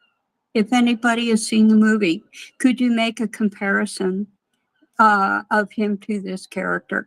And I'm assuming that you've seen the movie and that, anyway, I'm just throwing that out because it's slow right now and we're waiting for more news.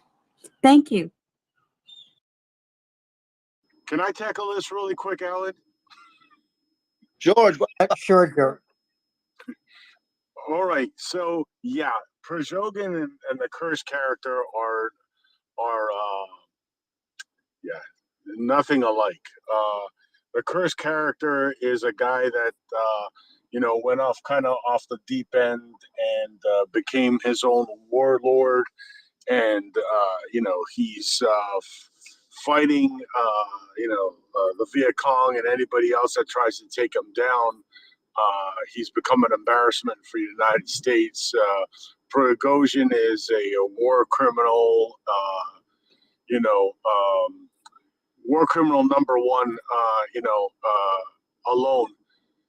I guess next to Putin, he's number two, but he's a 1B. If anybody's 1A, it's Putin.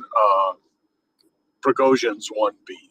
And I don't see the similarities between them, except that one's a mercenary. They were both turned pretty much mercenaries. But and Prigozhin, like Lev said, he has no military background. He was just a thug. In the movie, Kurtz is an ex-special forces operator and officer, with a complete military background. but he becomes an embarrassment, and then the CIA has sent teams to try to kill him, and that's the premise of the movie. But it's not the same, nowhere near the same. Yep, but George, if we think about Prigozhin's coming end, Prigozhin gets killed. Lev, does this become a non-event? I think Prigozhin is already a non-event. I think basically by him getting thrown to Belarus, as I think he's become already a non-event. He already lost all his control and power. He basically took a shot and lost. I think it's now going to be what happens later on inside the inner circle of Putin, and it's going to be interesting to watch when the purge, and I expect the purge to happen. Which heads are going to be rolling, and who's going to be coming into place to take their places. I think then we'll have a better picture of what to expect and what to see. George, go ahead. Okay, so I don't know. I had to cut out. Unfortunately, I was in a bad area. Did anybody get a chance to ask Lev my question about? Well, I had a two-part question. One was about Navalny, and one was because someone asked if it will be an outsider. Let's say Putin falls, whatever you have, and an outsider take power. Just for a historical note, that never works. Outsiders never work. They're seen as outsiders, and they just don't have the street credit to. And it would be the same thing in Russia. So anybody that's an outsider would not be a viable candidate to take power. But I wanted to ask Lev, can you just expound on the whole Navalny thing? Because a lot of people, I think, in the West are completely looking at him with rose-colored glasses. As someone that grew up in Ukraine, obviously I see that you're Ukrainian by descent. You were born in Odessa. Can you expound on what Navalny really is for the listeners? Sure. I mean, I don't know Navalny personally. I just know that some of the things that he's trying to do, and and I know he has a strong support of a lot of people in Russia, especially the new generation Russians, the Russians that are like westernized. When I say that, because we're able to travel outside of Russia, we're able to get mass information from different sources than just watching Russian TV, and being able to feel freedom. And I think he stands for that, and to go against the old regime, the old KGB guys, and the guys that are trying to just control the country from the top down. And as I said previously, I think he would be the most, if he survives till then, when Russia loses the war with Ukraine, I think he would then definitely be a prime candidate to be able to have the support of the people to be able to take over Putin. I agree with you that no outsider is going to have a chance. They don't have not only the street credit, they don't have the relationships, and that has to be built inside of Russia to be able to have the support of the people. Yeah, I was going to say really quick, Alan, just a follow-up. I really wanted you to just stress that, people see Navalny as like this, Western type, leader. But, if you look back at a lot of his statements in reference to Ukraine, once you start scratching his surface, you start seeing that, old Russian habits tend to die very hard. And a lot of his statements, even though he's tried to clarify them. George, I think we're losing your audio. We're losing. But while you're getting your audio, I'll say this, George, you're 100% right. And that's exactly why I was saying that Navalny is not a Westerner, somebody, he's not an outsider. He's Russian by nature, Russian by heart. They have still the same majority of the same beliefs. The West just made him out to be this big time hero because of him becoming a martyr and taking on Putin and still staying alive at this point. And that's why he's the only person right now that the West has to build on that would be better to Putin. Because remember, we always just like other countries, we have our CIA and everything else that are working day and night to try to overthrow Putin in one way or the other and try to sabotage him or try to do whatever we can because we don't want that regime. So right now, Navalny is our best choice. Sometimes the best choice is not the best choice forever. Just like previously, we've dealt with, Osama bin Laden when we had to, and then he turned on us, So it's not to say that Navalny would be a great president and somebody that would would turn Russia into a westernized country democratically. But right now, he's better than Putin, and that's why he has the support of a lot of the people on the inside, and that's why I think he's getting such support from the West.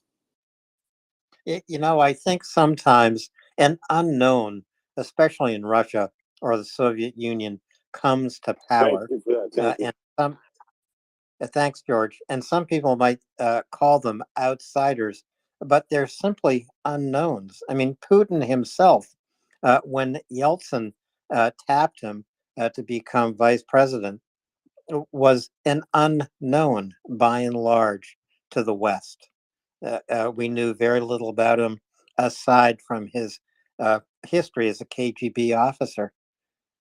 I mean, there could be a completely new face that succeeds Putin, and we might not know anything about that individual. Would you say that's accurate, Lev? 100%, Alan. I mean, you hit it on the dot. I mean, there's so many players out there that once the vacuum opens up, that will come into play. And that's why we don't know who it will be, but it definitely won't be one. When I say outsider, meaning outsider, somebody that's not doesn't have the Russian beliefs, doesn't have the support of the Russian people, and doesn't have support of certain shadow Russian money. That's without that you can't move anywhere. So to Gregory, to Boris, to Yoke, Gregory. Oh, hey, back again. I'm also wondering, by the way, Lev, we talked about the gangster nature and so forth, and this war's been going on. Are we at day 500 yet? I'm sorry, I'm not on the precise day, but day it's 488, I think. 488. Well, we're getting there. Counting down, 2 weeks left. And very early on, late March of last year, the U.S. Biden made a speech in Poland, and in April they got together this 50-nation group. I think it started at 45-ish or so, but it started to become pretty clear that there was a large amount of force and support for Ukraine that was going to be available. And it is built up slowly, and perhaps it's a little bit of a Biden boa constrictor strategy where, it's getting tighter and tighter and tighter.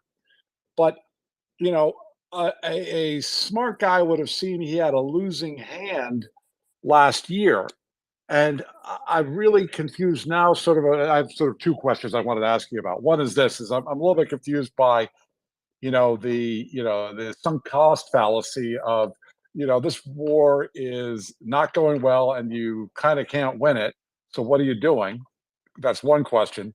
And then the other thing I'm interested in, and maybe it's too much to jam here in one evening, but I'm also very interested in, what are things that scare Putin? I mean, so two different questions. Maybe pick one, and let's move on to some other people as well. Whatever you feel like, Lev. It's your show. Well, it's all of our show. So we're all here to make opinions count. I'll tell you this much. I think Putin doesn't look at it the same way because there's certain factors in play that we sometimes tend to overlook.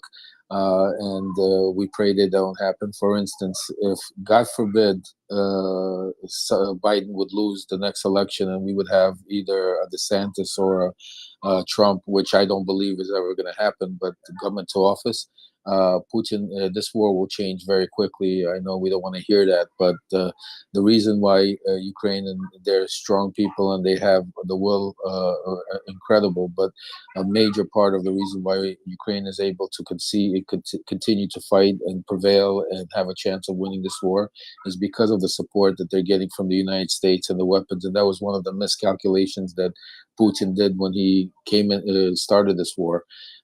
So right now he's playing a waiting game and hoping that certain things in the U.S. administration change, elections happen, and London, England, elections happen in France, and you get some right wingers in there, right wingers there. All of a sudden, that same support is not coming, and it's a totally different ball game.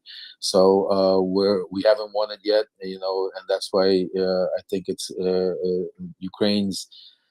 Ukraine's survival is at stake with our elections here. And I say that all the time, and I think it's very important because I think Russia also, not that I think, I know for a fact, Russia has put in a lot of money, and there's a lot of money that's being put into lobbyists and campaigns of all of these right-wing Trump, Republican, GOP congressmen and senators that are out there talking about to end funding and talking about stopping this war and manipulating, and that's all Russian propaganda, and that's all their other part of the war, because we consider the war as only people fighting on the front line, but this war is being fought in a lot of different battles, and this is one of them here, and that's why I think it's extremely important for us to win the war here, to be able to win the war there. So I think that's kind of, I hope I answered your question. Oh, I couldn't agree more with that. I guess it's just simply that he doesn't, it doesn't matter if you think you're losing today, if you've got an opening in the future, you see light at the end of the tunnel. I want to keep going. Well, right, absolutely. I mean, when he started the war, if we go back and remember how the invasion happened, Trump basically gave him a window of opportunity. He first came into office and started trying to dismantle NATO. Second, all of a sudden, he stopped. He started extorting Zelensky and stopped providing military aid to Ukraine. And then, last but not least, that right before, during the time when Putin was amassing the troops, the reason why he was even allowed to do that is because we had an elections here that all of a sudden Trump turned into a fiasco by saying that it was stolen. We had a vacuum of power for a little bit where we did. I'm sorry, guys. I'll be there in a second. I'll peel it for you, okay? I'm sorry, that was my son. Important order there, Bev. I think you want to take care of that if you get a chance. Yeah, I'm going to go peel that apple for my son once I'm done with this question, then I'll be back. But I think it was a combination of things that basically gave Putin an understanding. And also, there was another source, the pro-Russian government in Ukraine at the time was also telling Putin that come on in, and it's going to be like another Crimea. People will take you in with open arms. You're not going to get that resistance.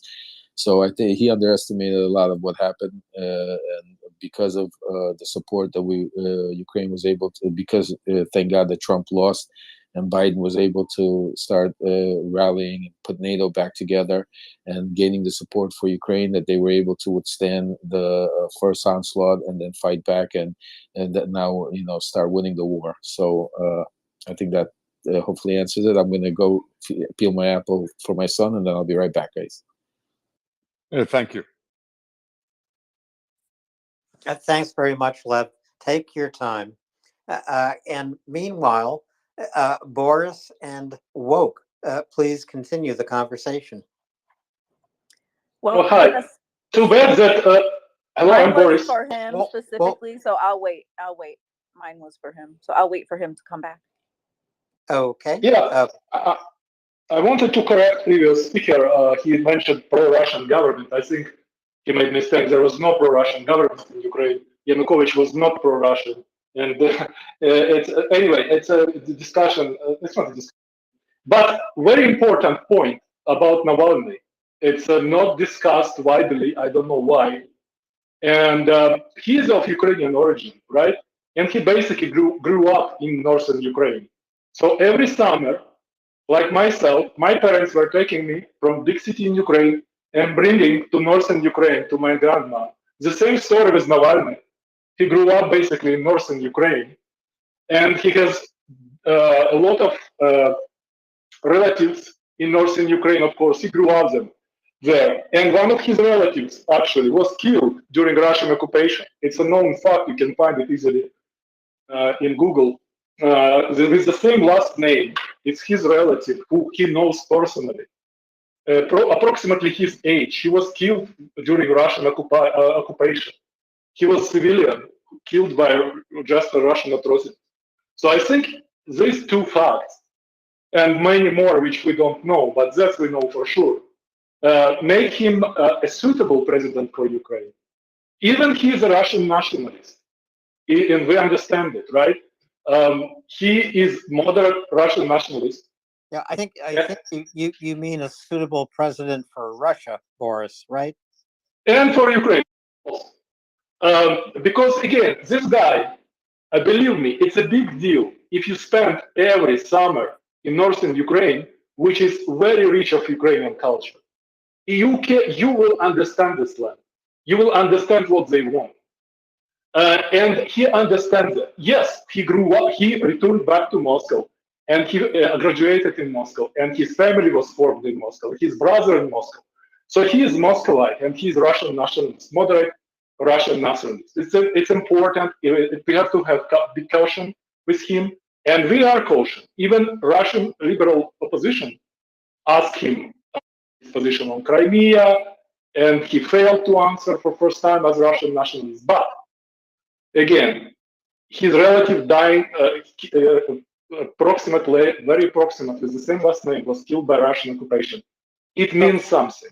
Yeah. So Boris, do you regard Navalny as a Russian imperialist, or just no? Of course, no, of course not. He's nationalist. He's a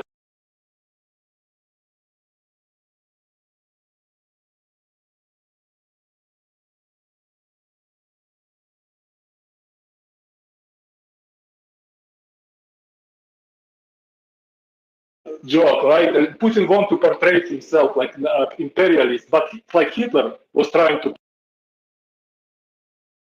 Navalny is known in Russia. Yes, of course, not so popular as someone who is on federal TV every day, but he is known among elite for sure, and his chances are maybe the biggest to become a leader who will have this kind of legitimacy by respect the politician. Yes, again, we shouldn't be. He's not Nelson Mandela. By the way, Nelson Mandela, if you look to his background, he's not very sweet guy, and the whole world accepted Nelson Mandela, right? He was terrorist with blood on his hands. So, but we love Nelson Mandela not for that. We love him for what he done for fighting for rights of his people, right? So, Make it lower, leave you stupid. Yeah. So, Lev, right? Your name is Lev. Hello. Oh, Boris, thank you. I think Lev is back with us, and Woke had a. I'm sorry, I just got back. I'm sorry about that. No, Lev, worries. do you know? Lev, do you know that Navalny grew up in northern Ukraine? I didn't know that he grew up in northern Ukraine, but I know that he spent lots of time in Ukraine. I mean, back in the days, Ukraine and Russia before this, I mean, we relatives would live vice versa. I mean, it would absolutely. So, Lev, Woke has a specific question for you. So I want to go back to Woke. Sure. Thank you so much. I wanted to get your take on Miss Tara Reid. Was she a plant? Was she always meant to go to Russia? What's up with her? She's an idiot. No, she's just an idiot. she's don't go into more, like, let's not waste time. She's just an idiot. There's a bunch of them, and she's not a plant. It's just leave it at that. don't give her too much credit. I would. Yeah, let's not waste time on her. Yeah, let's not waste time on her. Sojo, please. Oh, thank you, Alan. Comment to Boris's intervention there regarding Navalny. I think actually it's rather early to be sort of promoting, demoting, or whatever a specific Russian. Oh my gosh, I don't know what to call them. People for running, Muscovy. At the moment, we're concentrating on the war that is happening within Ukraine, on the invasion, the illegal invasion that is happening within Ukraine, and I think that's where we need to have our focus. I would rather not talk about Navalny and his neo-Nazi proclivities, nor Putin and his proclivities, nor Prigozhin, nor Gerasimov, nor anyone else. Let's talk about Ukraine. Anyway, sorry, I was rather slow in my in bringing my point across, but I think I got there in the end, didn't I? It was not me who brought this topic. It was Leo. I think it came up because Lev is here and he's a VIP in the space, and we were trying to pick his brain because he's I was just an asking insider. somebody asked a hypothetical question. We were talking about hypothetics, that if when Ukraine wins the war, and what happens to Russia, and if there's a vacuum of power, who would be the best, somebody that would have the best chance of taking the presidency? And I responded, I thought Navalny would have the best opportunity because of the love that he has from the people, and also his political stance, and right now the way he's treated by the West. So that was just a hypothetical question, but I don't think we got. Okay. I'm sorry. Forgive me. I did misunderstand. I would. Yeah. I'm not sure that I agree with that, but anyway. Anyway, thank you for hearing me out. Thank you, Sojo. I just want to remind folks to please retweet MriyaReport. That's MRIYA report. Retweet this space, bring more folks here. We have been here 24 hours a day, 7 days a week, through 488 days of Ukraine's war for survival. And we will continue to be here every single day, every single hour as Ukraine fights on. You can also go to MriyaReport.org. That's MRIYA report.org. Tap on the donate button and make a generous contribution so humanitarian aid can make its way to Ukrainian citizens. If you can do that tonight and bring a friend there as well, we would be grateful. Any amount, large or small, makes a difference. David or Lou, welcome up. Your hand is up. Please go ahead. Thank you, Alan. David, Lev, great to see you. Hey, I want to switch the topic around. I agree that we should be back on Ukraine. So I want to ask Lev. Lev, could you share a little bit with our audience some of the needs that are, currently in need of support within Ukraine? Like, what kind of activities can this community undertake to help our Ukrainian brothers and sisters? Hi, Lou. Pleasure to hear you again, and thank you. Great question. I actually had a conference call today with Yehuda, with Joe, and a couple of people in Ukraine that I had him speak to. I think right now, some of the most essential stuff that is going to be needed for Ukraine is hygiene supplies. Also, preparation for the winter. Last winter was not as bad, and we were able to get away with it. But I think this winter could be a lot more gruesome. So I think we need to start making preparations for it now. And also rebuilding Ukraine. Some of the projects we've been working on, and I spoke to Joe about that. I think we need to expand on is talking about some housing, windows, rebuilding the windows, help rebuild some of the villages and cities that have been destroyed, so people have places to live when the winter comes, and also using solar power stuff to be able to stay away from the infrastructure of during the bombing, and be able to use the sun and the energy to be able to withstand the heat and electricity. Right. I guess you've had some dealings with some of these efforts in the past, right? I mean, could you share with this audience a little bit about, you know, some of your Absolutely. activities? Yes, absolutely, sure.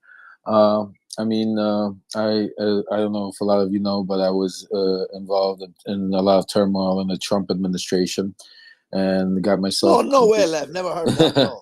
No, Jesus, surprise. Yeah. Go on, yeah, go on. And while I was awaiting trial and on home confinement and going through COVID, obviously this invasion happened in February of 2022, and I had family and friends and lots of people that I love and did business with, and spent time with in Ukraine. And I was sitting home and didn't know what I could do because I couldn't leave the house, I couldn't travel there, I didn't know how I could help.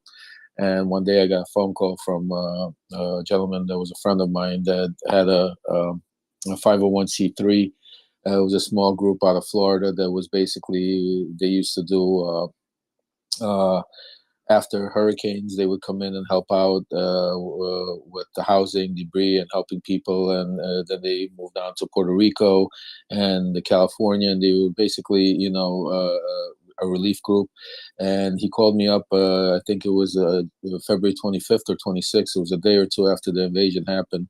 And he told me that he's sitting on the border of Poland and Lvov, sitting there with a little tent, and he's trying to give out these cards, food cards, and give people water, and trying to put into place something where we could help people that are, because there was long lines of people trying to, mass lines of evacuate the country, especially women and children that had nowhere to go and find places for them to live. And I found that as my calling, and at that point, I introduced him using my contacts with the ex-president of Poland. His wife had a huge foundation at the time, and we were able to open up a big warehouse in of Poland. At first, we started supplying using because at that time there was so much disarray. It was fortunate that I not only had political relationship, but I also had a lot of street relationship with people that were able to help get the supplies in the beginning, especially to Odessa and all over, Kiev and lots of other places. And then we turned that little foundation into, right now, this foundation supplies over 125,000 food and clothes boxes to families every month in Ukraine. They currently partnered up with Warren Buffett's son, Howard Buffett, and the Buffett Foundation, and primarily are one of the number one groups in Ukraine right now, giving humanitarian aid. And primarily their mission statement was food and clothing. And that's why right now there's other openings for why I spoke to Yehuda and told them that I think we need to concentrate on other things that Ukrainians will need, because back then it was food, it was clothes, it was anything they could get. Now I think it's a different ball game. There's supply lines opened up, and as far as that goes, I think now we need to go to the next stage and work on, slowly start rebuilding Ukraine, even though, there's a lot to rebuild, and that's going to be after the war is done, the major rebuilding. But I think it's important to be able to fix, things that are being shattered right now, and give people places, a roof over their head, and making sure that they have heat, water, and stuff like that. And hygiene, very important, because a lot of the water is contaminated. So they don't have hygiene supplies, and I think that's a very overlooked thing. Most people don't think about that, but I think it's extremely important for diseases not to spread.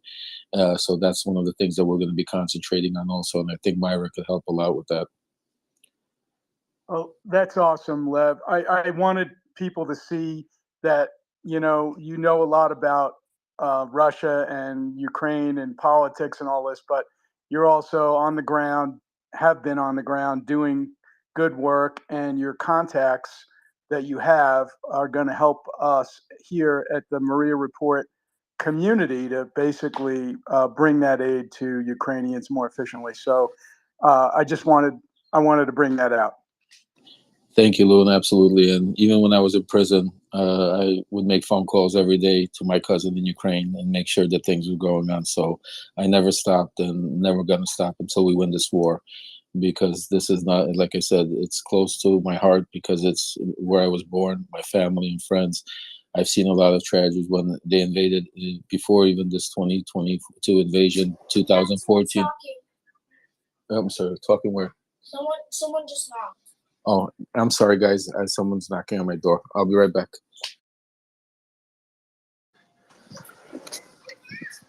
Duty calls, Lev. Your mic is open if you want to hit mute. Oh, If you sorry. want to keep the mic on, we can be security. But I would just say I've really enjoyed listening to you. I want to thank you for being frank and for speaking so honestly here. I must admit, I don't know you, but from getting to know you, and from seeing how it is your young man, your son behaves, I'm very glad you're here, and I'm even more glad for Ukraine to have an advocate as powerful as you and as determined as you are. So I think we have a hand in the air. Ella, thank you for your contribution. It was great to hear you walk. Please go ahead. I just wanted to ask Lev, if he's around still, what specific hygiene supplies is he Guys, referring I'll be to? right back. Give me 5 minutes. I'll be right back. I'm sorry. I wanted to get like more specifics on hygiene supplies. What would be the priorities in case people listening have access to those things, or Exactly right, Walk. I mean, we do have those people in the community, right? That's do you mind stick a pin on it until domestic duty has been carried out, and like stick around. And I think Ryan has something to add to that conversation. This time of year, bug spray. Sesame seed oil. Does sesame seed oil work as a bug spray? Sesame seed oil smells insect to repellent? insects. It smells to them like rotting dead insect, and so they stay away from it. I have product tested this in the swamp of North Florida, and as a blue-blooded Gale, I can tell you they love the taste, but when I have the sesame seed oil on, they stay away. I would never recommend that. Well, give it a try. I'll take a picture of the bottle and I'll send it to you. It's made by Neutrogena. It has other things in it too. Woke, maybe when Lev comes back, just in terms of hygiene, he may be referring specifically to Kherson, all the downstream region that was flooded when Russia blew up the Kakhovka Dam. So what is needed there? Water purification tablets, they work. Obviously, food, the kind of food that's being supplied by Frontline Kitchen and Chef Zhenya, it can be cooked easily, reheated quickly.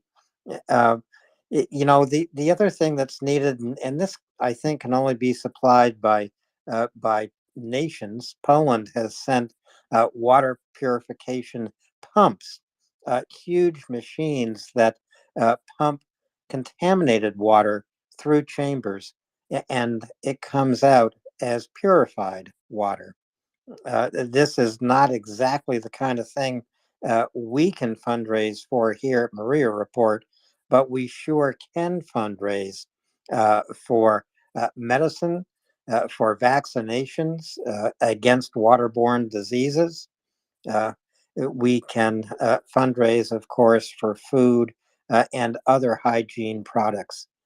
So that might be what Lev is getting at. I was thinking, can I just add on to that? I was thinking more so outside of water hygiene, but in terms of personal hygiene, I think probably, given there's a lot of women, a lot of women in Ukraine, probably At least 50% woke. yeah, women's, feminine products, things like that. More, because I think the water thing is a given for me, at least. I know that that's an issue, but outside of that, it's hard to clean yourself without clean water. So, that's an issue. Hi guys. Okay, I'm back. Sorry about that.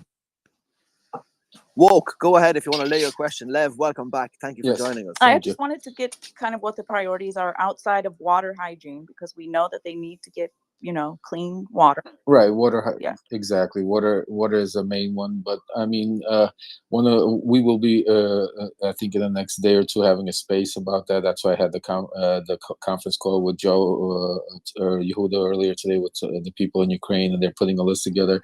But all kinds of hygiene, from feminine hygiene, which is a very important thing. I mean, there's a lot of women in Ukraine, and they need the hygiene there. There's from even hand sanitization. I mean, you name it. I mean, anything that basically from A to Z too, because a lot of these places, a lot of these bombarded towns and villages have like no supplies whatsoever. So anything you could think of a daily use of hygiene that we use, in the United States or in Western countries, I mean, they need it all.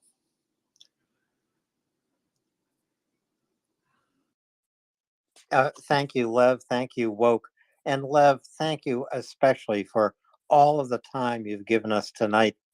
And I hope you can continue to stay with us.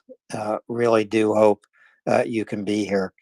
Lev, what do you think the most important thing listeners here, especially those listeners from the United States, can do to promote more support for Ukraine here in the United States?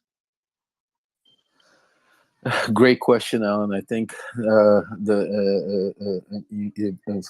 mean, the biggest fight that we have going on in the United States, I think the more the listeners could help, and is fight corruption, not the corruption, but the misinformation by the current GOP and Trump world, and basically go to, when we have these elections, get these people out of there, get some sane individuals in there that know what they're talking about, that have common sense, because that's the biggest problem right now we're fighting, because with people dying on the front lines, with the war going on, you have people standing up there in Congress saying such nonsense that they, it's just, you can't even listen to. It's heart wrenching.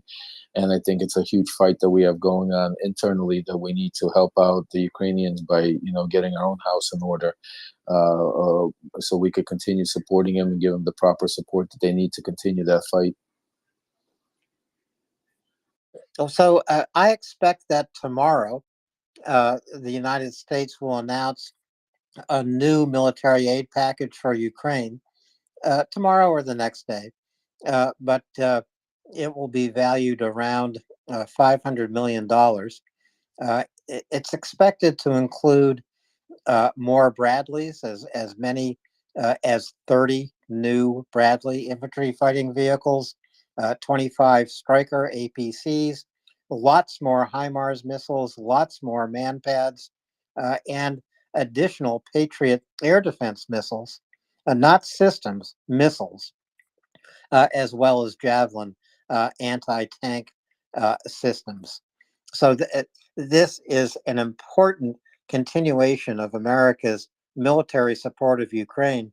It's especially important right now as we are about 2 weeks away from the NATO summit in Vilnius. So this kind of support needs to be publicized, and of course, it needs to get to the front lines just as quickly as possible. Yeah, I think you're 100% right. I think one of the things that's most important in that package is the Patriot missiles. I think the air defense Patriot missiles, I think, are tremendous, and is what's allowing a lot of these places to stay safe from these air attacks, these drones, and these missiles that are being fired in every day. Because if it wasn't for the Patriot missiles, I think it would be a totally different ball game. I think you're right, Lev. Air defense is one of the priorities for Ukraine. Air defense to defend Ukrainian cities. This is a decision that Zelensky and Zaluzhny, the military leadership, have made together. That the number one priority is protecting Ukrainian cities and civilians.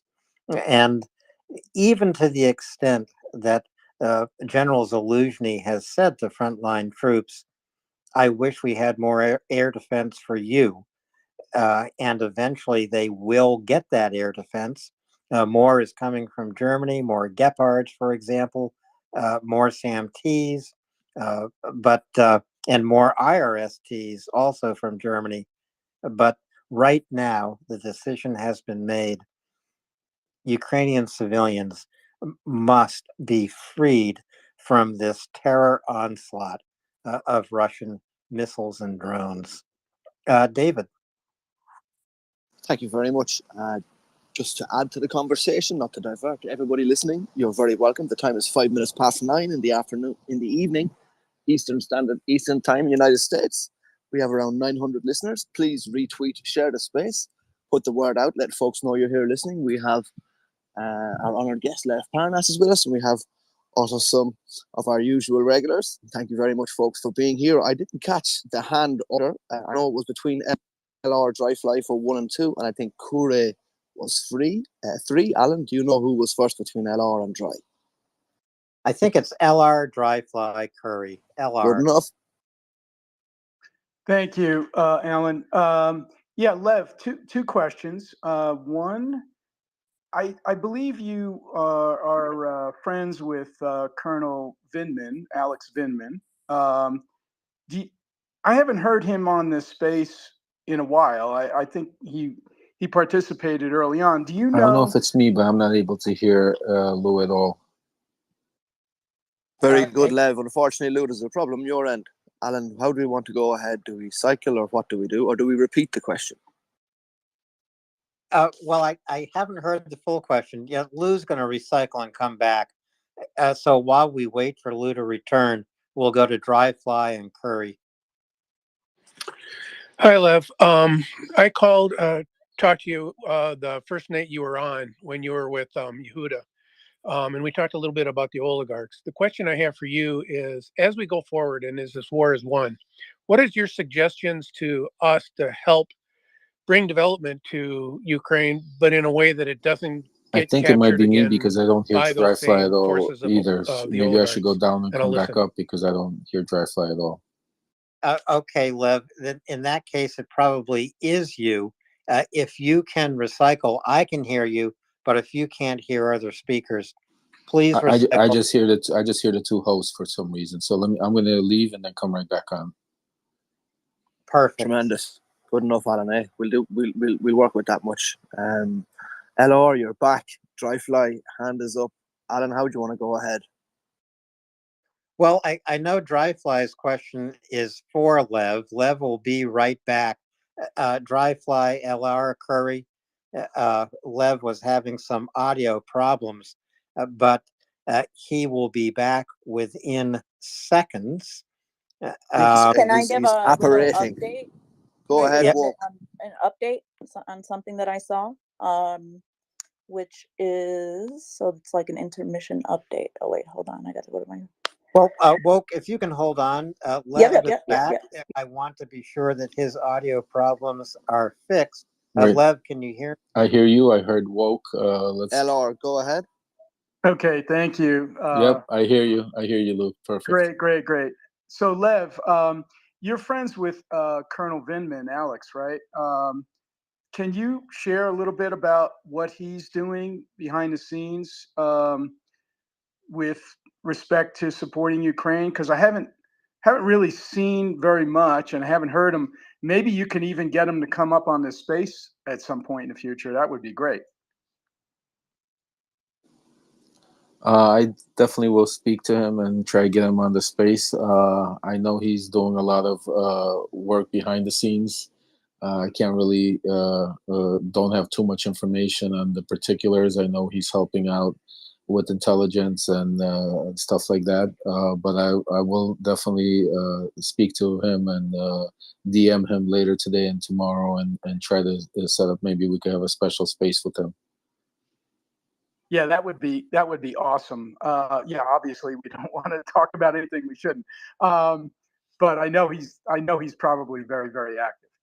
The other question I had for you, Lev, is you talked about Navalny a little bit, but what about Kasparov? Is Kasparov like completely radioactive as far as the Russian population, or is Kasparov got any kind of a chance of being considered as an alternative leader in Russia at some point in the future? I'm just curious. Just as a short answer, I don't think he has too much of a possibility. Yeah, but anything is possible, I guess, after what we've seen in the past couple of days. So anything is possible, but in my opinion, I don't think so. Okay, thank you. So to dry fly to Ryan to Curry, dry fly. Hello, Lev. We talked a couple nights ago when you were on with Yehuda, and I asked you the question about the oligarchs and the structure of them, and you gave a very in-depth and informative answer. My question for you is, as we go forward and as Ukraine wins this war and the rebuilding starts, do you have any advice to us as we're working with economic groups to try to keep the oligarchs from capturing some of the economic development again? I mean, they just have a penchant for being able to get in their nose in and then doing capturing revenue streams. And I just think it would be wise for us, at least who aren't versed in it, who don't see it every day, who don't have experience with it, to have advice on how we can avoid basically padding their coffers again, because there will be a lot of money that will be flowing in for development, and those guys will probably try to find their way to capture it. Do you have advice? And I'll listen. Thank you, Dryfly. It's a tough question because I really don't believe we would have any say in what goes on in the internet. If there, when the vacuum happens, there's going to be, just like it was in the 90s, an all-out war for those entities, those companies, and those money-making streams of line that they will fight for. You have to understand, oligarchs are also criminals. A lot of them, are associated with criminal entities, and it's so it works a little bit differently than it does in the Western world, where you could you bid for something, for a job, or you try to, the best man prevails, or stuff like that. It doesn't work that way in Russia. It's unless there's a change in power and it turns more democratical, and somehow, which I don't see it happening right away, at least it would take some time for that, because of just the way the country has been over the lifetime of the Soviet Union and They Russia. say cycles of democracies, right? They have to have a few failed elections, and the people have to go through this, and it has to grow. Correct. Right. Correct. Yeah, exactly. I think you'll the way it happens there is unfortunately to say, but death. The strong kill the other, they take over what they have, and then they become oligarchs, and it's just a cycle that we're not used to. So unfortunately, I don't think we have too much say in that as people. So next is Curry, then Aaron, and Ryan. You had your hand up. It went down. Let me know by putting your hand up, you want to get back in. But to Curry and to Aaron. Well, hello, Lev. It's a pleasure to listen to you tonight. I've been followed you through some of your career, whether it was good or bad, and I really feel really good. It is really nice to hear your story here tonight on MriyaReport. And of course we're talking about Ukraine and about those areas that are oppressed and so on.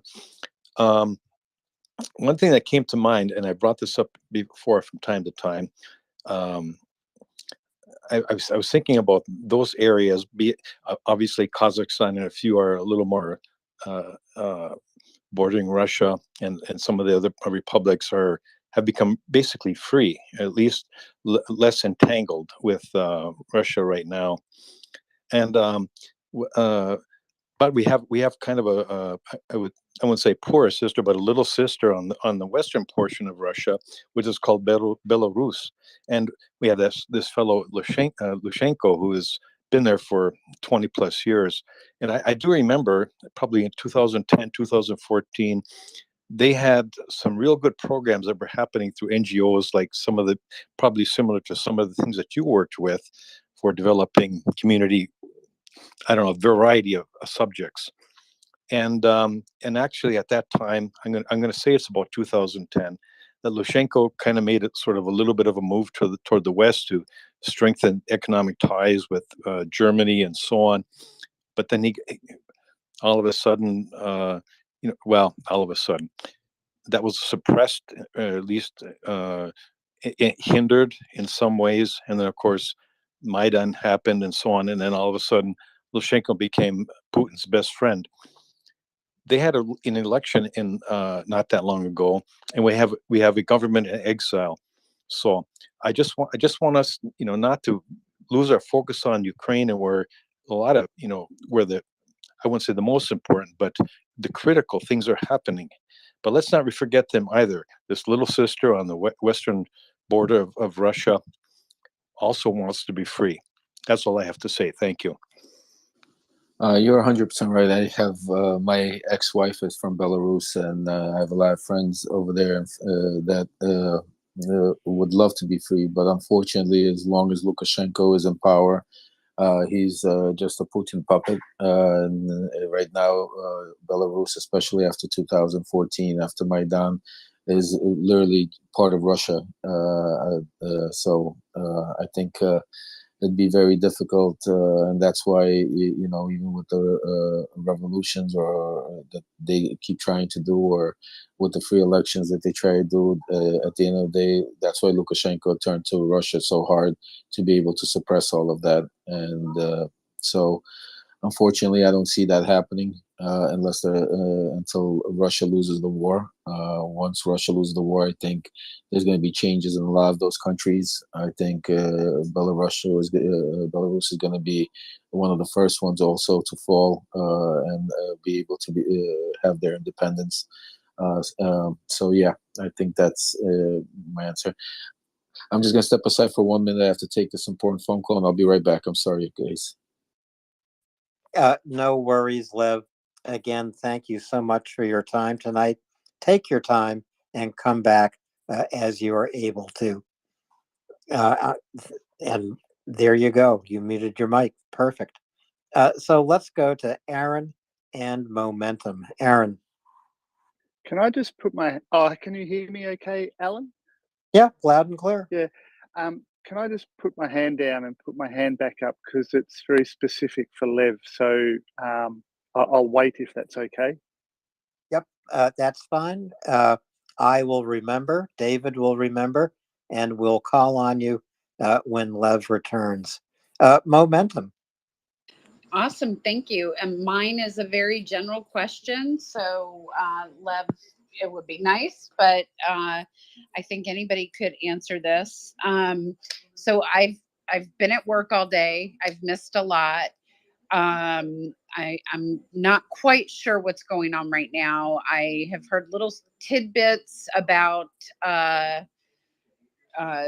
Prigozhin possibly ending what he ended because his family was threatened.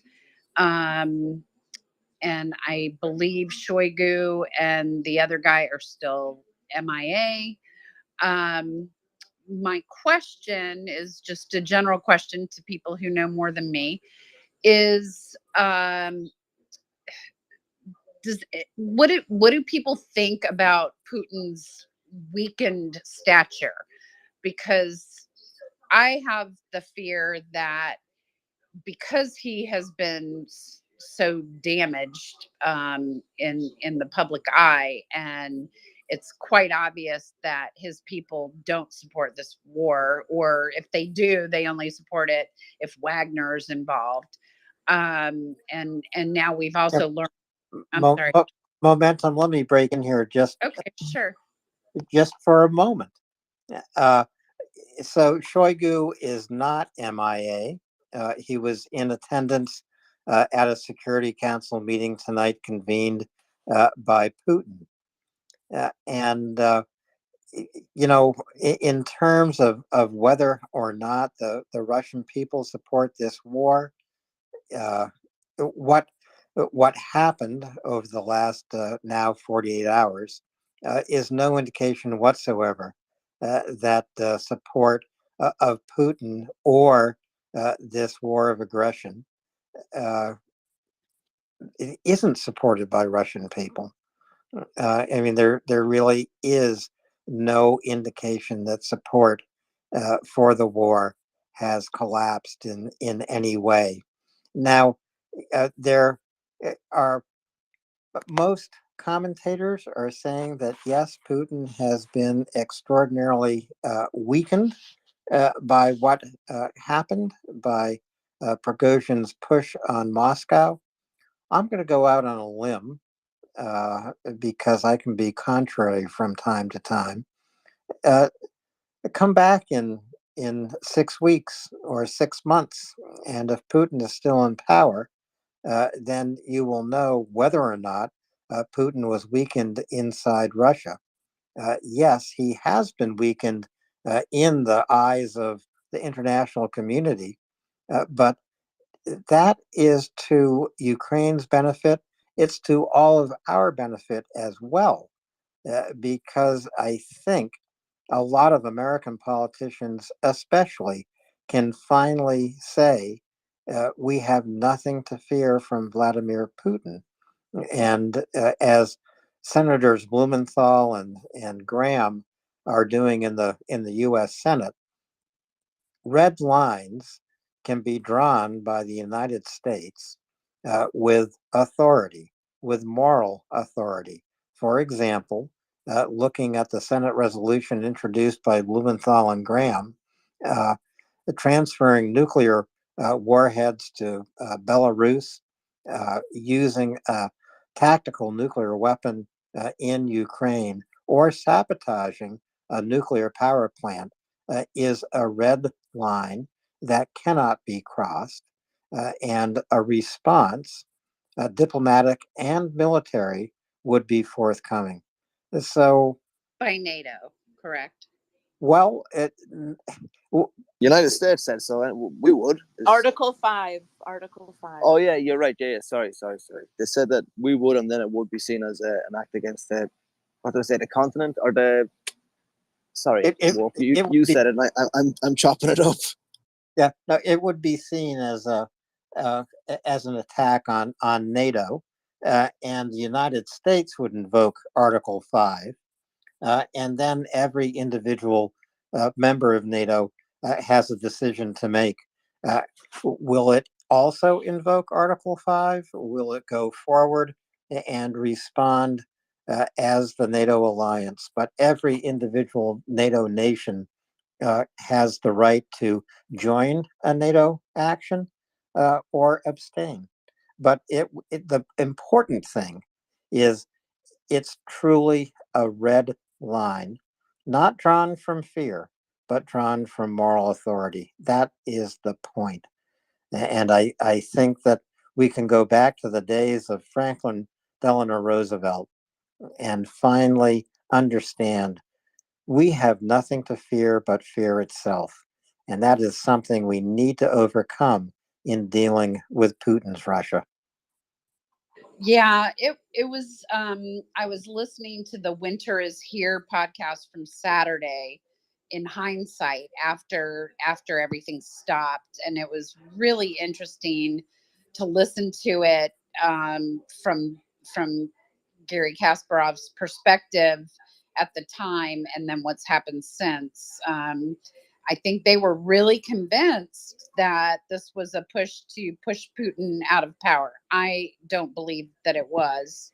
But I do fear that because he's been damaged in the eyes of the international community, that he will do something extraordinarily brutal.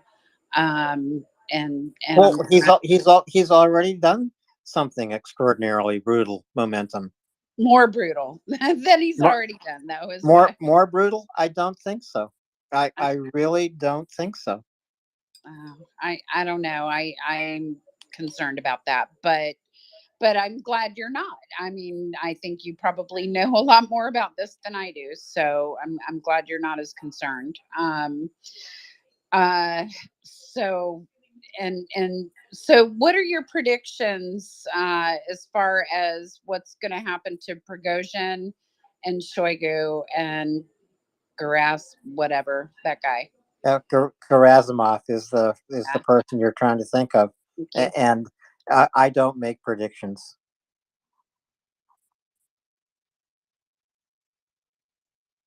So I have no idea. It's an unfolding story. Watch the news, but I make no predictions. So Except that MriyaReport will be here 24/7. Yeah, no, thank you. I'm glad you guys are, because I learned more from this than anything else. Well, I'm glad to hear your voice, and thank you for joining us. Alex, good evening, sir. And we'll have Alex, we'll have Daniel and Aaron. Alex. Thank you. Good afternoon. Hello, welcome back. Good to hear from you. How are you? How is everything where you are? Good. So I was listening to different podcasts for the whole day, pretty much. I think.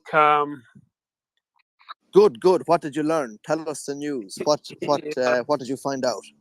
So for Prigozhin, I think they will. I think they didn't even stop the criminal case against him. They will get to the bottom. I think they will destroy him completely, even though in his last message, Prigozhin pretty much, I wouldn't use word deny, but he said that we did not kill anybody. We did not want to really harm Putin. He's trying to obfuscate. Right. Yeah, He's playing the... he was apologizing. Right. It was very apologizing message. But I think he will not be, because the problem is, the whole army hates Wagner. And yeah. And it will be, especially after those pilots which are dead, it will be almost impossible for Putin to pardon him, because even though they say that they don't care about what people think, but in this case, army is involved, and I don't think he needs to rely on something, so he won't really irritate army by pardoning Prigozhin. So I think they will kind of destroy Prigozhin. With others, I think they will try to eliminate Wagner. They'll try to send them to redisbursement or redistribution, right, among the different units. Yeah. Yes, but within units, I think they will. The commanders will try their best to basically have them killed. They don't want. I don't think they will want anybody who has any experience of mutiny, which almost went successful. So they'll try to eradicate this whole memory if they could. So that's what will happen to Wagner. Now, Shoigu and Gerasimov, that's interesting story because he cannot get them, he cannot sack them now because that would almost look like it was done under pressure from Prigozhin. He cannot You saw do him at the that. meeting. Shoigu had his tie on today for the meeting. Saw that? Yeah.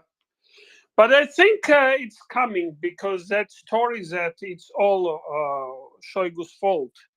That people like this meme, and yeah, I think it is coming. He probably will need Shoigu for some time because if he's losing the war, which he is, he cannot, change now Shoigu, replace Shoigu with somebody else because then somebody else will have to be blamed. So at the end of the day, people will say that, you know what, we are losing this war because of Putin, which will be true because he started the war he couldn't win to begin with. So, yeah, I think he will show his discontent with Shoigu, but will postpone the time when he kind of sets score because he still needs this scapegoat. And that's kind of common sense right now. I wouldn't say it's yeah, we have to watch. It's very hard to make predictions. Nobody's shooting. Of course, time hasn't played long enough, right? We need to see more of their moves and things like that before we can figure more. Right? Yeah, but what everybody sees and what is important is that his regime was really on brink of total failure. Actually, it was total failure. If Prigozhin didn't chicken out, he would be in Kremlin. It's like he went to bankruptcy. It's like he's in Chapter 11 right now. Yes, exactly. And if had Prigozhin not chickened out, the story would be completely different. Now he would be, deciding who's criminal and who and whatnot. But yeah, and that's the most important thing that. So important lessons from this is Russian regime is very weak. I mean, we cannot rely on people's protest because it doesn't look like people want to fight or go to protest. But for military, there is really no force that is ready to die for this Führer, which is very different from other Führers. Like look at, even Second World War time. I mean, Hitler You're had right. support. He's a pathetic. Exactly. Yeah, he doesn't have a unit that is willing to die for him, and the only unit that showed more or less, loyalty to him was Kadyrov's, and it was actually Ministry of Defense itself that ordered Kadyrov. They were like 500 meters from each other. They ordered Kadyrov to avoid clashes at all cost, because fighting between Chechens and Russians in Rostov, where local population supports Wagner, that would be catastrophe for Putin, like for his image, like relying on Chechen to quell Russian rebellion, which immediately would turn into Russian rebellion if they started shooting. Because you could see, people in Rostov, they cheered Wagner and they booed the police that came in like 24 hours later. I mean, again, this is these guys are not used to protest. They are not ready or willing to protest or whatnot. But and by the way, another important conclusion was that Russian opposition needs militarily to oppose Putin militarily. All those, as a leader of one, what's the name of it? Volunteer Corps, right? As he said, we won't throw at the police these paper cups because this is useless. We'll take up arms. So, be ready. The time will come. Find the guns your grandpa buried in a backyard and be ready. So it's, yeah. Interesting times, Alex, and isn't it lovely to see it? Yes. Isn't it lovely to see it? A little bit of independence and self-actualization going on real time. That's how it grows. We'll just take a second, if you don't mind, Alex, to acknowledge Lev, who's come back and joined us. Good evening, and thank you, Lev. It's lovely to have you back.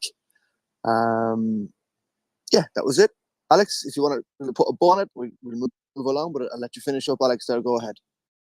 No, I think like the three big takeaways is, Prigozhin chickened out, but everybody saw that this is possible.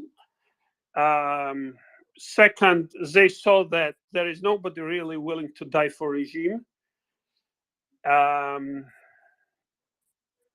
third, that without military, you cannot, like peaceful protests won't work. A time comes, indeed, Alex. Thank you very much. Lovely to hear from you. Stick around. If you want to come back and make any comments or any questions, I'll leave it to you. I'm good. I have my phone's going to be dying soon, so I think I have another 15 minutes. So if there's any questions or anything anybody wants to ask, I'd love to, respond to. But you guys are great. Tremendous. Well, of course, thank you very much for being so generous with your time.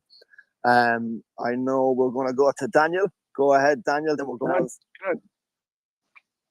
I had a question for him, and sorry, I had a question. I stood down. Yeah, go right ahead. Yeah, sure. Sorry, and then we have and we go ahead after Aaron, please. We'll have Daniel. Yeah. Thank you, Lev, for your insights. So, just as an outsider, I've seen some talk that Budanov and Zaluzhny are very, very popular, and maybe setting themselves up to run politically in Ukraine.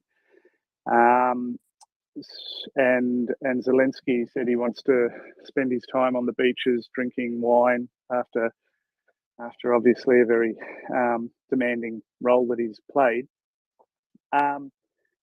Do you think there's anything in these talks, and do you think it's a good thing or agnostic or counter to that, not a good thing for Ukrainian politics to have someone who has such deep ties to the Secret Service, so to speak? Usually in Western democracies, we try and keep the army and the politics fairly separate. I'll step down and listen to hear what your thoughts are. Thank you. Aaron, thanks for making it back. Lev, go ahead, Jeff. Thank you, Aaron. I think I understood and heard the whole question. You were breaking up a little bit. Correct me if I'm wrong, but the question is that there are other people that are vying for political job, going up against Zelensky maybe in the next elections, and if I think that's a good idea.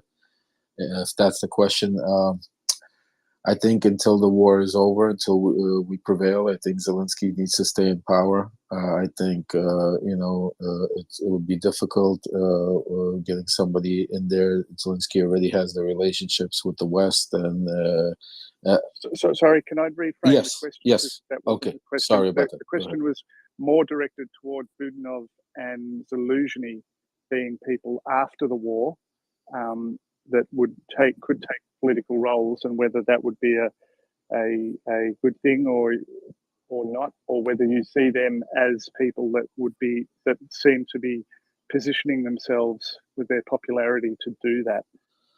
Oh, okay. Well, unfortunately, the way life goes on, people have their own ambitions, and people, even during turmoil and war, look to see where they could progress. But in my opinion, I think it would not be a good thing. I think the best thing would be for Zelensky to stay in power until the mission is ended, until the war succeeded, and then he could go have his margaritas on the beach and hopefully have democratic elections and have somebody come in there that could then help rebuild Ukraine.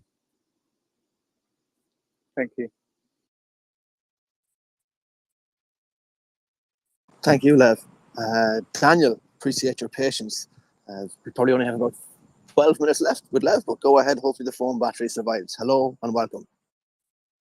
Hey, good to see you again, Alan, David, Lev. So man. I think Welcome we've back. seen. Go ahead. Thank you. I think we've seen very interesting developments on this war and on internal Russian matters in the last few days. And the key takeaway is that the Russian state, Putin's regime, has lost the monopoly on power. From a very Hobbesian perspective, that means, well, he no longer has a monopoly of the state.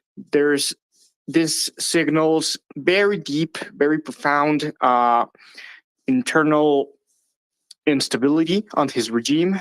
This could be the beginning of the end. I sure as hell hope so.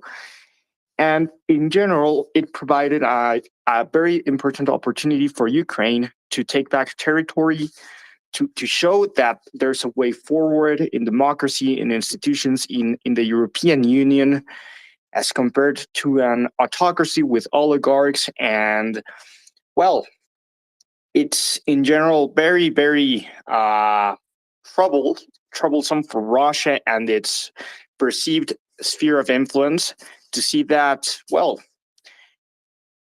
a mercenary with 50,000 men somehow managed to almost upend the entire stability of a supposed global superpower, which is just ridiculous. And it just goes to show how bad the Russian state is, its conditions, and its institutions, in order to garner any sense of safety or stability as a state. Ukraine is really moving forward. At least on the narrative, they are already winning.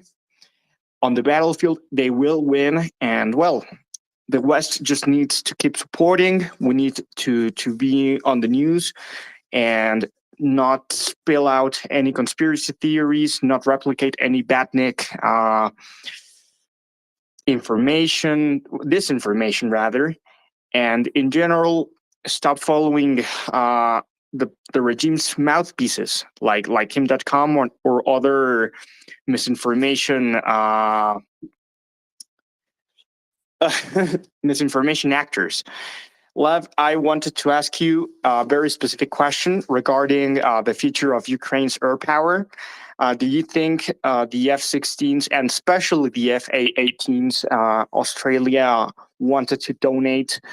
Do we have any update on those that could really put all the pieces together for Ukraine to manage combined arms operations and in general help drive the Russians out of Ukraine and help Ukraine reestablish its national and territorial integrity, including Crimea?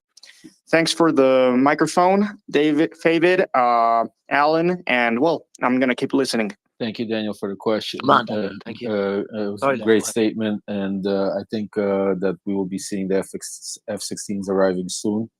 I don't have a particular time. I will know sooner than later, and once I know, I'll let everybody know as soon as my sources give me more of a clear. But I know that's in the works. And also, Daniel, one of the things is people like Kim.com and others on those. I especially go on those spaces and confront them and chase them off their own spaces, because I kill them with truth and power, and they can't face it, and they end up leaving. So I agree with you, and the only way we could do it is by continuing to tell the truth. And it all starts, unfortunately, with our own Congress, the halls of Congress, because that's where they get their disinformation and get their. So that's where we need to begin, by going after the corrupt politicians in Congress and in the Senate. They're spewing this disinformation that's allowing people like Kim.com and others to then go and spread it all over social media. Thanks for the answer. And well, regards from Mexico and Slava Ukraini. Geroyam Slava. Thanks, Tanya. Lovely to hear from you. Always enjoy it. Alan, do you have a handle on the order of hands? We've a couple of moments left with Mr. Parnas, as his battery seems to be holding up. I think it's DeWitt's next. Honey, welcome. Thank Go you, ahead. Alan. Thank you, David. Mr. Farrell, I miss you dearly. The question to Lev Mishprocha. I was part of a space where Miss Tara Reid said she had the dirt on Mr. H. Biden, and I was the one to uncover the fact that she illegally obtained the information by using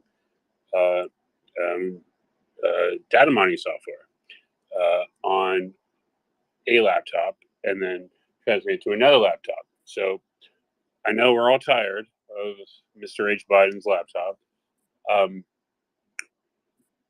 And since then, Miss Tara M/Tara R has taken up residence in Moscow via help of Miss One Maria Butina.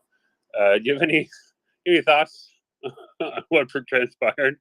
I have a lot. I know you can't say much. I have a lot of information. Fortunately and unfortunately for you guys, I can't go into too much, but I'm working with authorities because I was the main person involved with the Hunter Biden, Joe Biden, the laptop, and everything else. But I could tell you that you're 100% right, Lewis, that a lot of stuff on that laptop is just propaganda and disinformation that was planted. And the truth is going to come out soon, and hopefully. Can I get one more question, Sure, real quick? absolutely. Thank you, sir.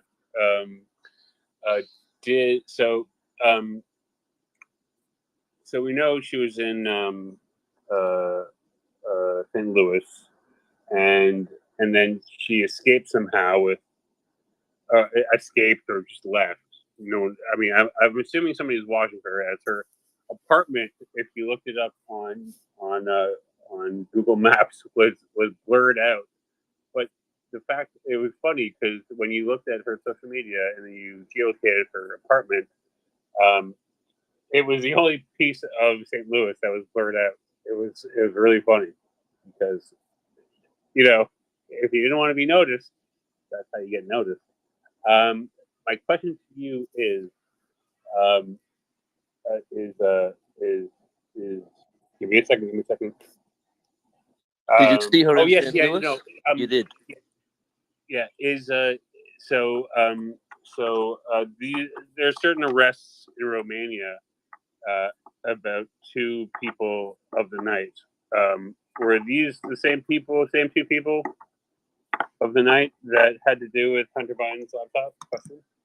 I know you can't say anything. Just wink through the foot cell phone. I'm gonna just say I can't comment.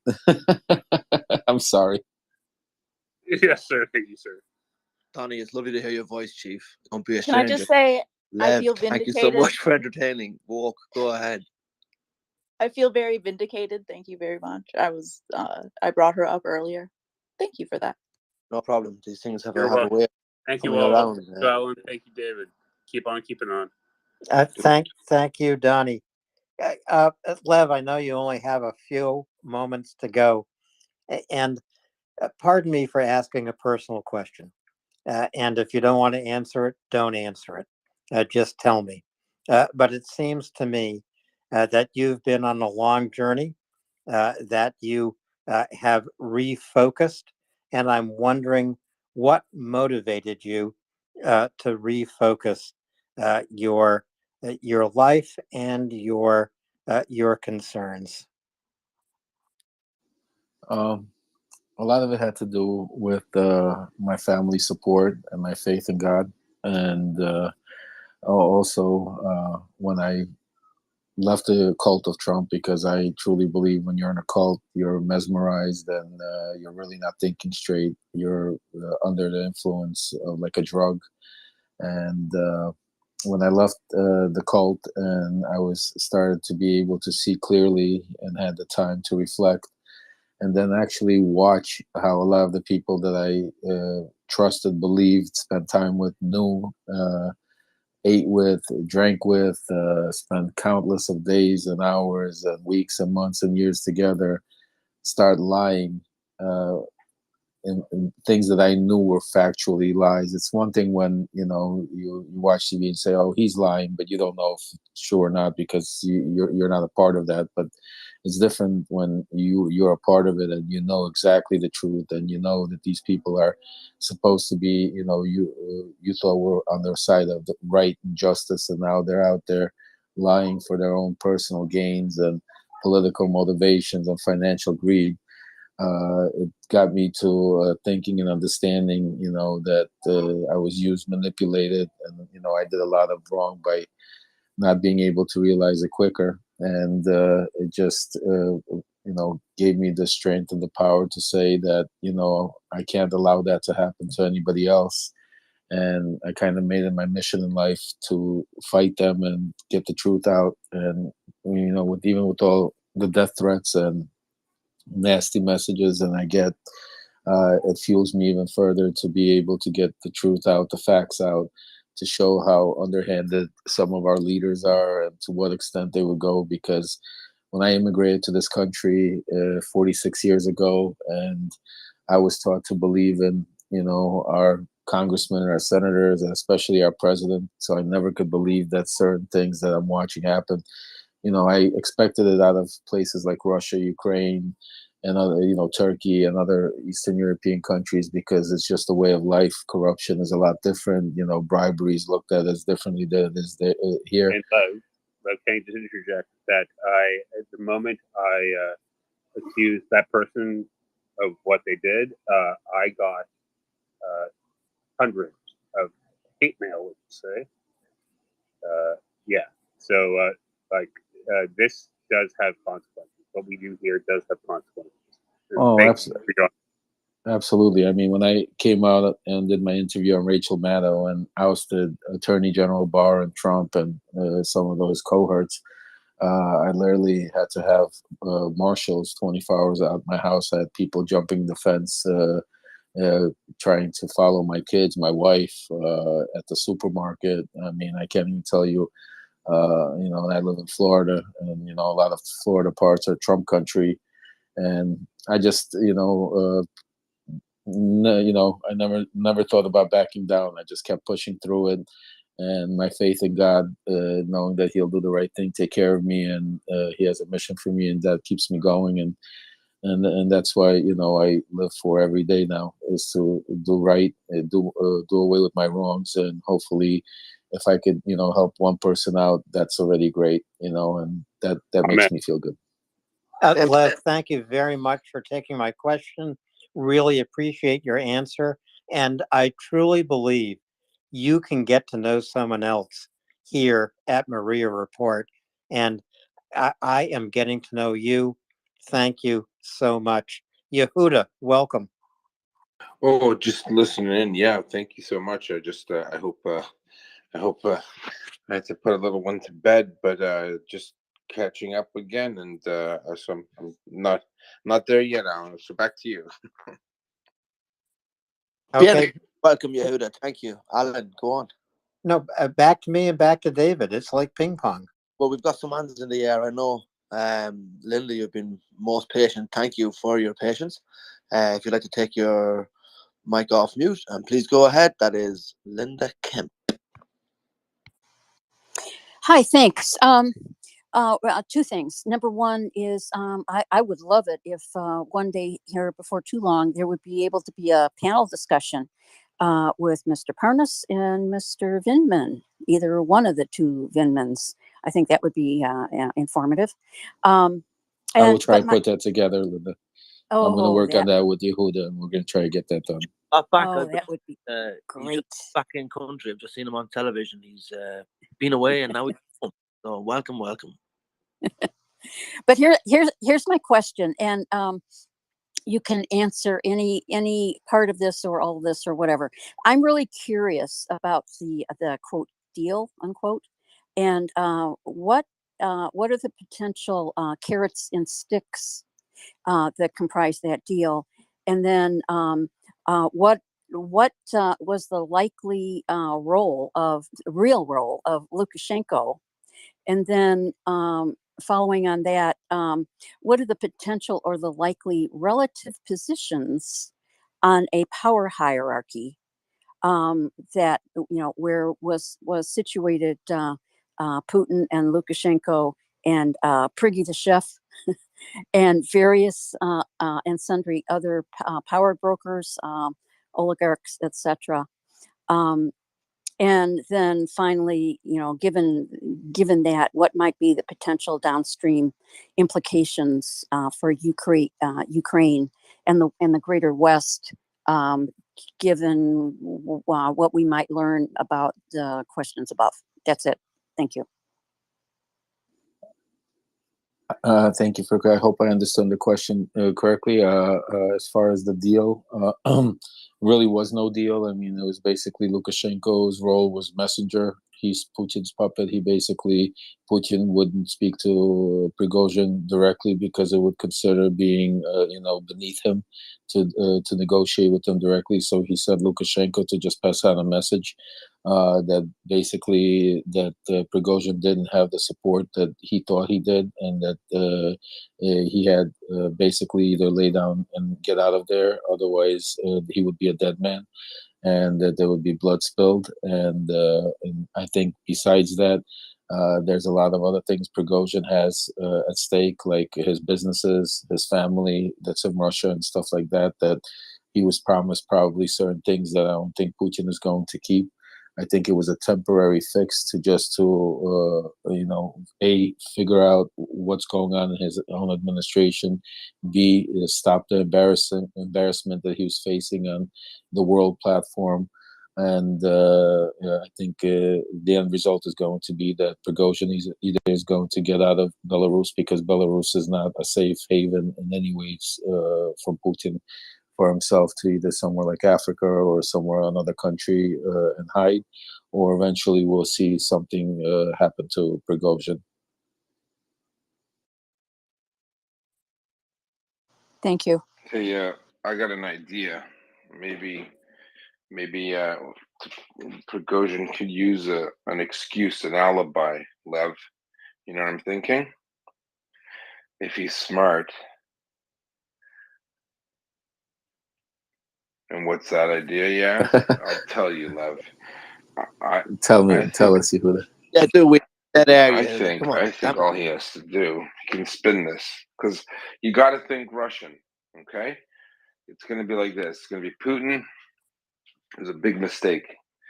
I had just set up a new app. I called it Wagner Eats. I'm your chef. Someone dialed in an order. They said you wanted a whole bunch of borscht, and that I was like DoorDash. I was trying to get there quickly. The next thing you know, I see the TV. It was Shoigu. He set me up. He set up he corrupted our Wagner Eats app. Anyway, to 11. It was a bad joke, but yet it's so absurd it could be real. That's the best joke you've ever made, Yehuda.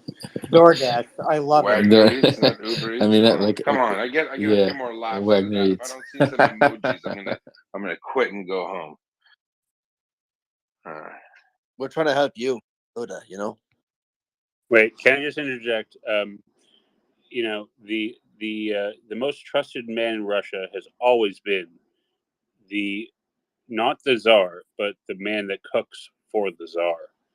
And the man that cooks for the czar has perpetually always been known as the most trusted human in Russia. Now,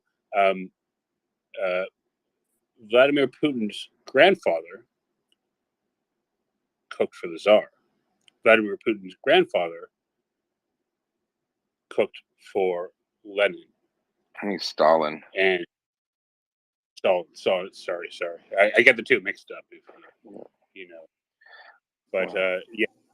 That's okay. Tomato, Stalin, Lenin. It's all the same. But yes, so he comes from a lineage of one of the most trusted families in Russia because he didn't poison the czar. All right. Tenuous relationship. But I guess there's an old adage: if you don't eat me for lunch, I'll eat you for dinner. It's kind of like Prigozhin used to serve Putin lunch, and now he's going to eat Putin for dinner. But it didn't happen. Too many reasons as to why, I guess. But a very interesting situation nonetheless. Thanks. Over to you, Alan, Dave. Thanks, Yehuda. And once again, thank you, Lev, for all of your time tonight and all of your analysis. Really, really enlightening. Just an excellent conversation with you here tonight at MriyaReport. And I know we'll see you again and again. And I can't wait for that. Absolutely. I want to thank you, Alan, David, Yehuda, everybody on this panel, and all the listeners. I hope I was able to give you some good answers, some knowledge. And you definitely will see me here. I consider this my new home. And thank you, Yehuda, for bringing me here. I'll be working very closely with MriyaReport and helping Ukraine out. We have a lot of plans we're working on, and I think the future is going to be bright for Ukraine, for the world, and it's still going to be a long fight. So, we still have a lot to do, but I think, one day at a time, and continue doing what we're doing, keep supporting each other, supporting Ukraine, and we'll get there. And thank you again for everyone. My battery's about to die, so I'm going to cut off, but I will be here hopefully tomorrow and the day after, and whenever I can. So love to everybody. Good night. Slava Ukraini, though. Geroyam Slava. Heroam Slava. And thank you, Lev. Well, David, here we are at the top of the hour. It's time for a co-host switch. It's time to say, retweet this space. Go to MriyaReport.org. Make a donation. The very first tweet up in the nest gives you an easy way to find MriyaReport, to tap the donate button, and to give as generously as you possibly can. So aid can get to Ukrainian citizens as quickly as possible. MriyaReport is a 501c3 here in the United States, so your contribution is tax deductible. David, thank you so much. It has been a great night here with you and here with Lev Parnas, all of our speakers and listeners. MriyaReport, as Lev said, is my home. And MriyaReport is my home because of people like you and Yehuda, Dwitz and Alex, and so many, many others. It's the best family I've ever stumbled into. Thank you, Alan, and everybody for being here and contributing. Please retweet, share the space. It's 2 minutes past 10 Eastern Time, United States. We have some folks coming up. Primus, good evening. Thank you for being here. I see you're connecting. Woke, hello, I see your hand. But before that, I'd like to say to Linda Kemp, thank you for coming up. I don't know if you've been trying to get up for a while. Really appreciated your question and the response from Mr. Parnas. wanted to say that as a personal, just to take a liberty myself here on the microphone, if I might. And with that, to close out, everybody, please, if you can afford, visit MriyaReport.org, make a contribution according to your means. If you're not of the means, that's okay. You're still more than welcome. Retweet, share the space. MriyaReport, let the internet know you are here. Miss Woke, you have a hand up. Please go ahead. Yeah, I just want to say something, add on to my original thought, and say that Lev calling MriyaReport his home is the best news I've heard in a while. I think that's going to be a big blessing to the space, huge actually. Didn't it feel very uplifting when he spoke? Yeah, exactly. I think a really good resource, and he just seems extremely genuine, and obviously has a lot of experience and connection. So I think that's a really good thing. Awesome. My hand went up back to when Alex was talking, and part of when I said I was going to give a little update because we had a pause, but then I didn't give it, which was fine. But we are seeing signs of Wagner falling apart already. And they're arresting Wagnerites around Russia, but also it looks like Putin put out some new options for Wagner, which do not include, immunity from being punished. So the options I saw Putin give out were three: go to Belarus, go home to your family, sign up with the Ministry of Defense, and keep fighting. And so there was nothing new about that. And I have seen those reports of people associated with Wagner possibly being picked up tonight around Russia. I don't know if they're true, but we will keep on top of that story. David, I'm going to say good night, and none of my Ukrainian teachers are here to give me a grade. When I say Slava Ukraini. Slava. It's good stuff. We need to get Lou up here to do the same thing. Lou, we're calling you out. We might do a donation drive until Lou gets it right. He has to keep on giving. Until he can pronounce elocution in Ukrainian, right? Until he can pronounce elocution in Ukrainian. Sure. Well, that would have been flat. You know that? He's Just Louise. teach him the wrong way, and then he'll always say it wrong, and then you'll keep collecting.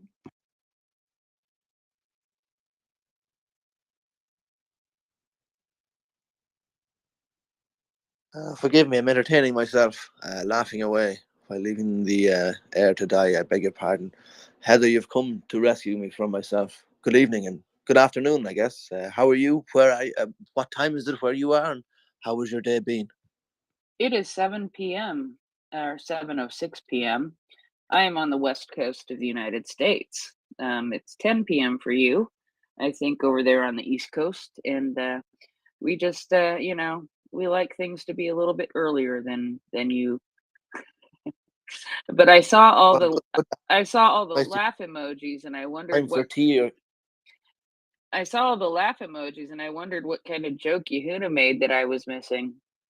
But then I realized, oh, it wasn't Yehuda. Trust me, no, people don't laugh that hard at his joke. And that's exactly where I was going with that. Is like people don't laugh that hard at Yehuda's jokes, though. So I knew it couldn't have been Yehuda. Yeah. Well, that's just want to thank you for that, and Heather and Woke, since you'll be leaving us forever. I'm just kidding. Well, no, it's all good. I'm just giving you a hard time because that's what I do. Just like, Alan said that Alan was joking around and said that, he would stay for the next few hours. I told him I was going to bed. So, but no, I'm here. We're here. We will be here until the British invasion arrives. And that is something that happens in about 3 hours from now. And we will see how that goes. I have been in and out of the space all evening, and accidentally muting myself when I mean to bring Ryan up. Yeah, because just hitting the wrong buttons. Good evening, Primus. How are you? Oh, I'm doing good. I've been kind of in and out of the space today, listening to the analysis of Lev Parnas about the, Prigozhin and all that crazy stuff that just went on here over the last couple of days. I mean, I think the best way I'd possibly summarize it is, Putin thought he was a puppet master, but Pinocchio decided he was a real boy, except Pinocchio was Chucky and tried to kill everyone. So, it's probably, I don't know, for the best, maybe not. I don't know. I was Team Chaos on that one, and I just hope both teams had fun. But unfortunately, they called an intermission. But I'm sure this isn't the end of the story there. Be interesting to see what some of the listeners have made of the analysis by Lev, and kind of get a strange insider look at the inner workings of machinations of these Russian disinfo agents that infect different countries. And as you obviously know, and I mean, I didn't know myself. I wasn't very in tune to a lot of American politics as a Canadian, looking down both physically and proverbially at the United States. Get it? Because we're on top of the states if you look at a map. Watching dumpster fire after dumpster fire, you just get turned off. So, just full disclosure, I actually thought Lev Parnas was another person with a pseudonym. And people asked, "What are you bringing? What's going on here?" I said, "Listen, I actually thought he was a philanthropist with the same first name and a different last name for about a year now, because he spoke so passionately and eloquently about Ukraine, and that's what I heard him in other spaces. Finally, got a chance to interact with him, and then I later found out Parnas is his real name. I thought it was a play on words. Parnasa in Hebrew is like livelihood. And there is a very famous philanthropist in my community that donates hundreds of millions of dollars to these good causes. And I got told by many of our American friends, there's this thing and and Trump, and I had no idea. I actually, there was about a period of time that I don't have cable, or I don't watch news on TV, but even on the internet, I just stopped watching news about the United States. I just figured this, sorry, the president there tweeting from his toilet, crazy policy changes in the middle of the night. It was just too much for me after a while.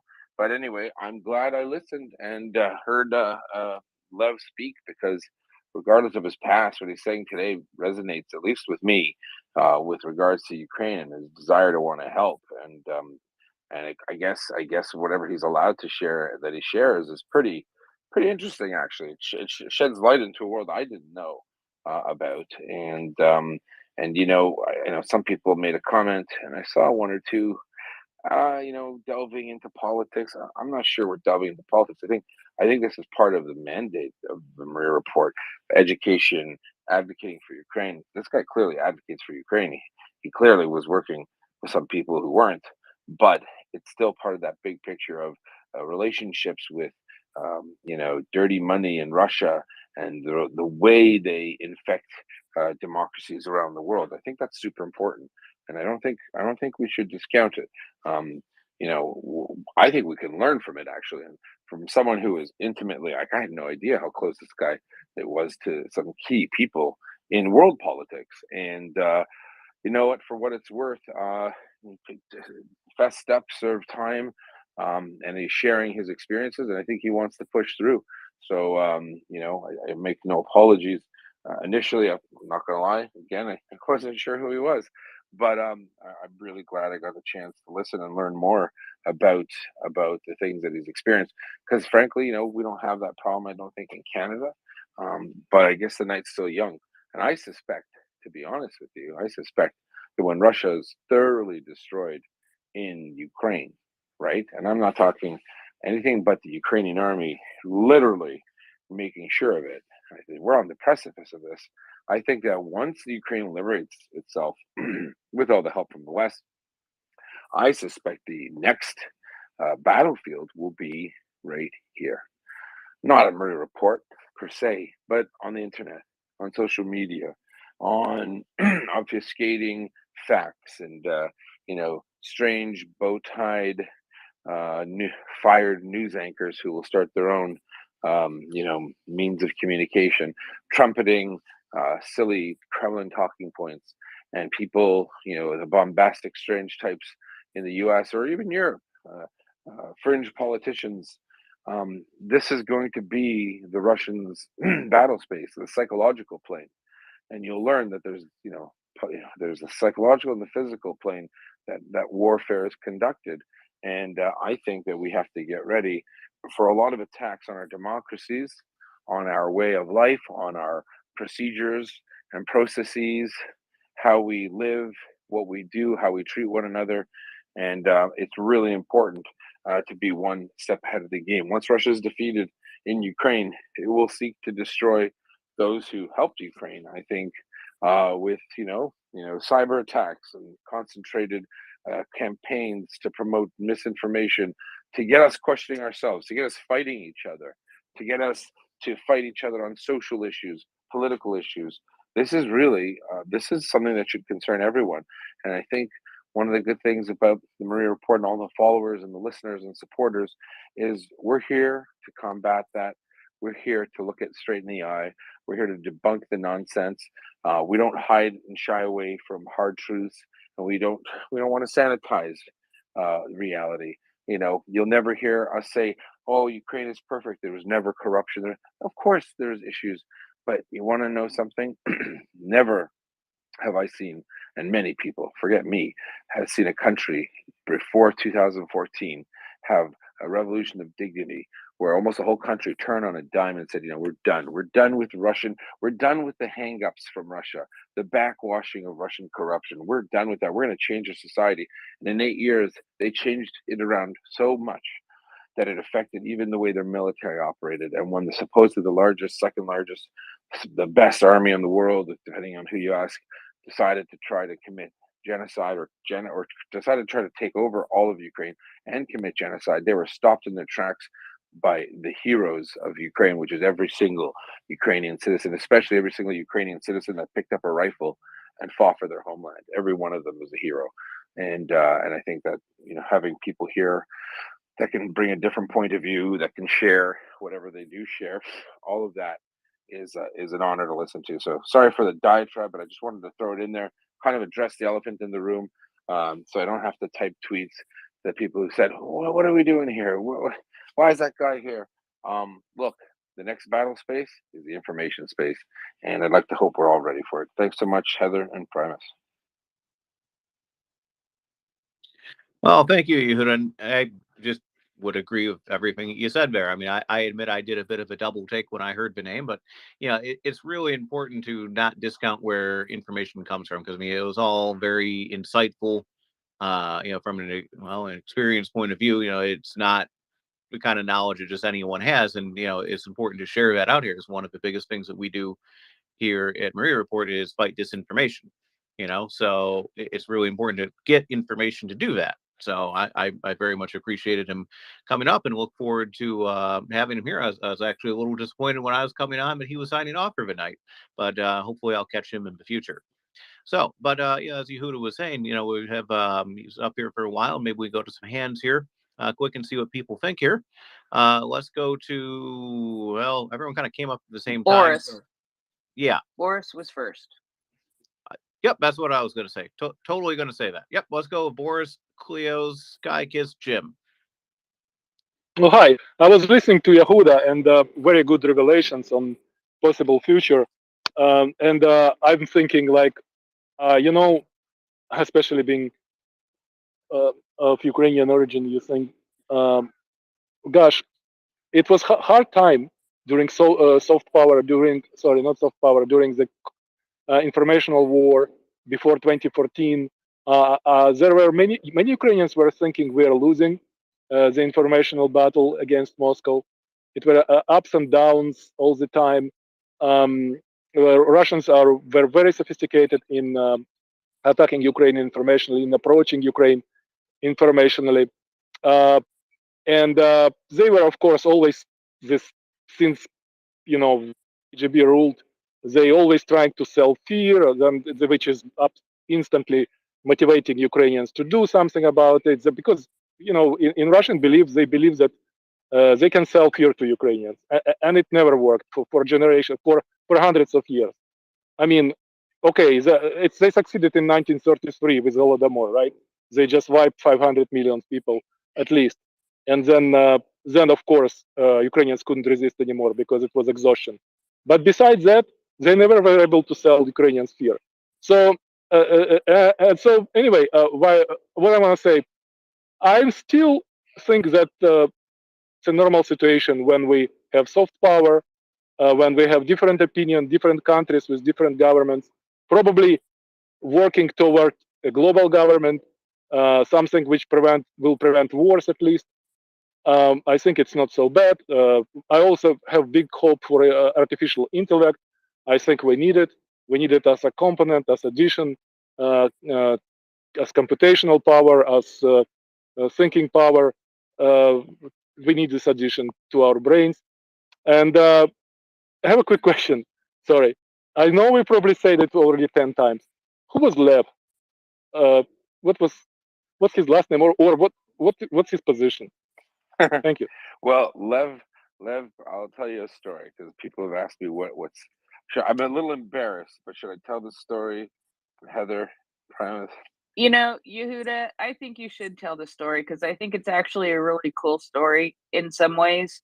And it turned out to be, I think, a really interesting stroke and how it ended up happening. And, the honesty that we have seen from Lev about everything that he has been asked has just been something that has really struck me. So, yeah, I think telling the story is not such a bad thing. All right. So last year on the report, someone said to me, "Oh my gosh, this guy Lev is on the space, on some other space with all these like the loopy ones, the Kim.coms and I'm like, okay, who cares? And he goes, no, the guy, he's a big guy, very famous. And I'm like, and I just interrupted the person. I thought, oh, Lev, oh, is he the guy that in the Jewish community is a billionaire who donates, hundreds of millions of dollars to pay for schools and tuitions and synagogues and churches, and he does all this stuff." And he goes, yeah, that's him or something. And then so I go and I see the guy in the space, and he's defending Ukraine against the wackiest people on the planet. Like we're talking the worst of the worst rooms. I'm like, why is he here? Like, it's so strange. And the name said Lev Parnas. Now, the person I thought it was a guy named Lev Lviv. And he's a very big diamond manufacturer, polishing, selling wholesale and polished, rough and polished diamonds. And it said Parnas, and Parnas in Hebrew, it's a root word for Parnasah, which means like livelihood. And it's very customary in Jewish tradition. If you're wishing someone well, one of the things you may have Parnasah, may you have like income. You might, I'm not saying it doesn't mean rich, but may you be successful. Matzliach, may have Parnasah. You might say, what's his Parnasah? What does he do, basically? And I thought it was a play on words. So I figured a guy like that's not going to put his real name because everyone's going to be bugging him for money or something. So I thought Lev Parnas was a different fella, and I thought, wow, that's really good that he's getting behind Ukraine publicly because the guy has business dealings in Russia too. So he's putting this foot down. He's throwing the gauntlet down, and obviously I don't chase so much. I don't know how to do stuff. I think I tried to DM the person, but they didn't have it open. It's been going on for a year, and I then see him in a space. I get on the panel. We start talking. I said, "Can I send you a message?" I don't know if it was open at the time, but his DMs were open. We start talking. I said, "Listen, we have this space, MriyaReport. We support Ukraine. We do all this great stuff. I'd love for you to come and listen." And everyone, and he said, "Yeah, sure, that'd be great. I'd be honored. I'd love to come." So then I don't tell anyone. I just say to the co-host, I type something. I say, "Listen, got a special guest. You're not going to believe it. Let's get him in." And he comes and he speaks. And then I'm seeing in the chat room with the hosts that are hosting it. I wasn't hosting, and not everyone is so happy. And even one of the other hosts is like, "What's going on? Who you brought Lev Parnas here?" I'm like, "Oh, this guy knows him too." Because why would you do that? I'm thinking, why would I do that? What's wrong with this guy? why is everyone, And then he starts talking, and then we go to questions. And then the first one is this a host at MriyaReport, and he starts off with, "I'd just like to ask you a question, love. Why should we trust you? And what about da da da da?" And my heart sinks. I'm like, what is he saying? This guy is like a saint. And I'm like texting him, what are you doing? What are you doing? And while I'm texting it, he finishes the question and Lev responds. And he says, "Well, no, you know what? It's a fair question. I'm going to answer it." And he starts talking. And I'm like, what the hell's going on here? And then I'm like, someone messaged me, "Do you even know who Lev Parnas is?" And I was like, I thought I did. So I'm Googling him, and sure enough, his name's Lev Parnas. And boy, oh boy, was I in for a surprise. And he was someone who was a businessman, had a long career in New York. He did a lot of stuff. Some people would say working with the wrong people for a long time. I still don't know the whole story, but apparently he was working with or for Trump, who's a fixer, and knew Rudy Giuliani and all these people. And apparently, again, correct me if I'm wrong, I don't know the whole story, but something about he was asked to look into Hunter Biden because he had contacts in Ukraine because he's from Ukraine, and that somehow either the Trump team lied to him and said there's some deep state situation and there's something rotten and we need help to protect America and we're being screwed around with. So he did some stuff. I don't know what happened. He was supposed to get information, and then as he said, he drank the Kool-Aid. He believed everything Trump said, and then I don't know that maybe someone else can tell the details. I don't know. But then he got arrested for something to do with election money, and he served his time. He got convicted of it, and then I understood why people were a little apprehensive because obviously we're here supporting Ukraine, and here's someone who got caught up in something where they weren't supporting Ukraine, and that's why. Then I understood why the team was apprehensive, and then that was all. By then it was too late. He was already there talking, and apparently he answered people's questions very well, and he was very honest.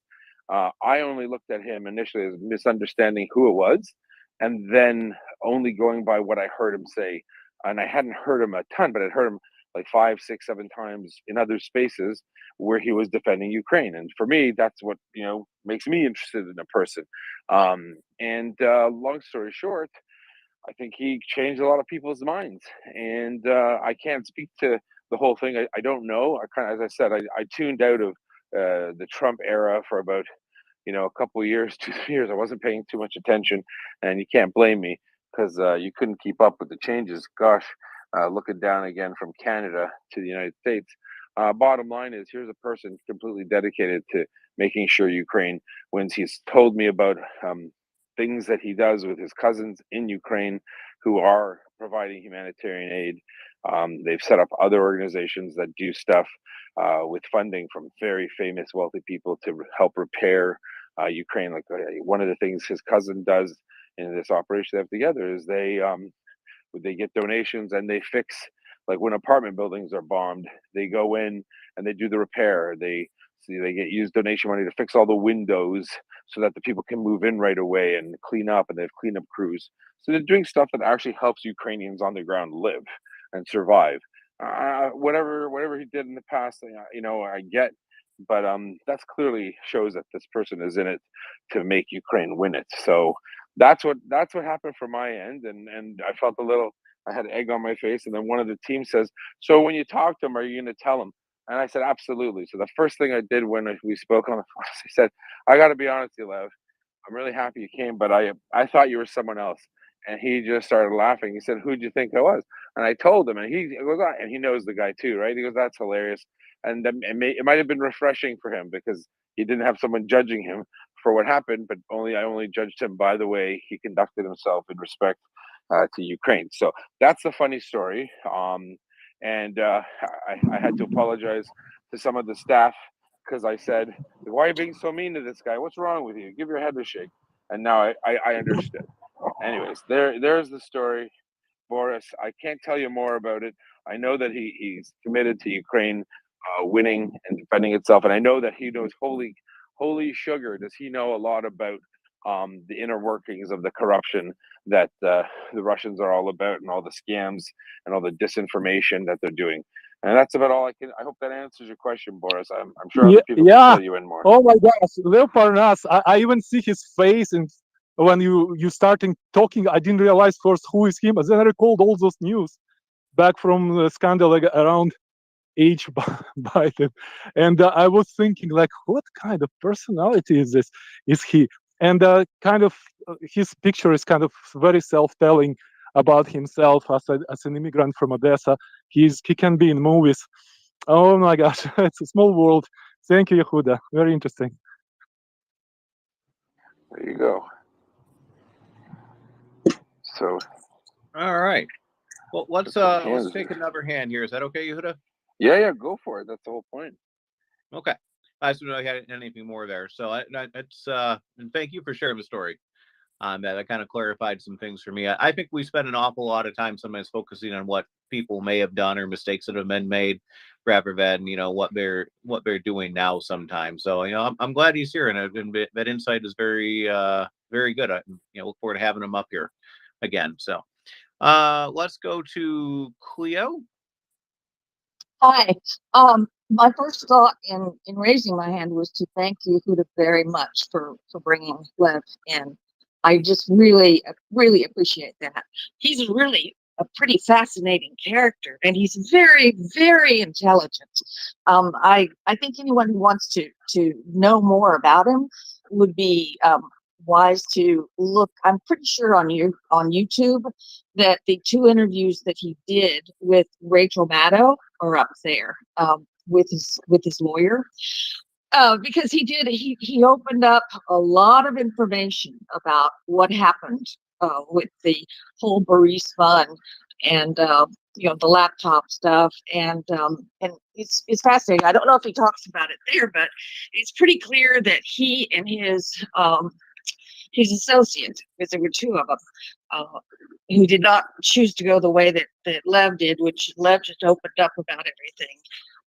But the 2 of them, it looked very much like Rudy was setting them up to be the fall guy for absolutely everything that happened because of something about what airport they went to and they were supposed to meet him but didn't, and then came into the U.S. and were then immediately arrested when they came in. So it's fascinating. But what I found remarkable about Lev was how he took the situation that he was in and made bold, very, very brave and clever moves about it. I'm sure he got good advice from his attorney, but I've been really impressed by his intelligence, and to see him use that intelligence in a way that we all find exciting and praiseworthy for supporting Ukraine is just terribly terribly heart affecting, and I very much appreciated him being here, because I saw him on the other space and I was like, he should be over here with us at MriyaReport. So thank you very much, Yehuda. Thank you, everybody. That's just what I wanted to contribute. Well, it was an accidental gift for me because I'm a little embarrassed I didn't know more, but it just and Rudy Giuliani, I stopped. I mean, I just see him. I would see clips of him on YouTube over the last few years, and boy, did that man change since 9/11. He just sounds just deranged, right? So I had no idea. So at least we benefited as a group by hearing the insights. I mean, I actually want to learn more about the whole affair so I can appreciate even more. But I know for our American friends, you guys are really dialed into it. And whatever, I was sheepishly embarrassed. He said, I had this interview with Rachel Maddow and all that, and she won an Emmy apparently for the interview. Pretty interesting stuff. Thanks. It's definitely worth it. It's definitely worth seeing, and it will. I think it will only furnish, your understanding and respect for him. And that's just my opinion. But I was just very, I was really impressed with how he took it, and frankly, I think it made a huge difference in perception, because before that we've been seeing a lot of the, a lot of the talk. And because this is around the time of the first impeachment, he offered to testify during that, but during that whole time, a lot of it had, that were figures in the government that were talking, and you could follow the thread and see what had happened. But somehow, I think that he added a lot to the whole, gestalt of understanding it in a much well, I'll just say very impactful way. And so, however it came to be, you got him back up here, and I think he will really, really enjoy this space a lot more, because there are a lot more informed minds here, and the questions involve, details where we just got some great people here answering questions. So I think that it's going to be great for him too, and I hope that he finds it. So, thanks again.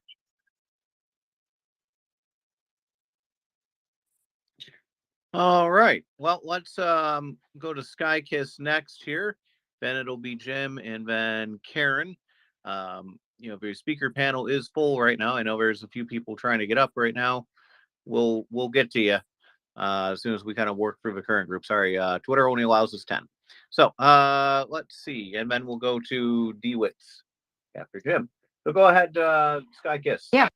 All right. Thank you. Like Cleo, I want to take my hat off to Yehuda for bringing him here. I have known about Lev Parnas, I mean, as a person who finally saw the light, the error of his ways, and wanted to make amends. I saw the interviews on Rachel Maddow because that was one of my favorite sources for news. She's an excellent, excellent human being. So yeah, I'm glad she did win the Emmy. Thank you, Cleo, for all of what you said.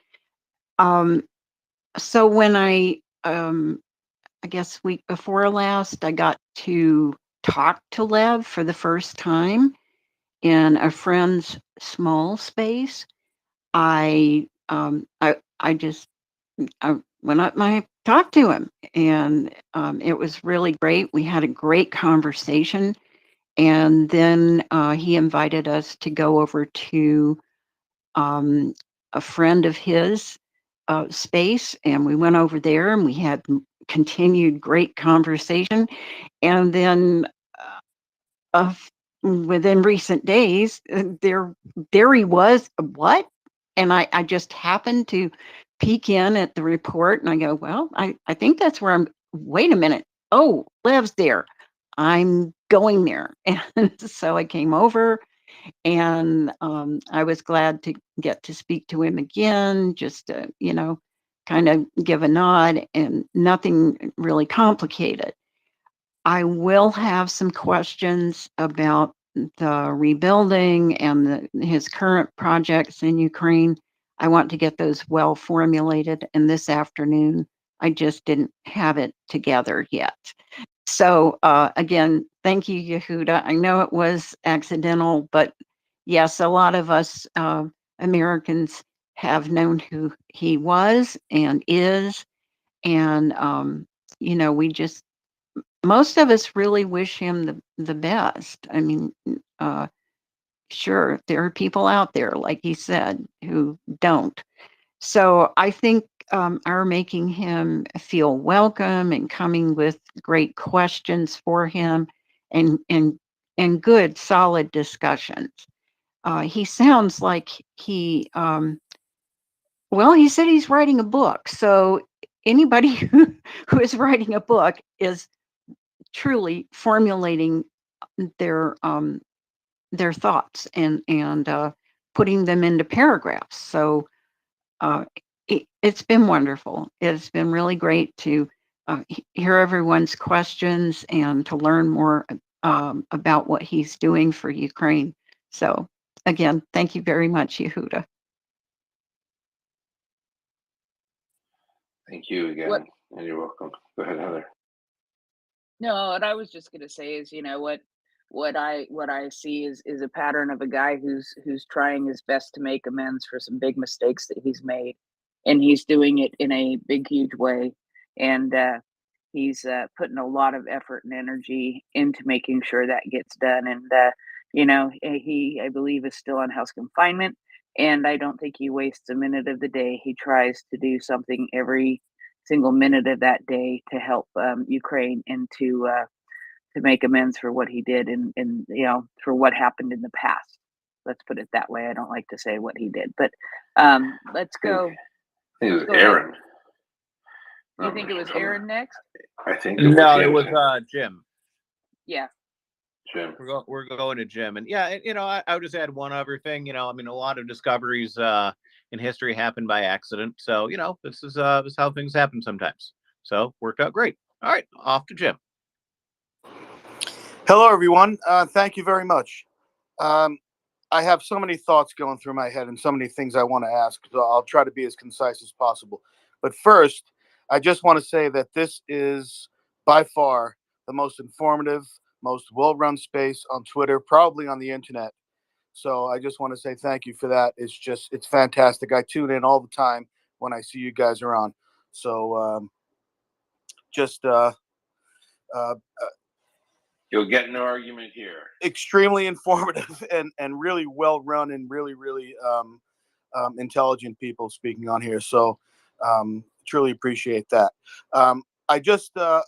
There's really not much more to say about Lev, but I did want to say something about Lev, and I'll say as an American and someone who watches American politics very closely, and that I was like everyone else, I think, in America, was very suspicious of Lev at one point. But I will say that he has my total respect, and I believe him.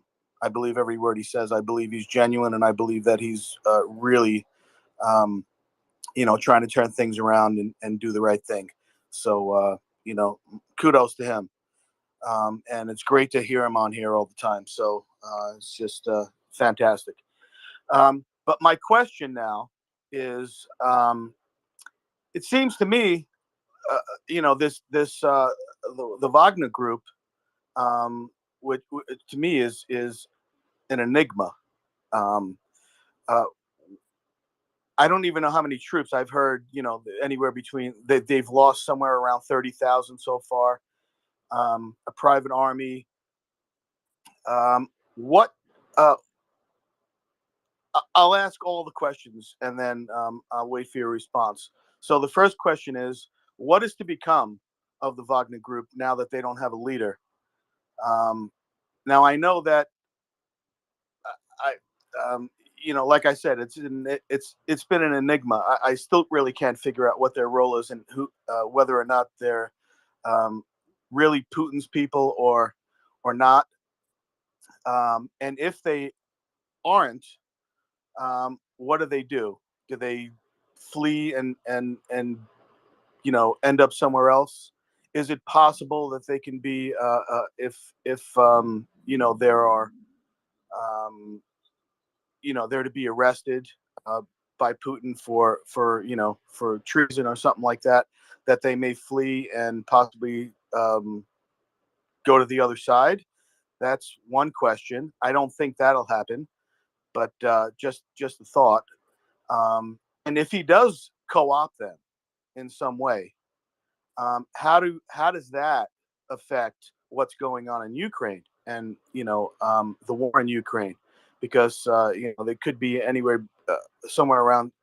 I've heard 30,000 men that Putin could co-opt, I don't know if that's what's going to happen. That's what I'm asking. And if he does, how does that affect the war in Ukraine? And how does that affect Ukraine's chances against the Russian forces? So those are my questions. Anybody who has any insight into that, because I just find that very curious. Oh, and one more thing I want to say about, because somebody mentioned Rudy. Now, I'm a New Yorker. I'm 60 years old. I lived in New York my entire life. I can tell you something about Rudy. When after 9/11, Rudy's just a big fake. He's always been. Since he left Washington and to come to New York to have the SDNY, He did that for a reason. He's always been political. He left a much larger post and more important post to go to a small post that had much more visibility than the post he was originally in. So his intentions always were to get into politics. He's been corrupt from day one. So that's all I can say about Rudy. And I watch very closely, and I saw what he did here in New York. It was ugly when he was the prosecutor. And then when he became mayor, it was even worse. And I can give you examples of some of the things that he did in New York that were unconstitutional for the city. And that's it. So I thank you for your time, and I look forward to your answers.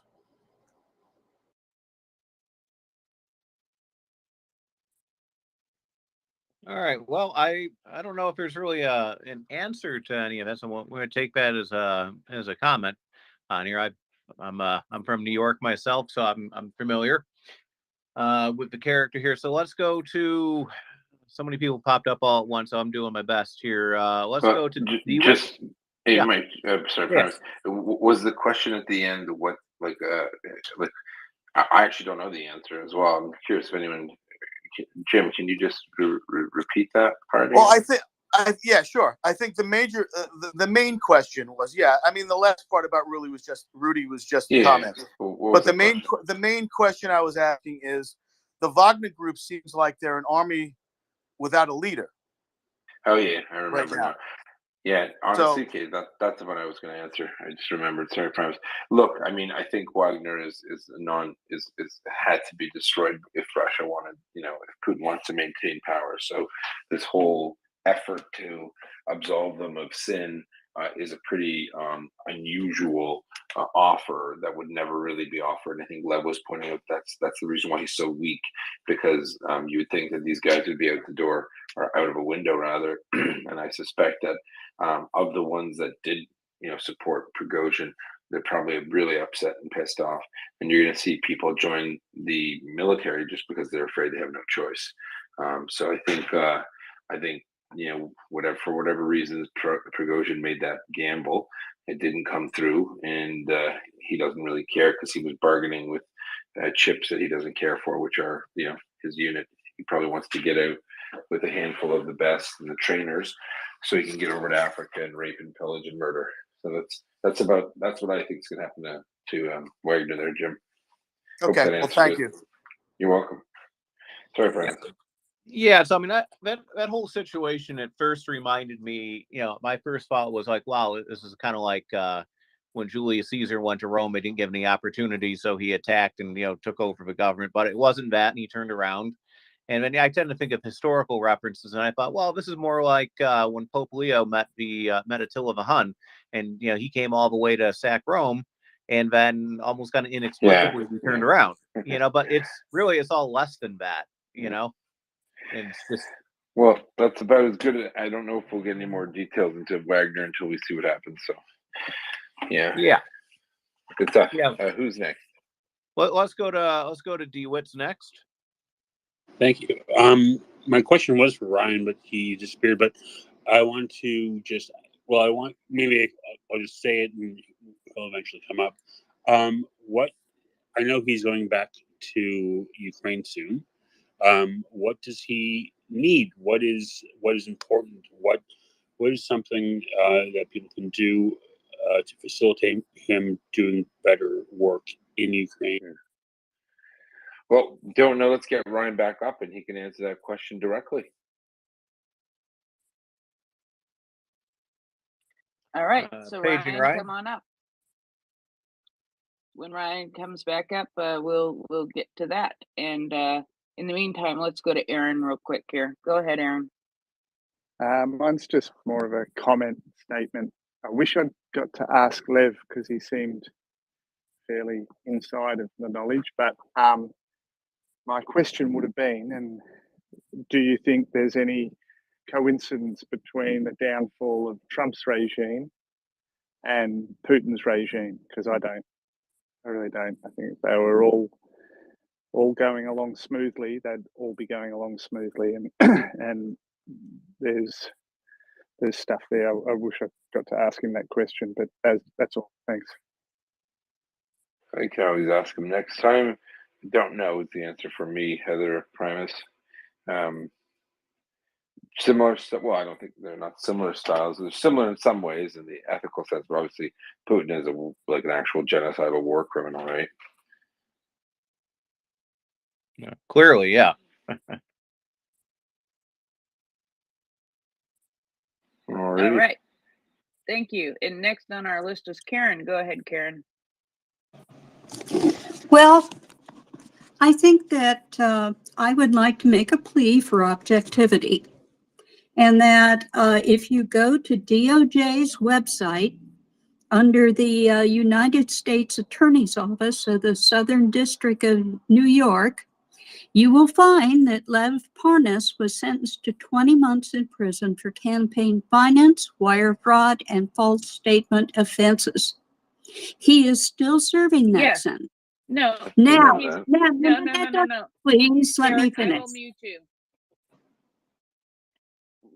Lev has been extremely upfront about exactly what happened and what his sentence was and what he has to say about it.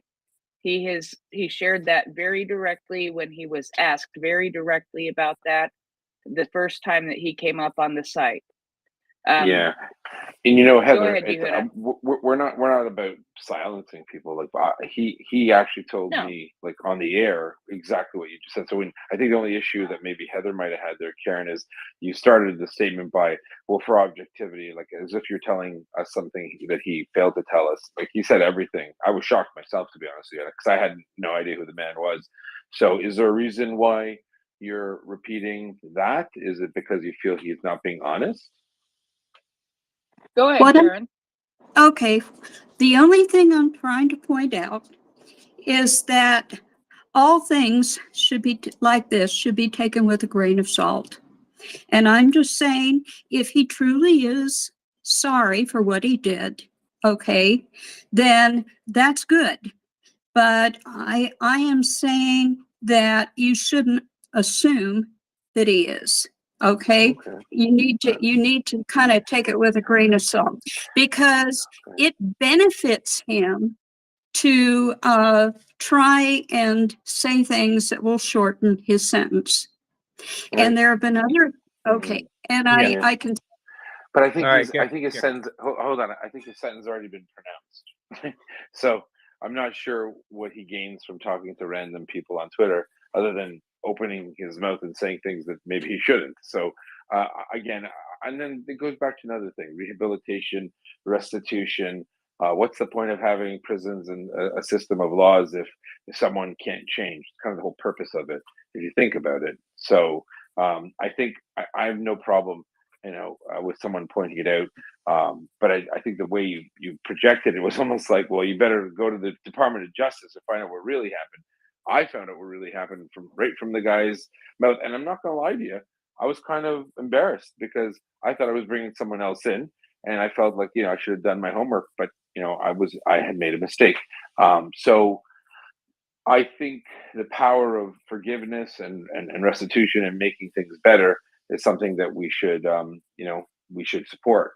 And I think I'm curious to hear more of what he has to say in that regard, because again, I wasn't aware of it. But grain of salt, I can't take what he says with a grain of salt, because what does he say? He says Ukraine must win, Russia must lose. Russia is setting up Ukraine. Russia has been infiltrating American politics and through misinformation worldwide. And how do I know? Because I was involved with it. Wow. Like, talk about a mea culpa.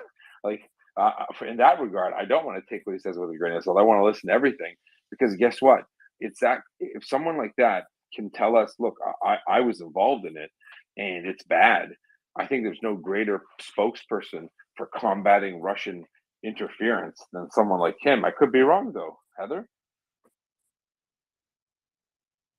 No, I totally 100% agree. If he would have come up here, and when he was asked about that, if he would have, weaseled around a little bit, but he came right out and laid it all out on the line, and he is still serving the remaining suspended part of a sentence now under, home confinement. So, that's why he's hanging out with us on Twitter, and that's why he's writing a book, and that's why he's doing everything that he can to help Ukraine, making phone calls and raising money, right, Yehuda? Yeah. You know what? I guess the proof is in the pudding, Karen. When he is in 3 months, when his sentence is over, if we still see him on MriyaReport, then I guess maybe he does really just care. Is that fair? There we go. Can I sneak in one more comment and then I'll drop down? Go ahead. Hello? Okay. Somebody who I would love to see on MriyaReport is former ambassador to Ukraine, Marie Yovanovitch, because the group that Lev Parnas was hand in glove with basically got her fired because of, she wasn't very pliable. Yeah, I'm not she saying was that. fired. Okay, so I would love it if you could get her on. I don't know if you'd be Karen, able to or not. we have you to thank for that, and you can go and message her and tell her how you feel and get her on. Send her over, Okay. and let's see if she'll come on. All right. I don't think anyone's hiding anything, and I think I think again that was part of the the whole affair, and I understand, and if I'm speaking incorrectly, if someone please correct me, but I understand that he directly said that Yovanovitch is crap talking Trump everywhere, and as a result, Trump fired her. So very important stuff, and definitely, if she'd like to come on, we'd love to have her. Again, it's not to talk about U.S. politics. It's really just to talk about Russian disinformation. So thanks, Karen, for your questions or your suggestion. It wasn't really a question. And if you can get her, let's do it. Heather, over to you. Thank you, Yehuda. Let's go to Amos now. Thank you, Heather. Amos, before you start, I'm just gonna ask if you if people have already said their piece or whatever, they drop down because we have a lot of requests here. So yeah, go ahead. Cool, thank you. Yeah, I was just a couple of comments. Number one, I'm really glad to see Lev on our space. I've been tuning in, to one of the giant spaces that's full of bots and run by Mario Nafal and Suleiman, and it's a challenging space to even listen to, and it has been really inspiring to hear Lev in there just slugging it out in a really even-handed, even-keeled way. Been really impressive, and whenever I listen to him, I just think, man, he really ought to be at MriyaReport. And I was busy and never took the initiative myself to try to invite him, but it's, I guess Yehuda would probably agree, it's kismet that that we finally connected. So I'm really glad to see him in the space. I wanted to make a couple of quick comments about what Karen said, because myself personally, I follow American politics very closely, and I have watched Lev over the last year and a half or so, the process that he's gone through, and I would just call it, for lack of a better word, a process of redemption. And I think it's genuine. I paid pretty close attention to it and to him. I had a point that just evaporated, but oh gosh, I hate it when that happens. At any rate, I do think it's genuine. And what Lev said, actually, I think it was the first evening that he was on with us, this pertains to that, is that he described how he was sucked into the orbit of all these players in the Trump administration and caught up in the agenda, or the multiple agendas that were going on around Ukraine and Russia. And if you would listen to what he said, I don't know if that's available on Spotify or not, but you just listen to his account of how he got sucked into this whole business. the other point to that is that there is a whole host of people that were sucked in to those agendas and that really got burned by that previous administration. And they have similar stories to tell. So Lev is not unique in that respect. There are many, many people that got caught up in that. Many people that got caught up in unethical or underhanded agendas and projects. They got burned, and now they're telling their stories. So I just want to kind of lay that out. And the second point that I wanted to make is that I'm glad to hear. I think it's really useful to hear Lev's perspective on American politics, how it pertains to the whole Ukraine thing. And I've been on this space since the second week of the invasion. And one of the things I've noticed, and I've really kind of really bit my tongue many times. I don't speak on here very often, but there's so many times when I wanted to kind of weigh in on some American politics, and I just wanted to say that I think it's been clear that in this space, I think American politics is kind of the third rail, that you're not supposed to touch, and I totally understand why that is.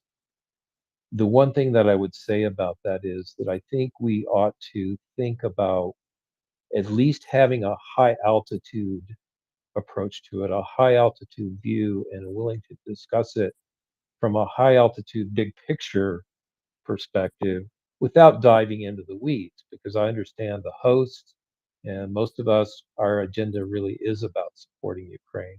But the reason I think that it's important to be able to talk about these things the way Lev talks about them is because this affects American policy toward Ukraine. American policy toward Ukraine is so critical to support of Ukraine. And if that turns around, if we don't maintain support and actually increase support, this is one of the things that has bugged me the whole time. That I think we need to be, more assertive, more aggressive. Uh, but we're coming up on a period where our support is. I don't want to preach doom and gloom, and I'm not. I'm just saying there's a lot on the line here. And I think we need to maybe I would suggest find a way to discuss these things. And the way that Lev discusses it, I think we've done a really good job listening to him and dialoguing with him and keeping it high altitude without getting too far into the weeds. But I know sometimes people come in, hosts will come in the middle of the show, and they'll see Levin here talking about American politics, and the hackles come up immediately. So I want to kind of make that plea, I guess, for us to have an ability to discuss these issues in an even keeled way, but realize why we discuss it. The reason we discuss it is because we need to maintain American support for Ukraine, but it's critical. We have Great Britain in there. We got France somewhat. We've got Germany coming on board. A lot of other countries coming on board and supporting Ukraine in a way that they weren't a year ago. But American support is really crucial. So that's my comment. So I know that. Thank you for saying that. That's very detailed and specific. And I guess, um, you know, I agree. Like we want to avoid internal U.S. politics for the simple reason of we don't want to get us bogged down in interscene like partisan politics. But obviously, how the U.S. government looks at Ukraine is very much a reason why Ukraine is been able to survive because the Ukrainians demonstrated that they had what it took, and they were fighting for it. And the Americans ponied up. And it's scary to think, how close you guys got to a position where that might not have happened if if some of those people had their way, and knowing that Lev provides that insight to that world, that on its own is like that basic historical information is really important to us, and I think it makes sure that we can identify these problems in the future and move past them. So thanks for your input there, Amos. Yeah, and I would just add briefly on here. I mean, I'm a very political person myself, but that being said, I mean, Ukraine is more important than any, partisan politics or whatever. So I think it's important to kind of set that aside and try to look at, a high level if we must, but, otherwise stay focused on, what's going on in Ukraine. But, again, part of the mission of what MriyaReport does is fight disinformation. And, someone who's an expert on disinformation is a very important person to listen to. And yeah, that does touch a little bit on, the American political side, but that's up to you as listeners, and us as hosts here to treat that analytically rather than from a partisan perspective. So that's just my opinion on that. So we'll go to Sky Kiss, and then I'm going to go to Jingu because he hasn't spoken yet. Then Cleo. Okay. Thanks, Primus. I have a question for Yehuda, but first I would like to thank Amos and Yehuda and Primus for your statements about why we might sometimes talk about American politics, because we are very concerned about any wavering or lessening of support in our particular country's political system. We want to increase it, not have it decrease. And when we catch just a whiff of any disinformation about either support for Ukraine or Ukraine in general, we need to be ready to fight that disinformation. So my question for Yehuda is, if you know when Thomas Steiner is coming back on. I was very pleased that I got to hear, and I was here the whole time Thomas was here this afternoon. I just canceled my little plans and stayed. And it was very good. I didn't speak at all. I just listened. So if you know, and if you don't, but you do find out, the sooner we get that information, the sooner we can schedule it and also invite our friends. Sometimes it's people who have never been to the report at all. And we would dearly love to invite our friends to come and join us here for Thomas. So thank you.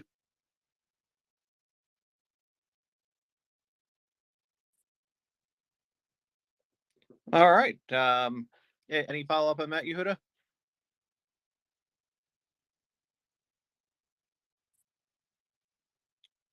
Okay, well, let's go to Jingu then.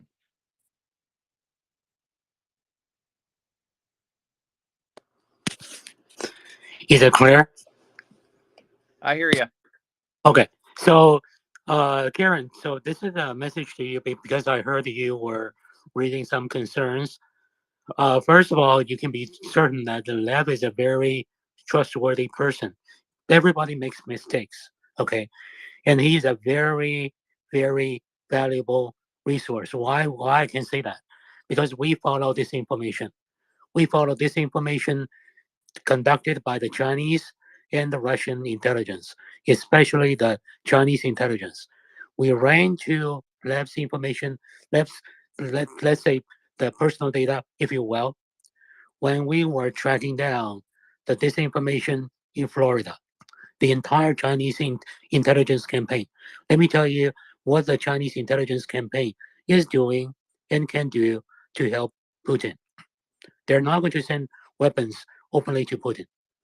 They're going to make Florida a key place to spread this information. And right now, they did get Ron DeSantis in their pocket through Epoch Times, without any question.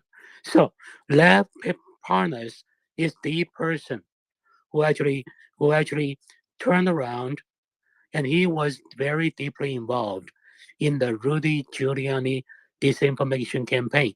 Behind it was Russia. So someone with this kind of deep involvement, with this kind of willingness to share information, is very, very valuable.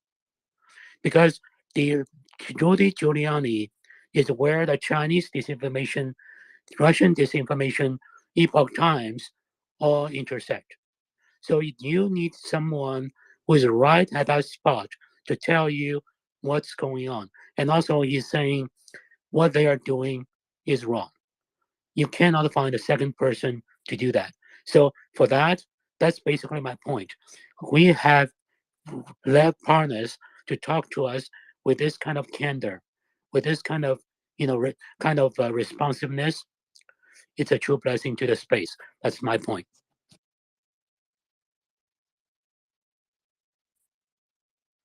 Wow, that was direct and to the point. Jingu, I guess you've been following Lev around, and so you've been checking him out. Because when to follow the Chinese disinformation, we need to follow the United Front. And in the United Front, there's a very big case in Florida, which is centered around Mar-a-Lago. And the Chinese agent was investigated, then the entire case was squashed by the GOP. And the other thing was very interesting. The United Front came from the left. However, echoing them was actually the Epoch Times, coming from far right. Then we found out the Epoch Times was actually controlled by the Chinese intelligence. The other thing very interesting was the team following the entire case was the Miami Herald team, and they were the one also digging deep into lab partners. So actually, we met with them and had some conversation. So through all these kind of research, we learned lab partners is someone you can count on. He made many choices. If he is someone you need to be careful about, he wouldn't have made many these choices. If a person makes those choices consistently, that tells me even a person's past, every one of us made mistakes. None of us has perfect past. So if someone made missteps in his past, however, he is consistently making these steps nowadays, and not for one day, for years. You can trust that person 100%.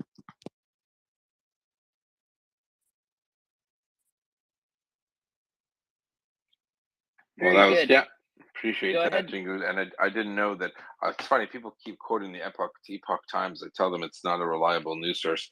And Jingu's pretty dialed into that. So it's really nice to hear that, Jingu.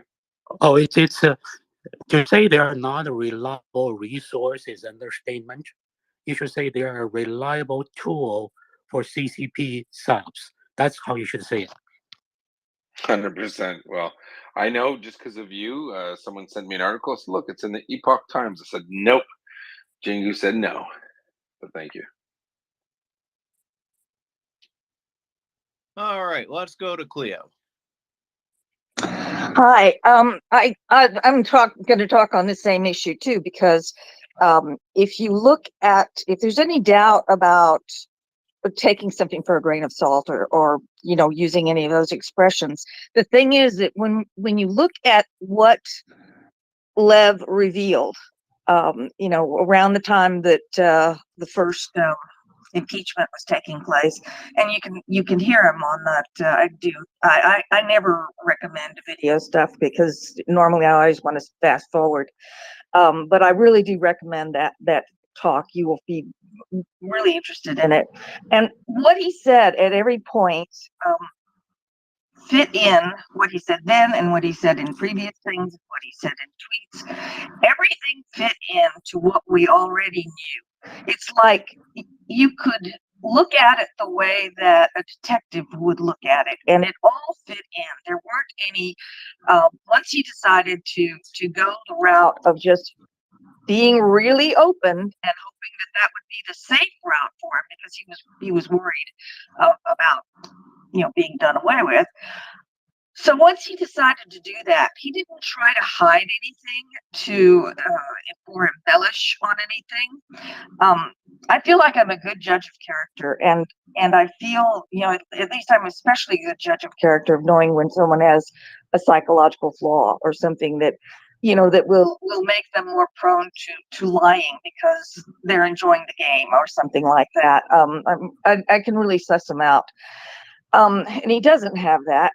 And when you think about what motivates people to lie, unless they've just got sort of a bent where they want to do psychological games. It's to gain something, and Lev has nothing to gain by saying anything but the absolute truth.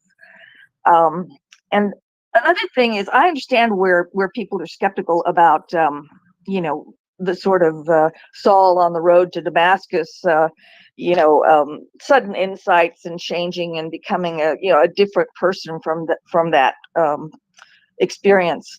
But I would say, whether you believed that that's how he found his route, or whether he is falling on his own natural nature of being intelligent enough to know that his best path forward is to be honest and to share with people, and to enjoy being out of the tension of having to lie and deceive.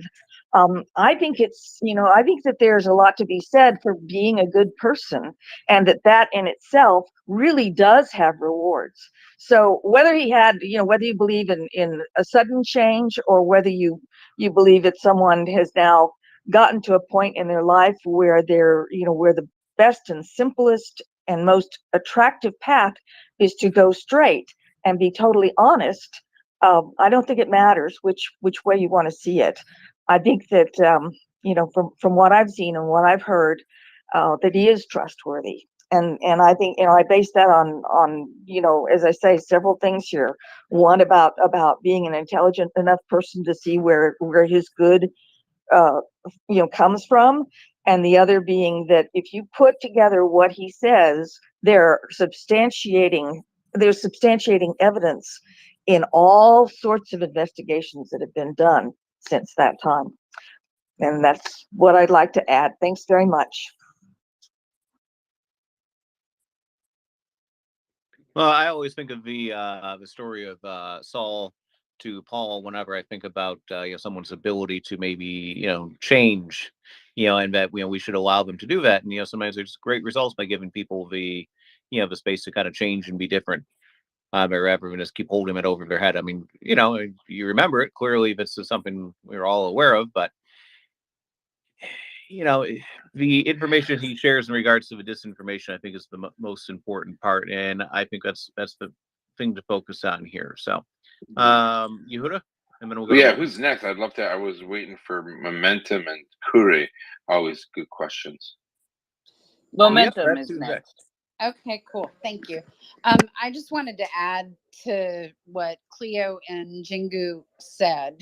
And honestly, I'm a little offended that Karen is not giving the people in this room the deference of having the intellect to be able to tell when somebody is full of it or not.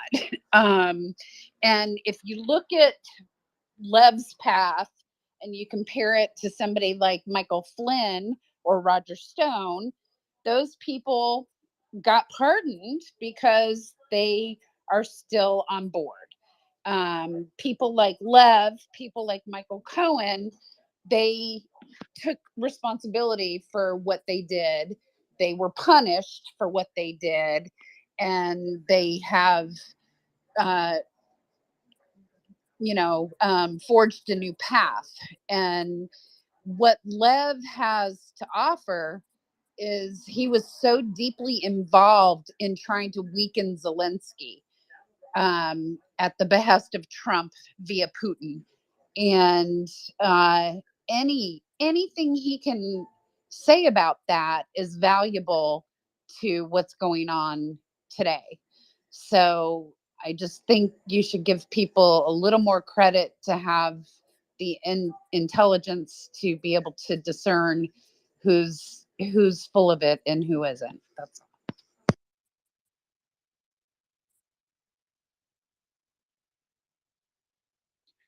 Thanks for that. Yeah, and if you'd like to come up, Karen, and answer that, you're welcome to. And I guess we'll just fly over to Curry. Curry was in a hurry, and she's no longer there.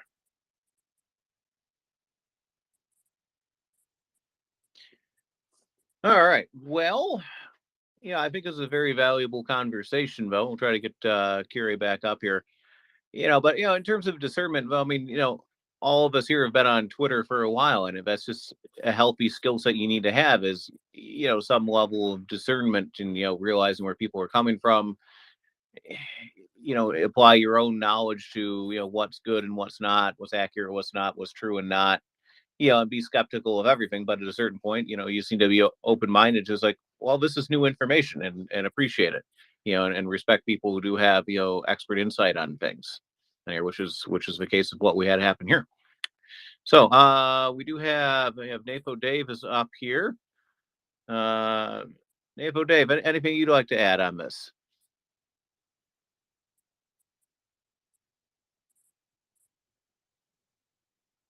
He says no. No. Okay. The Emperor says put a thumb down. It's from the Gladiator.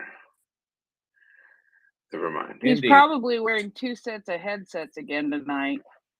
Oh boy. One headset so he can listen to this. Yep, see, he is. One headset so that he can listen to the space, and one headset so he can edit recordings. And yeah, he ran into that last night a little bit. It was a little bit of fun.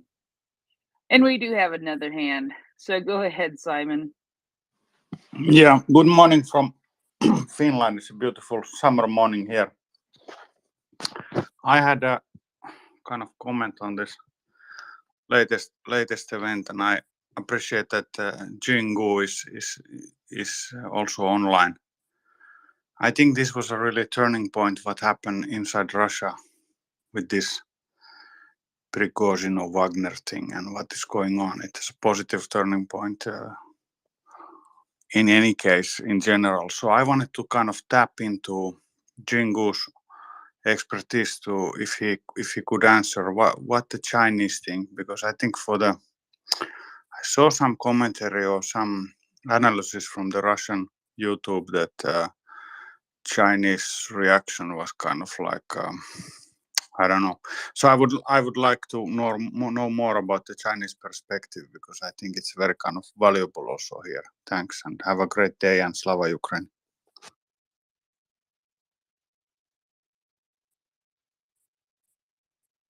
Okay, so very quick. In the very short term, you might see that China has an upper hand to some extent. However, anybody who's going to tell you that China will turn Russia into its vassal state don't know China. If anybody tells you that China is going in to pick up a piece of land which was supposed to be lost to Russia in the past, don't know anything about China. Okay, these will not happen. I can tell you Xi Jinping right now is probably in confusion. Is very sad, without knowing what to do. His entire plan is in the tube, down the tube. However, what's going to happen? It's a wait and see. The other thing is, China's right now, the economy is in very bad shape right now. Very bad shape. Many people don't know. Many people reading these, even those people reading official statistics, which is released after careful revision or reviews, many times of reviews by CCP, okay, the so-called professionals. They're starting to see things are really bad on the ground, okay? With that said, what's happening in Russia will do a lot to deter China. Very likely, a likely scenario, which I say many people don't think about, is what if there's a new regime like Navalny, who is many in the West think he's a pro-democracy guy. Well, many people from Ukraine are telling you he's actually another form of fascist. What if he is in power? What if he actually gains traction by helping the West to turn against China? And then a new form of Russian fascist, this position is consolidated. What would that mean to the global politics, to geopolitics? 5 years, 10 years down the way. I don't know. However, we know one thing, good news. By that time, Ukraine is already a solid member of the NATO. Well deserved. They earned it in the heart. This is something we should be happy about. We should have a big sigh of relief. It will happen, and Ukraine will be on its way to glory. That's my point.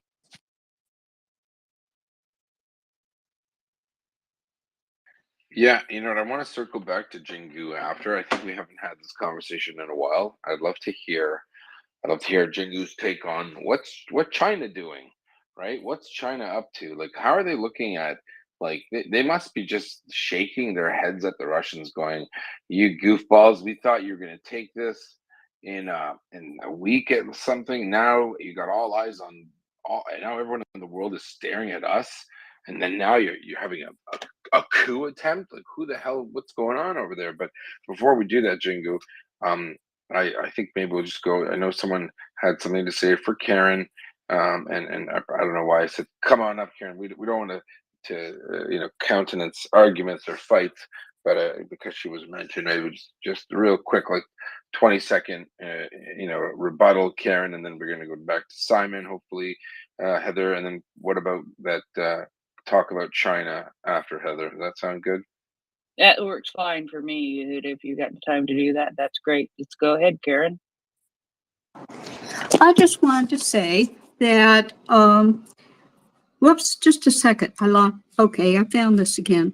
I just wanted to say that what the remarks I made were not to insult anybody's intelligence, because I think because we are human, that we need to periodically remind each other to be objective. It is human nature to be not objective. And we just need to double check ourselves. And when we look at somebody, we need to look at all the facts and weight them accordingly. Now, it's very possible that Lev Parnas has made an honest change in his life, and if he has, more power to him. On the other hand, I wouldn't let him handle my money. I'm sorry. I'm just not there. So with that, I'll Thank end you. there. Yeah, and just again for clarity, you might not have been here. He was very remarkably candid about all of the accusations and conviction and everything about him. So I don't think anyone. I think that's why he got some pushback, Karen, because he actually did share everything and people knew it. They called him out on it. And don't you worry, Karen. I don't think he's asking to handle your money, so you're safe there. And it's a moot point. So let's carry on. We'll consider that case closed, said Matlock. And Simon, you know my name is Simon. Hope you like to do drawings. Go ahead.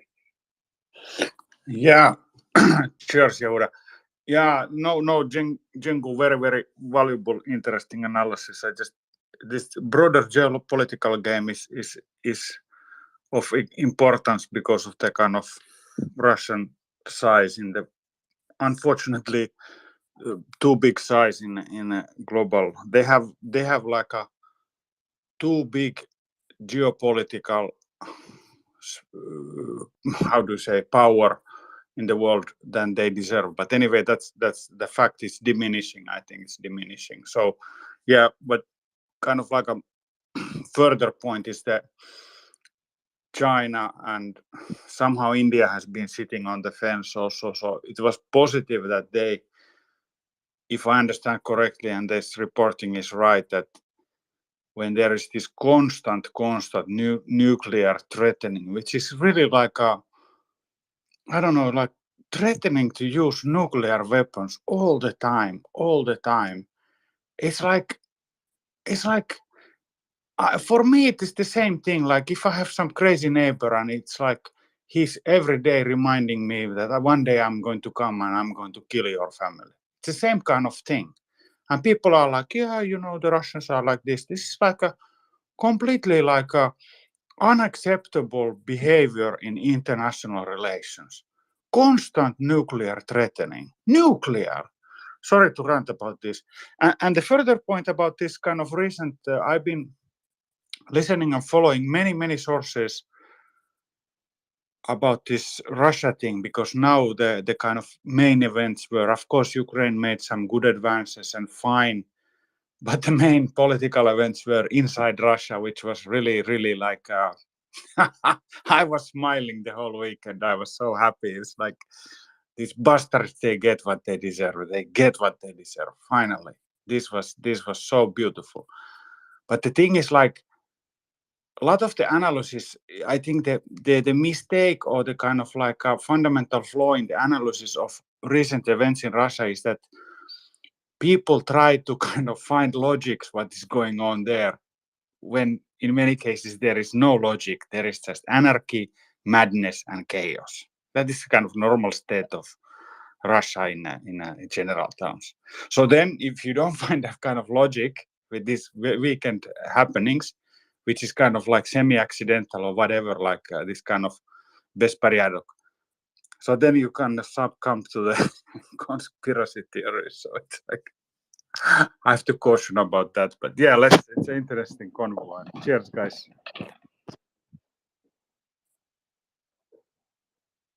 No, fair points. All right, Jingu, if you want to respond to Simon, and Yeah. even to the question I had about what's China doing? Are they scared? Are they? How afraid are they? Did they thought that they could I would just do say, this? yeah, I would Go say ahead. in massive confusion. So whenever we analyze China, I'd like to start with what China is. So many people keep saying China has been a unified civilization for thousands of years. Baloney. Anybody who tells you that, don't even waste your time to listen to the person other one sentence. Here's really China. So I'm going to use an analogy so everybody can understand. So 1912 is the turning point. Okay, 1912 is when the Manchurian Empire stopped. At that time, basically all the colonies of Manchurian Empire used to hold, including Sorry, China. 1 second, Jingu. Host, it looks like we're going to go down. Just an FYI. Host connection issues. Are you tracking that? Okay, yeah. No, I'm not. No, not Jingu. Jingu, 1 second. Heather and Primus, are you tracking that? Yep, I'll get it. I'll Okay. try.